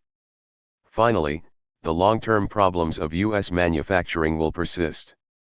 There is, of course, a tendency in most advanced countries for manufacturing's share of total employment to shrink because of higher productivity rates in manufacturing relative to the service and commercial sectors. But the weakness in the U.S. manufacturing sector does not reflect a simple secular trend, as it is directly connected to the chronic and persistent trade deficit. Despite the persistent U.S. trade deficit, there is a widespread assumption that the U.S. economy is highly competitive. The heart of this claim is that the relative unregulated state of U.S. markets, especially labor markets, has led to a productivity miracle. A closer look at the productivity makes this proposition doubtful. As Table 4 shows, real GDP per worker has grown faster in the United States than in the Eurozone. But output per worker is not as accurate a measure as output per hour worked. When that adjustment is made, the U.S. performance still leads, but by a smaller margin. 443. Table 4, U.S. Productivity. Productivity. U.S. Eurozone. GDP/worker 2.51.2. GDP/hours worked 2.11.6. Net domestic product/hours worked 1.8-1.5. Productivity. U.S. Eurozone. Net domestic product/hours worked 1.4-1.8. Moreover, as a recent report by Credit Suisse First Boston points out, international comparisons of gross domestic product are distorted by differences in the way depreciation is measured. Therefore, net domestic product, which subtracts capital depreciation from the calculation of GDP, is a better measure of economic progress. When the two economies are compared on that basis, the 1996-2000 performances narrow considerably. When the longer period, 1993 to 2000, is examined, the Eurozone performance is superior. It should also be noted that by 1997, at least 5 European economies had reached productivity levels that were at or above more of the United States. The illusion of faster U.S. productivity growth may have contributed to the willingness of the Federal Reserve to keep monetary policy loose even as the unemployment rate reached and went below narrow levels. Although the U.S. and Eurozone economies are different, the U.S. experience may help shed some light on the European debate over structure versus macroeconomic roots of high unemployment rates there. The structural claim is that too many workers in Europe are unemployable, i.e., lack the skills and attitudes needed for the new economy. In the early 1990s, a similar claim was made about workers in the United States. Yet by pursuing more expansive macroeconomic growth policies, the U.S. economy in the 1990s was able to absorb many people into the labor force that were previously considered unemployable. 444. In the long term, the U.S. economy is clearly headed for a financial crisis. In 2000, the U.S. current account deficit was a record $450 billion, 4.5% of GDP. The recession reduced the current account deficit in 2001, but it was still above $400 billion. When the economy recovers, the deficit will continue its relentless expansion because U.S. consumers and businesses now have an inordinate propensity to import as income rises. According to last year's report of the U.S. Trade Deficit Commission, for an equal increase in national income in the United States and foreign countries, the United States increases its purchase of imports proportionally more than foreigners increase their exports. Nobel Prize-winning economists Franco Modigliani and Robert Solow recently characterized the large and growing deficit in the U.S. international trade balance as the greatest potential danger facing the economy in the years to come. In order to finance this deficit, the United States has had to borrow from other countries and sell them more of its assets. Thus, each year its economy must devote more of its income to interest on the debt and the transfer of profits to investors in other countries. After 1988, these payments began to exceed foreigners' remittances to the United States. This net foreign debt is now 22% of GDP. Assuming a recovery, the U.S. economy is on a trajectory to a debt burden of roughly 40% of GDP within 5 years. The United States is, of course, not Argentina. The dollar is the world's most important reserve currency and America has better credit and more assets to sell. But it is a matter of simple arithmetic that it cannot forever borrow in order to buy more from the rest of the world than it sells. The interest burden will eventually be so heavy that foreign investors will be unwilling or unable to keep financing the rising debt. When that happens, the dollar will drop and interest rates will spike upward. The United States will then be forced to run a trade surplus with a drastic devaluation of the dollar and or a draconian deflation in real incomes in order to reduce demand for imports and make U.S. goods cheap enough to run a surplus in world markets. The costs of balancing trade through deflation would be considerable. According to an earlier calculation, bringing a 2% current account deficit into balance would require a 10% drop in GDP and a jump of 5 full percentage points in the unemployment rate. At today's deficit share of 4% and more, the required contraction is even greater. Getting to a trade balance will be even more difficult because U.S. manufacturing capacity may well have shrunk below the level needed to eliminate the trade deficit through expanding exports. Given the relentless import competition, investors are reluctant to make long-term capital available to medium-sized and small manufacturing firms, and some large ones as well. 445. The grim outlook for manufacturing also reduces the incentive for young people to invest in becoming skilled workers. The low savings rate also contributes to the current account problem, but it is now a function of a deficiency in private rather than public savings. This is a much harder problem to solve. In fact, we do not know how to raise the private savings rate. And under current conditions, increasing the saving rate would reduce consumer demand, upon which the U.S. economy, and the world, depends. Another imbalance driving the trade deficit is the overvalued dollar, whose price against other major currencies may be as much as 25% too high. By making U.S. exports more expensive and imports cheaper, the high-value dollar has been a major cause of the erosion of U.S. manufacturing capacity. Whether one believes that the trade imbalance is caused by low savings, a high dollar, slower growth in Japan and Europe, or some combination of all of these factors, the fact is that the U.S. government is not attempting to solve any of these problems. Indeed, the Bush administration is deliberately moving in the opposite direction on all fronts. Its 10-year, $1.3 trillion tax cut will further reduce the national savings rate, and it has repeatedly declared opposition to any effort to significantly reduce the value of the dollar. Neither does it have a credible industrial strategy, Its recent decision to raise tariffs on steel imports will do little to solve the industry's fundamental problems. It has also been unwilling to use its political clout to pressure Europe and Japan into faster growth. The need for allies in the war against terrorism makes it unlikely that it will make any effort to address this issue in the near future, since the military spending continues to rise. But it is not only US military spending that is rising, even though it dwarfs that of other powers. There are currently two great belts of political instability.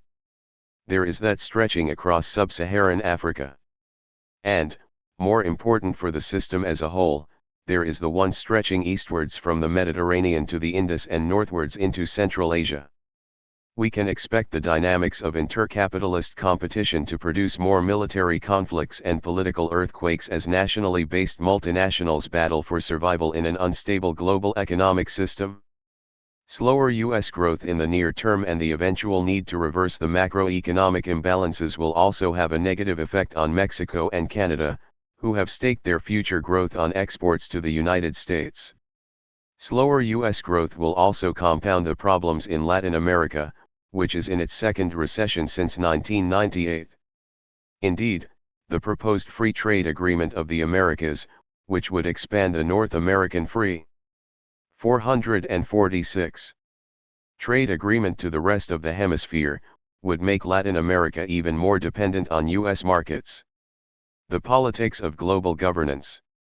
The failure of the neoliberal policy regime and the doubtful capacity of the US economy to act as a sustained engine of growth leaves the current system of global economic governance at a dead end. Unfortunately, the political structure of that system is at present incapable of creating a new and different path to global prosperity. Markets do not exist in a state of nature. They are social constructs, with defined customs and regulations that are established through political struggle and compromise. The generation and distribution of income, wealth, and power is as much a political as an economic phenomenon. In the famous words of one political scientist, politics is the art of who gets what. Therefore, every market has a politics. The expanding global market system is no exception. Thus, according to a former Director General of the World Trade Organization, the WTO represents the constitution of the new global economy. This may be an overstatement. But the policies of the WTO, the IMF, the World Bank, and other global regulators, represent the dominance of the investor class in the politics of the emerging global economy. No one can deny the existence of a global investor class. Electronic technologies and modern transportation and communications system allow for extremely effective business and financial networking. Increasingly, the top echelons of transnational business are managed by multinational personnel, who have little or no loyalty to the country whose passport they happen to hold. A global investor class implies a global working class, even though the International Organization of Workers is far behind that of investors. Therefore, we cannot fully judge the impact of globalization without reference to the share of benefits and costs going to capital and labor. The questions of who wins, and who loses, from particular policies of the global institution cannot be answered on the basis of separate national identities alone, because every country has an investor and a working class, i.e., there are rich people in poor countries and poor people in rich countries. In 1996, for example, 22% of the world's billionaires were from the developing nations. In most cases, international agreements are negotiated by elites that have more in common with each other than with working people in the countries that they represent. As a retired U.S. State Department official put it to me bluntly a few years ago, "What you don't understand," he said, "is that when we negotiate economic agreements with these poorer countries, we are negotiating 447 with people from the same class. That is, people whose interests are like ours, on the side of capital." Accordingly, the fundamental purpose of the neoliberal policies of the past 20 years has been to discipline labor in order to free capital from having to bargain with workers over the gains from rising productivity. Although labor is obviously better served when it is organized into trade unions to bargain with a unified voice, the bargaining between labor and capital goes on even if workers are unorganized. The bargaining between labor and capital is what makes up the social contract that is required in order to legitimize the unequal distribution of income, wealth, and power that a free market generates. As in any bargaining, both sides are constantly maneuvering for advantage. But labor is typically at a disadvantage because it usually bargains under conditions of excess supply of unemployed workers. Moreover, the forced liberalization of finance and trade provides enormous bargaining leverage to capital, because it can now threaten to leave the economy altogether. Moreover, unregulated globalization in one stroke puts governments' domestic policies decisively on the side of capital. In an economy that is growing based on its domestic market, rising wages help everyone because they increase purchasing power and consumer demand, which is the major driver of economic growth in a modern economy. But in an economy whose growth depends on foreign markets, rising domestic wages are a problem, because they add to the burden of competing internationally. Both the international financial institutions and the WTO have powers to enforce protection of investors' rights among nations, the former through the denial of financing, the latter through trade sanctions. But the institution charged with protecting workers' rights, the International Labour Organization, has no enforcement power. Until recently, the politics of the global economy has been largely viewed as international, i.e., focused on the questions of which nation gets what, with the central conflict between countries that are rich and poor, developed and developing, oil haves and oil have-nots, etc. From this perspective, the institutions of international economic governance are presented to the global public as a sort of legislature of different geographic interests. Those representing the poor countries from the south argue for redistribution and those representing rich nations from the north argue for fiscal discipline. Geographic conflicts are certainly a primary feature of global politics, as they are of national politics. But the underlying political conflicts in the global economy are not exclusively among nations.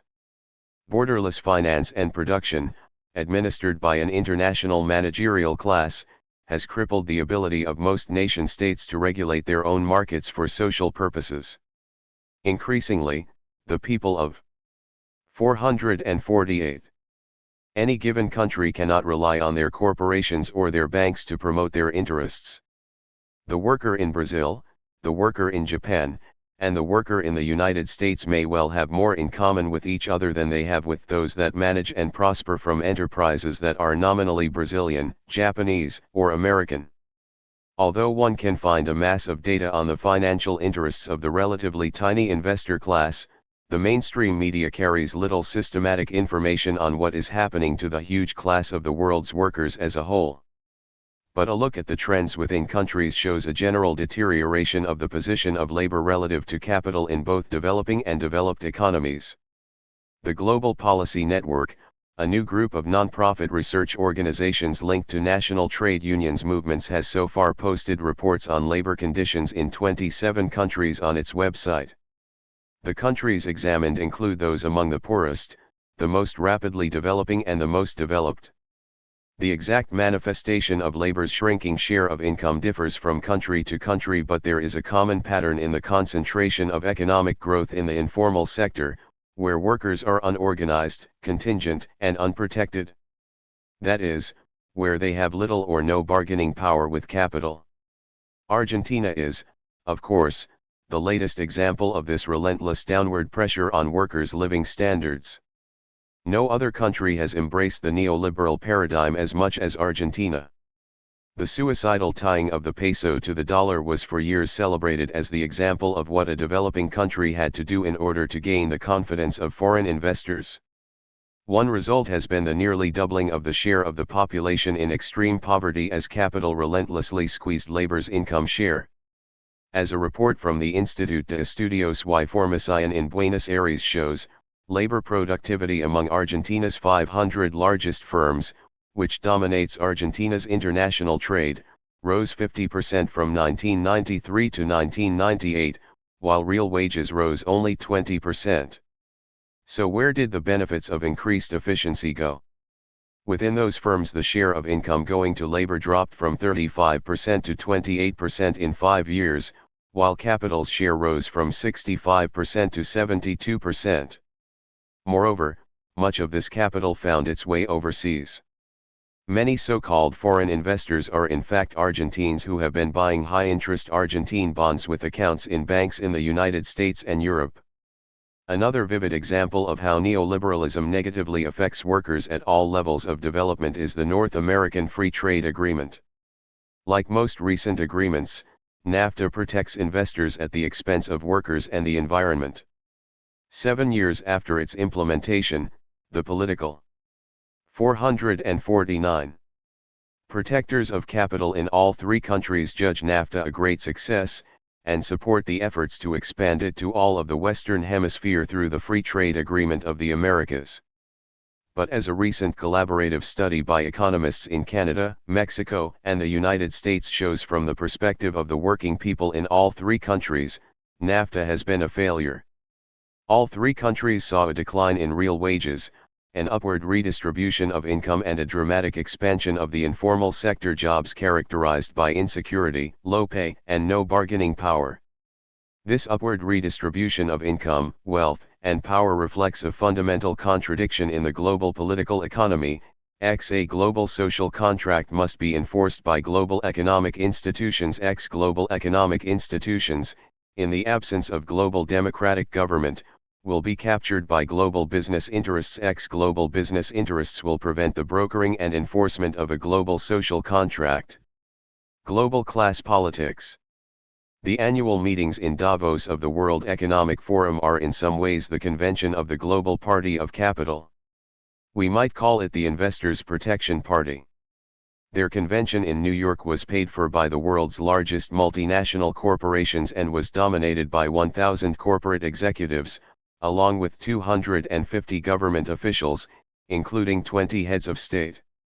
They were accompanied by lawyers, consultants, journalists, and academics who did business with each other at the receptions and dinners and in the corner of hotel lobbies, just as in any political convention. The meeting of the World Social Forum in Porto Alegre, Brazil, at the same time was in many ways a convention of a global political party in opposition, which is now searching for a common program with which to oppose the investors' agenda. The difference between these 2 parties is not, as the media would have it, the difference between globalizers and anti-globalizers. Globalization, in the sense of people exchanging goods and ideas with each other, has been going on for several thousand years and will continue. Neither is it a concern with social as opposed to the economic issues. The meeting in Porto Alegre was also about economics, an economics that serves society, rather than one that is served by society. In that sense, the core contention between Davos/New York and Porto Alegre is over the rules of the global marketplace, and who will set them. 450. Because the Investor Protection Party dominates the global financial institutions, the party in opposition has little real access to forums, which might force those institutions to seriously consider alternatives. Demonstrators can temporarily obstruct the workings of the global institutions' managers.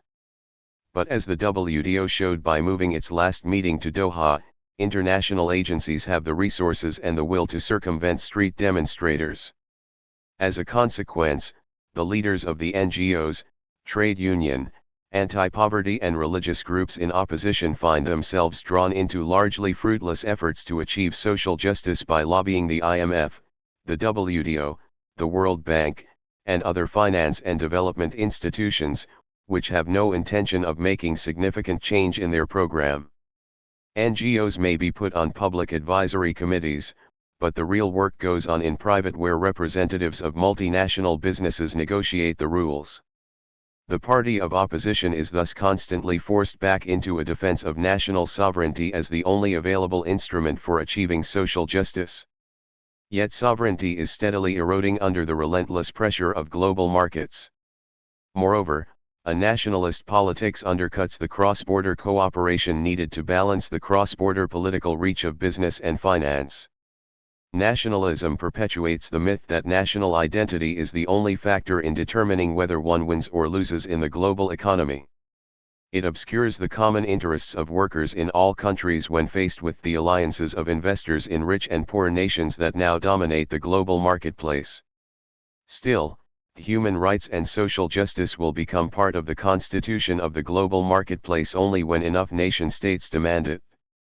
Therefore, if the global opposition is to develop an alliance of its developing and developed country wings, it must pursue a common global program for working people of all nations that reinforces their national struggles for economic and social equity.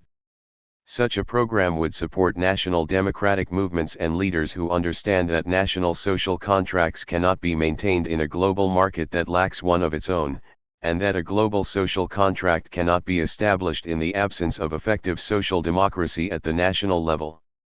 The global opposition cannot demand democracy at the IMF and not within the nations that belong to it.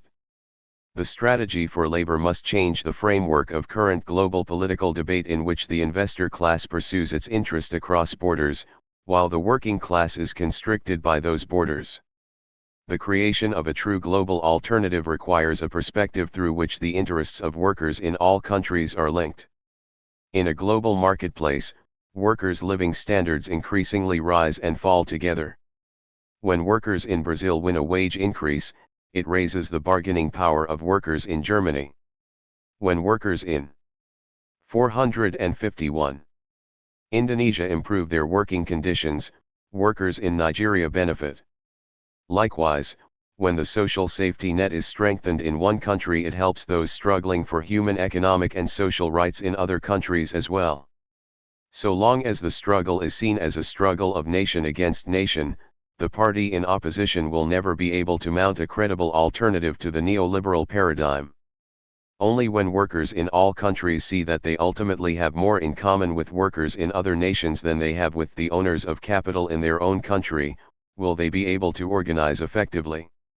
When investors are faced with similar demands for decent pay, healthy working conditions and human dignity at the workplace everywhere, they will be forced to have a serious debate about the economic future of the planet. Trade unions' role. The definition of the global working class cannot be restricted just to unions. Nonetheless, the free trade union movement, that is, the movement of unions democratically elected by workers and accountable only to their membership, plays a crucial leadership role for the world's workers. Labor unions are strategically important in part because they have the power to deny capital the human resource that is necessary for the generation of profits. The capacity to strike is the ultimate threat to the investor class. And just as the party in opposition needs the support of organized labor, so labor needs the support of the NGOs and other organizations that rise in opposition to the neoliberal program. In recent years, trade unions and other parts of the party in opposition have been working closer together. The coalition of workers and environmentalists in Seattle in 1999 symbolized this effort. And in local struggles against multinational corporations around issues of privatization, pollution, and injustice all over the world reflect similar partnerships. One recent example is the coalition of U.S. and Mexican union activists and university students against sweatshops that forced a company producing for Nike to recognize an independent trade union whose leaders had been persecuted for protesting abominable working conditions. Through the International Confederation of Free Trade Unions and its regional networks, unions have stepped up their efforts at global collective bargaining and joint organizing campaigns against multinational employers. The global trade union movement was crucial in the struggle against apartheid in South Africa and dictatorships in Korea and Indonesia. Today, unions all over the world are aiding in the struggle against oppression of workers' voices, from Burma to Colombia to Zimbabwe. 452. To move the partnership forward, the opposition will need to pay attention to areas that have sometimes divided trade unions and their allies in the developing and developed economies. One example is the tension over labor rights and standards in international trade and investment agreements.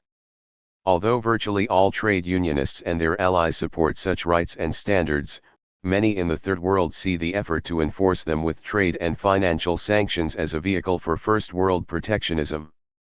As one Asian economist observed, the U.S. Treasury runs the International Monetary Fund, and for years urged them to make loans to dictators who squandered the proceeds and are now dead, or retired in the south of France. Then the IMF tells us that the only way to pay their debts is to increase exports made with our cheap labor. When we do, US unions complain that we are undercutting labor standards. On the other hand, trade unionists from developed countries see their third world brothers and sisters as being too willing to align themselves with multinational capital in opposing social protections through trade and financial agreements. They are skeptical when those in developing countries who claim to be supportive of human rights resist economic sanctions, which, in practical terms, are the only way to preserve those rights.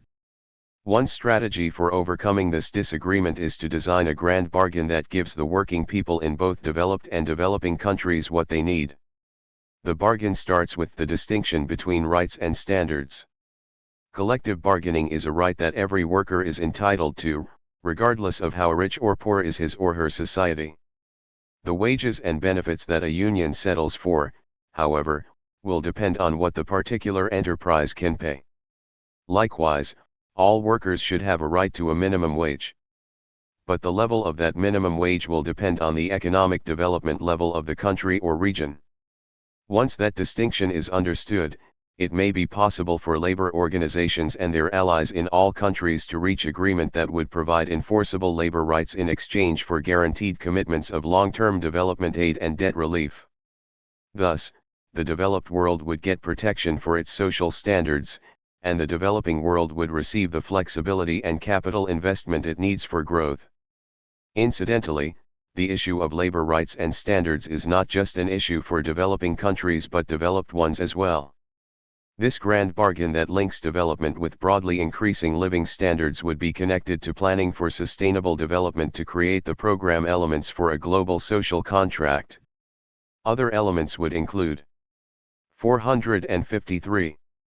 X. Flexible development. The one-size-fits-all policies of the international financial agencies have not only failed to produce faster growth, they have allowed the leaders of recipient countries to escape responsibility for their own policies by blaming all their problems on the IMF or World Bank. Therefore, once human and political rights are ensured, countries should have the flexibility to choose their own development path, for which their leadership should be held accountable to their citizens. X. Winners compensating losers. As long as workers who have to bear the costs of open markets expect that they will be abandoned by the society that profits at their expense, they will resist globalization. So countries need social policies that compensate those who must pay for the benefits of economic integration. Such policies would include increased public spending on health care for the uninsured, worker retraining, adequate pensions, and community redevelopment, as well as more generous unemployment compensation and wage insurance to cushion the blow of moving to lower-paying jobs. X. Regulated finance. Volatile financial markets must be tamed. Since no system of global banking regulation is in sight, the simplest solution is the Tobin tax, a tax on international financial transactions. The proceeds would be used for long-term investments in education and health care in poor countries.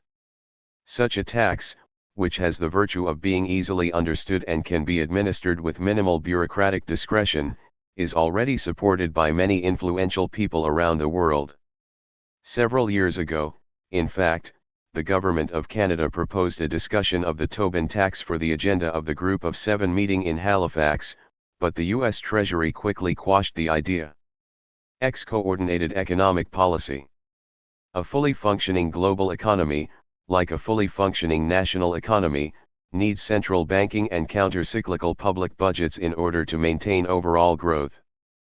But there will be neither a global central bank nor a global government budget for a long time, so these functions must be performed by the governments of the three largest economies, the United States, Europe, and Japan, acting together. Having pressured the world into a system of brutal competition, the major powers have an obligation to maintain sufficient global demand with low interest rates and other macroeconomic policies.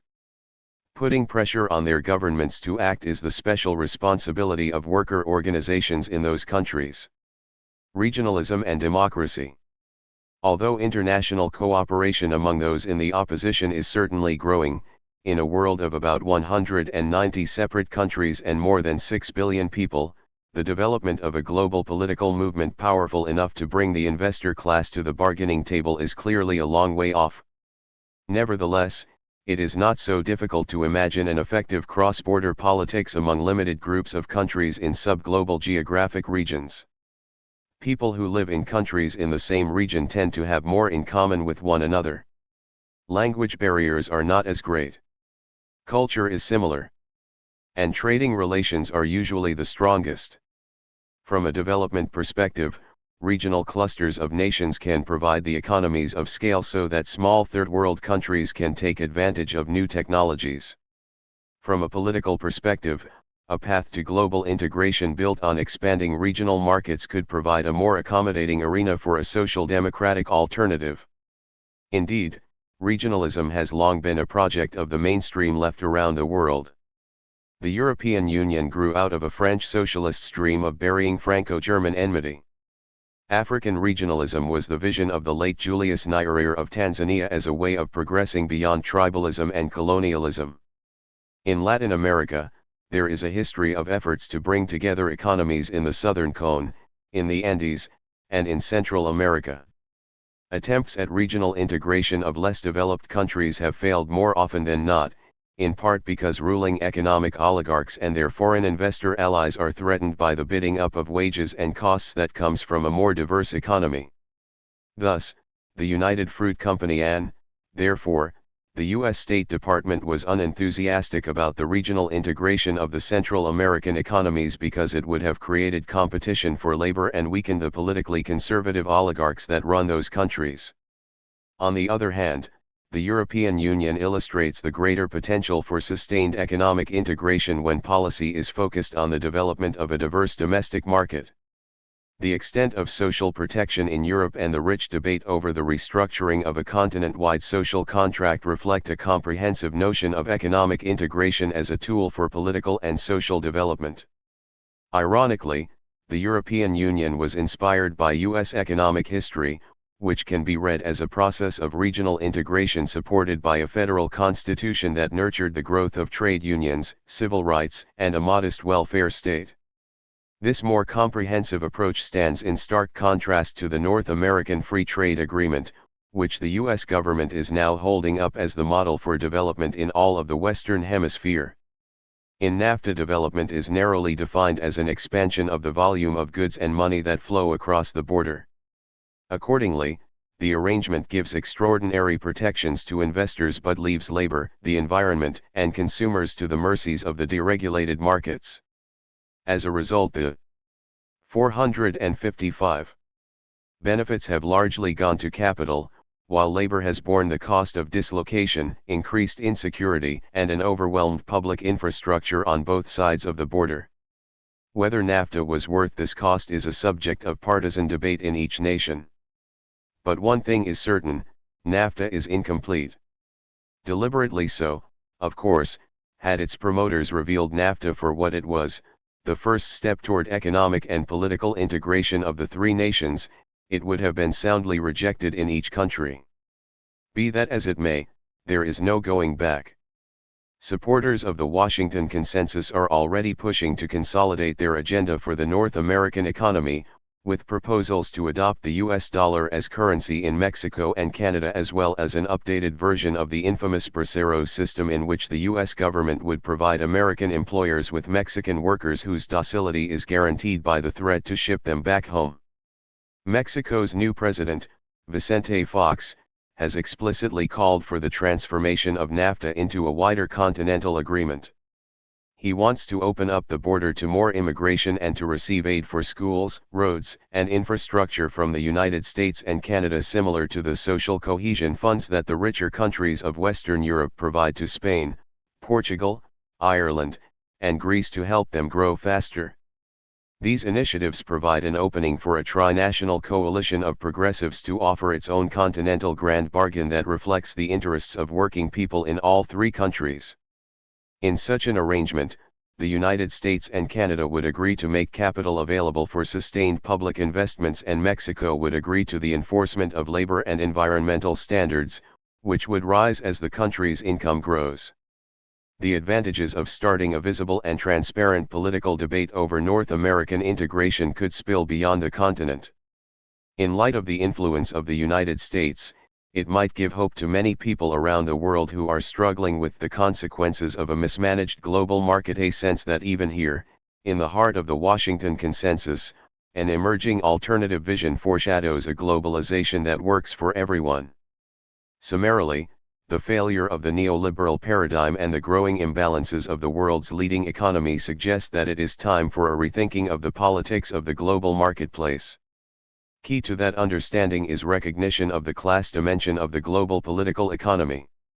A major strategic task before us is the strengthening of the alliance of working people, North and South, East and West, through a common program. This should rest on a grand bargain in which the interests of developing and developed country workers are served. Such a grand bargain for 456. Labor would also help raise consciousness among the majority of the world's citizens of the need for international solidarity with each other. The task is difficult. But the world's working majority has two great advantages. One is that it is the vast majority, in every country. The second is that the world's workers are indispensable. One can imagine a world without multinational investors. It is impossible to imagine a world without workers. Bibliography. Credit Suisse First Boston. 2001. Euro Area Weekly, September 6. Eatwell, John. 1996. International Financial Liberation, The Impact on World Development. New York. New York, United Nations Development Program. Faux, Jeff and Lawrence Michel. 2000. Inequality and the Global Economy. In Will Hutton and Anthony Giddens, eds, On the Edge, Living with Global Capitalism. London, UK, Jonathan Cape Publishing. Faux, Jeff and Robert Scott, Carlos Salas and Bruce Campbell. 2001. NAFTA at 7, Its Impact on Workers in All Three Nations. Washington, D.C., Economic Policy Institute. Faux, Jeff. 2000. Time for a New Deal with Mexico, The American Prospect, October 23. Faux, Jeff. 2001. The Politically Talented Mr. Greenspan. Dissent, Spring. Fisher, Stanley. 1997. Quoted in Poor Oversight Said to Imperil World Banking. New York Times. December 22. Godley, Win. 1995. A Critical Imbalance in U.S. Trade, the U.S. Balance of Payments, International Indebtedness and Economic Policy, Public Policy Brief No. 23, Annandale-on-Hudson, New York, Jerome Levy Economics Institute. http://www.levy.org. Lozano, Claudio, and Eduardo Manjevsky. 2001. Highlights of Labor Market Conditions in Argentina. Global Policy Network, Washington, D.C., Economic Policy Institute. http://gpn.org/data/argentina.html. Modigliani, Franco, and Robert Salo. 2001. America is Borrowing Trouble, New York Times, April 9. Rodriguez, Francisco, and Danny Roderick. Trade Policy and Economic Growth, A Skeptic's Guide to the Cross-National Evidence in NBER Macroeconomics Annual 2000. MIT Press 2000. U.S. Trade Deficit Review Commission. 2000. Action. Washington, D.C. Weller, Christian E., and Robert E. Scott, and Adam S. Hirsch. October 2001. The Unremarkable Record of Liberalized Trade. Washington, D.C., Economic Policy Institute. 457. Chapter 9. When Oppression is the Status Quo. Disruption is a moral duty. Overview. Capital is globalized, the resistance of the working class must be as well. The World Trade Organization, International Monetary Fund, World Bank, UN, NATO, North American Free Trade Agreement, G8, are all international undemocratic organizations interested in reducing conflict between capitalists, ensuring that those in power can more effectively exploit working people and environmental resources globally. The real criminals in the global system are therefore those who create inequality, poverty, and exploitation, who cause misery and desperation and take away people's ability to sustain themselves and run their own lives. The real causes are the people and institutions which perpetuate capitalism. By organizing communities, making decisions, and doing things for themselves at a local level, and resisting attempts by councils, bosses, police, government, and capitalist profiteers to make people do what they want, people can start to change the world. 458. The four pillars of oppressive neoliberal imperialism. The neoliberal state has a transformed political center, one which at the core and highest echelons of African governments now prioritize marketization, corporatization, and outsourcing, and economic relationships which aid this. The political center has been captured by entrepreneurs of the state, foreign corporate interests, and the accountancy firms. Over the past couple of years, peoples on the African continent, worthy people, working people, oppressed people have slowly begun to initiate processes of mobilization, struggle, and confrontation against what we call neoliberalism.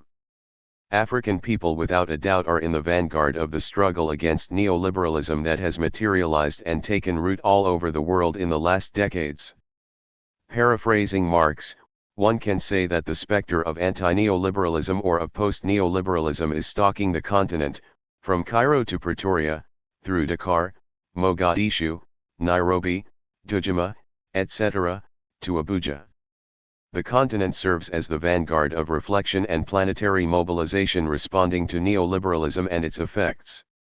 To look into this, to know why we are fighting, it is important to remind ourselves of the 3 to 4 main points as to what neoliberalism is. First off, neoliberalism signifies a process of fragmentation, structural disintegration of support networks, solidarity, and popular mobilization. Throughout the whole world, especially in Europe, Africa, Latin America, and Asia, neoliberalism has grown out of the pulverization, fragmentation, and disintegration of the old workers' movement, the old peasant movement, and the urban mobilizations that developed in the 50s and the 80s.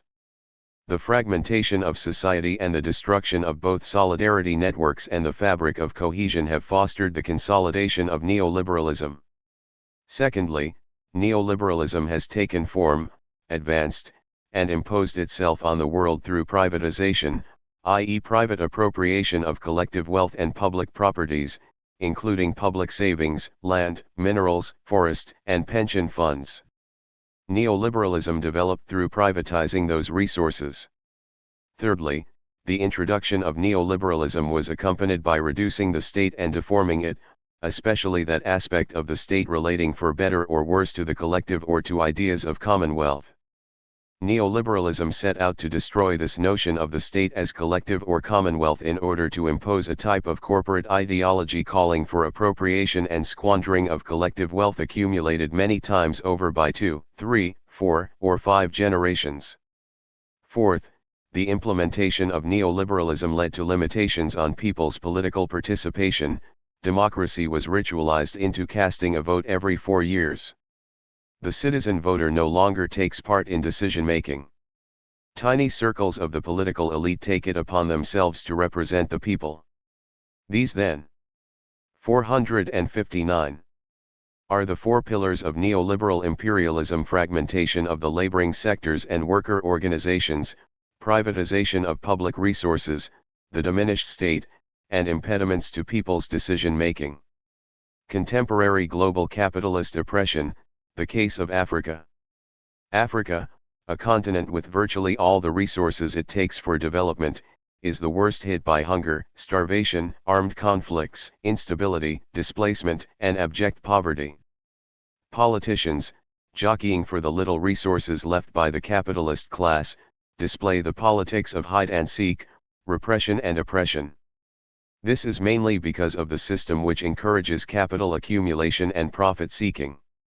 The cumulative effect is flagrant corruption, deprivation, wastage, and impoverishment which intensifies underdevelopment. Worst of all, as Africa is helplessly dragged into the global free trade championed by the International Monetary Fund and World Bank, the continent's natural resources are further exposed for deep exploitation by international capitalism, which deteriorates the woes of the already impoverished African working class. This shows that the objective conditions of African socio-economic formations do not favor capitalism. Capitalism and imperialism are perceived as the major cause of the current underdevelopment in Africa. Capitalist development has tended to reinforce the exploitative dependence that enables underdevelopment to persist. The fact remains that Africa will never witness any meaningful development under capital accumulation and market profit seeking which breed dissension, division, greed, selfishness, tribalism, ethnic chauvinism, and the like. Recently, after the just concluded 22nd ECOWAS summit in Abuja, Nigeria, one African president identified division and the exposure of the region's economy to the Western capitalist class as the major source militating against the development of the region. But this is the base of capitalism: market profit seeking and exploitation. It is not enough to identify these problems but more so to resolve them by helping to abolish the system that creates them. The African working class has the cards in their hands for socialism if only they want it. Indeed, African conditions have revealed capitalism in its harshness and brutality. Inequalities are too glaring. In the face of extremities of want and a meager surplus, it is difficult to sell the idea that those who are in positions to accumulate should take what they can and leave the rest to suffer what they must. Africa's ruling class has run out of ideas for fashioning and inspiring a functional development strategy, limited as it is by the constraints of working with ideas compatible with the maintenance of the existing property relations. 460. The evils of capitalism are conspicuous in Africa, and Africans have lost confidence in capitalism, exemplified by the renewed springing up of working-class consciousness in South Africa, the Gambia, Namibia, Kenya, Nigeria, Ghana, and others, but are choked by the external forces of capitalism. Again, another problem for the transition to socialism is the state of the development of productive forces in Africa, which may turn even the best of intentions into caricature. The lack of the development of the productive forces appears to encourage political authoritarianism and reduces socialism to the management and redistribution of poverty. But underdevelopment will surely persist if the existing capitalist relations of production are maintained, and if the dependence of Africa on international capital continues. Therefore, the overturning of the existing relations of production is necessary for overcoming underdevelopment. Socialism is inevitable if development is desirable.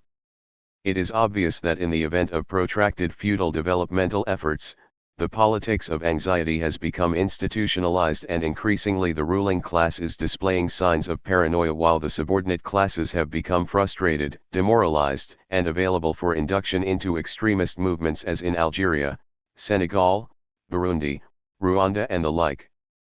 The ruling class is fast psychologizing failures which lie in the economic sphere. The fact is that Africa has less hope of development if the property relations of production and distribution and the market system continue. The reverse is the solution: socialism abolishing capital accumulation and market profit seeking and embracing production for need. Is the World Bank partisan in this global oppression? In the current political climate, where politics and economics are interlinked in complicated and puzzling ways, the World Bank and various other international financial institutions have come under heavy criticism for their part in what is perceived to be an extension of old imperial policies. Questions of partisanship, being prejudiced in favor of a particular cause, neocolonialism and self-interested policy-making have haunted the World Bank since its endorsement of structural adjustment programs in the 1990s, and it is this criticism that has prompted the debate over just how biased the World Bank really is. Thus, when regarding the concept of partisanship in the World Bank, it is important to note that we mean bias towards the ideology of the Global North, following a Western model of norms and values. 461. Before addressing this question of bias, or political alignment in the World Bank, it is important to establish whether or not anything in the political can ever be nonpartisan, especially when considering it in the context of the international political economy. Although endorsers of economic liberalism would argue that it is important for the political to remain impartial, it is ultimately the mercantilist argument in favor of necessary bias that proves most convincing. Thus, although the World Bank maintains that it is like a cooperative, it is clear that not only is it dominated by a Western value system, but that it is not, and cannot, be nonpartisan. This shall be made clear both ideologically and physically. The accusation that neocolonialist has been argued in two ways: how the banks were set up and how they operate. In order to better address this question, it is first necessary to understand why, in the newly globalized world, it is impossible for politics to ever be nonpartisan, especially in IPE. Mercantilism is an ideology that views economics as a tool of the political in pursuing the national interests of states. Malevolent mercantilism in particular argues that states exploit the international economic system through expansionary policies. This ideology is not a new concept. It has dominated economic ideology for 250 years, yet it can be seen to be increasingly applicable to the modern political economy, not least because it is strongly supported by realism. As a theory, realism focuses on a pessimistic approach to moral progress and human possibilities, and it is this self-interested reality that has been accepted by political scientists for centuries. Thus it supports mercantilism in arguing that states use economics in order to further their national interests in the political field at any cost. History instructs many that economic competition is a form of war in which some win and others lose. It can therefore be seen that economics is essentially just another platform for states to pursue their national interests and further themselves politically. Thus mercantilists argue that it is impossible for anything to be nonpartisan in IPE, or indeed politics as a whole. Although economic liberals argue that the absence of politics in economics is key for cooperation and prosperity to transpire in IPE, its fatal flaw is in failing to prescribe the conditions for this to occur. Thus ultimately it can be seen that there is a practical impossibility of being nonpartisan in the globalized economic system as, like so many other disciplines, it has become fundamentally integrated with the political, thus increasing the inevitability of partisanship. This ultimately changes the nature of this question, as it is now clear that everything in IPE is partisan, and thus the World Bank is no exception. So perhaps the more important question now is just how partisan it is. Institutionally, the World Bank is inherently partisan, both in the way that it was set up and the way in which it is internally run. The original idea behind the Bretton Woods institutions was for them to resolve the tension between pursuit of private gain and the realization of public policy goals in a democratic system. This reasoning behind the World Bank is itself an illustration of partisanship, as this need for balancing of private and public interests is an innately Western, capitalist problem. This is supported by the Marxist critique of capitalism, which states that since capitalism is expansive, this constant search for new markets and more profits results in a conflict of interests between public and private wealth. Thus at its core is an essentially Western concept. Even though the aims and role of the World Bank have changed since 1944, it is clear that this ultimately capitalist ideology remains prominent within its workings today. The World Bank is made up of two key bodies, the International Development Association and the International Bank for Reconstruction and Development, which focus on poorer countries and middle-income/credit-worthy poorer countries respectively. One of the main arguments regarding how the bank is institutionally partisan is in the way in which it is governed, in particular the way the voting of member states is distributed. Each member country is allotted 250 votes plus one additional vote for each share it holds with the bank. This means that the more developed, Western states hold more weight in decision-making as they are predominantly the largest shareholding members. Regardless of whether this is ethically or morally right, it is therefore evident that states with more money wield more political influence in the policy making of the bank. In particular, the board of directors is made up of 25 executive directors, 20 of these represent all member states, while the 5 biggest shareholders personally appoint one each. This is highly significant for the way in which policy making in the bank is weighted, especially when considering that the Board of Governors, which originally held all of the powers of the bank, have delegated almost all of their powers to this Board of Directors. Since the majority of these large shareholders share Western, capitalist ideals, and are in a position of extreme power within the bank, it is evident that this has a huge impact on the decision-making processes throughout the bank. Eric Reinert argues this negatively impacts the 463 effect that the bank can have, stating that it is based on willfully unrealistic economic assumptions combined with a large measure of rich world self-interest. Its effect is to keep poor countries poor and uncompetitive, and to widen the divide between them and us. This concept of them and us is key when regarding the World Bank's leadership, as it is fairly evident how strongly it is dominated by Western, capitalist states. Not only is the board of executive directors weighted in favor of the biggest shareholders, but the presidency of the bank has only ever been held by American delegates.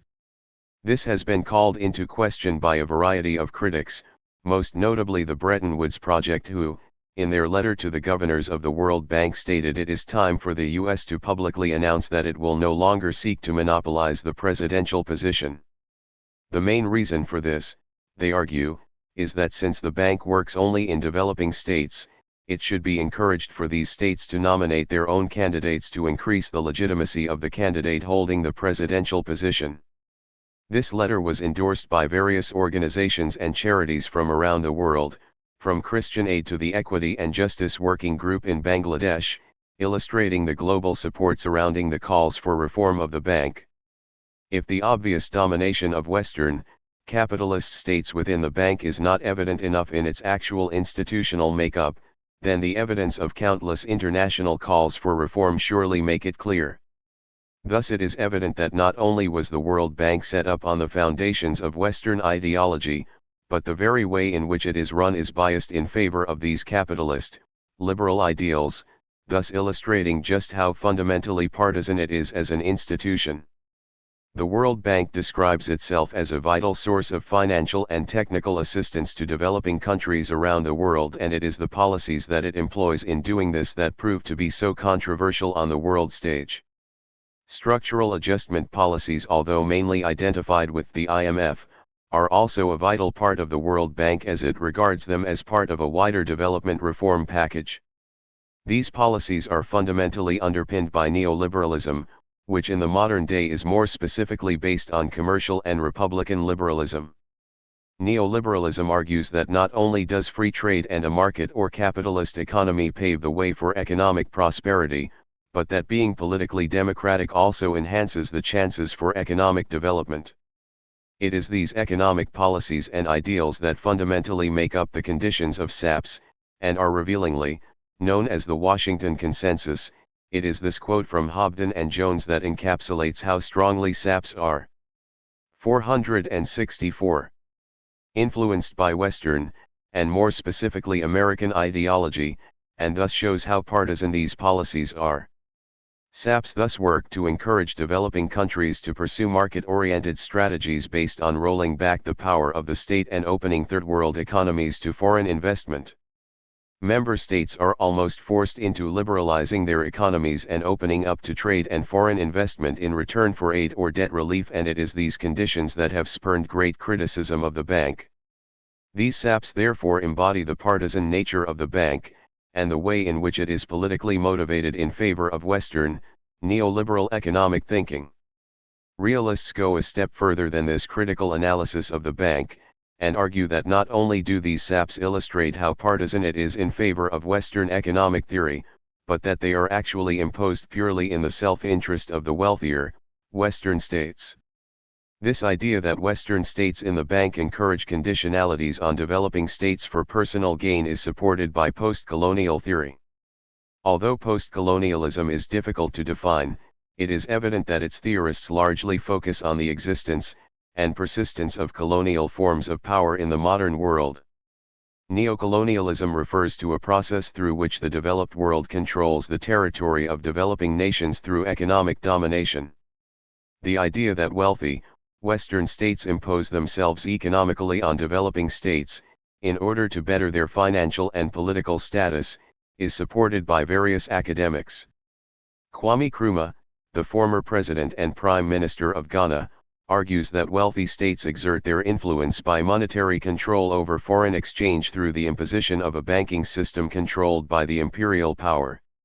He then goes on to argue that the result of neocolonialism is that foreign capital is used for the exploitation rather than for the development of the less developed parts of the world, which many view to be illustrated in the policies of the World Bank.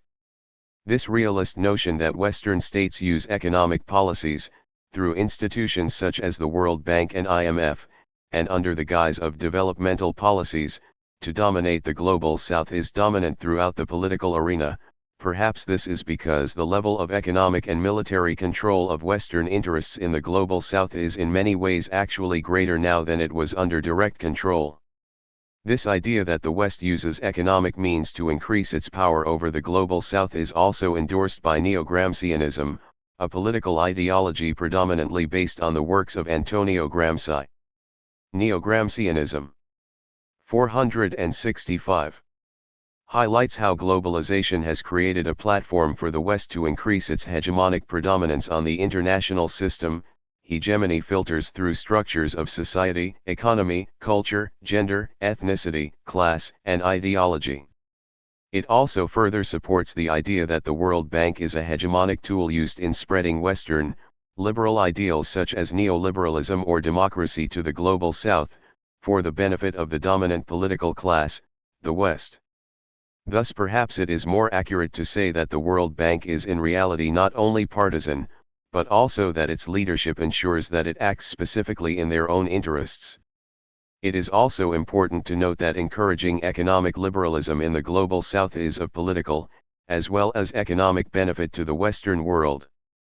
A more liberal reasoning behind why the World Bank is so fundamentally partisan is that it is based on promoting development, and on establishing how best to assist the developing world, yet there is no universal definition of what development actually is. Therefore, as the very idea of development is subjective, it follows that any interpretation of it is partisan in and of itself. The concept used by the World Bank today can be seen to draw from the Eurocentric idea of development that President Truman presented in his inaugural speech in 1949, where he emphasized the importance of the US and its contemporaries in sharing their technology and information, while promoting the need for exports and trading. Although he rejected old ideas of imperial policies, Truman stated, "What we envisage is a program of development based on the concepts of democratic fair dealing." This illustrates a westernized concept of development, where democratic elements are presumed and emphasized, representing just one of the many interpretations of what development means. Lemuel O'Day argues that development can be understood from the point of continued advancement of man towards good living standards, illustrating a different emphasis on human development rather than the development of economic markets. It is perhaps also down to this problem of definition that the bank can be seen to have failed in some aspects of this human development. The World Bank's own statistics show that, in many regions of the world, increased exports are not associated with increased personal consumption, thus raising an important question of why the World Bank emphasizes exports if it does not promote development of individual wealth. This can again be explained by the issue of defining development, as the bank is interested in the development of the state first and foremost, with human development seen as a natural consequence of the former. Thus the World Bank is not only 466 partisan, it is partisan in every single aspect of its workings as an institution, from its goals to its policies. Ultimately, it can be seen that the World Bank is fundamentally partisan as an institution, not just because of the mercantilist argument that everything in the political is partisan, but also in terms of realist arguments of self-interest and national gains. This question of partisanship and bias within the World Bank is of vital importance to the international system, as the implications of this are huge, Since international financial institutions have become even more influential since the rise of economic globalization, their inner workings and ideology are crucial in establishing the changing world order. Since some critics argue that the World Bank has thrown millions of people deeper into poverty by promoting the same harsh economic reforms, regardless of local culture, resources, or economic context, it is therefore clear why the bank's partisanship or natural bias is a political hot potato on the world stage. These debates over the bank's political alignment have led to speculation of its reform, and need for reform, throughout various different institutions. It is in this that the dialogue regarding the bank's partisanship finds its true importance, as in order for the bank to progress, its true ideological foundations must first be highlighted. Thus there are various benefits to establishing how partisan the World Bank is, even if its actually being partisan has never really been in question. Through the auspices of the World Bank, the neoliberal counteroffensive has, since the 1980s, inflicted important, if highly contested defeats on the working class and enabled a dramatic shift in the distribution of wealth and power from labor to capital. But the gains in competitiveness and profitability have been undermined by the consequent deflation of demand. Capitalists require low wages in the production process and high wages in the realization process. That they cannot have both constitutes one of the central contradictions of the system. Its effect in the neoliberal era has been to intensify a long-term tendency towards overaccumulation, leading to low growth, stagnation, and slump. Overall growth rates since the 1970s have been only half those of the period before, and the system has been subject to increasing turbulence and a succession of bubbles, crashes, and recessions. The turbulence is caused by financialization. The gap between supply and demand has been filled by debt. States, corporations, and households have become loaded with debt.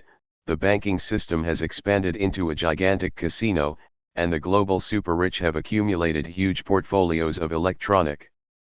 467. Wealth. Even industrial conglomerates have become financialized, expanding less through productive investment than through financial speculation and through mergers and acquisitions. The four pillars of neoliberalism have created tremendous poverty, marginalization, and misfortune. Hence, clearly we have to remove them. We must substitute other structures, other mechanisms, by which society, nations, and poor working people might regain the right to decide their own destiny. Undermining oppression. Ask an urban bird what a polluted sky is. You'll get no answer. Even if birds could tell their tale so you could understand it, they would likely have no explanation for the pollutants they breathe and fly through every moment of their lives. Polluted air simply is. Birds take it for granted. The first step in combating oppression is learning to recognize it.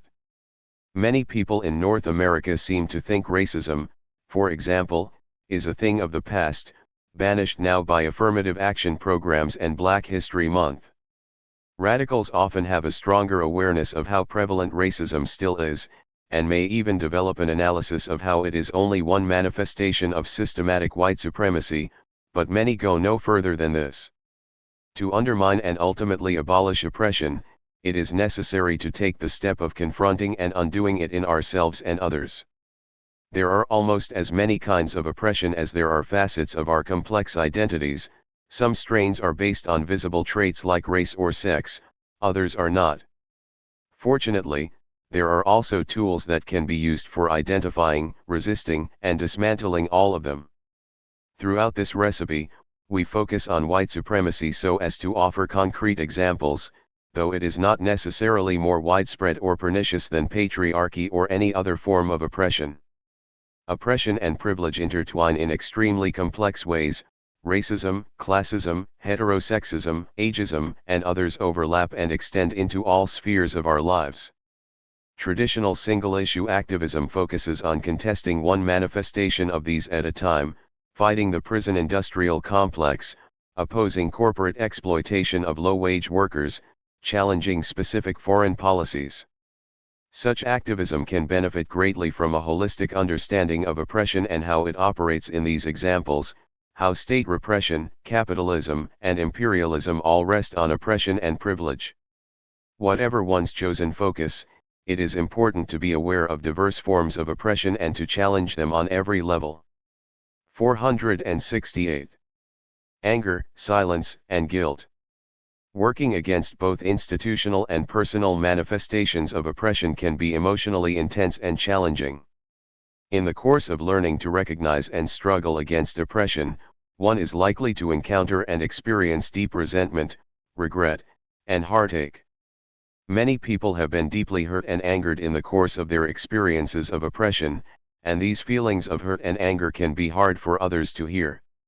Even when the ways they choose to express these feelings seem unproductive or antagonizing to those who have not shared their experience, it is important that they be supported in doing so. Otherwise, how are people to learn from one another and gain perspective on themselves? If rage and pain are hard to hear about, imagine how much harder they are to live with and give voice to. Likewise, fighting racism and white supremacy isn't a matter of simply learning not to say the wrong thing. At worst, would-be radicals can approach these issues in a self-serving manner, focusing on how to avoid being accused of racism and privilege instead of concentrating on actually combating them. If we are to effect real change in our society, we will do better to deal with everything openly, however clumsily, than to keep silent in fear of ourselves and each other. Those who set out to contest their own privileges will inevitably struggle with feelings of guilt. Such feelings can be powerful resources, they can also paralyze and incapacitate. Guilt can motivate one to act in accordance with one's conscience, fostering self-awareness and courage. It can also trap one in a closed circle of self-recrimination. When those with privilege make their own guilt the focus of their thinking about oppression, it can be a way of re-centralizing their own experiences, turning away from the experiences of those who bear the brunt of injustices and from the question of what can be done. When dealing with guilt, begin by analyzing what it is that makes you feel guilty, and move swiftly on to the matter of what concrete steps you can take to redress the situation. Focus on this, rather than on shame and self-flagellation. However complicit you may be in oppressive systems, however much more you may benefit from the status quo than others do, you too are deserving, you too are unique, you too suffer, just like everyone else. That is never in question. The question is what you can do to stop being complicit, to stop benefiting at others' expense. Reclaiming identity, identity politics. A classic step in self-empowerment has been to reclaim the boxes we're forced into, reinterpreting them as politicized identities. By linking up with 469. Oppressed others, people find validation of their experiences and perspectives, and companions with whom to struggle against the forces that oppress them and others. The matter of identity is indeed complex. A person's identity is not a set of fixed essences, but a fluid intersection of social, political, and psychological processes. Yet though the constructed identities foisted upon us by this society may not reflect what we consider to be our true selves, we must engage with them in order to subvert them. Whether or not we want it to be the case, our experiences are shaped by the ways we are perceived, and it can be useful to organize with those who share our experiences. For instance, even in gatherings of radicals or others thought to be conscious about racism and white supremacy, people of color can feel alienated, for example when there is a great disparity in numbers between those who have white privilege in common and those who do not. In such situations, one option is to call for a caucus or establish a safer space wherein people of color invite others who identify similarly to gather and interact in an exclusive space, or at least taking a break from the potentially taxing experience of being in a minority that must deal with uneven power dynamics. The purpose of this is not to exclude those who do not identify as people of color. It is, rather, a way for those who can feel alienated, marginalized, or victimized in environments in which the tone is set by more privileged groups to come together, support one another, and organize as they desire.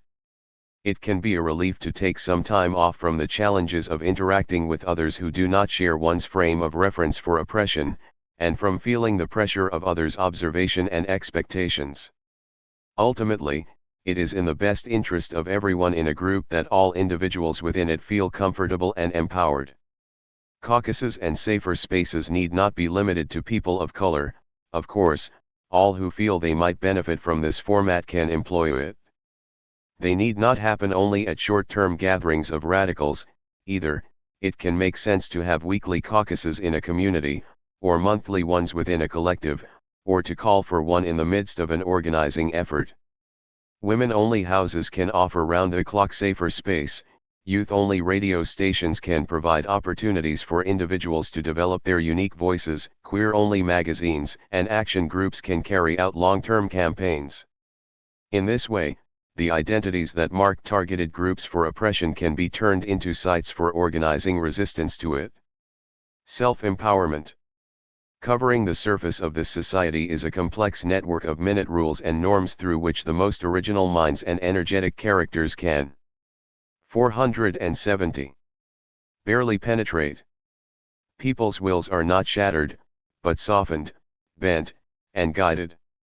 People are seldom forced to act, but are constantly restrained from acting. Such repression does not destroy, but rather prevents existence. It does not tyrannize, but instead compresses, stifles, and stupefies, so that each individual grows up into a dutiful lamb that needs no shepherding to stay within the fence line. This is not political repression, which necessitates secret police and prison camps, but cultural repression, in which people police and imprison themselves. It is too simplistic to imagine individual social controllers in the upper echelons of power as the source of all oppression. White supremacy, for example, is not just the clubs of white policemen, nor the country clubs of white executives. White power is not just the power of white people, it is a system of dynamics extending throughout every level of a society, present in every interaction and within every individual. This is why there can be white privilege even in nations where, according to conventional North American standards, no one is, technically speaking, white. Likewise, there is no external enemy we can march against to overthrow patriarchy. We are within enemy territory, and the enemy is within us. At the same time as we fight against external manifestations of oppression, we must also struggle against those we have internalized, putting an end to our own oppressive actions and empowering ourselves to cast off the shackles we have received. Learning to take criticism constructively even when it's hard to feel that it is intended constructively is an important part of this endeavor. If one is too defensive to receive perspective on one's own attitudes and conduct, one will miss out on countless opportunities to better oneself.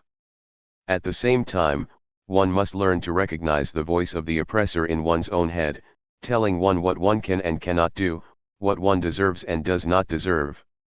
An encouraging, inspiring circle of peers can help to counteract this internalized oppression. Being an ally. To be allies to others in the struggle against racism, to name one example of oppression, is to recognize that racism exists within us without resigning ourselves to that fact, and to engage in real resistance that goes beyond the confession of our personal complicity. It is to accept that we who have internalized racial dominance will never fully understand the plight of those who suffer the injustices of white supremacy more than we do, and yet to do all we can to learn from their experiences. It is to take an active role in fighting against racist institutions, without compromising the autonomy of those who have even more at stake in this struggle than we do. 471. People sometimes assume that the means for learning about racism are in scarce supply. This is an absurd, perhaps even subtly racist assumption, as it ignores the abundance of experience around us.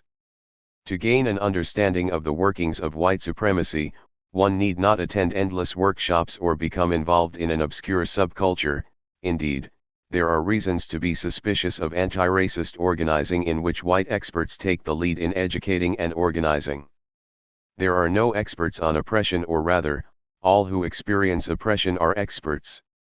Even if you have been so privileged as not to have experienced it yourself, there are people all around you who know firsthand what it is to bear the brunt of racist injustice and inequality. You simply must learn to listen to them, and to conduct yourself such that they will be willing to share their experiences with you. At the same time, No person more targeted by the racist system than you are owes it to you to take the time to educate you about racism. They have enough to deal with already, without you feeling entitled to make assumptions about or demands of them. Many people of color are exhausted from being asked to speak for all members of their race throughout their lives, or for that matter for all members of all non-white races. Whenever people less privileged than you are willing to take the time to share their perspectives, they are giving a generous gift, one greater than anyone could possibly ask of them and not to be taken for granted. In the meantime, whenever you need to learn about racism and white supremacy and don't know who to approach, you can always consult the vast bodies of literature, film, music, and history made by those of less privileged backgrounds than your own. Aspiring anti-racists of all races, accustomed to listening to popular white views on nearly everything, would benefit from taking in knowledge of all sorts from multiple sources. As programmed as we all have been by this racist society, we owe it to ourselves and each other to begin learning the rest of our history and culture. Educating oneself is a critical starting place, but this is not sufficient to make one a good ally. One must make use of this education in practice. Learning the ways that privileged groups dominate others, one must then take steps to cease all such activities. This can be as simple as a man learning not to interrupt women in conversation, or as complex as a household of white tenants joining in a struggle against the gentrification of their predominantly black neighborhood. To be an ally, one ultimately must provide concrete support to those on the front lines of the struggle against oppression. In doing so, a person from a privileged background should be careful not to attempt to assume control, as he or she has been conditioned to feel entitled to do, but rather endeavor to provide support to others according to their express wishes. Above all, would-be allies must stay sensitive, both to the needs of others and to the tragedies in the world. 472. Around them, and put their outrage at the disposal of those who suffer these tragedies. Group dynamics. Oppression is not an individual problem, but a social phenomenon.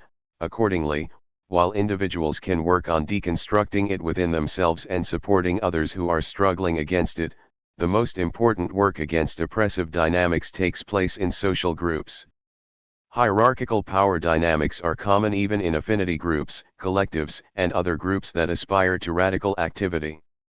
Many communities include aggressive or dominating individuals who, in speaking or acting, hinder others from doing so. They offer their opinions on every topic, take over the organizing of every project, seize every opportunity to speak on behalf of others.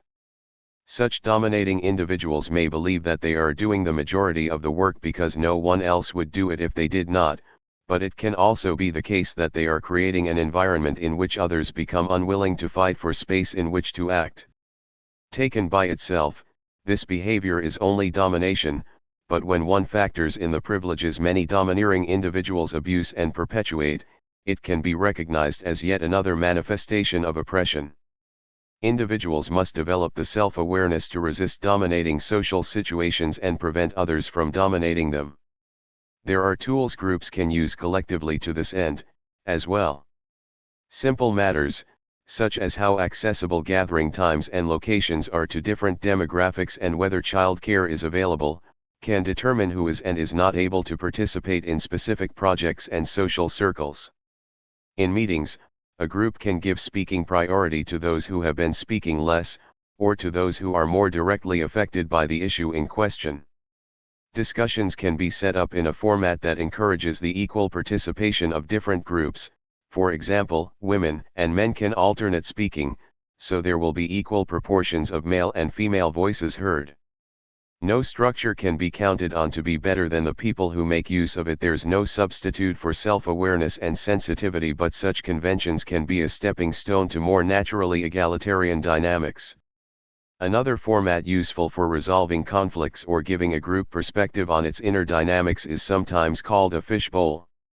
This exercise is like safer spaces and caucuses in that a space and time is set aside for one demographic within the group to speak, but in this case the rest of the group is present, listening to but not participating in the discussion. This can be a tremendously instructive opportunity for those with privilege to learn about others' experiences, and for those who experience challenges in working with privileged. 473. Individuals to address them.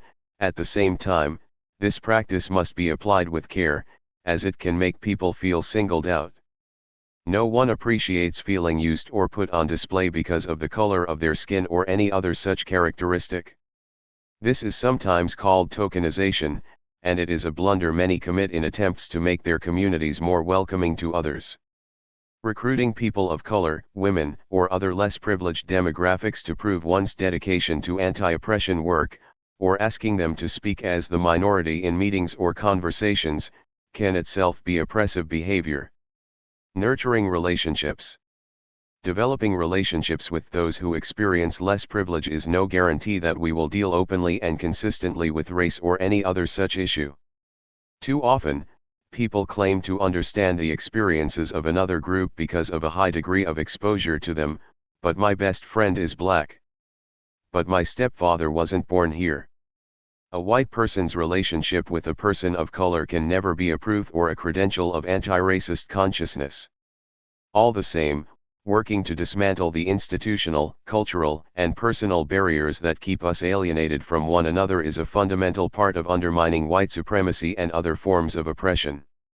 We may have to accept that there will always be more barriers to remove, but in removing those we learn and grow in revolutionary ways. Meaningful relationships that transcend boundaries and constructs can offer a taste of the world oppression otherwise denies us. Building friendships and alliances with people whose experience of oppression is different from our own is much more than a strategy for working towards specific political ends. It is also a way to live life more fully and do our part to make it possible for others to do the same. Disrupting capitalist imperialist oppression. The partisans of capitalism, and among them, prominently, the EU leaders, have lost all credibility.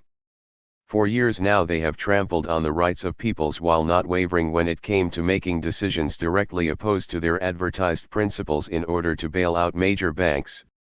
European government parties could have acted differently and nationalized the banks, thus retrieving the cost of the bailout on the patrimony of major shareholders and CEOs. The public credit instrument that would have resulted could finance socially useful and environment-friendly projects while guaranteeing individual savings. 474. The crisis has brought back onto the agenda proposals that had been swept aside during the long neoliberal night, such as a radical reduction of working time or indexation of wages and social benefits on the cost of living. Europe needs new financial discipline. Company ledgers have to be open to external and internal auditing, all financial products must be regulated, and it must be forbidden for companies to have assets in any tax haven. Major means of production, trade, finance, communication, and other services must be transferred to the public sphere and taken away from capitalists' control. Access to public goods must be systematically promoted.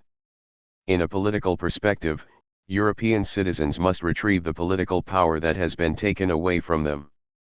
The populations who were able to have their say on the constitutional treaty turned it down, but leaders ignored their votes without a second thought. Meanwhile, Venezuela, Ecuador, and Bolivia show us the way.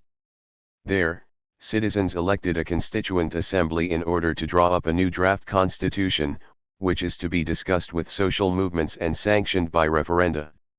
In these three countries, voters can now revoke any elected representative mid-mandate, whereas no European constitution mentions any such highly democratic mechanism. The countries of Europe must stop plundering the natural resources and know-how of the South. They must increase official development aid, which ought to be called contribution to reparations by way of repairing the historical, social, and environmental damage they brought about. Europe must cancel Third World debt and implement the Universal Declaration of Human Rights in all its dimensions, including Article 13, the right to freedom of movement and residence. Europe must turn away from nuclear power and dismantle all nuclear weapons currently on its territory. Europe must leave NATO and withdraw its troops from all territories under military occupation. Europe must close down all U.S. military bases on its territory. All EU member countries must grant complete independence to populations they still wield colonial power over. Europe must rescind all partnership agreements with Israel and see to it that the rights of the Palestinian people be at long last respected. Capitalism has drawn humankind down into a deep multidimensional crisis. It affects the financial sector, the economy, the climate, food and energy supplies, not to mention wars and the arms race. The patriarchal system perpetuates the oppression of women in all areas of life.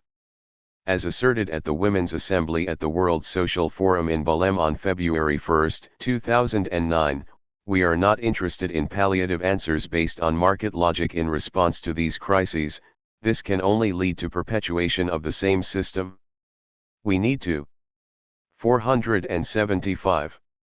Move forward in building alternatives if we are to oppose the capitalist and patriarchal system that oppresses and exploits us.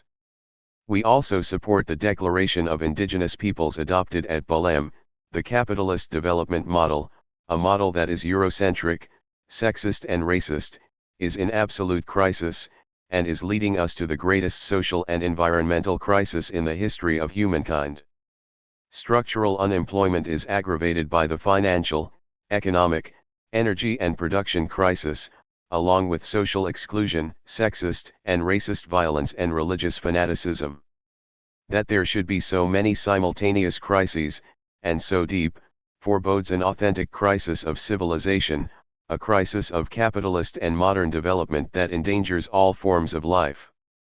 But there are those who continue to dream of improving this model and refuse to acknowledge that what is in crisis is capitalism, Eurocentrism, with its model of a state destined for one culturally homogeneous nationality, Western positive rights, developmentalism, and the commodification of life. Capitalism, patriarchy, and all forms of oppression will not disappear of their own accord. Only the conscious and deliberate actions of men and women can yield another system whose goals would be to guarantee indivisible human rights and to protect the environment. We must free our minds of the tragic Stalinist caricature of communism, do away with capitalism, and invent an ecologically viable, socialist and feminist project rooted in the realities of the 21st century. In order to effectively confront systems of oppression, we must also address issues of power and privilege. It is often easier to focus on how people are oppressed, disadvantaged and discriminated against than it is to address how we as individuals may have privileges and as a result are able to exercise our power at the expense of others. The kind of self-scrutiny needed to look at ourselves and examine the ways we have benefited from different forms of privilege is difficult. When we focus on how people are oppressed, we tend to think that forms of oppression like anti-Romaism is an issue that Roma face alone, not something that white people are also affected by. If we follow this line of thinking, Roma people are held responsible for eliminating Romaphobia and white people are left out of the picture. The truth is, white people need to be part of the fight anti-Romaism by confronting white privilege and power. Similarly, men need to be part of feminist struggles to end sexism. The 1968 revolution in France precipitated the postmodernist shift in thinking. Foucault's vision of power in society saw it as moving through everything in society. He failed to recognize the ultimate and most essential power in society, that of the ruling elite, derived from control of the means of 476. Production, but expressed in the state, in control of the propagating of ideas in society, etc. Neither is the somewhat crude valorizing of the working class that some on the far left have counterposed, accurate in my opinion. The ISO and the SWP have purported that essentially there are no power gaps within the working class itself, and specifically, tend to very bluntly and crudely assert that working class men don't benefit from women's oppression. They contend that the ruling class alone benefit. Paul D'Amato has written, for example, atomized and separate, encouraged to go for each other's throats, workers are powerless.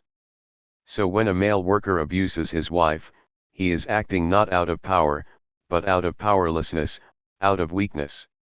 And when a white worker acts in a racist manner toward a black worker, the white worker is not expressing their own power, but the power of the system over them. This tends to understate the situation. For example, is it credible to suggest that a group of men on a stag's night who buy a woman's body to use sexually are doing so out of powerlessness?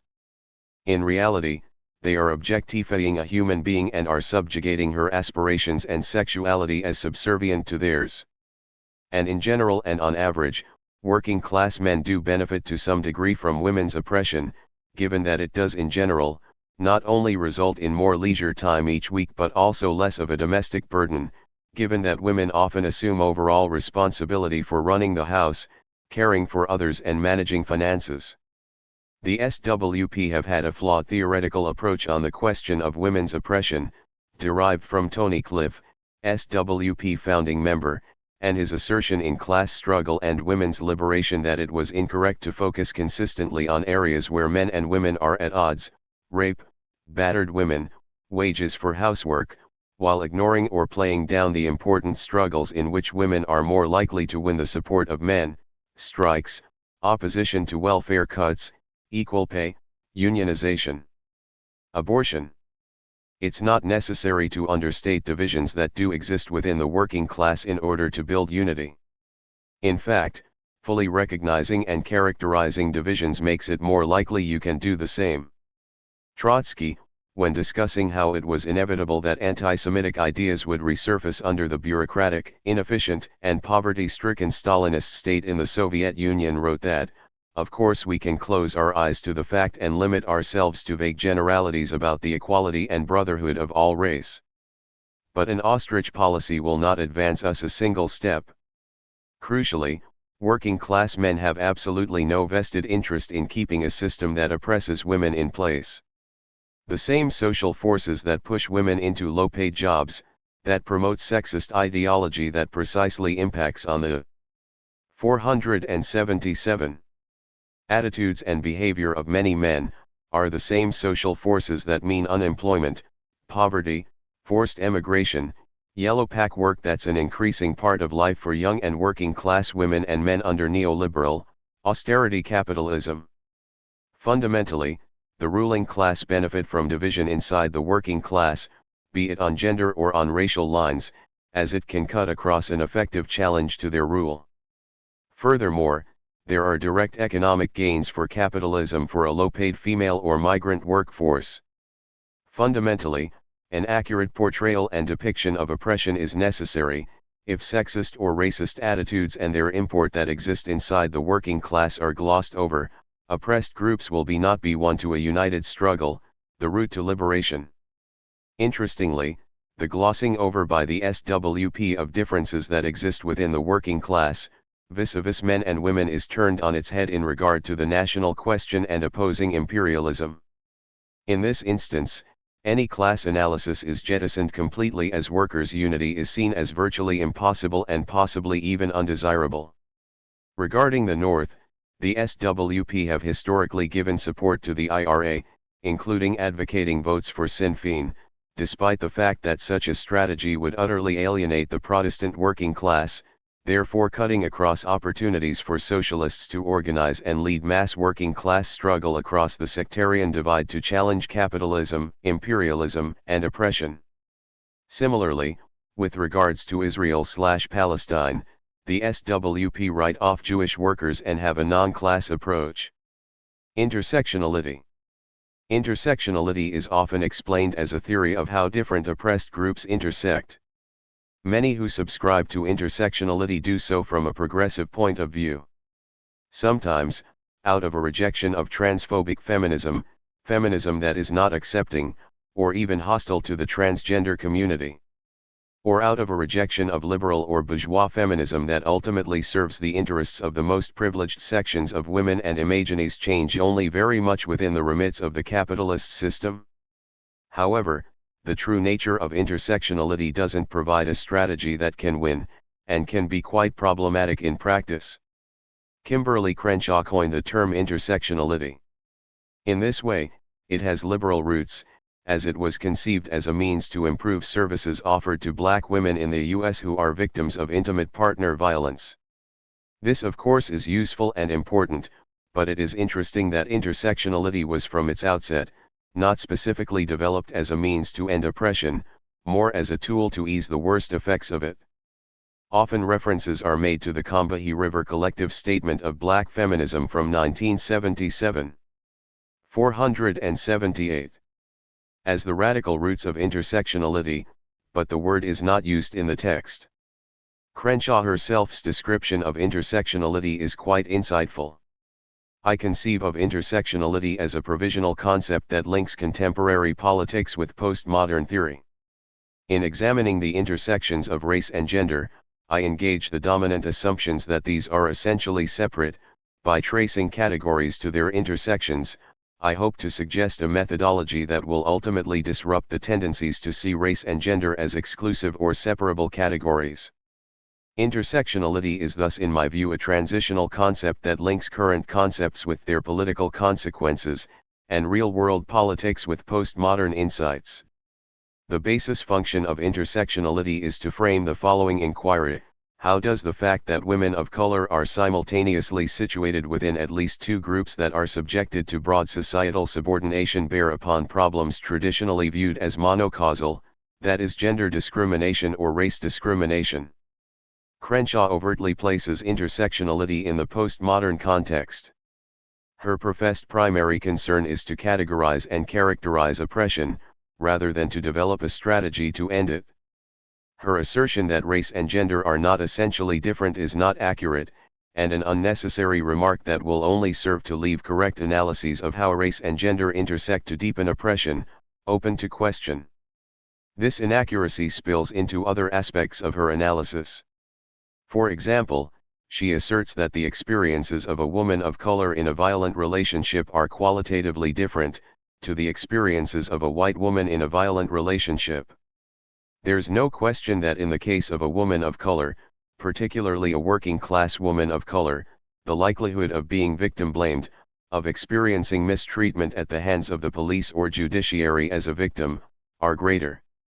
Furthermore, there's no question that looking into this reality, analyzing it, and documenting it is worthwhile.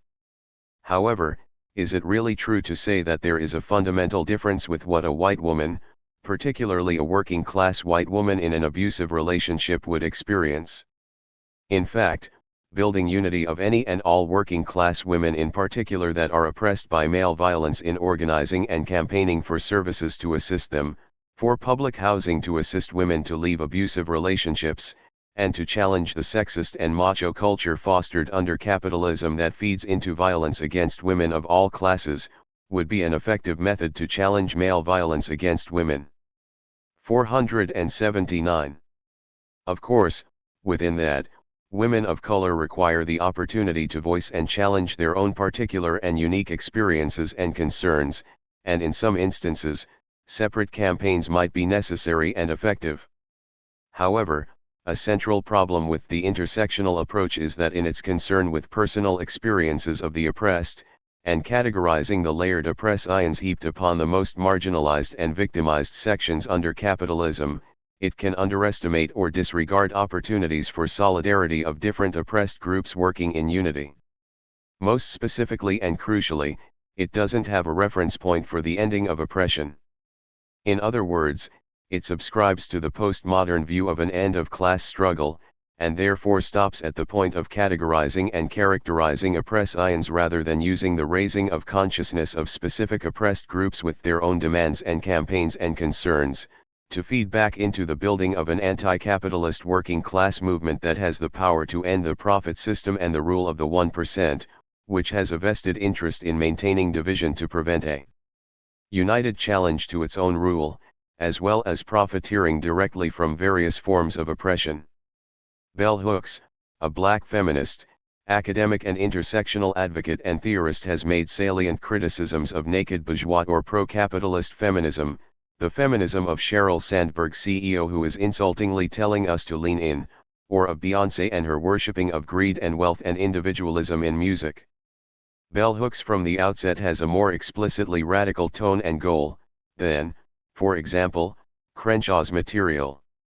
However, her goal of smashing capitalism and smashing patriarchy in a problematic inference that these are two separate struggles, is without strategy. Capitalism simply cannot be defeated without the front and center participation of women, particularly working-class women, close to half the workforce in many countries and overrepresented in the lowest paid, most exploitative sectors.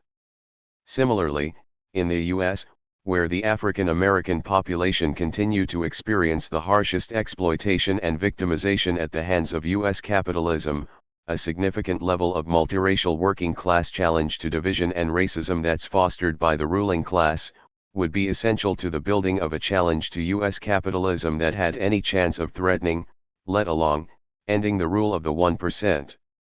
The growing movement in the U.S. to fight for $15 minimum wage, which has already scored a victory in Seattle, has this multiracial quality with low-paid workers of color playing a really prominent role in the struggle. In Ferguson, Missouri in August 2014, a localized uprising of the impoverished black population, targeted by a racist, mainly white police force, has illustrated the potential for a new civil rights movement in the U.S. to develop. Such a movement, not only could inspire the working class of other 480 and all ethnicities who themselves are disillusioned with the American dream fantasy of U.S. capitalism and identify with the 99% coined by the Occupy movement, it could challenge racist ideas that exist within the working class and could be a spur to a wider anti-capitalist movement. Such a movement would feed into and strengthen a new civil rights struggle. And such unity would maximize the potential to transcend the inordinate power of the U.S. capitalist state.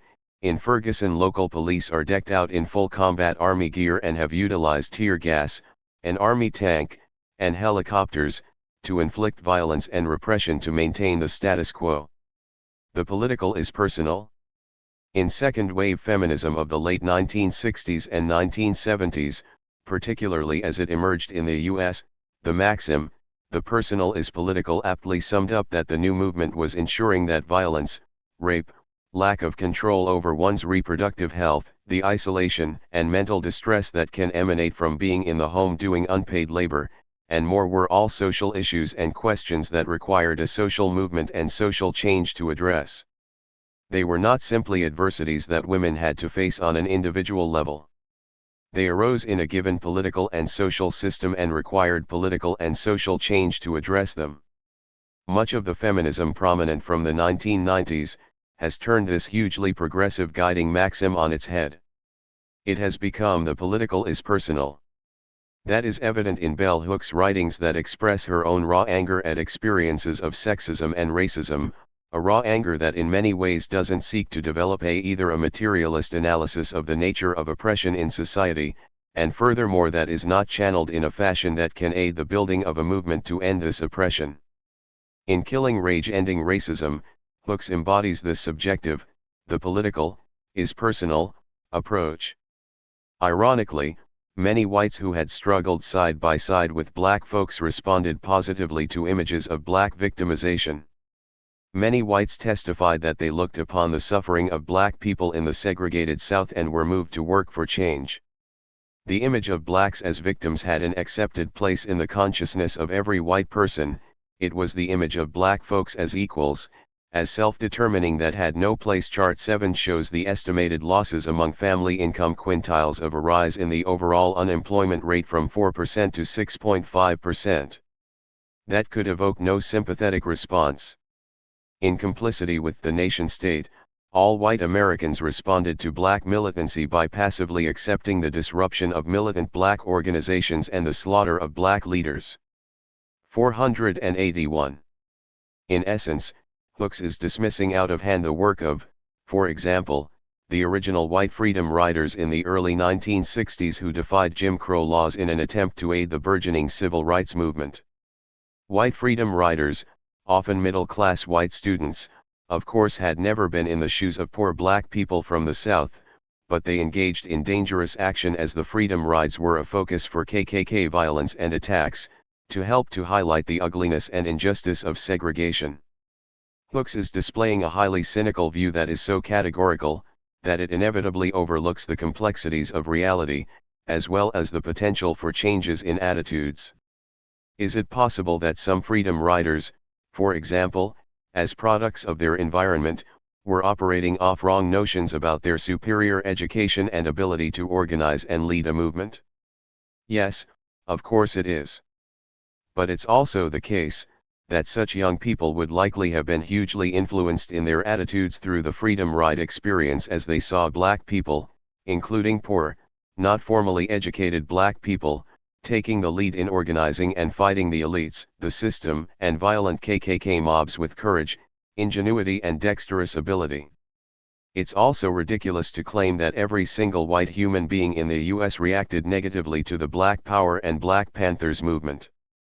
Some whites joined and worked in collaboration with the Black Panthers. If anything, the Black Panthers and Black Power movements were an inspiration to the most radical young people, women, and workers who wished to challenge their own subjugation, in an era of revolutionary turmoil around the world. No doubt it challenged bad attitudes, prejudices and stereotypes of black people still enduring even amongst those most conscious sections. Hooks also rules out the existence of any working-class empathy that some sections of white workers would have felt for their extremely oppressed brothers and sisters of color, an oppression and exploitation that they could relate to given their own experiences as workers. Denial of victimization aids neoliberalism. Furthermore, Hooks' reference to victims is also problematic. Being a victim is not a character trait. It simply denotes someone who is victimized by someone or something. Workers in the public sector can be victims of austerity, and also through collective action, agents in fighting it. Women in abusive relationships are victims of their partner's violence and abuse and can also be unionized workers, anti-austerity campaigners, and/or campaigners against intimate partner violence. Similarly, the black population in the US are victims of the ingrained state racism, and particularly of state racism against African. 482. Americans that has been a feature of US capitalism from its outset. Kajsa Ekman has written that the neoliberal order hates victims, that if there are no victims, there can be no perpetrators. Being a victim of oppression is a reality. The denial of the reality of victimization, be it by a racist policeman and force in Ferguson, Missouri, or of a racist US capitalism, lets the perpetrators and fundamentally, the system, off the hook. Privilege theory. Privilege theory is another strand of ID politics that has been growing in popularity in the growing new feminist circles that also emanates from the third wave/post-feminism era. The theory was developed by Peggy McIntosh in a 1988 essay, White Privilege, Unpacking the Invisible Knapsack. McIntosh suggests that, for example, white upper-class men carry around an invisible knapsack that contains various unearned advantages that they can draw upon as they mediate their way through life. She, as a white woman, carries around certain unearned advantages over the non-white population, also. Many who subscribe to privilege theory do so in an attempt to recognize and challenge oppression and inequality in all its various guises, forms and layers, which of course can be an important step in the direction of engaging in action to challenge oppression. However, the central problem with the privilege theory approach is quite simply its focus on individual solutions to challenging oppression. Inherent in privilege theory is a view that ending oppression is making people aware on an individual basis of their unearned advantages, in order to ensure that they don't use them. Although systemic change takes many decades, there are pressing questions for me and, I imagine for some others like me if we raise our daily consciousness on the prerequisites of being light-skinned.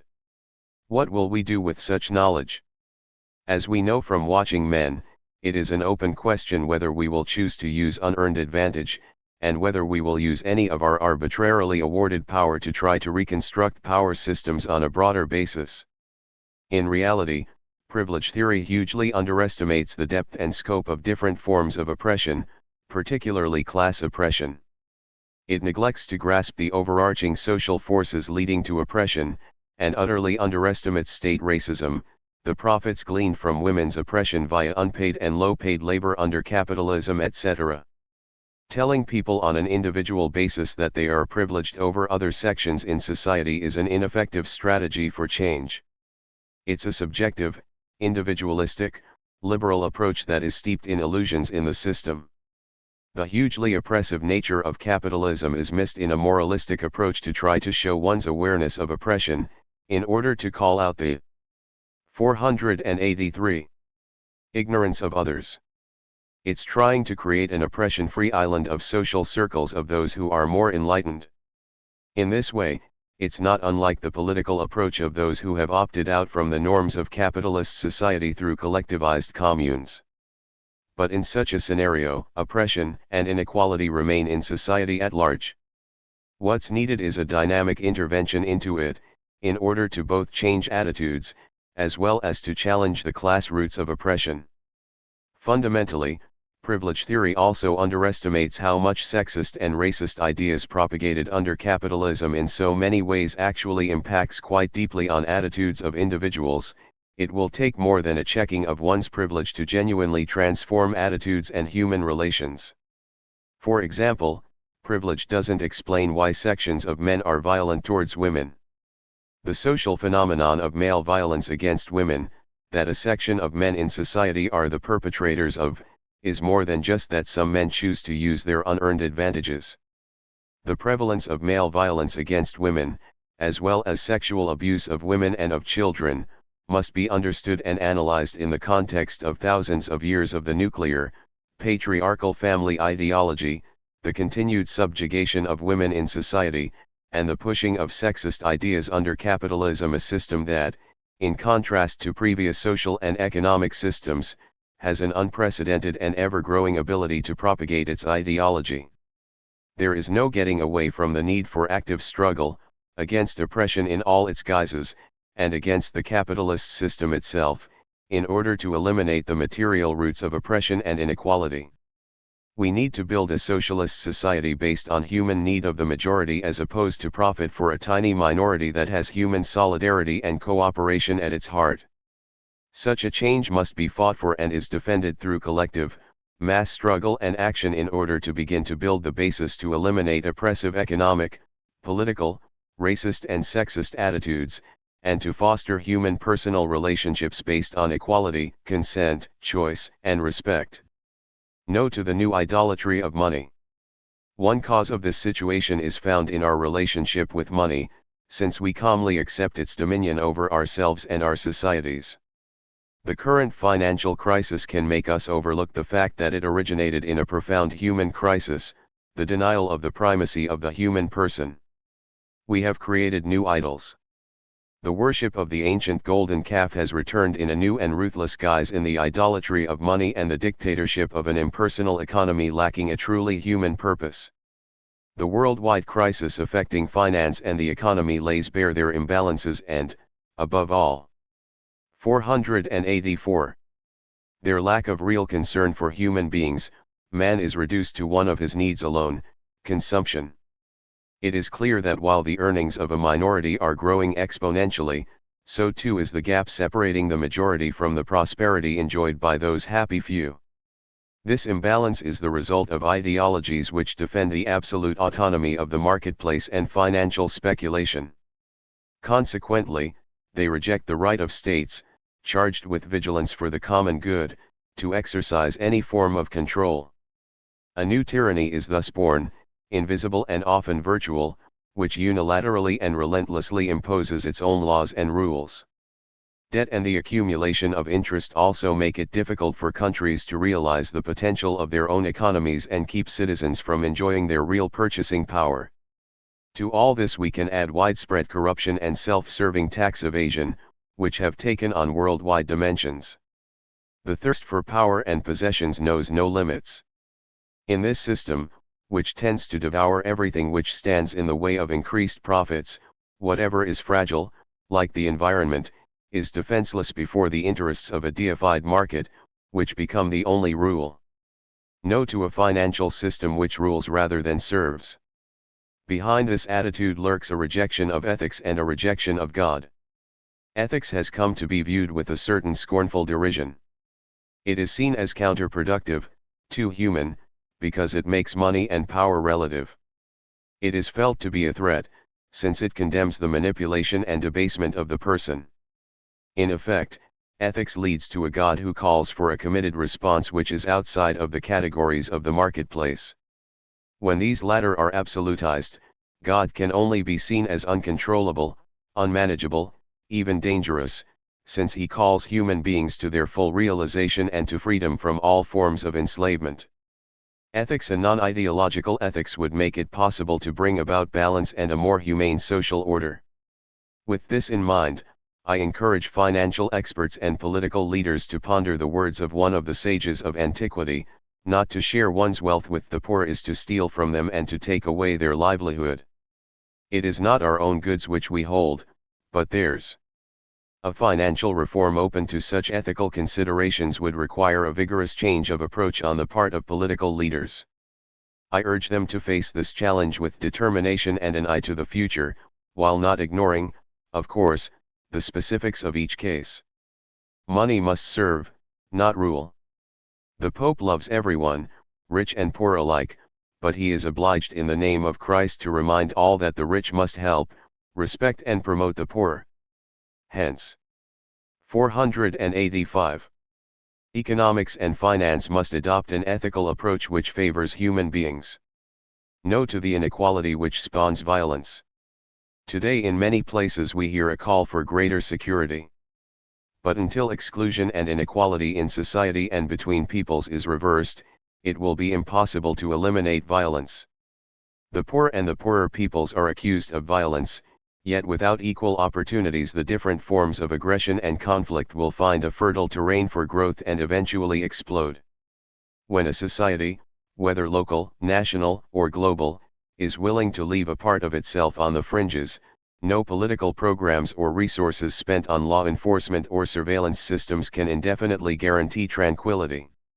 This is not the case simply because inequality provokes a violent reaction from those excluded from the system, but because the socio-economic system is unjust at its root.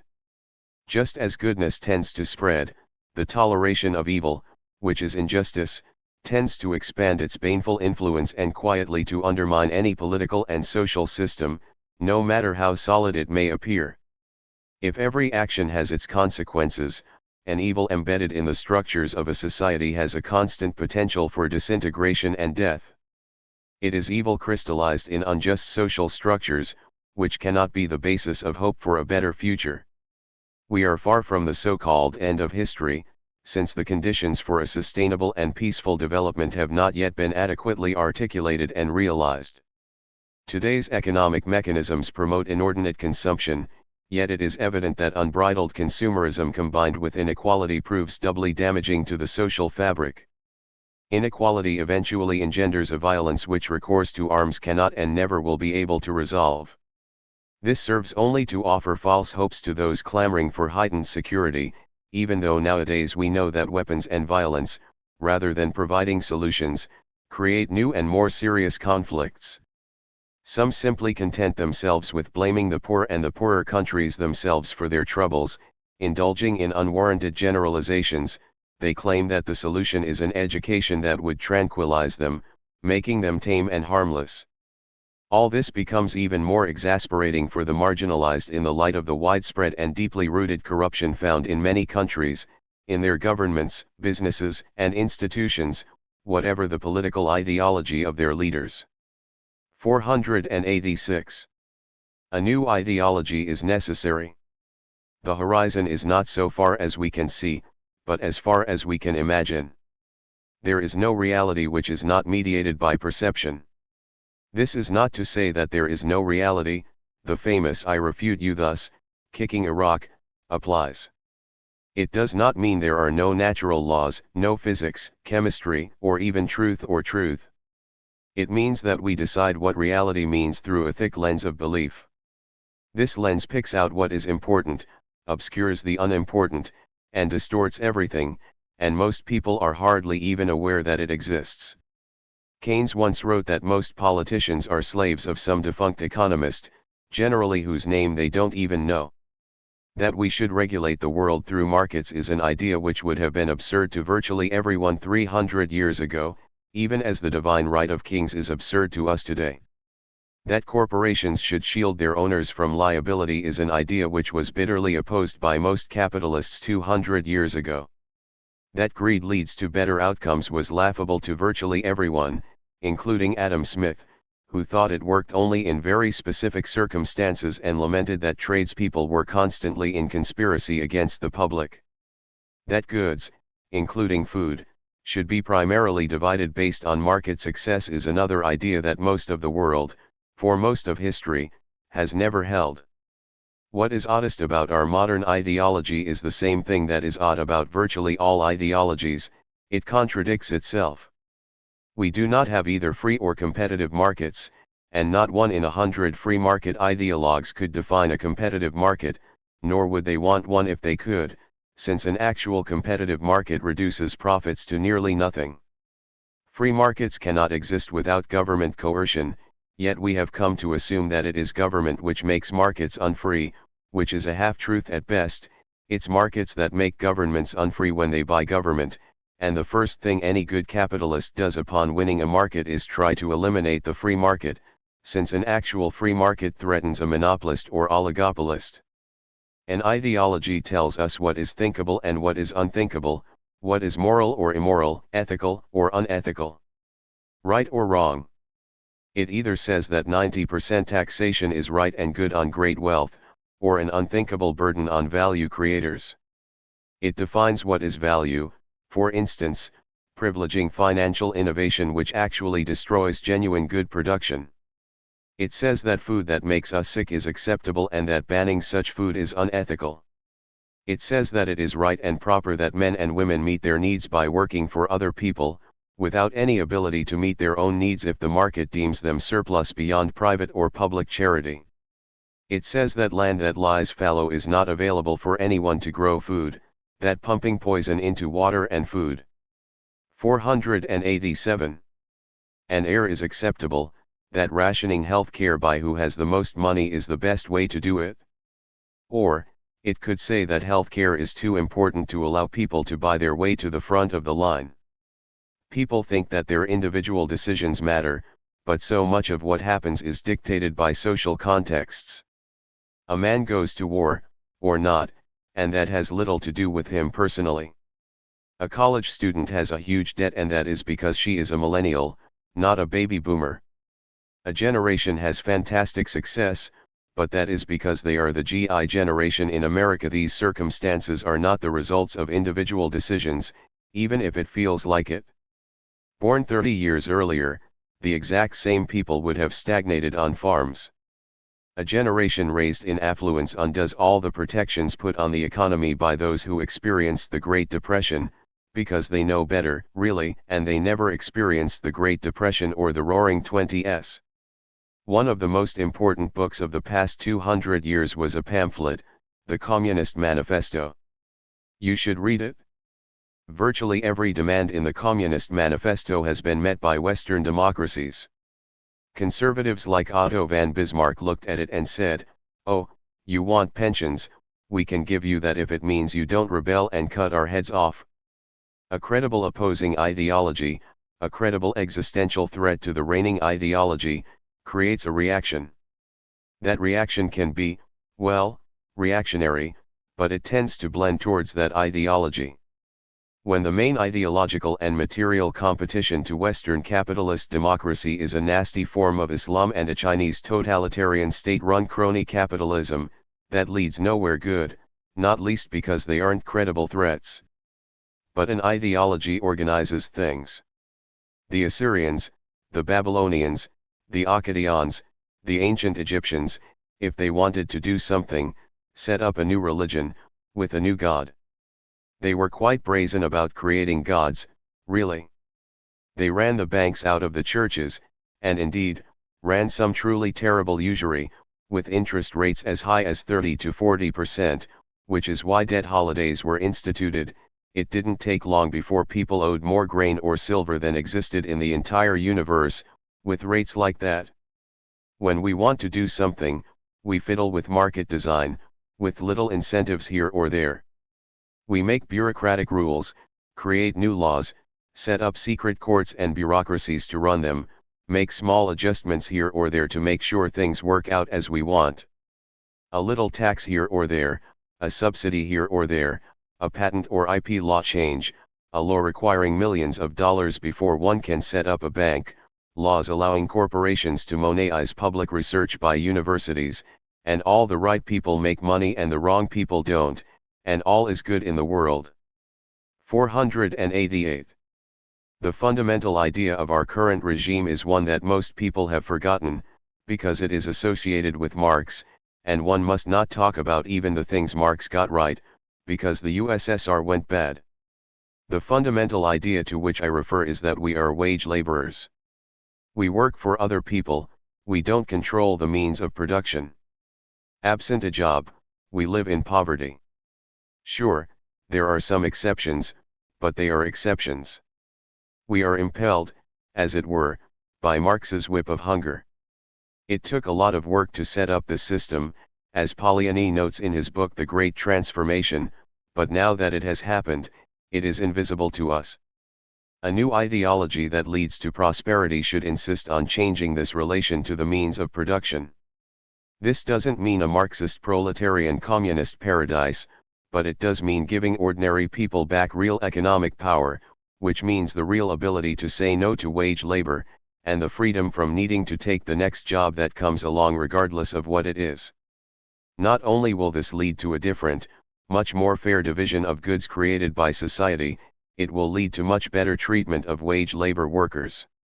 The experience of the dot-com boom should be instructive in this regard. When you can walk out because you don't need this job and it isn't clear you can be replaced, bosses suddenly start treating you very, very well indeed.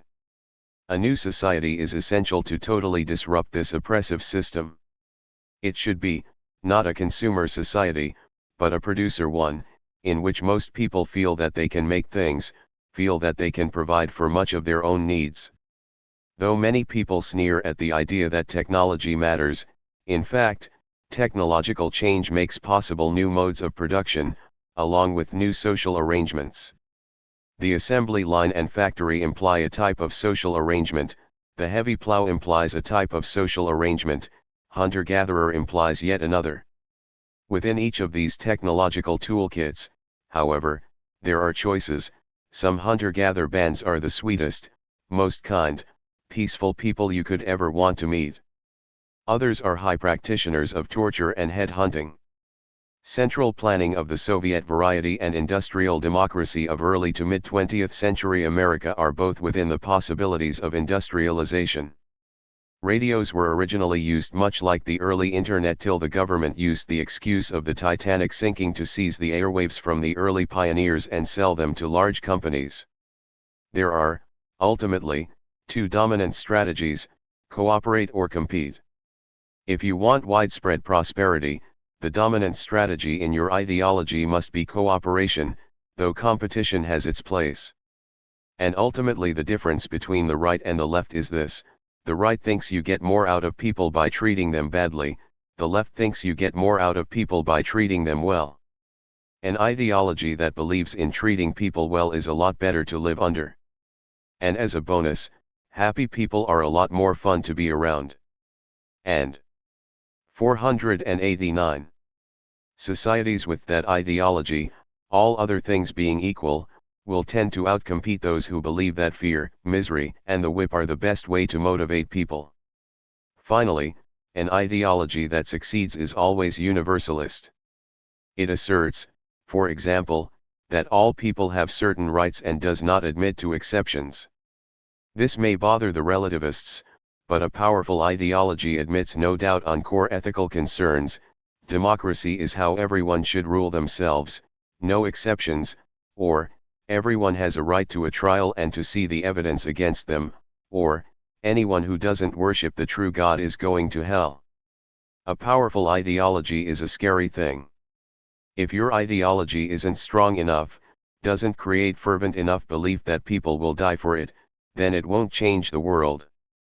But if it does create that level of fervent belief, then it will be misused. The question is simple: will this do more harm than good? An ideology which leads to us killing 1 billion or more people with climate change, allow me to posit, is a bad ideology. At the end of its run, neoliberalism will kill more people than Marxist-Leninism did, and will be thought of by our grandchildren as monstrous. Most of them will be no more able to understand how or why we submitted to it than we can understand how Hitler or Stalin or Pol Pot or Mao came to power. Hyperbole. Not in the least, because the body count is going to be phenomenal. When faced, then, with a monstrous ideology, our duty is to come up with a better one, an opposing one. The reason is that ideology determines what we do.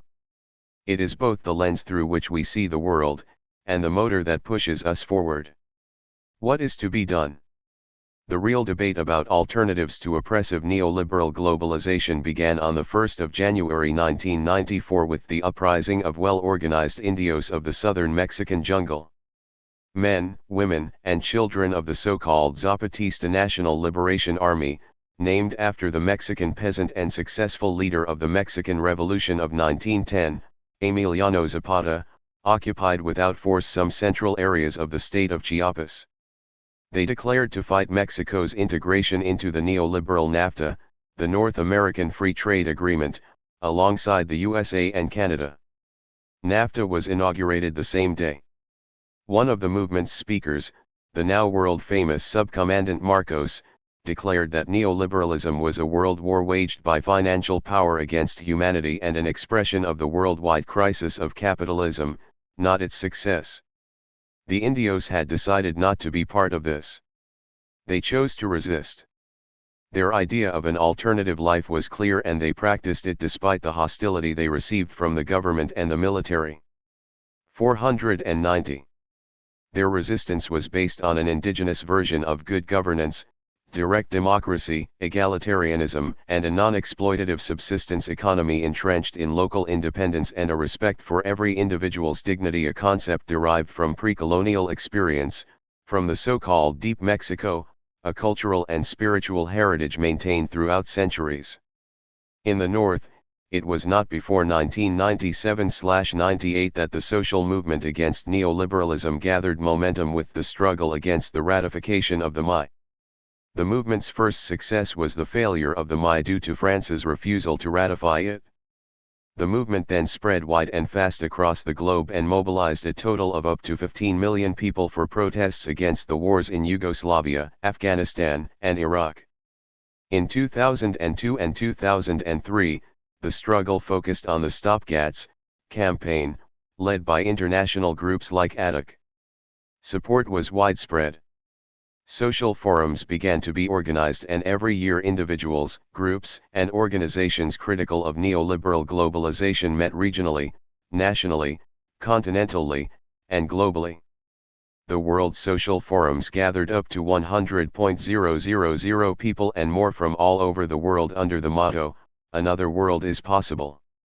Activists also came together regularly at the summits of the WTO, the WEF, the G8 or the World Bank. They managed to cause 2 WTO conferences, in Seattle and Cancun, to fail, which dealt a strong blow to the organization. Still, euphoria would be out of place. An alternative to neoliberalism is not created through analysis and protest alone. An alternative to neoliberalism has to be practiced. Opinions on how to do this differ. Some discuss alternatives that are none, a reform of the WTO, a control of globalization through NGOs, a return to Keynesianism, a restoration of social market economy, or even a revival of socialism. Such ideas ignore reality and trivialize the problem. Much more is at stake. Neoliberalism shows this every day. Neoliberalism is an apocalypse, a revelation. There is no way to deny this any longer. It is impossible for neoliberalism to justify itself by the reality it creates. No one can be fooled anymore by calling the corporations harmless players either. Things have become serious. There is no ambiguity. As a consequence, the perpetrators of neoliberal politics simply lie about what is happening.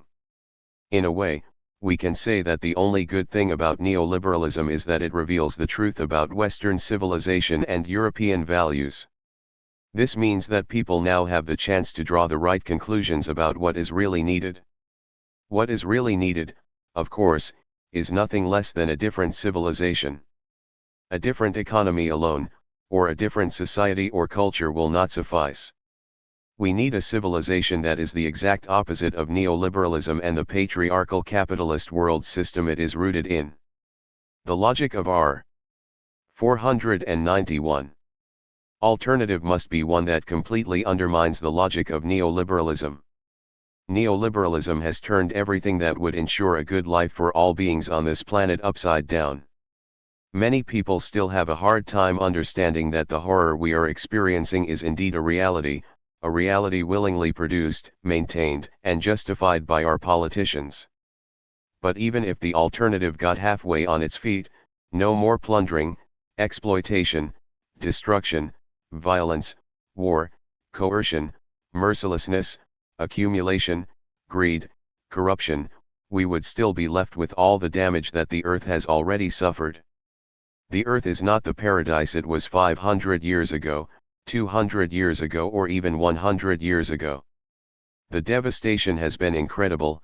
Large parts of our drinking water are disappearing mainly due to the melting of the glaciers and polar caps. Our climate has changed dramatically, causing turbulences and catastrophes. Our atmosphere is no longer protected against ultraviolet radiation. Many species of our fauna and flora are extinguished. Most cultures and their knowledge are destroyed. Most natural resources exhausted. And all this happened within what only comes to a nanosecond of the Earth's history. We have to establish a new economy and a new technology, a new relationship with nature, a new relationship between men and women that will finally be defined by mutual respect, a new relationship between the generations that reaches even further than to the seventh, and a new political understanding based on egalitarianism and the acknowledgement of the dignity of each individual.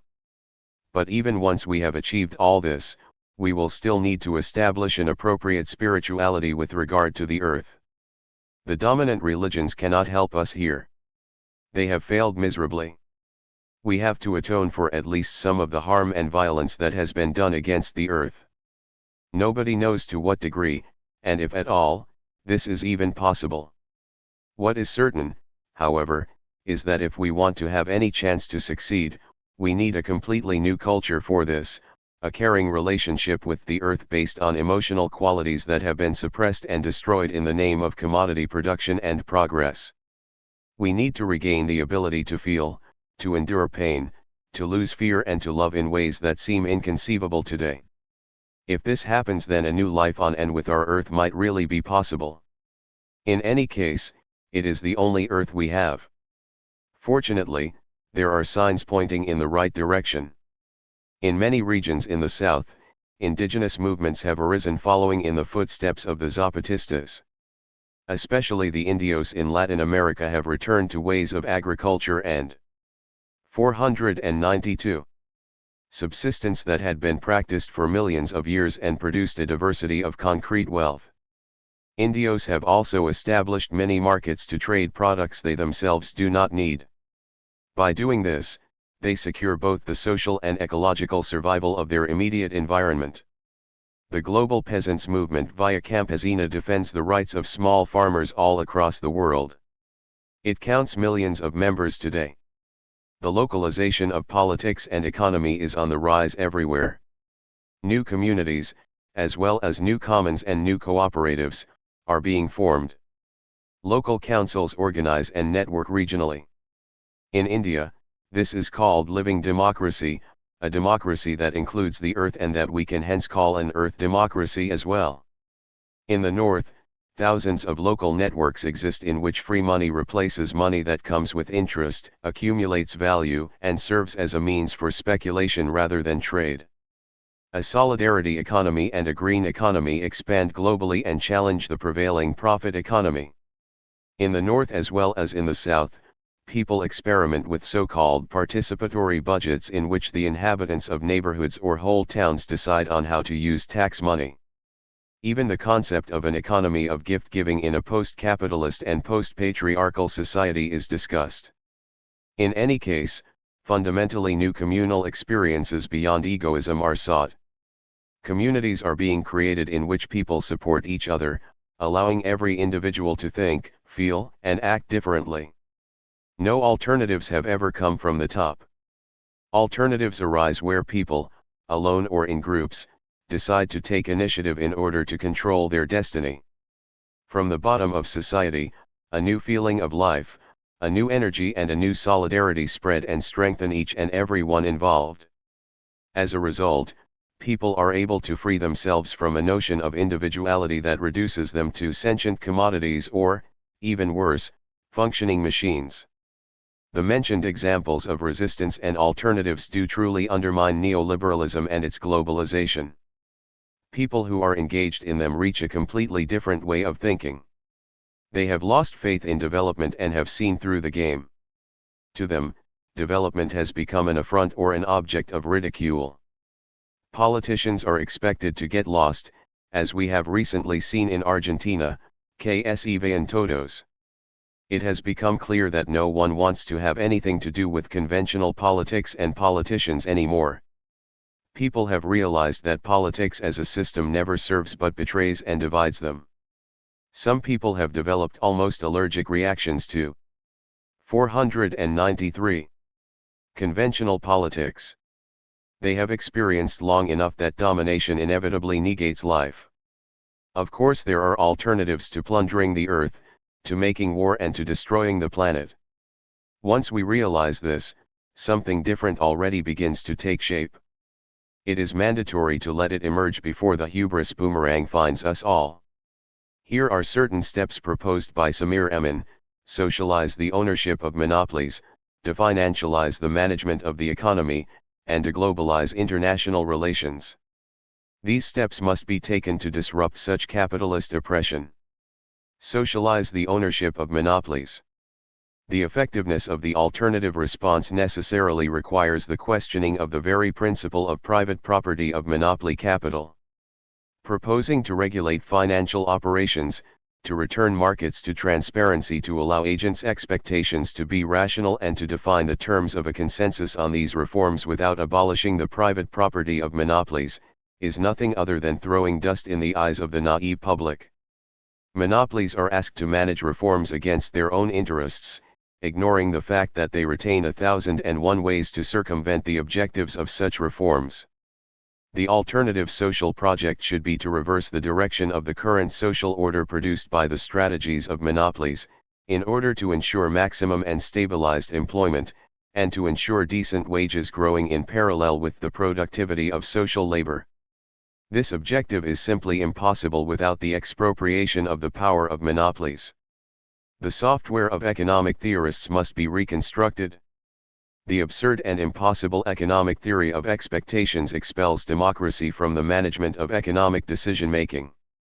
Audacity in this instance requires radical reform of education for the training not only of economists, but also of all those called to occupy management positions.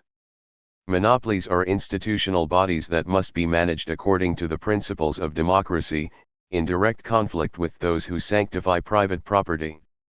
Although the term commons, imported from the Anglo-Saxon world, is itself ambiguous because always disconnected from the debate on the meaning of social conflicts, the term could be invoked here specifically to call monopolies part of the commons. The abolition of the private ownership of monopolies takes place through their nationalization. This first legal action is unavoidable. But audacity here. 494. Means going beyond that step to propose plans for the socialization of the management of nationalized monopolies and the promotion of the democratic social struggles that are engaged on this long road. I will give here a concrete example of what could be involved in plans of socialization. Capitalist farmers, like peasant farmers, are all prisoners of both the upstream monopolies that provide inputs and credit, and the downstream ones on which they depend for processing, transportation and marketing of their products. Therefore they have no real autonomy in their decisions. In addition, the productivity gains they make are siphoned off by the monopolies that have reduced producers to the status of subcontractors. What possible alternative?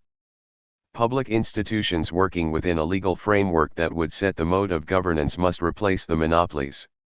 These would be constituted of representatives of farmers, upstream units, and downstream and consumers, local authorities, the state.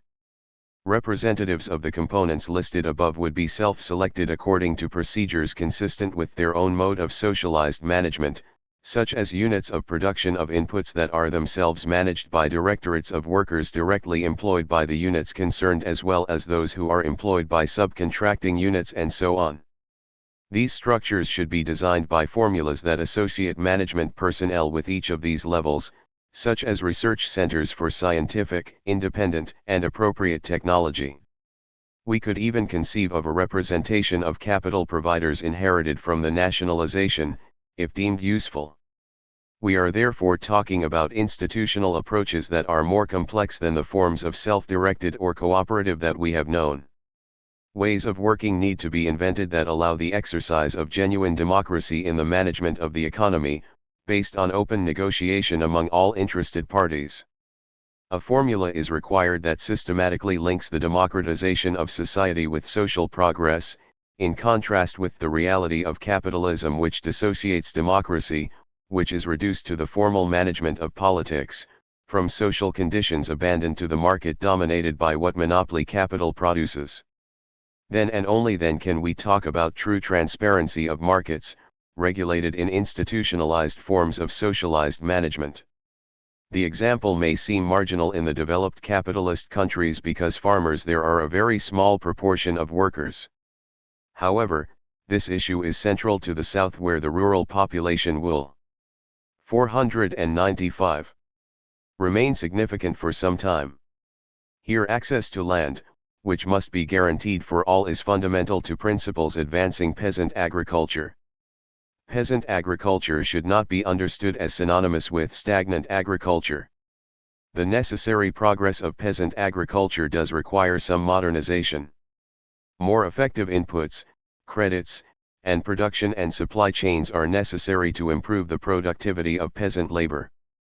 The formulas proposed here pursue the objective of enabling this modernization in ways and in a spirit that is non-capitalist, that is to say grounded in a socialist perspective. Obviously the specific example chosen here is one that needs to be institutionalized. The nationalization/socialization of the management of monopolies in the sectors of industry and transport, banks, and other financial institutions should be imagined in the same spirit, while taking into account the specificities of their economic and social functions in the constitution of their directorates. Again, these directorates should involve the workers in the company as well as those of subcontractors, representatives of upstream industries, banks, research institutions, consumers, and citizens. The nationalization/socialization of monopolies addresses a fundamental need at the central axis of the challenge confronting workers and peoples under contemporary capitalism of generalized monopolies. It is the only way to stop the accumulation by dispossession that is driving the management of the economy by the monopolies. The accumulation dominated by monopolies can indeed only reproduce itself if the area subject to market management is constantly expanding. This is achieved by excessive privatization of public services, and access to natural resources. The extraction of profit of independent economic units by the monopolies is even a dispossession by the financial oligarchy. Definancialization, a world without Wall Street. Wall Street has become War Street against the oppressed at global level. Nationalization/socialization of monopolies would in and of itself abolish the principle of shareholder value imposed by the strategy of accumulation in the service of monopoly rents. This objective is essential for any bold agenda to escape the ruts in which the management of today's economy is mired. Its implementation pulls the rug out from under the feet of the financialization of management of the economy. Are we returning to the famous euthanasia of the rentier advocated by Keynes in his time? Not necessarily, and certainly not. 496. Completely. Savings can be encouraged by financial reward, but on condition that their origin and their conditions of earnings are precisely defined. The discourse on macroeconomic savings in conventional economic theory hides the organization of exclusive access to the capital market of the monopolies. The so-called market-driven remuneration is then nothing other than the means to guarantee the growth of monopoly rents. Of course, the nationalization/socialization of monopolies also applies to banks, at least the major ones. but the socialization of their intervention has specific characteristics that require an appropriate design in the constitution of their directorates. Nationalization in the classical sense of the term implies only the substitution of the state for the boards of directors formed by private shareholders. This would permit, in principle, implementation of bank credit policies formulated by the state, which is no small thing. But it is certainly not sufficient when we consider that socialization requires the direct participation in the management of the bank by the relevant social partners. Here the self-management of banks by their staff would not be appropriate. The staff concerned should certainly be involved in decisions about their working conditions, but little else, because it is not their place to determine the credit policies to be implemented. If the directorates must deal with the conflicts of interest of those that provide loans and those who receive them, the formula for the composition of directorates must be designed taking into account what the enterprises are and what they require. A restructuring of the banking system, which has become overly centralized since the regulatory frameworks of the past 2 centuries were abandoned over the past 4 decades. There is a strong argument to justify the reconstruction of banking specialization according to the requirements of the recipients of their credit as well as their economic function. We could then, for example, create an agriculture bank whose clientele is comprised not only of farmers and peasants but also those involved in the upstream and downstream of agriculture described above. The bank's directorate would involve on the one hand the bankers and other clients. We can imagine other sets of articulated banking systems, appropriate to various industrial sectors, in which the directorates would involve the industrial clients, centers of research and technology and services to ensure control of the ecological impact of the industry, thus ensuring minimal risk, and subject to transparent democratic debate. The definancialization of economic management would also require 2 sets of legislation. The first concerns the authority of a sovereign state to ban speculative fund operations in its territory. The second concerns pension funds, which are now major operators in the financialization of the economic system. These funds were designed first in the US, of course, to transfer to employees the risks normally incurred by capital, and which are the reasons invoked to justify capital's remuneration. So this is a scandalous arrangement, in clear contradiction even with the ideological defense of capitalism. But this invention is an ideal instrument for the strategies of accumulation dominated by monopolies. The abolition of pension funds is necessary for the benefit of distributive pension systems, which, by their very nature, require and allow democratic debate to determine the amounts and periods of assessment and the relationship between the amounts of pensions and remuneration paid. In a democracy that respects social rights, these pension systems are universally available to all workers. However, at a pinch, and so as not to prohibit what a group of individuals might desire to put in place, supplementary pension funds could be allowed.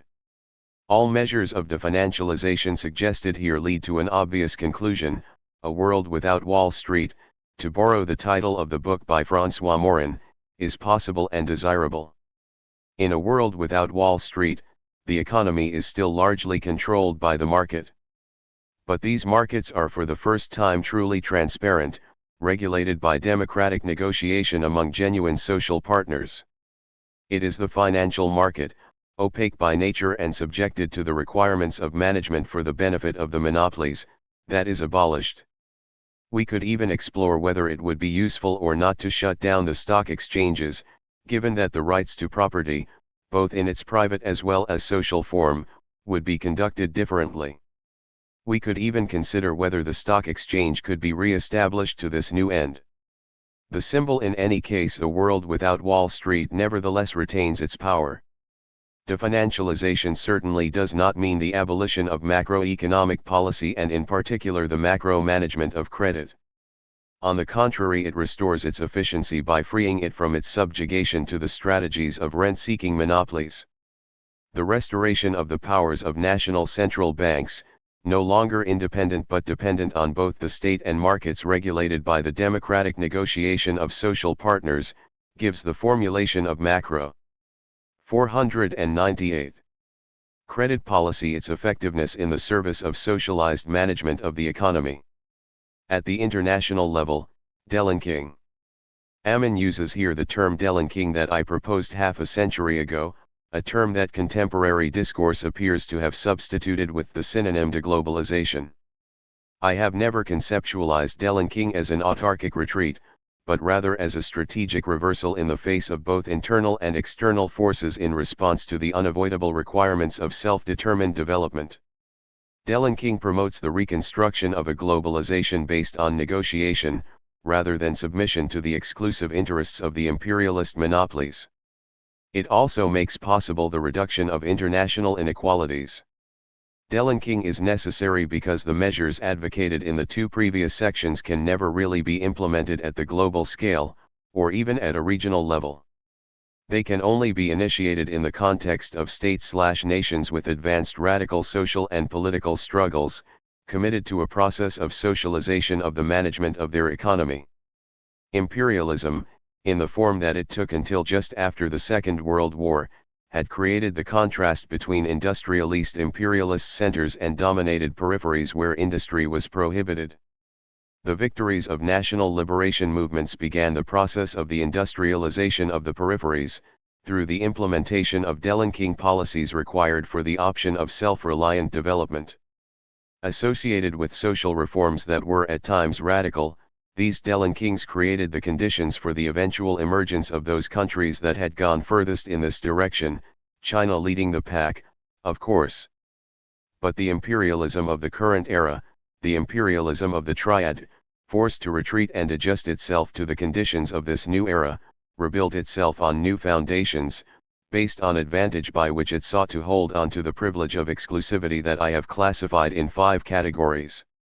The control of 3/4 technology, 3/4 access to natural resources of the planet, 3/4 global integration of the monetary and financial system, 3/4 systems of communication and information, 3/4 weapons of mass destruction. The main form of Dellingking today is thus defined precisely by the challenge to these 5 privileges of contemporary imperialism. Emerging countries are engaged in Dellingking from these 5 privileges, with varying degrees of control and self-determination, of course. While earlier success over the past 2 decades in Dellingking enabled them to accelerate their development, in particular. 499. Through industrial development within the globalized liberal system using capitalist means, this success has fueled delusions about the possibility of continuing on this path, that is to say, emerging as new equal capitalist partners. The attempt to co-opt the most prestigious of these countries with the creation of the G20 has encouraged these illusions. But with the current ongoing implosion of the imperialist system, these illusions are likely to dissipate. The conflict between the imperialist powers of the Triad and emerging countries is already visible, and is expected to worsen. If they want to move forward, the societies of emerging countries will be forced to turn more toward self-reliant modes of development through national plans and by strengthening South-South cooperation. Audacity, under such circumstances, involves engaging vigorously and coherently toward this end, bringing together the required measures of Dellingking with the desired advances in social progress. The goal of this radicalization is threefold: the democratization of society, the consequent social progress achieved, and the taking of anti-imperialist positions. A commitment to this direction is possible, not only for societies in emerging countries, but also in the abandoned or the written off of the global south. These countries had been effectively recolonized through the structural adjustment programs of the 1980s. Their peoples are now in open revolt, whether they have already scored victories or not. The Dellingking of the South prepares the way for the deconstruction of the imperialist system itself. This is particularly apparent in areas affected by the management of the global monetary and financial system, since it is the result of the hegemony of the dollar. But beware, it is an illusion to expect to substitute for the system another world monetary and financial system that is better balanced and favorable to the development of the peripheries. As always, the search of a consensus over international reconstruction from above is mere wishful thinking akin to waiting for a miracle. What is on the agenda now is the deconstruction of the existing system, its implosion and reconstruction of national alternative systems, as some projects in South America have already begun. Audacity here is to have the courage to move forward with the strongest determination possible, without too much worry about the reaction of imperialism. Appendix: Marxism, Anarchism, and the Global Justice Movement by Peter Boehmer, The Evergreen State College, Olympia, Washington, United States. Presented at the Second International Conference on Marxism, Havana, Cuba, May 7, 2004. The most significant contemporary progressive social movement in the United States, particularly among young people, is the Global Justice Movement. For the most part, this movement is indifferent, hostile to and not knowledgeable about Marxism and socialism. Insofar as there is a dominant ideology among the more radical parts of this movement, it is anarchism. However, the trajectory of the global justice movement has been towards an increasingly anti-capitalist ideology with a growing class analysis, although primarily of working class oppression in the Third World. If this movement expands its understanding of global justice to include economic and social justice inside the United States, it has the potential of becoming a mass and inclusive movement for a socialist transformation of the United States. Moreover, Marxism will be isolated from popular struggles if it makes one-sided criticisms of anarchism and groups who call themselves anti-authoritarian. Marxism, the socialist tradition, and the global justice movement have much to offer each other. My comments refer to the global justice movement in the United States, but I believe they have some relevance for many other countries. The global justice movement did not reach national prominence in the United States and become part of popular consciousness until the Battle of Seattle against the WTO meetings in 1999. After the large protests against the IMF and World Bank meetings in Washington, D.C. in spring 2000, a young participant said to me that for the first time since the anti-Vietnam War movement, young people have a movement of their own, that they lead, identify with and participate in. The global justice movement, more than many of the international solidarity and anti-war movements in the United States, has made economic oppression and exploitation central to its praxis. However, only a small minority within it identifies as Marxist or even is familiar with Marxism, although a much larger number are explicitly anti-capitalist. 510. There is unity among activists in the global justice movement against neoliberalism, but there is also a divide in ideology, program, forms of organization and tactics. This movement can be divided into two broad tendencies. The first tendency, which includes most of the more established and well-funded organizations and individuals, is reformist. Their objective is to reform the international financial institutions and treaties such as the WTO, IMF, and World Bank to achieve transparency and public accountability of these institutions, to further environmental and labor rights and standards, to regulate the international flows of capital, and to further representative democracy and sovereignty. These groups and many of the labor unions, human rights, and church groups working with them are anti-corporate but not anti-capitalist. These organizations lobby for legislative changes and organizing large rallies and demonstrations where they work closely with police and city officials. For the rest of this paper, I will focus on the more radical and predominantly younger in age wing of the global justice movement. Among the more active and militant participants, the most common ideology is anarchism. This connects with a strong concern and belief by many groups and individuals on community, small-scale production for local markets, an environmental sensibility, valuing decentralization, and a hostility to large and bureaucratic institutions as much for their size and power as for what they actually do. Demands have usually called for abolishing the international financial institutions, canceling third world debt, organizing against sweatshops and for fair trade. There has been an emphasis on building alternatives.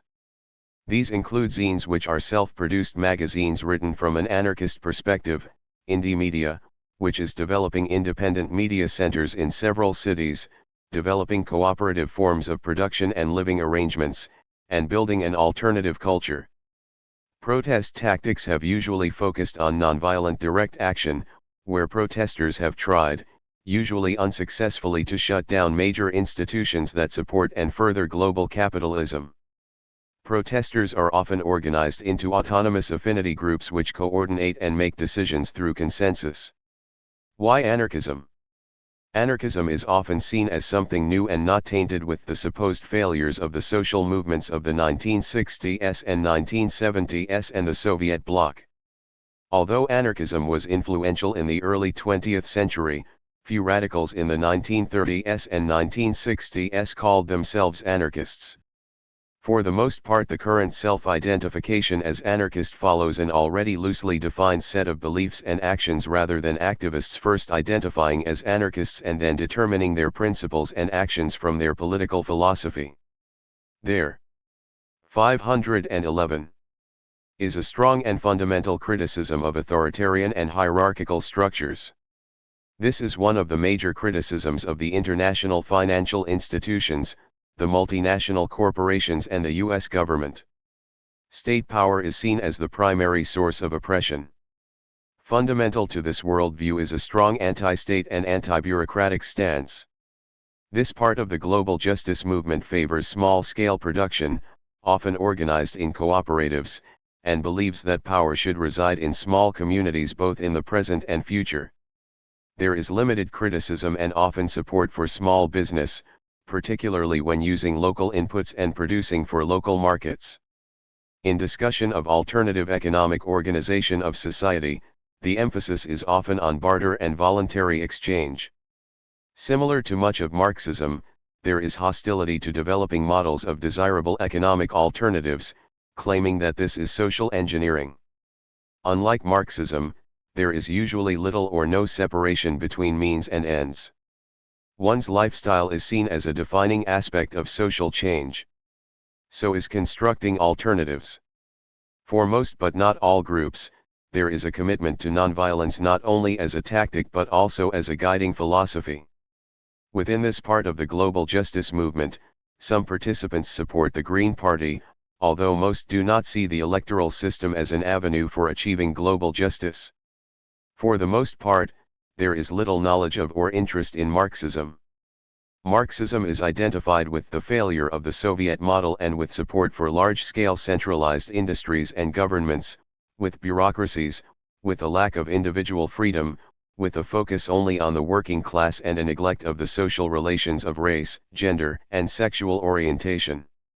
Given the growth of identity politics in the last 25 years and a labor movement on the defensive and declining and whose praxis is primarily business unionist, a Marxist analysis and socialist practice whose emphasis is on the working class, is seen as an anachronism, as relevant for the 1930s but not for 2004.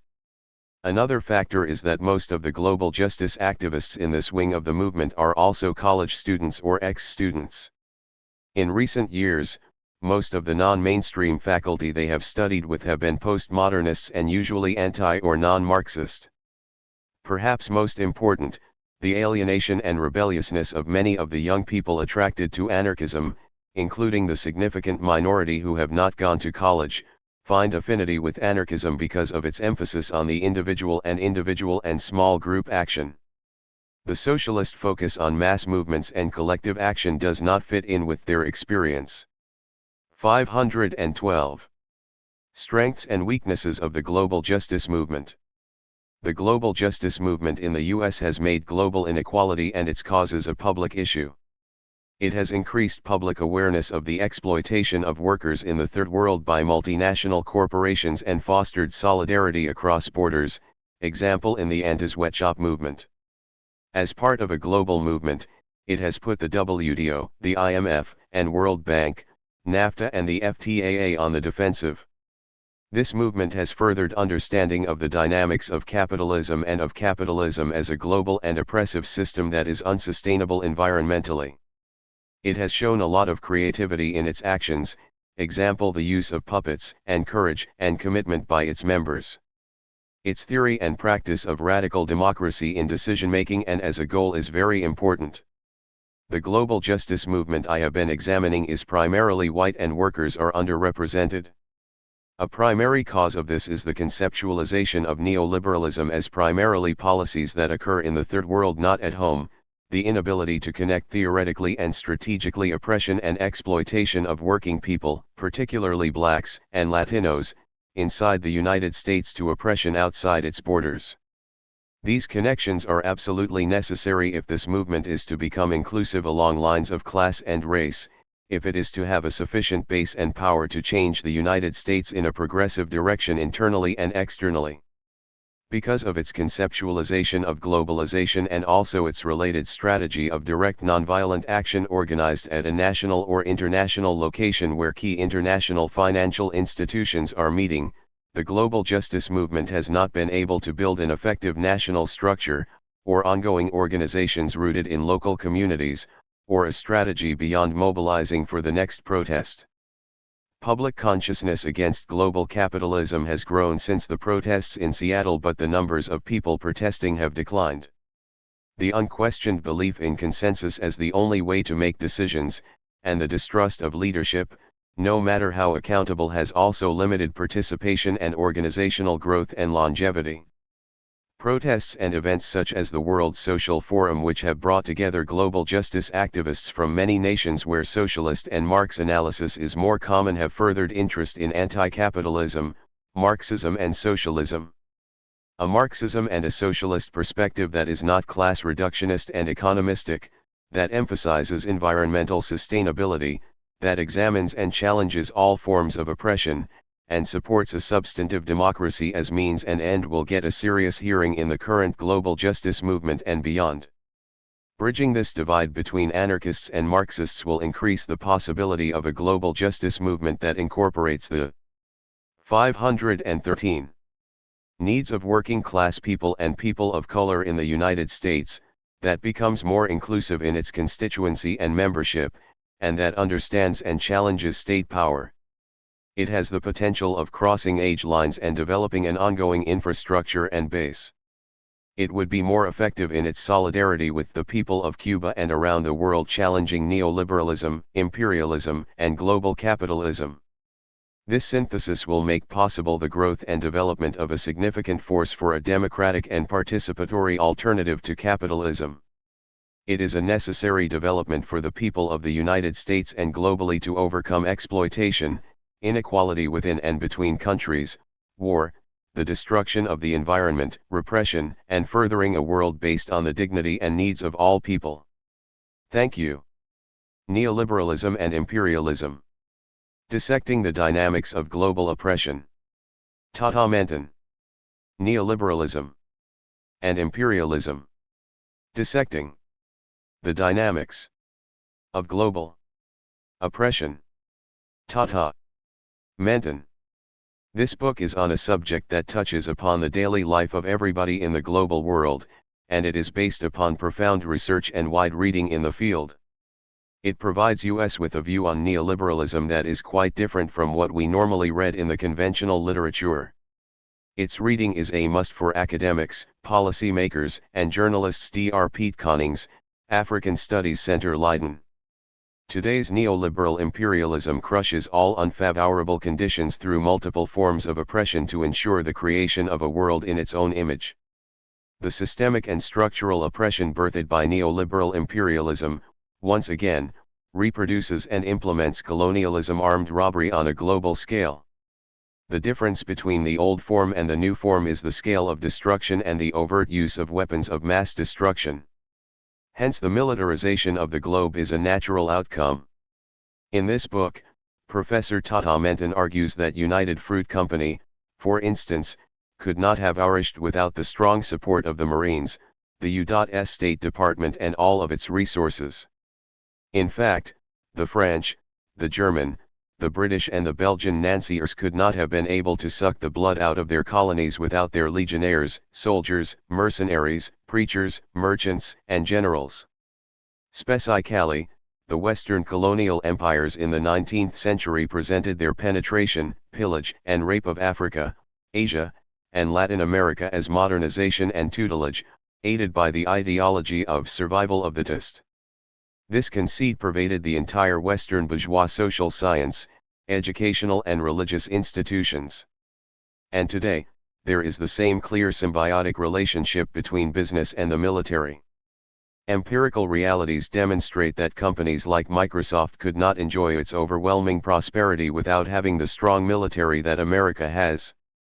This is precisely why neoliberal imperialism operates alongside oppressive militarism, war, and dictatorship and must be disrupted to liberate mankind from its death grip.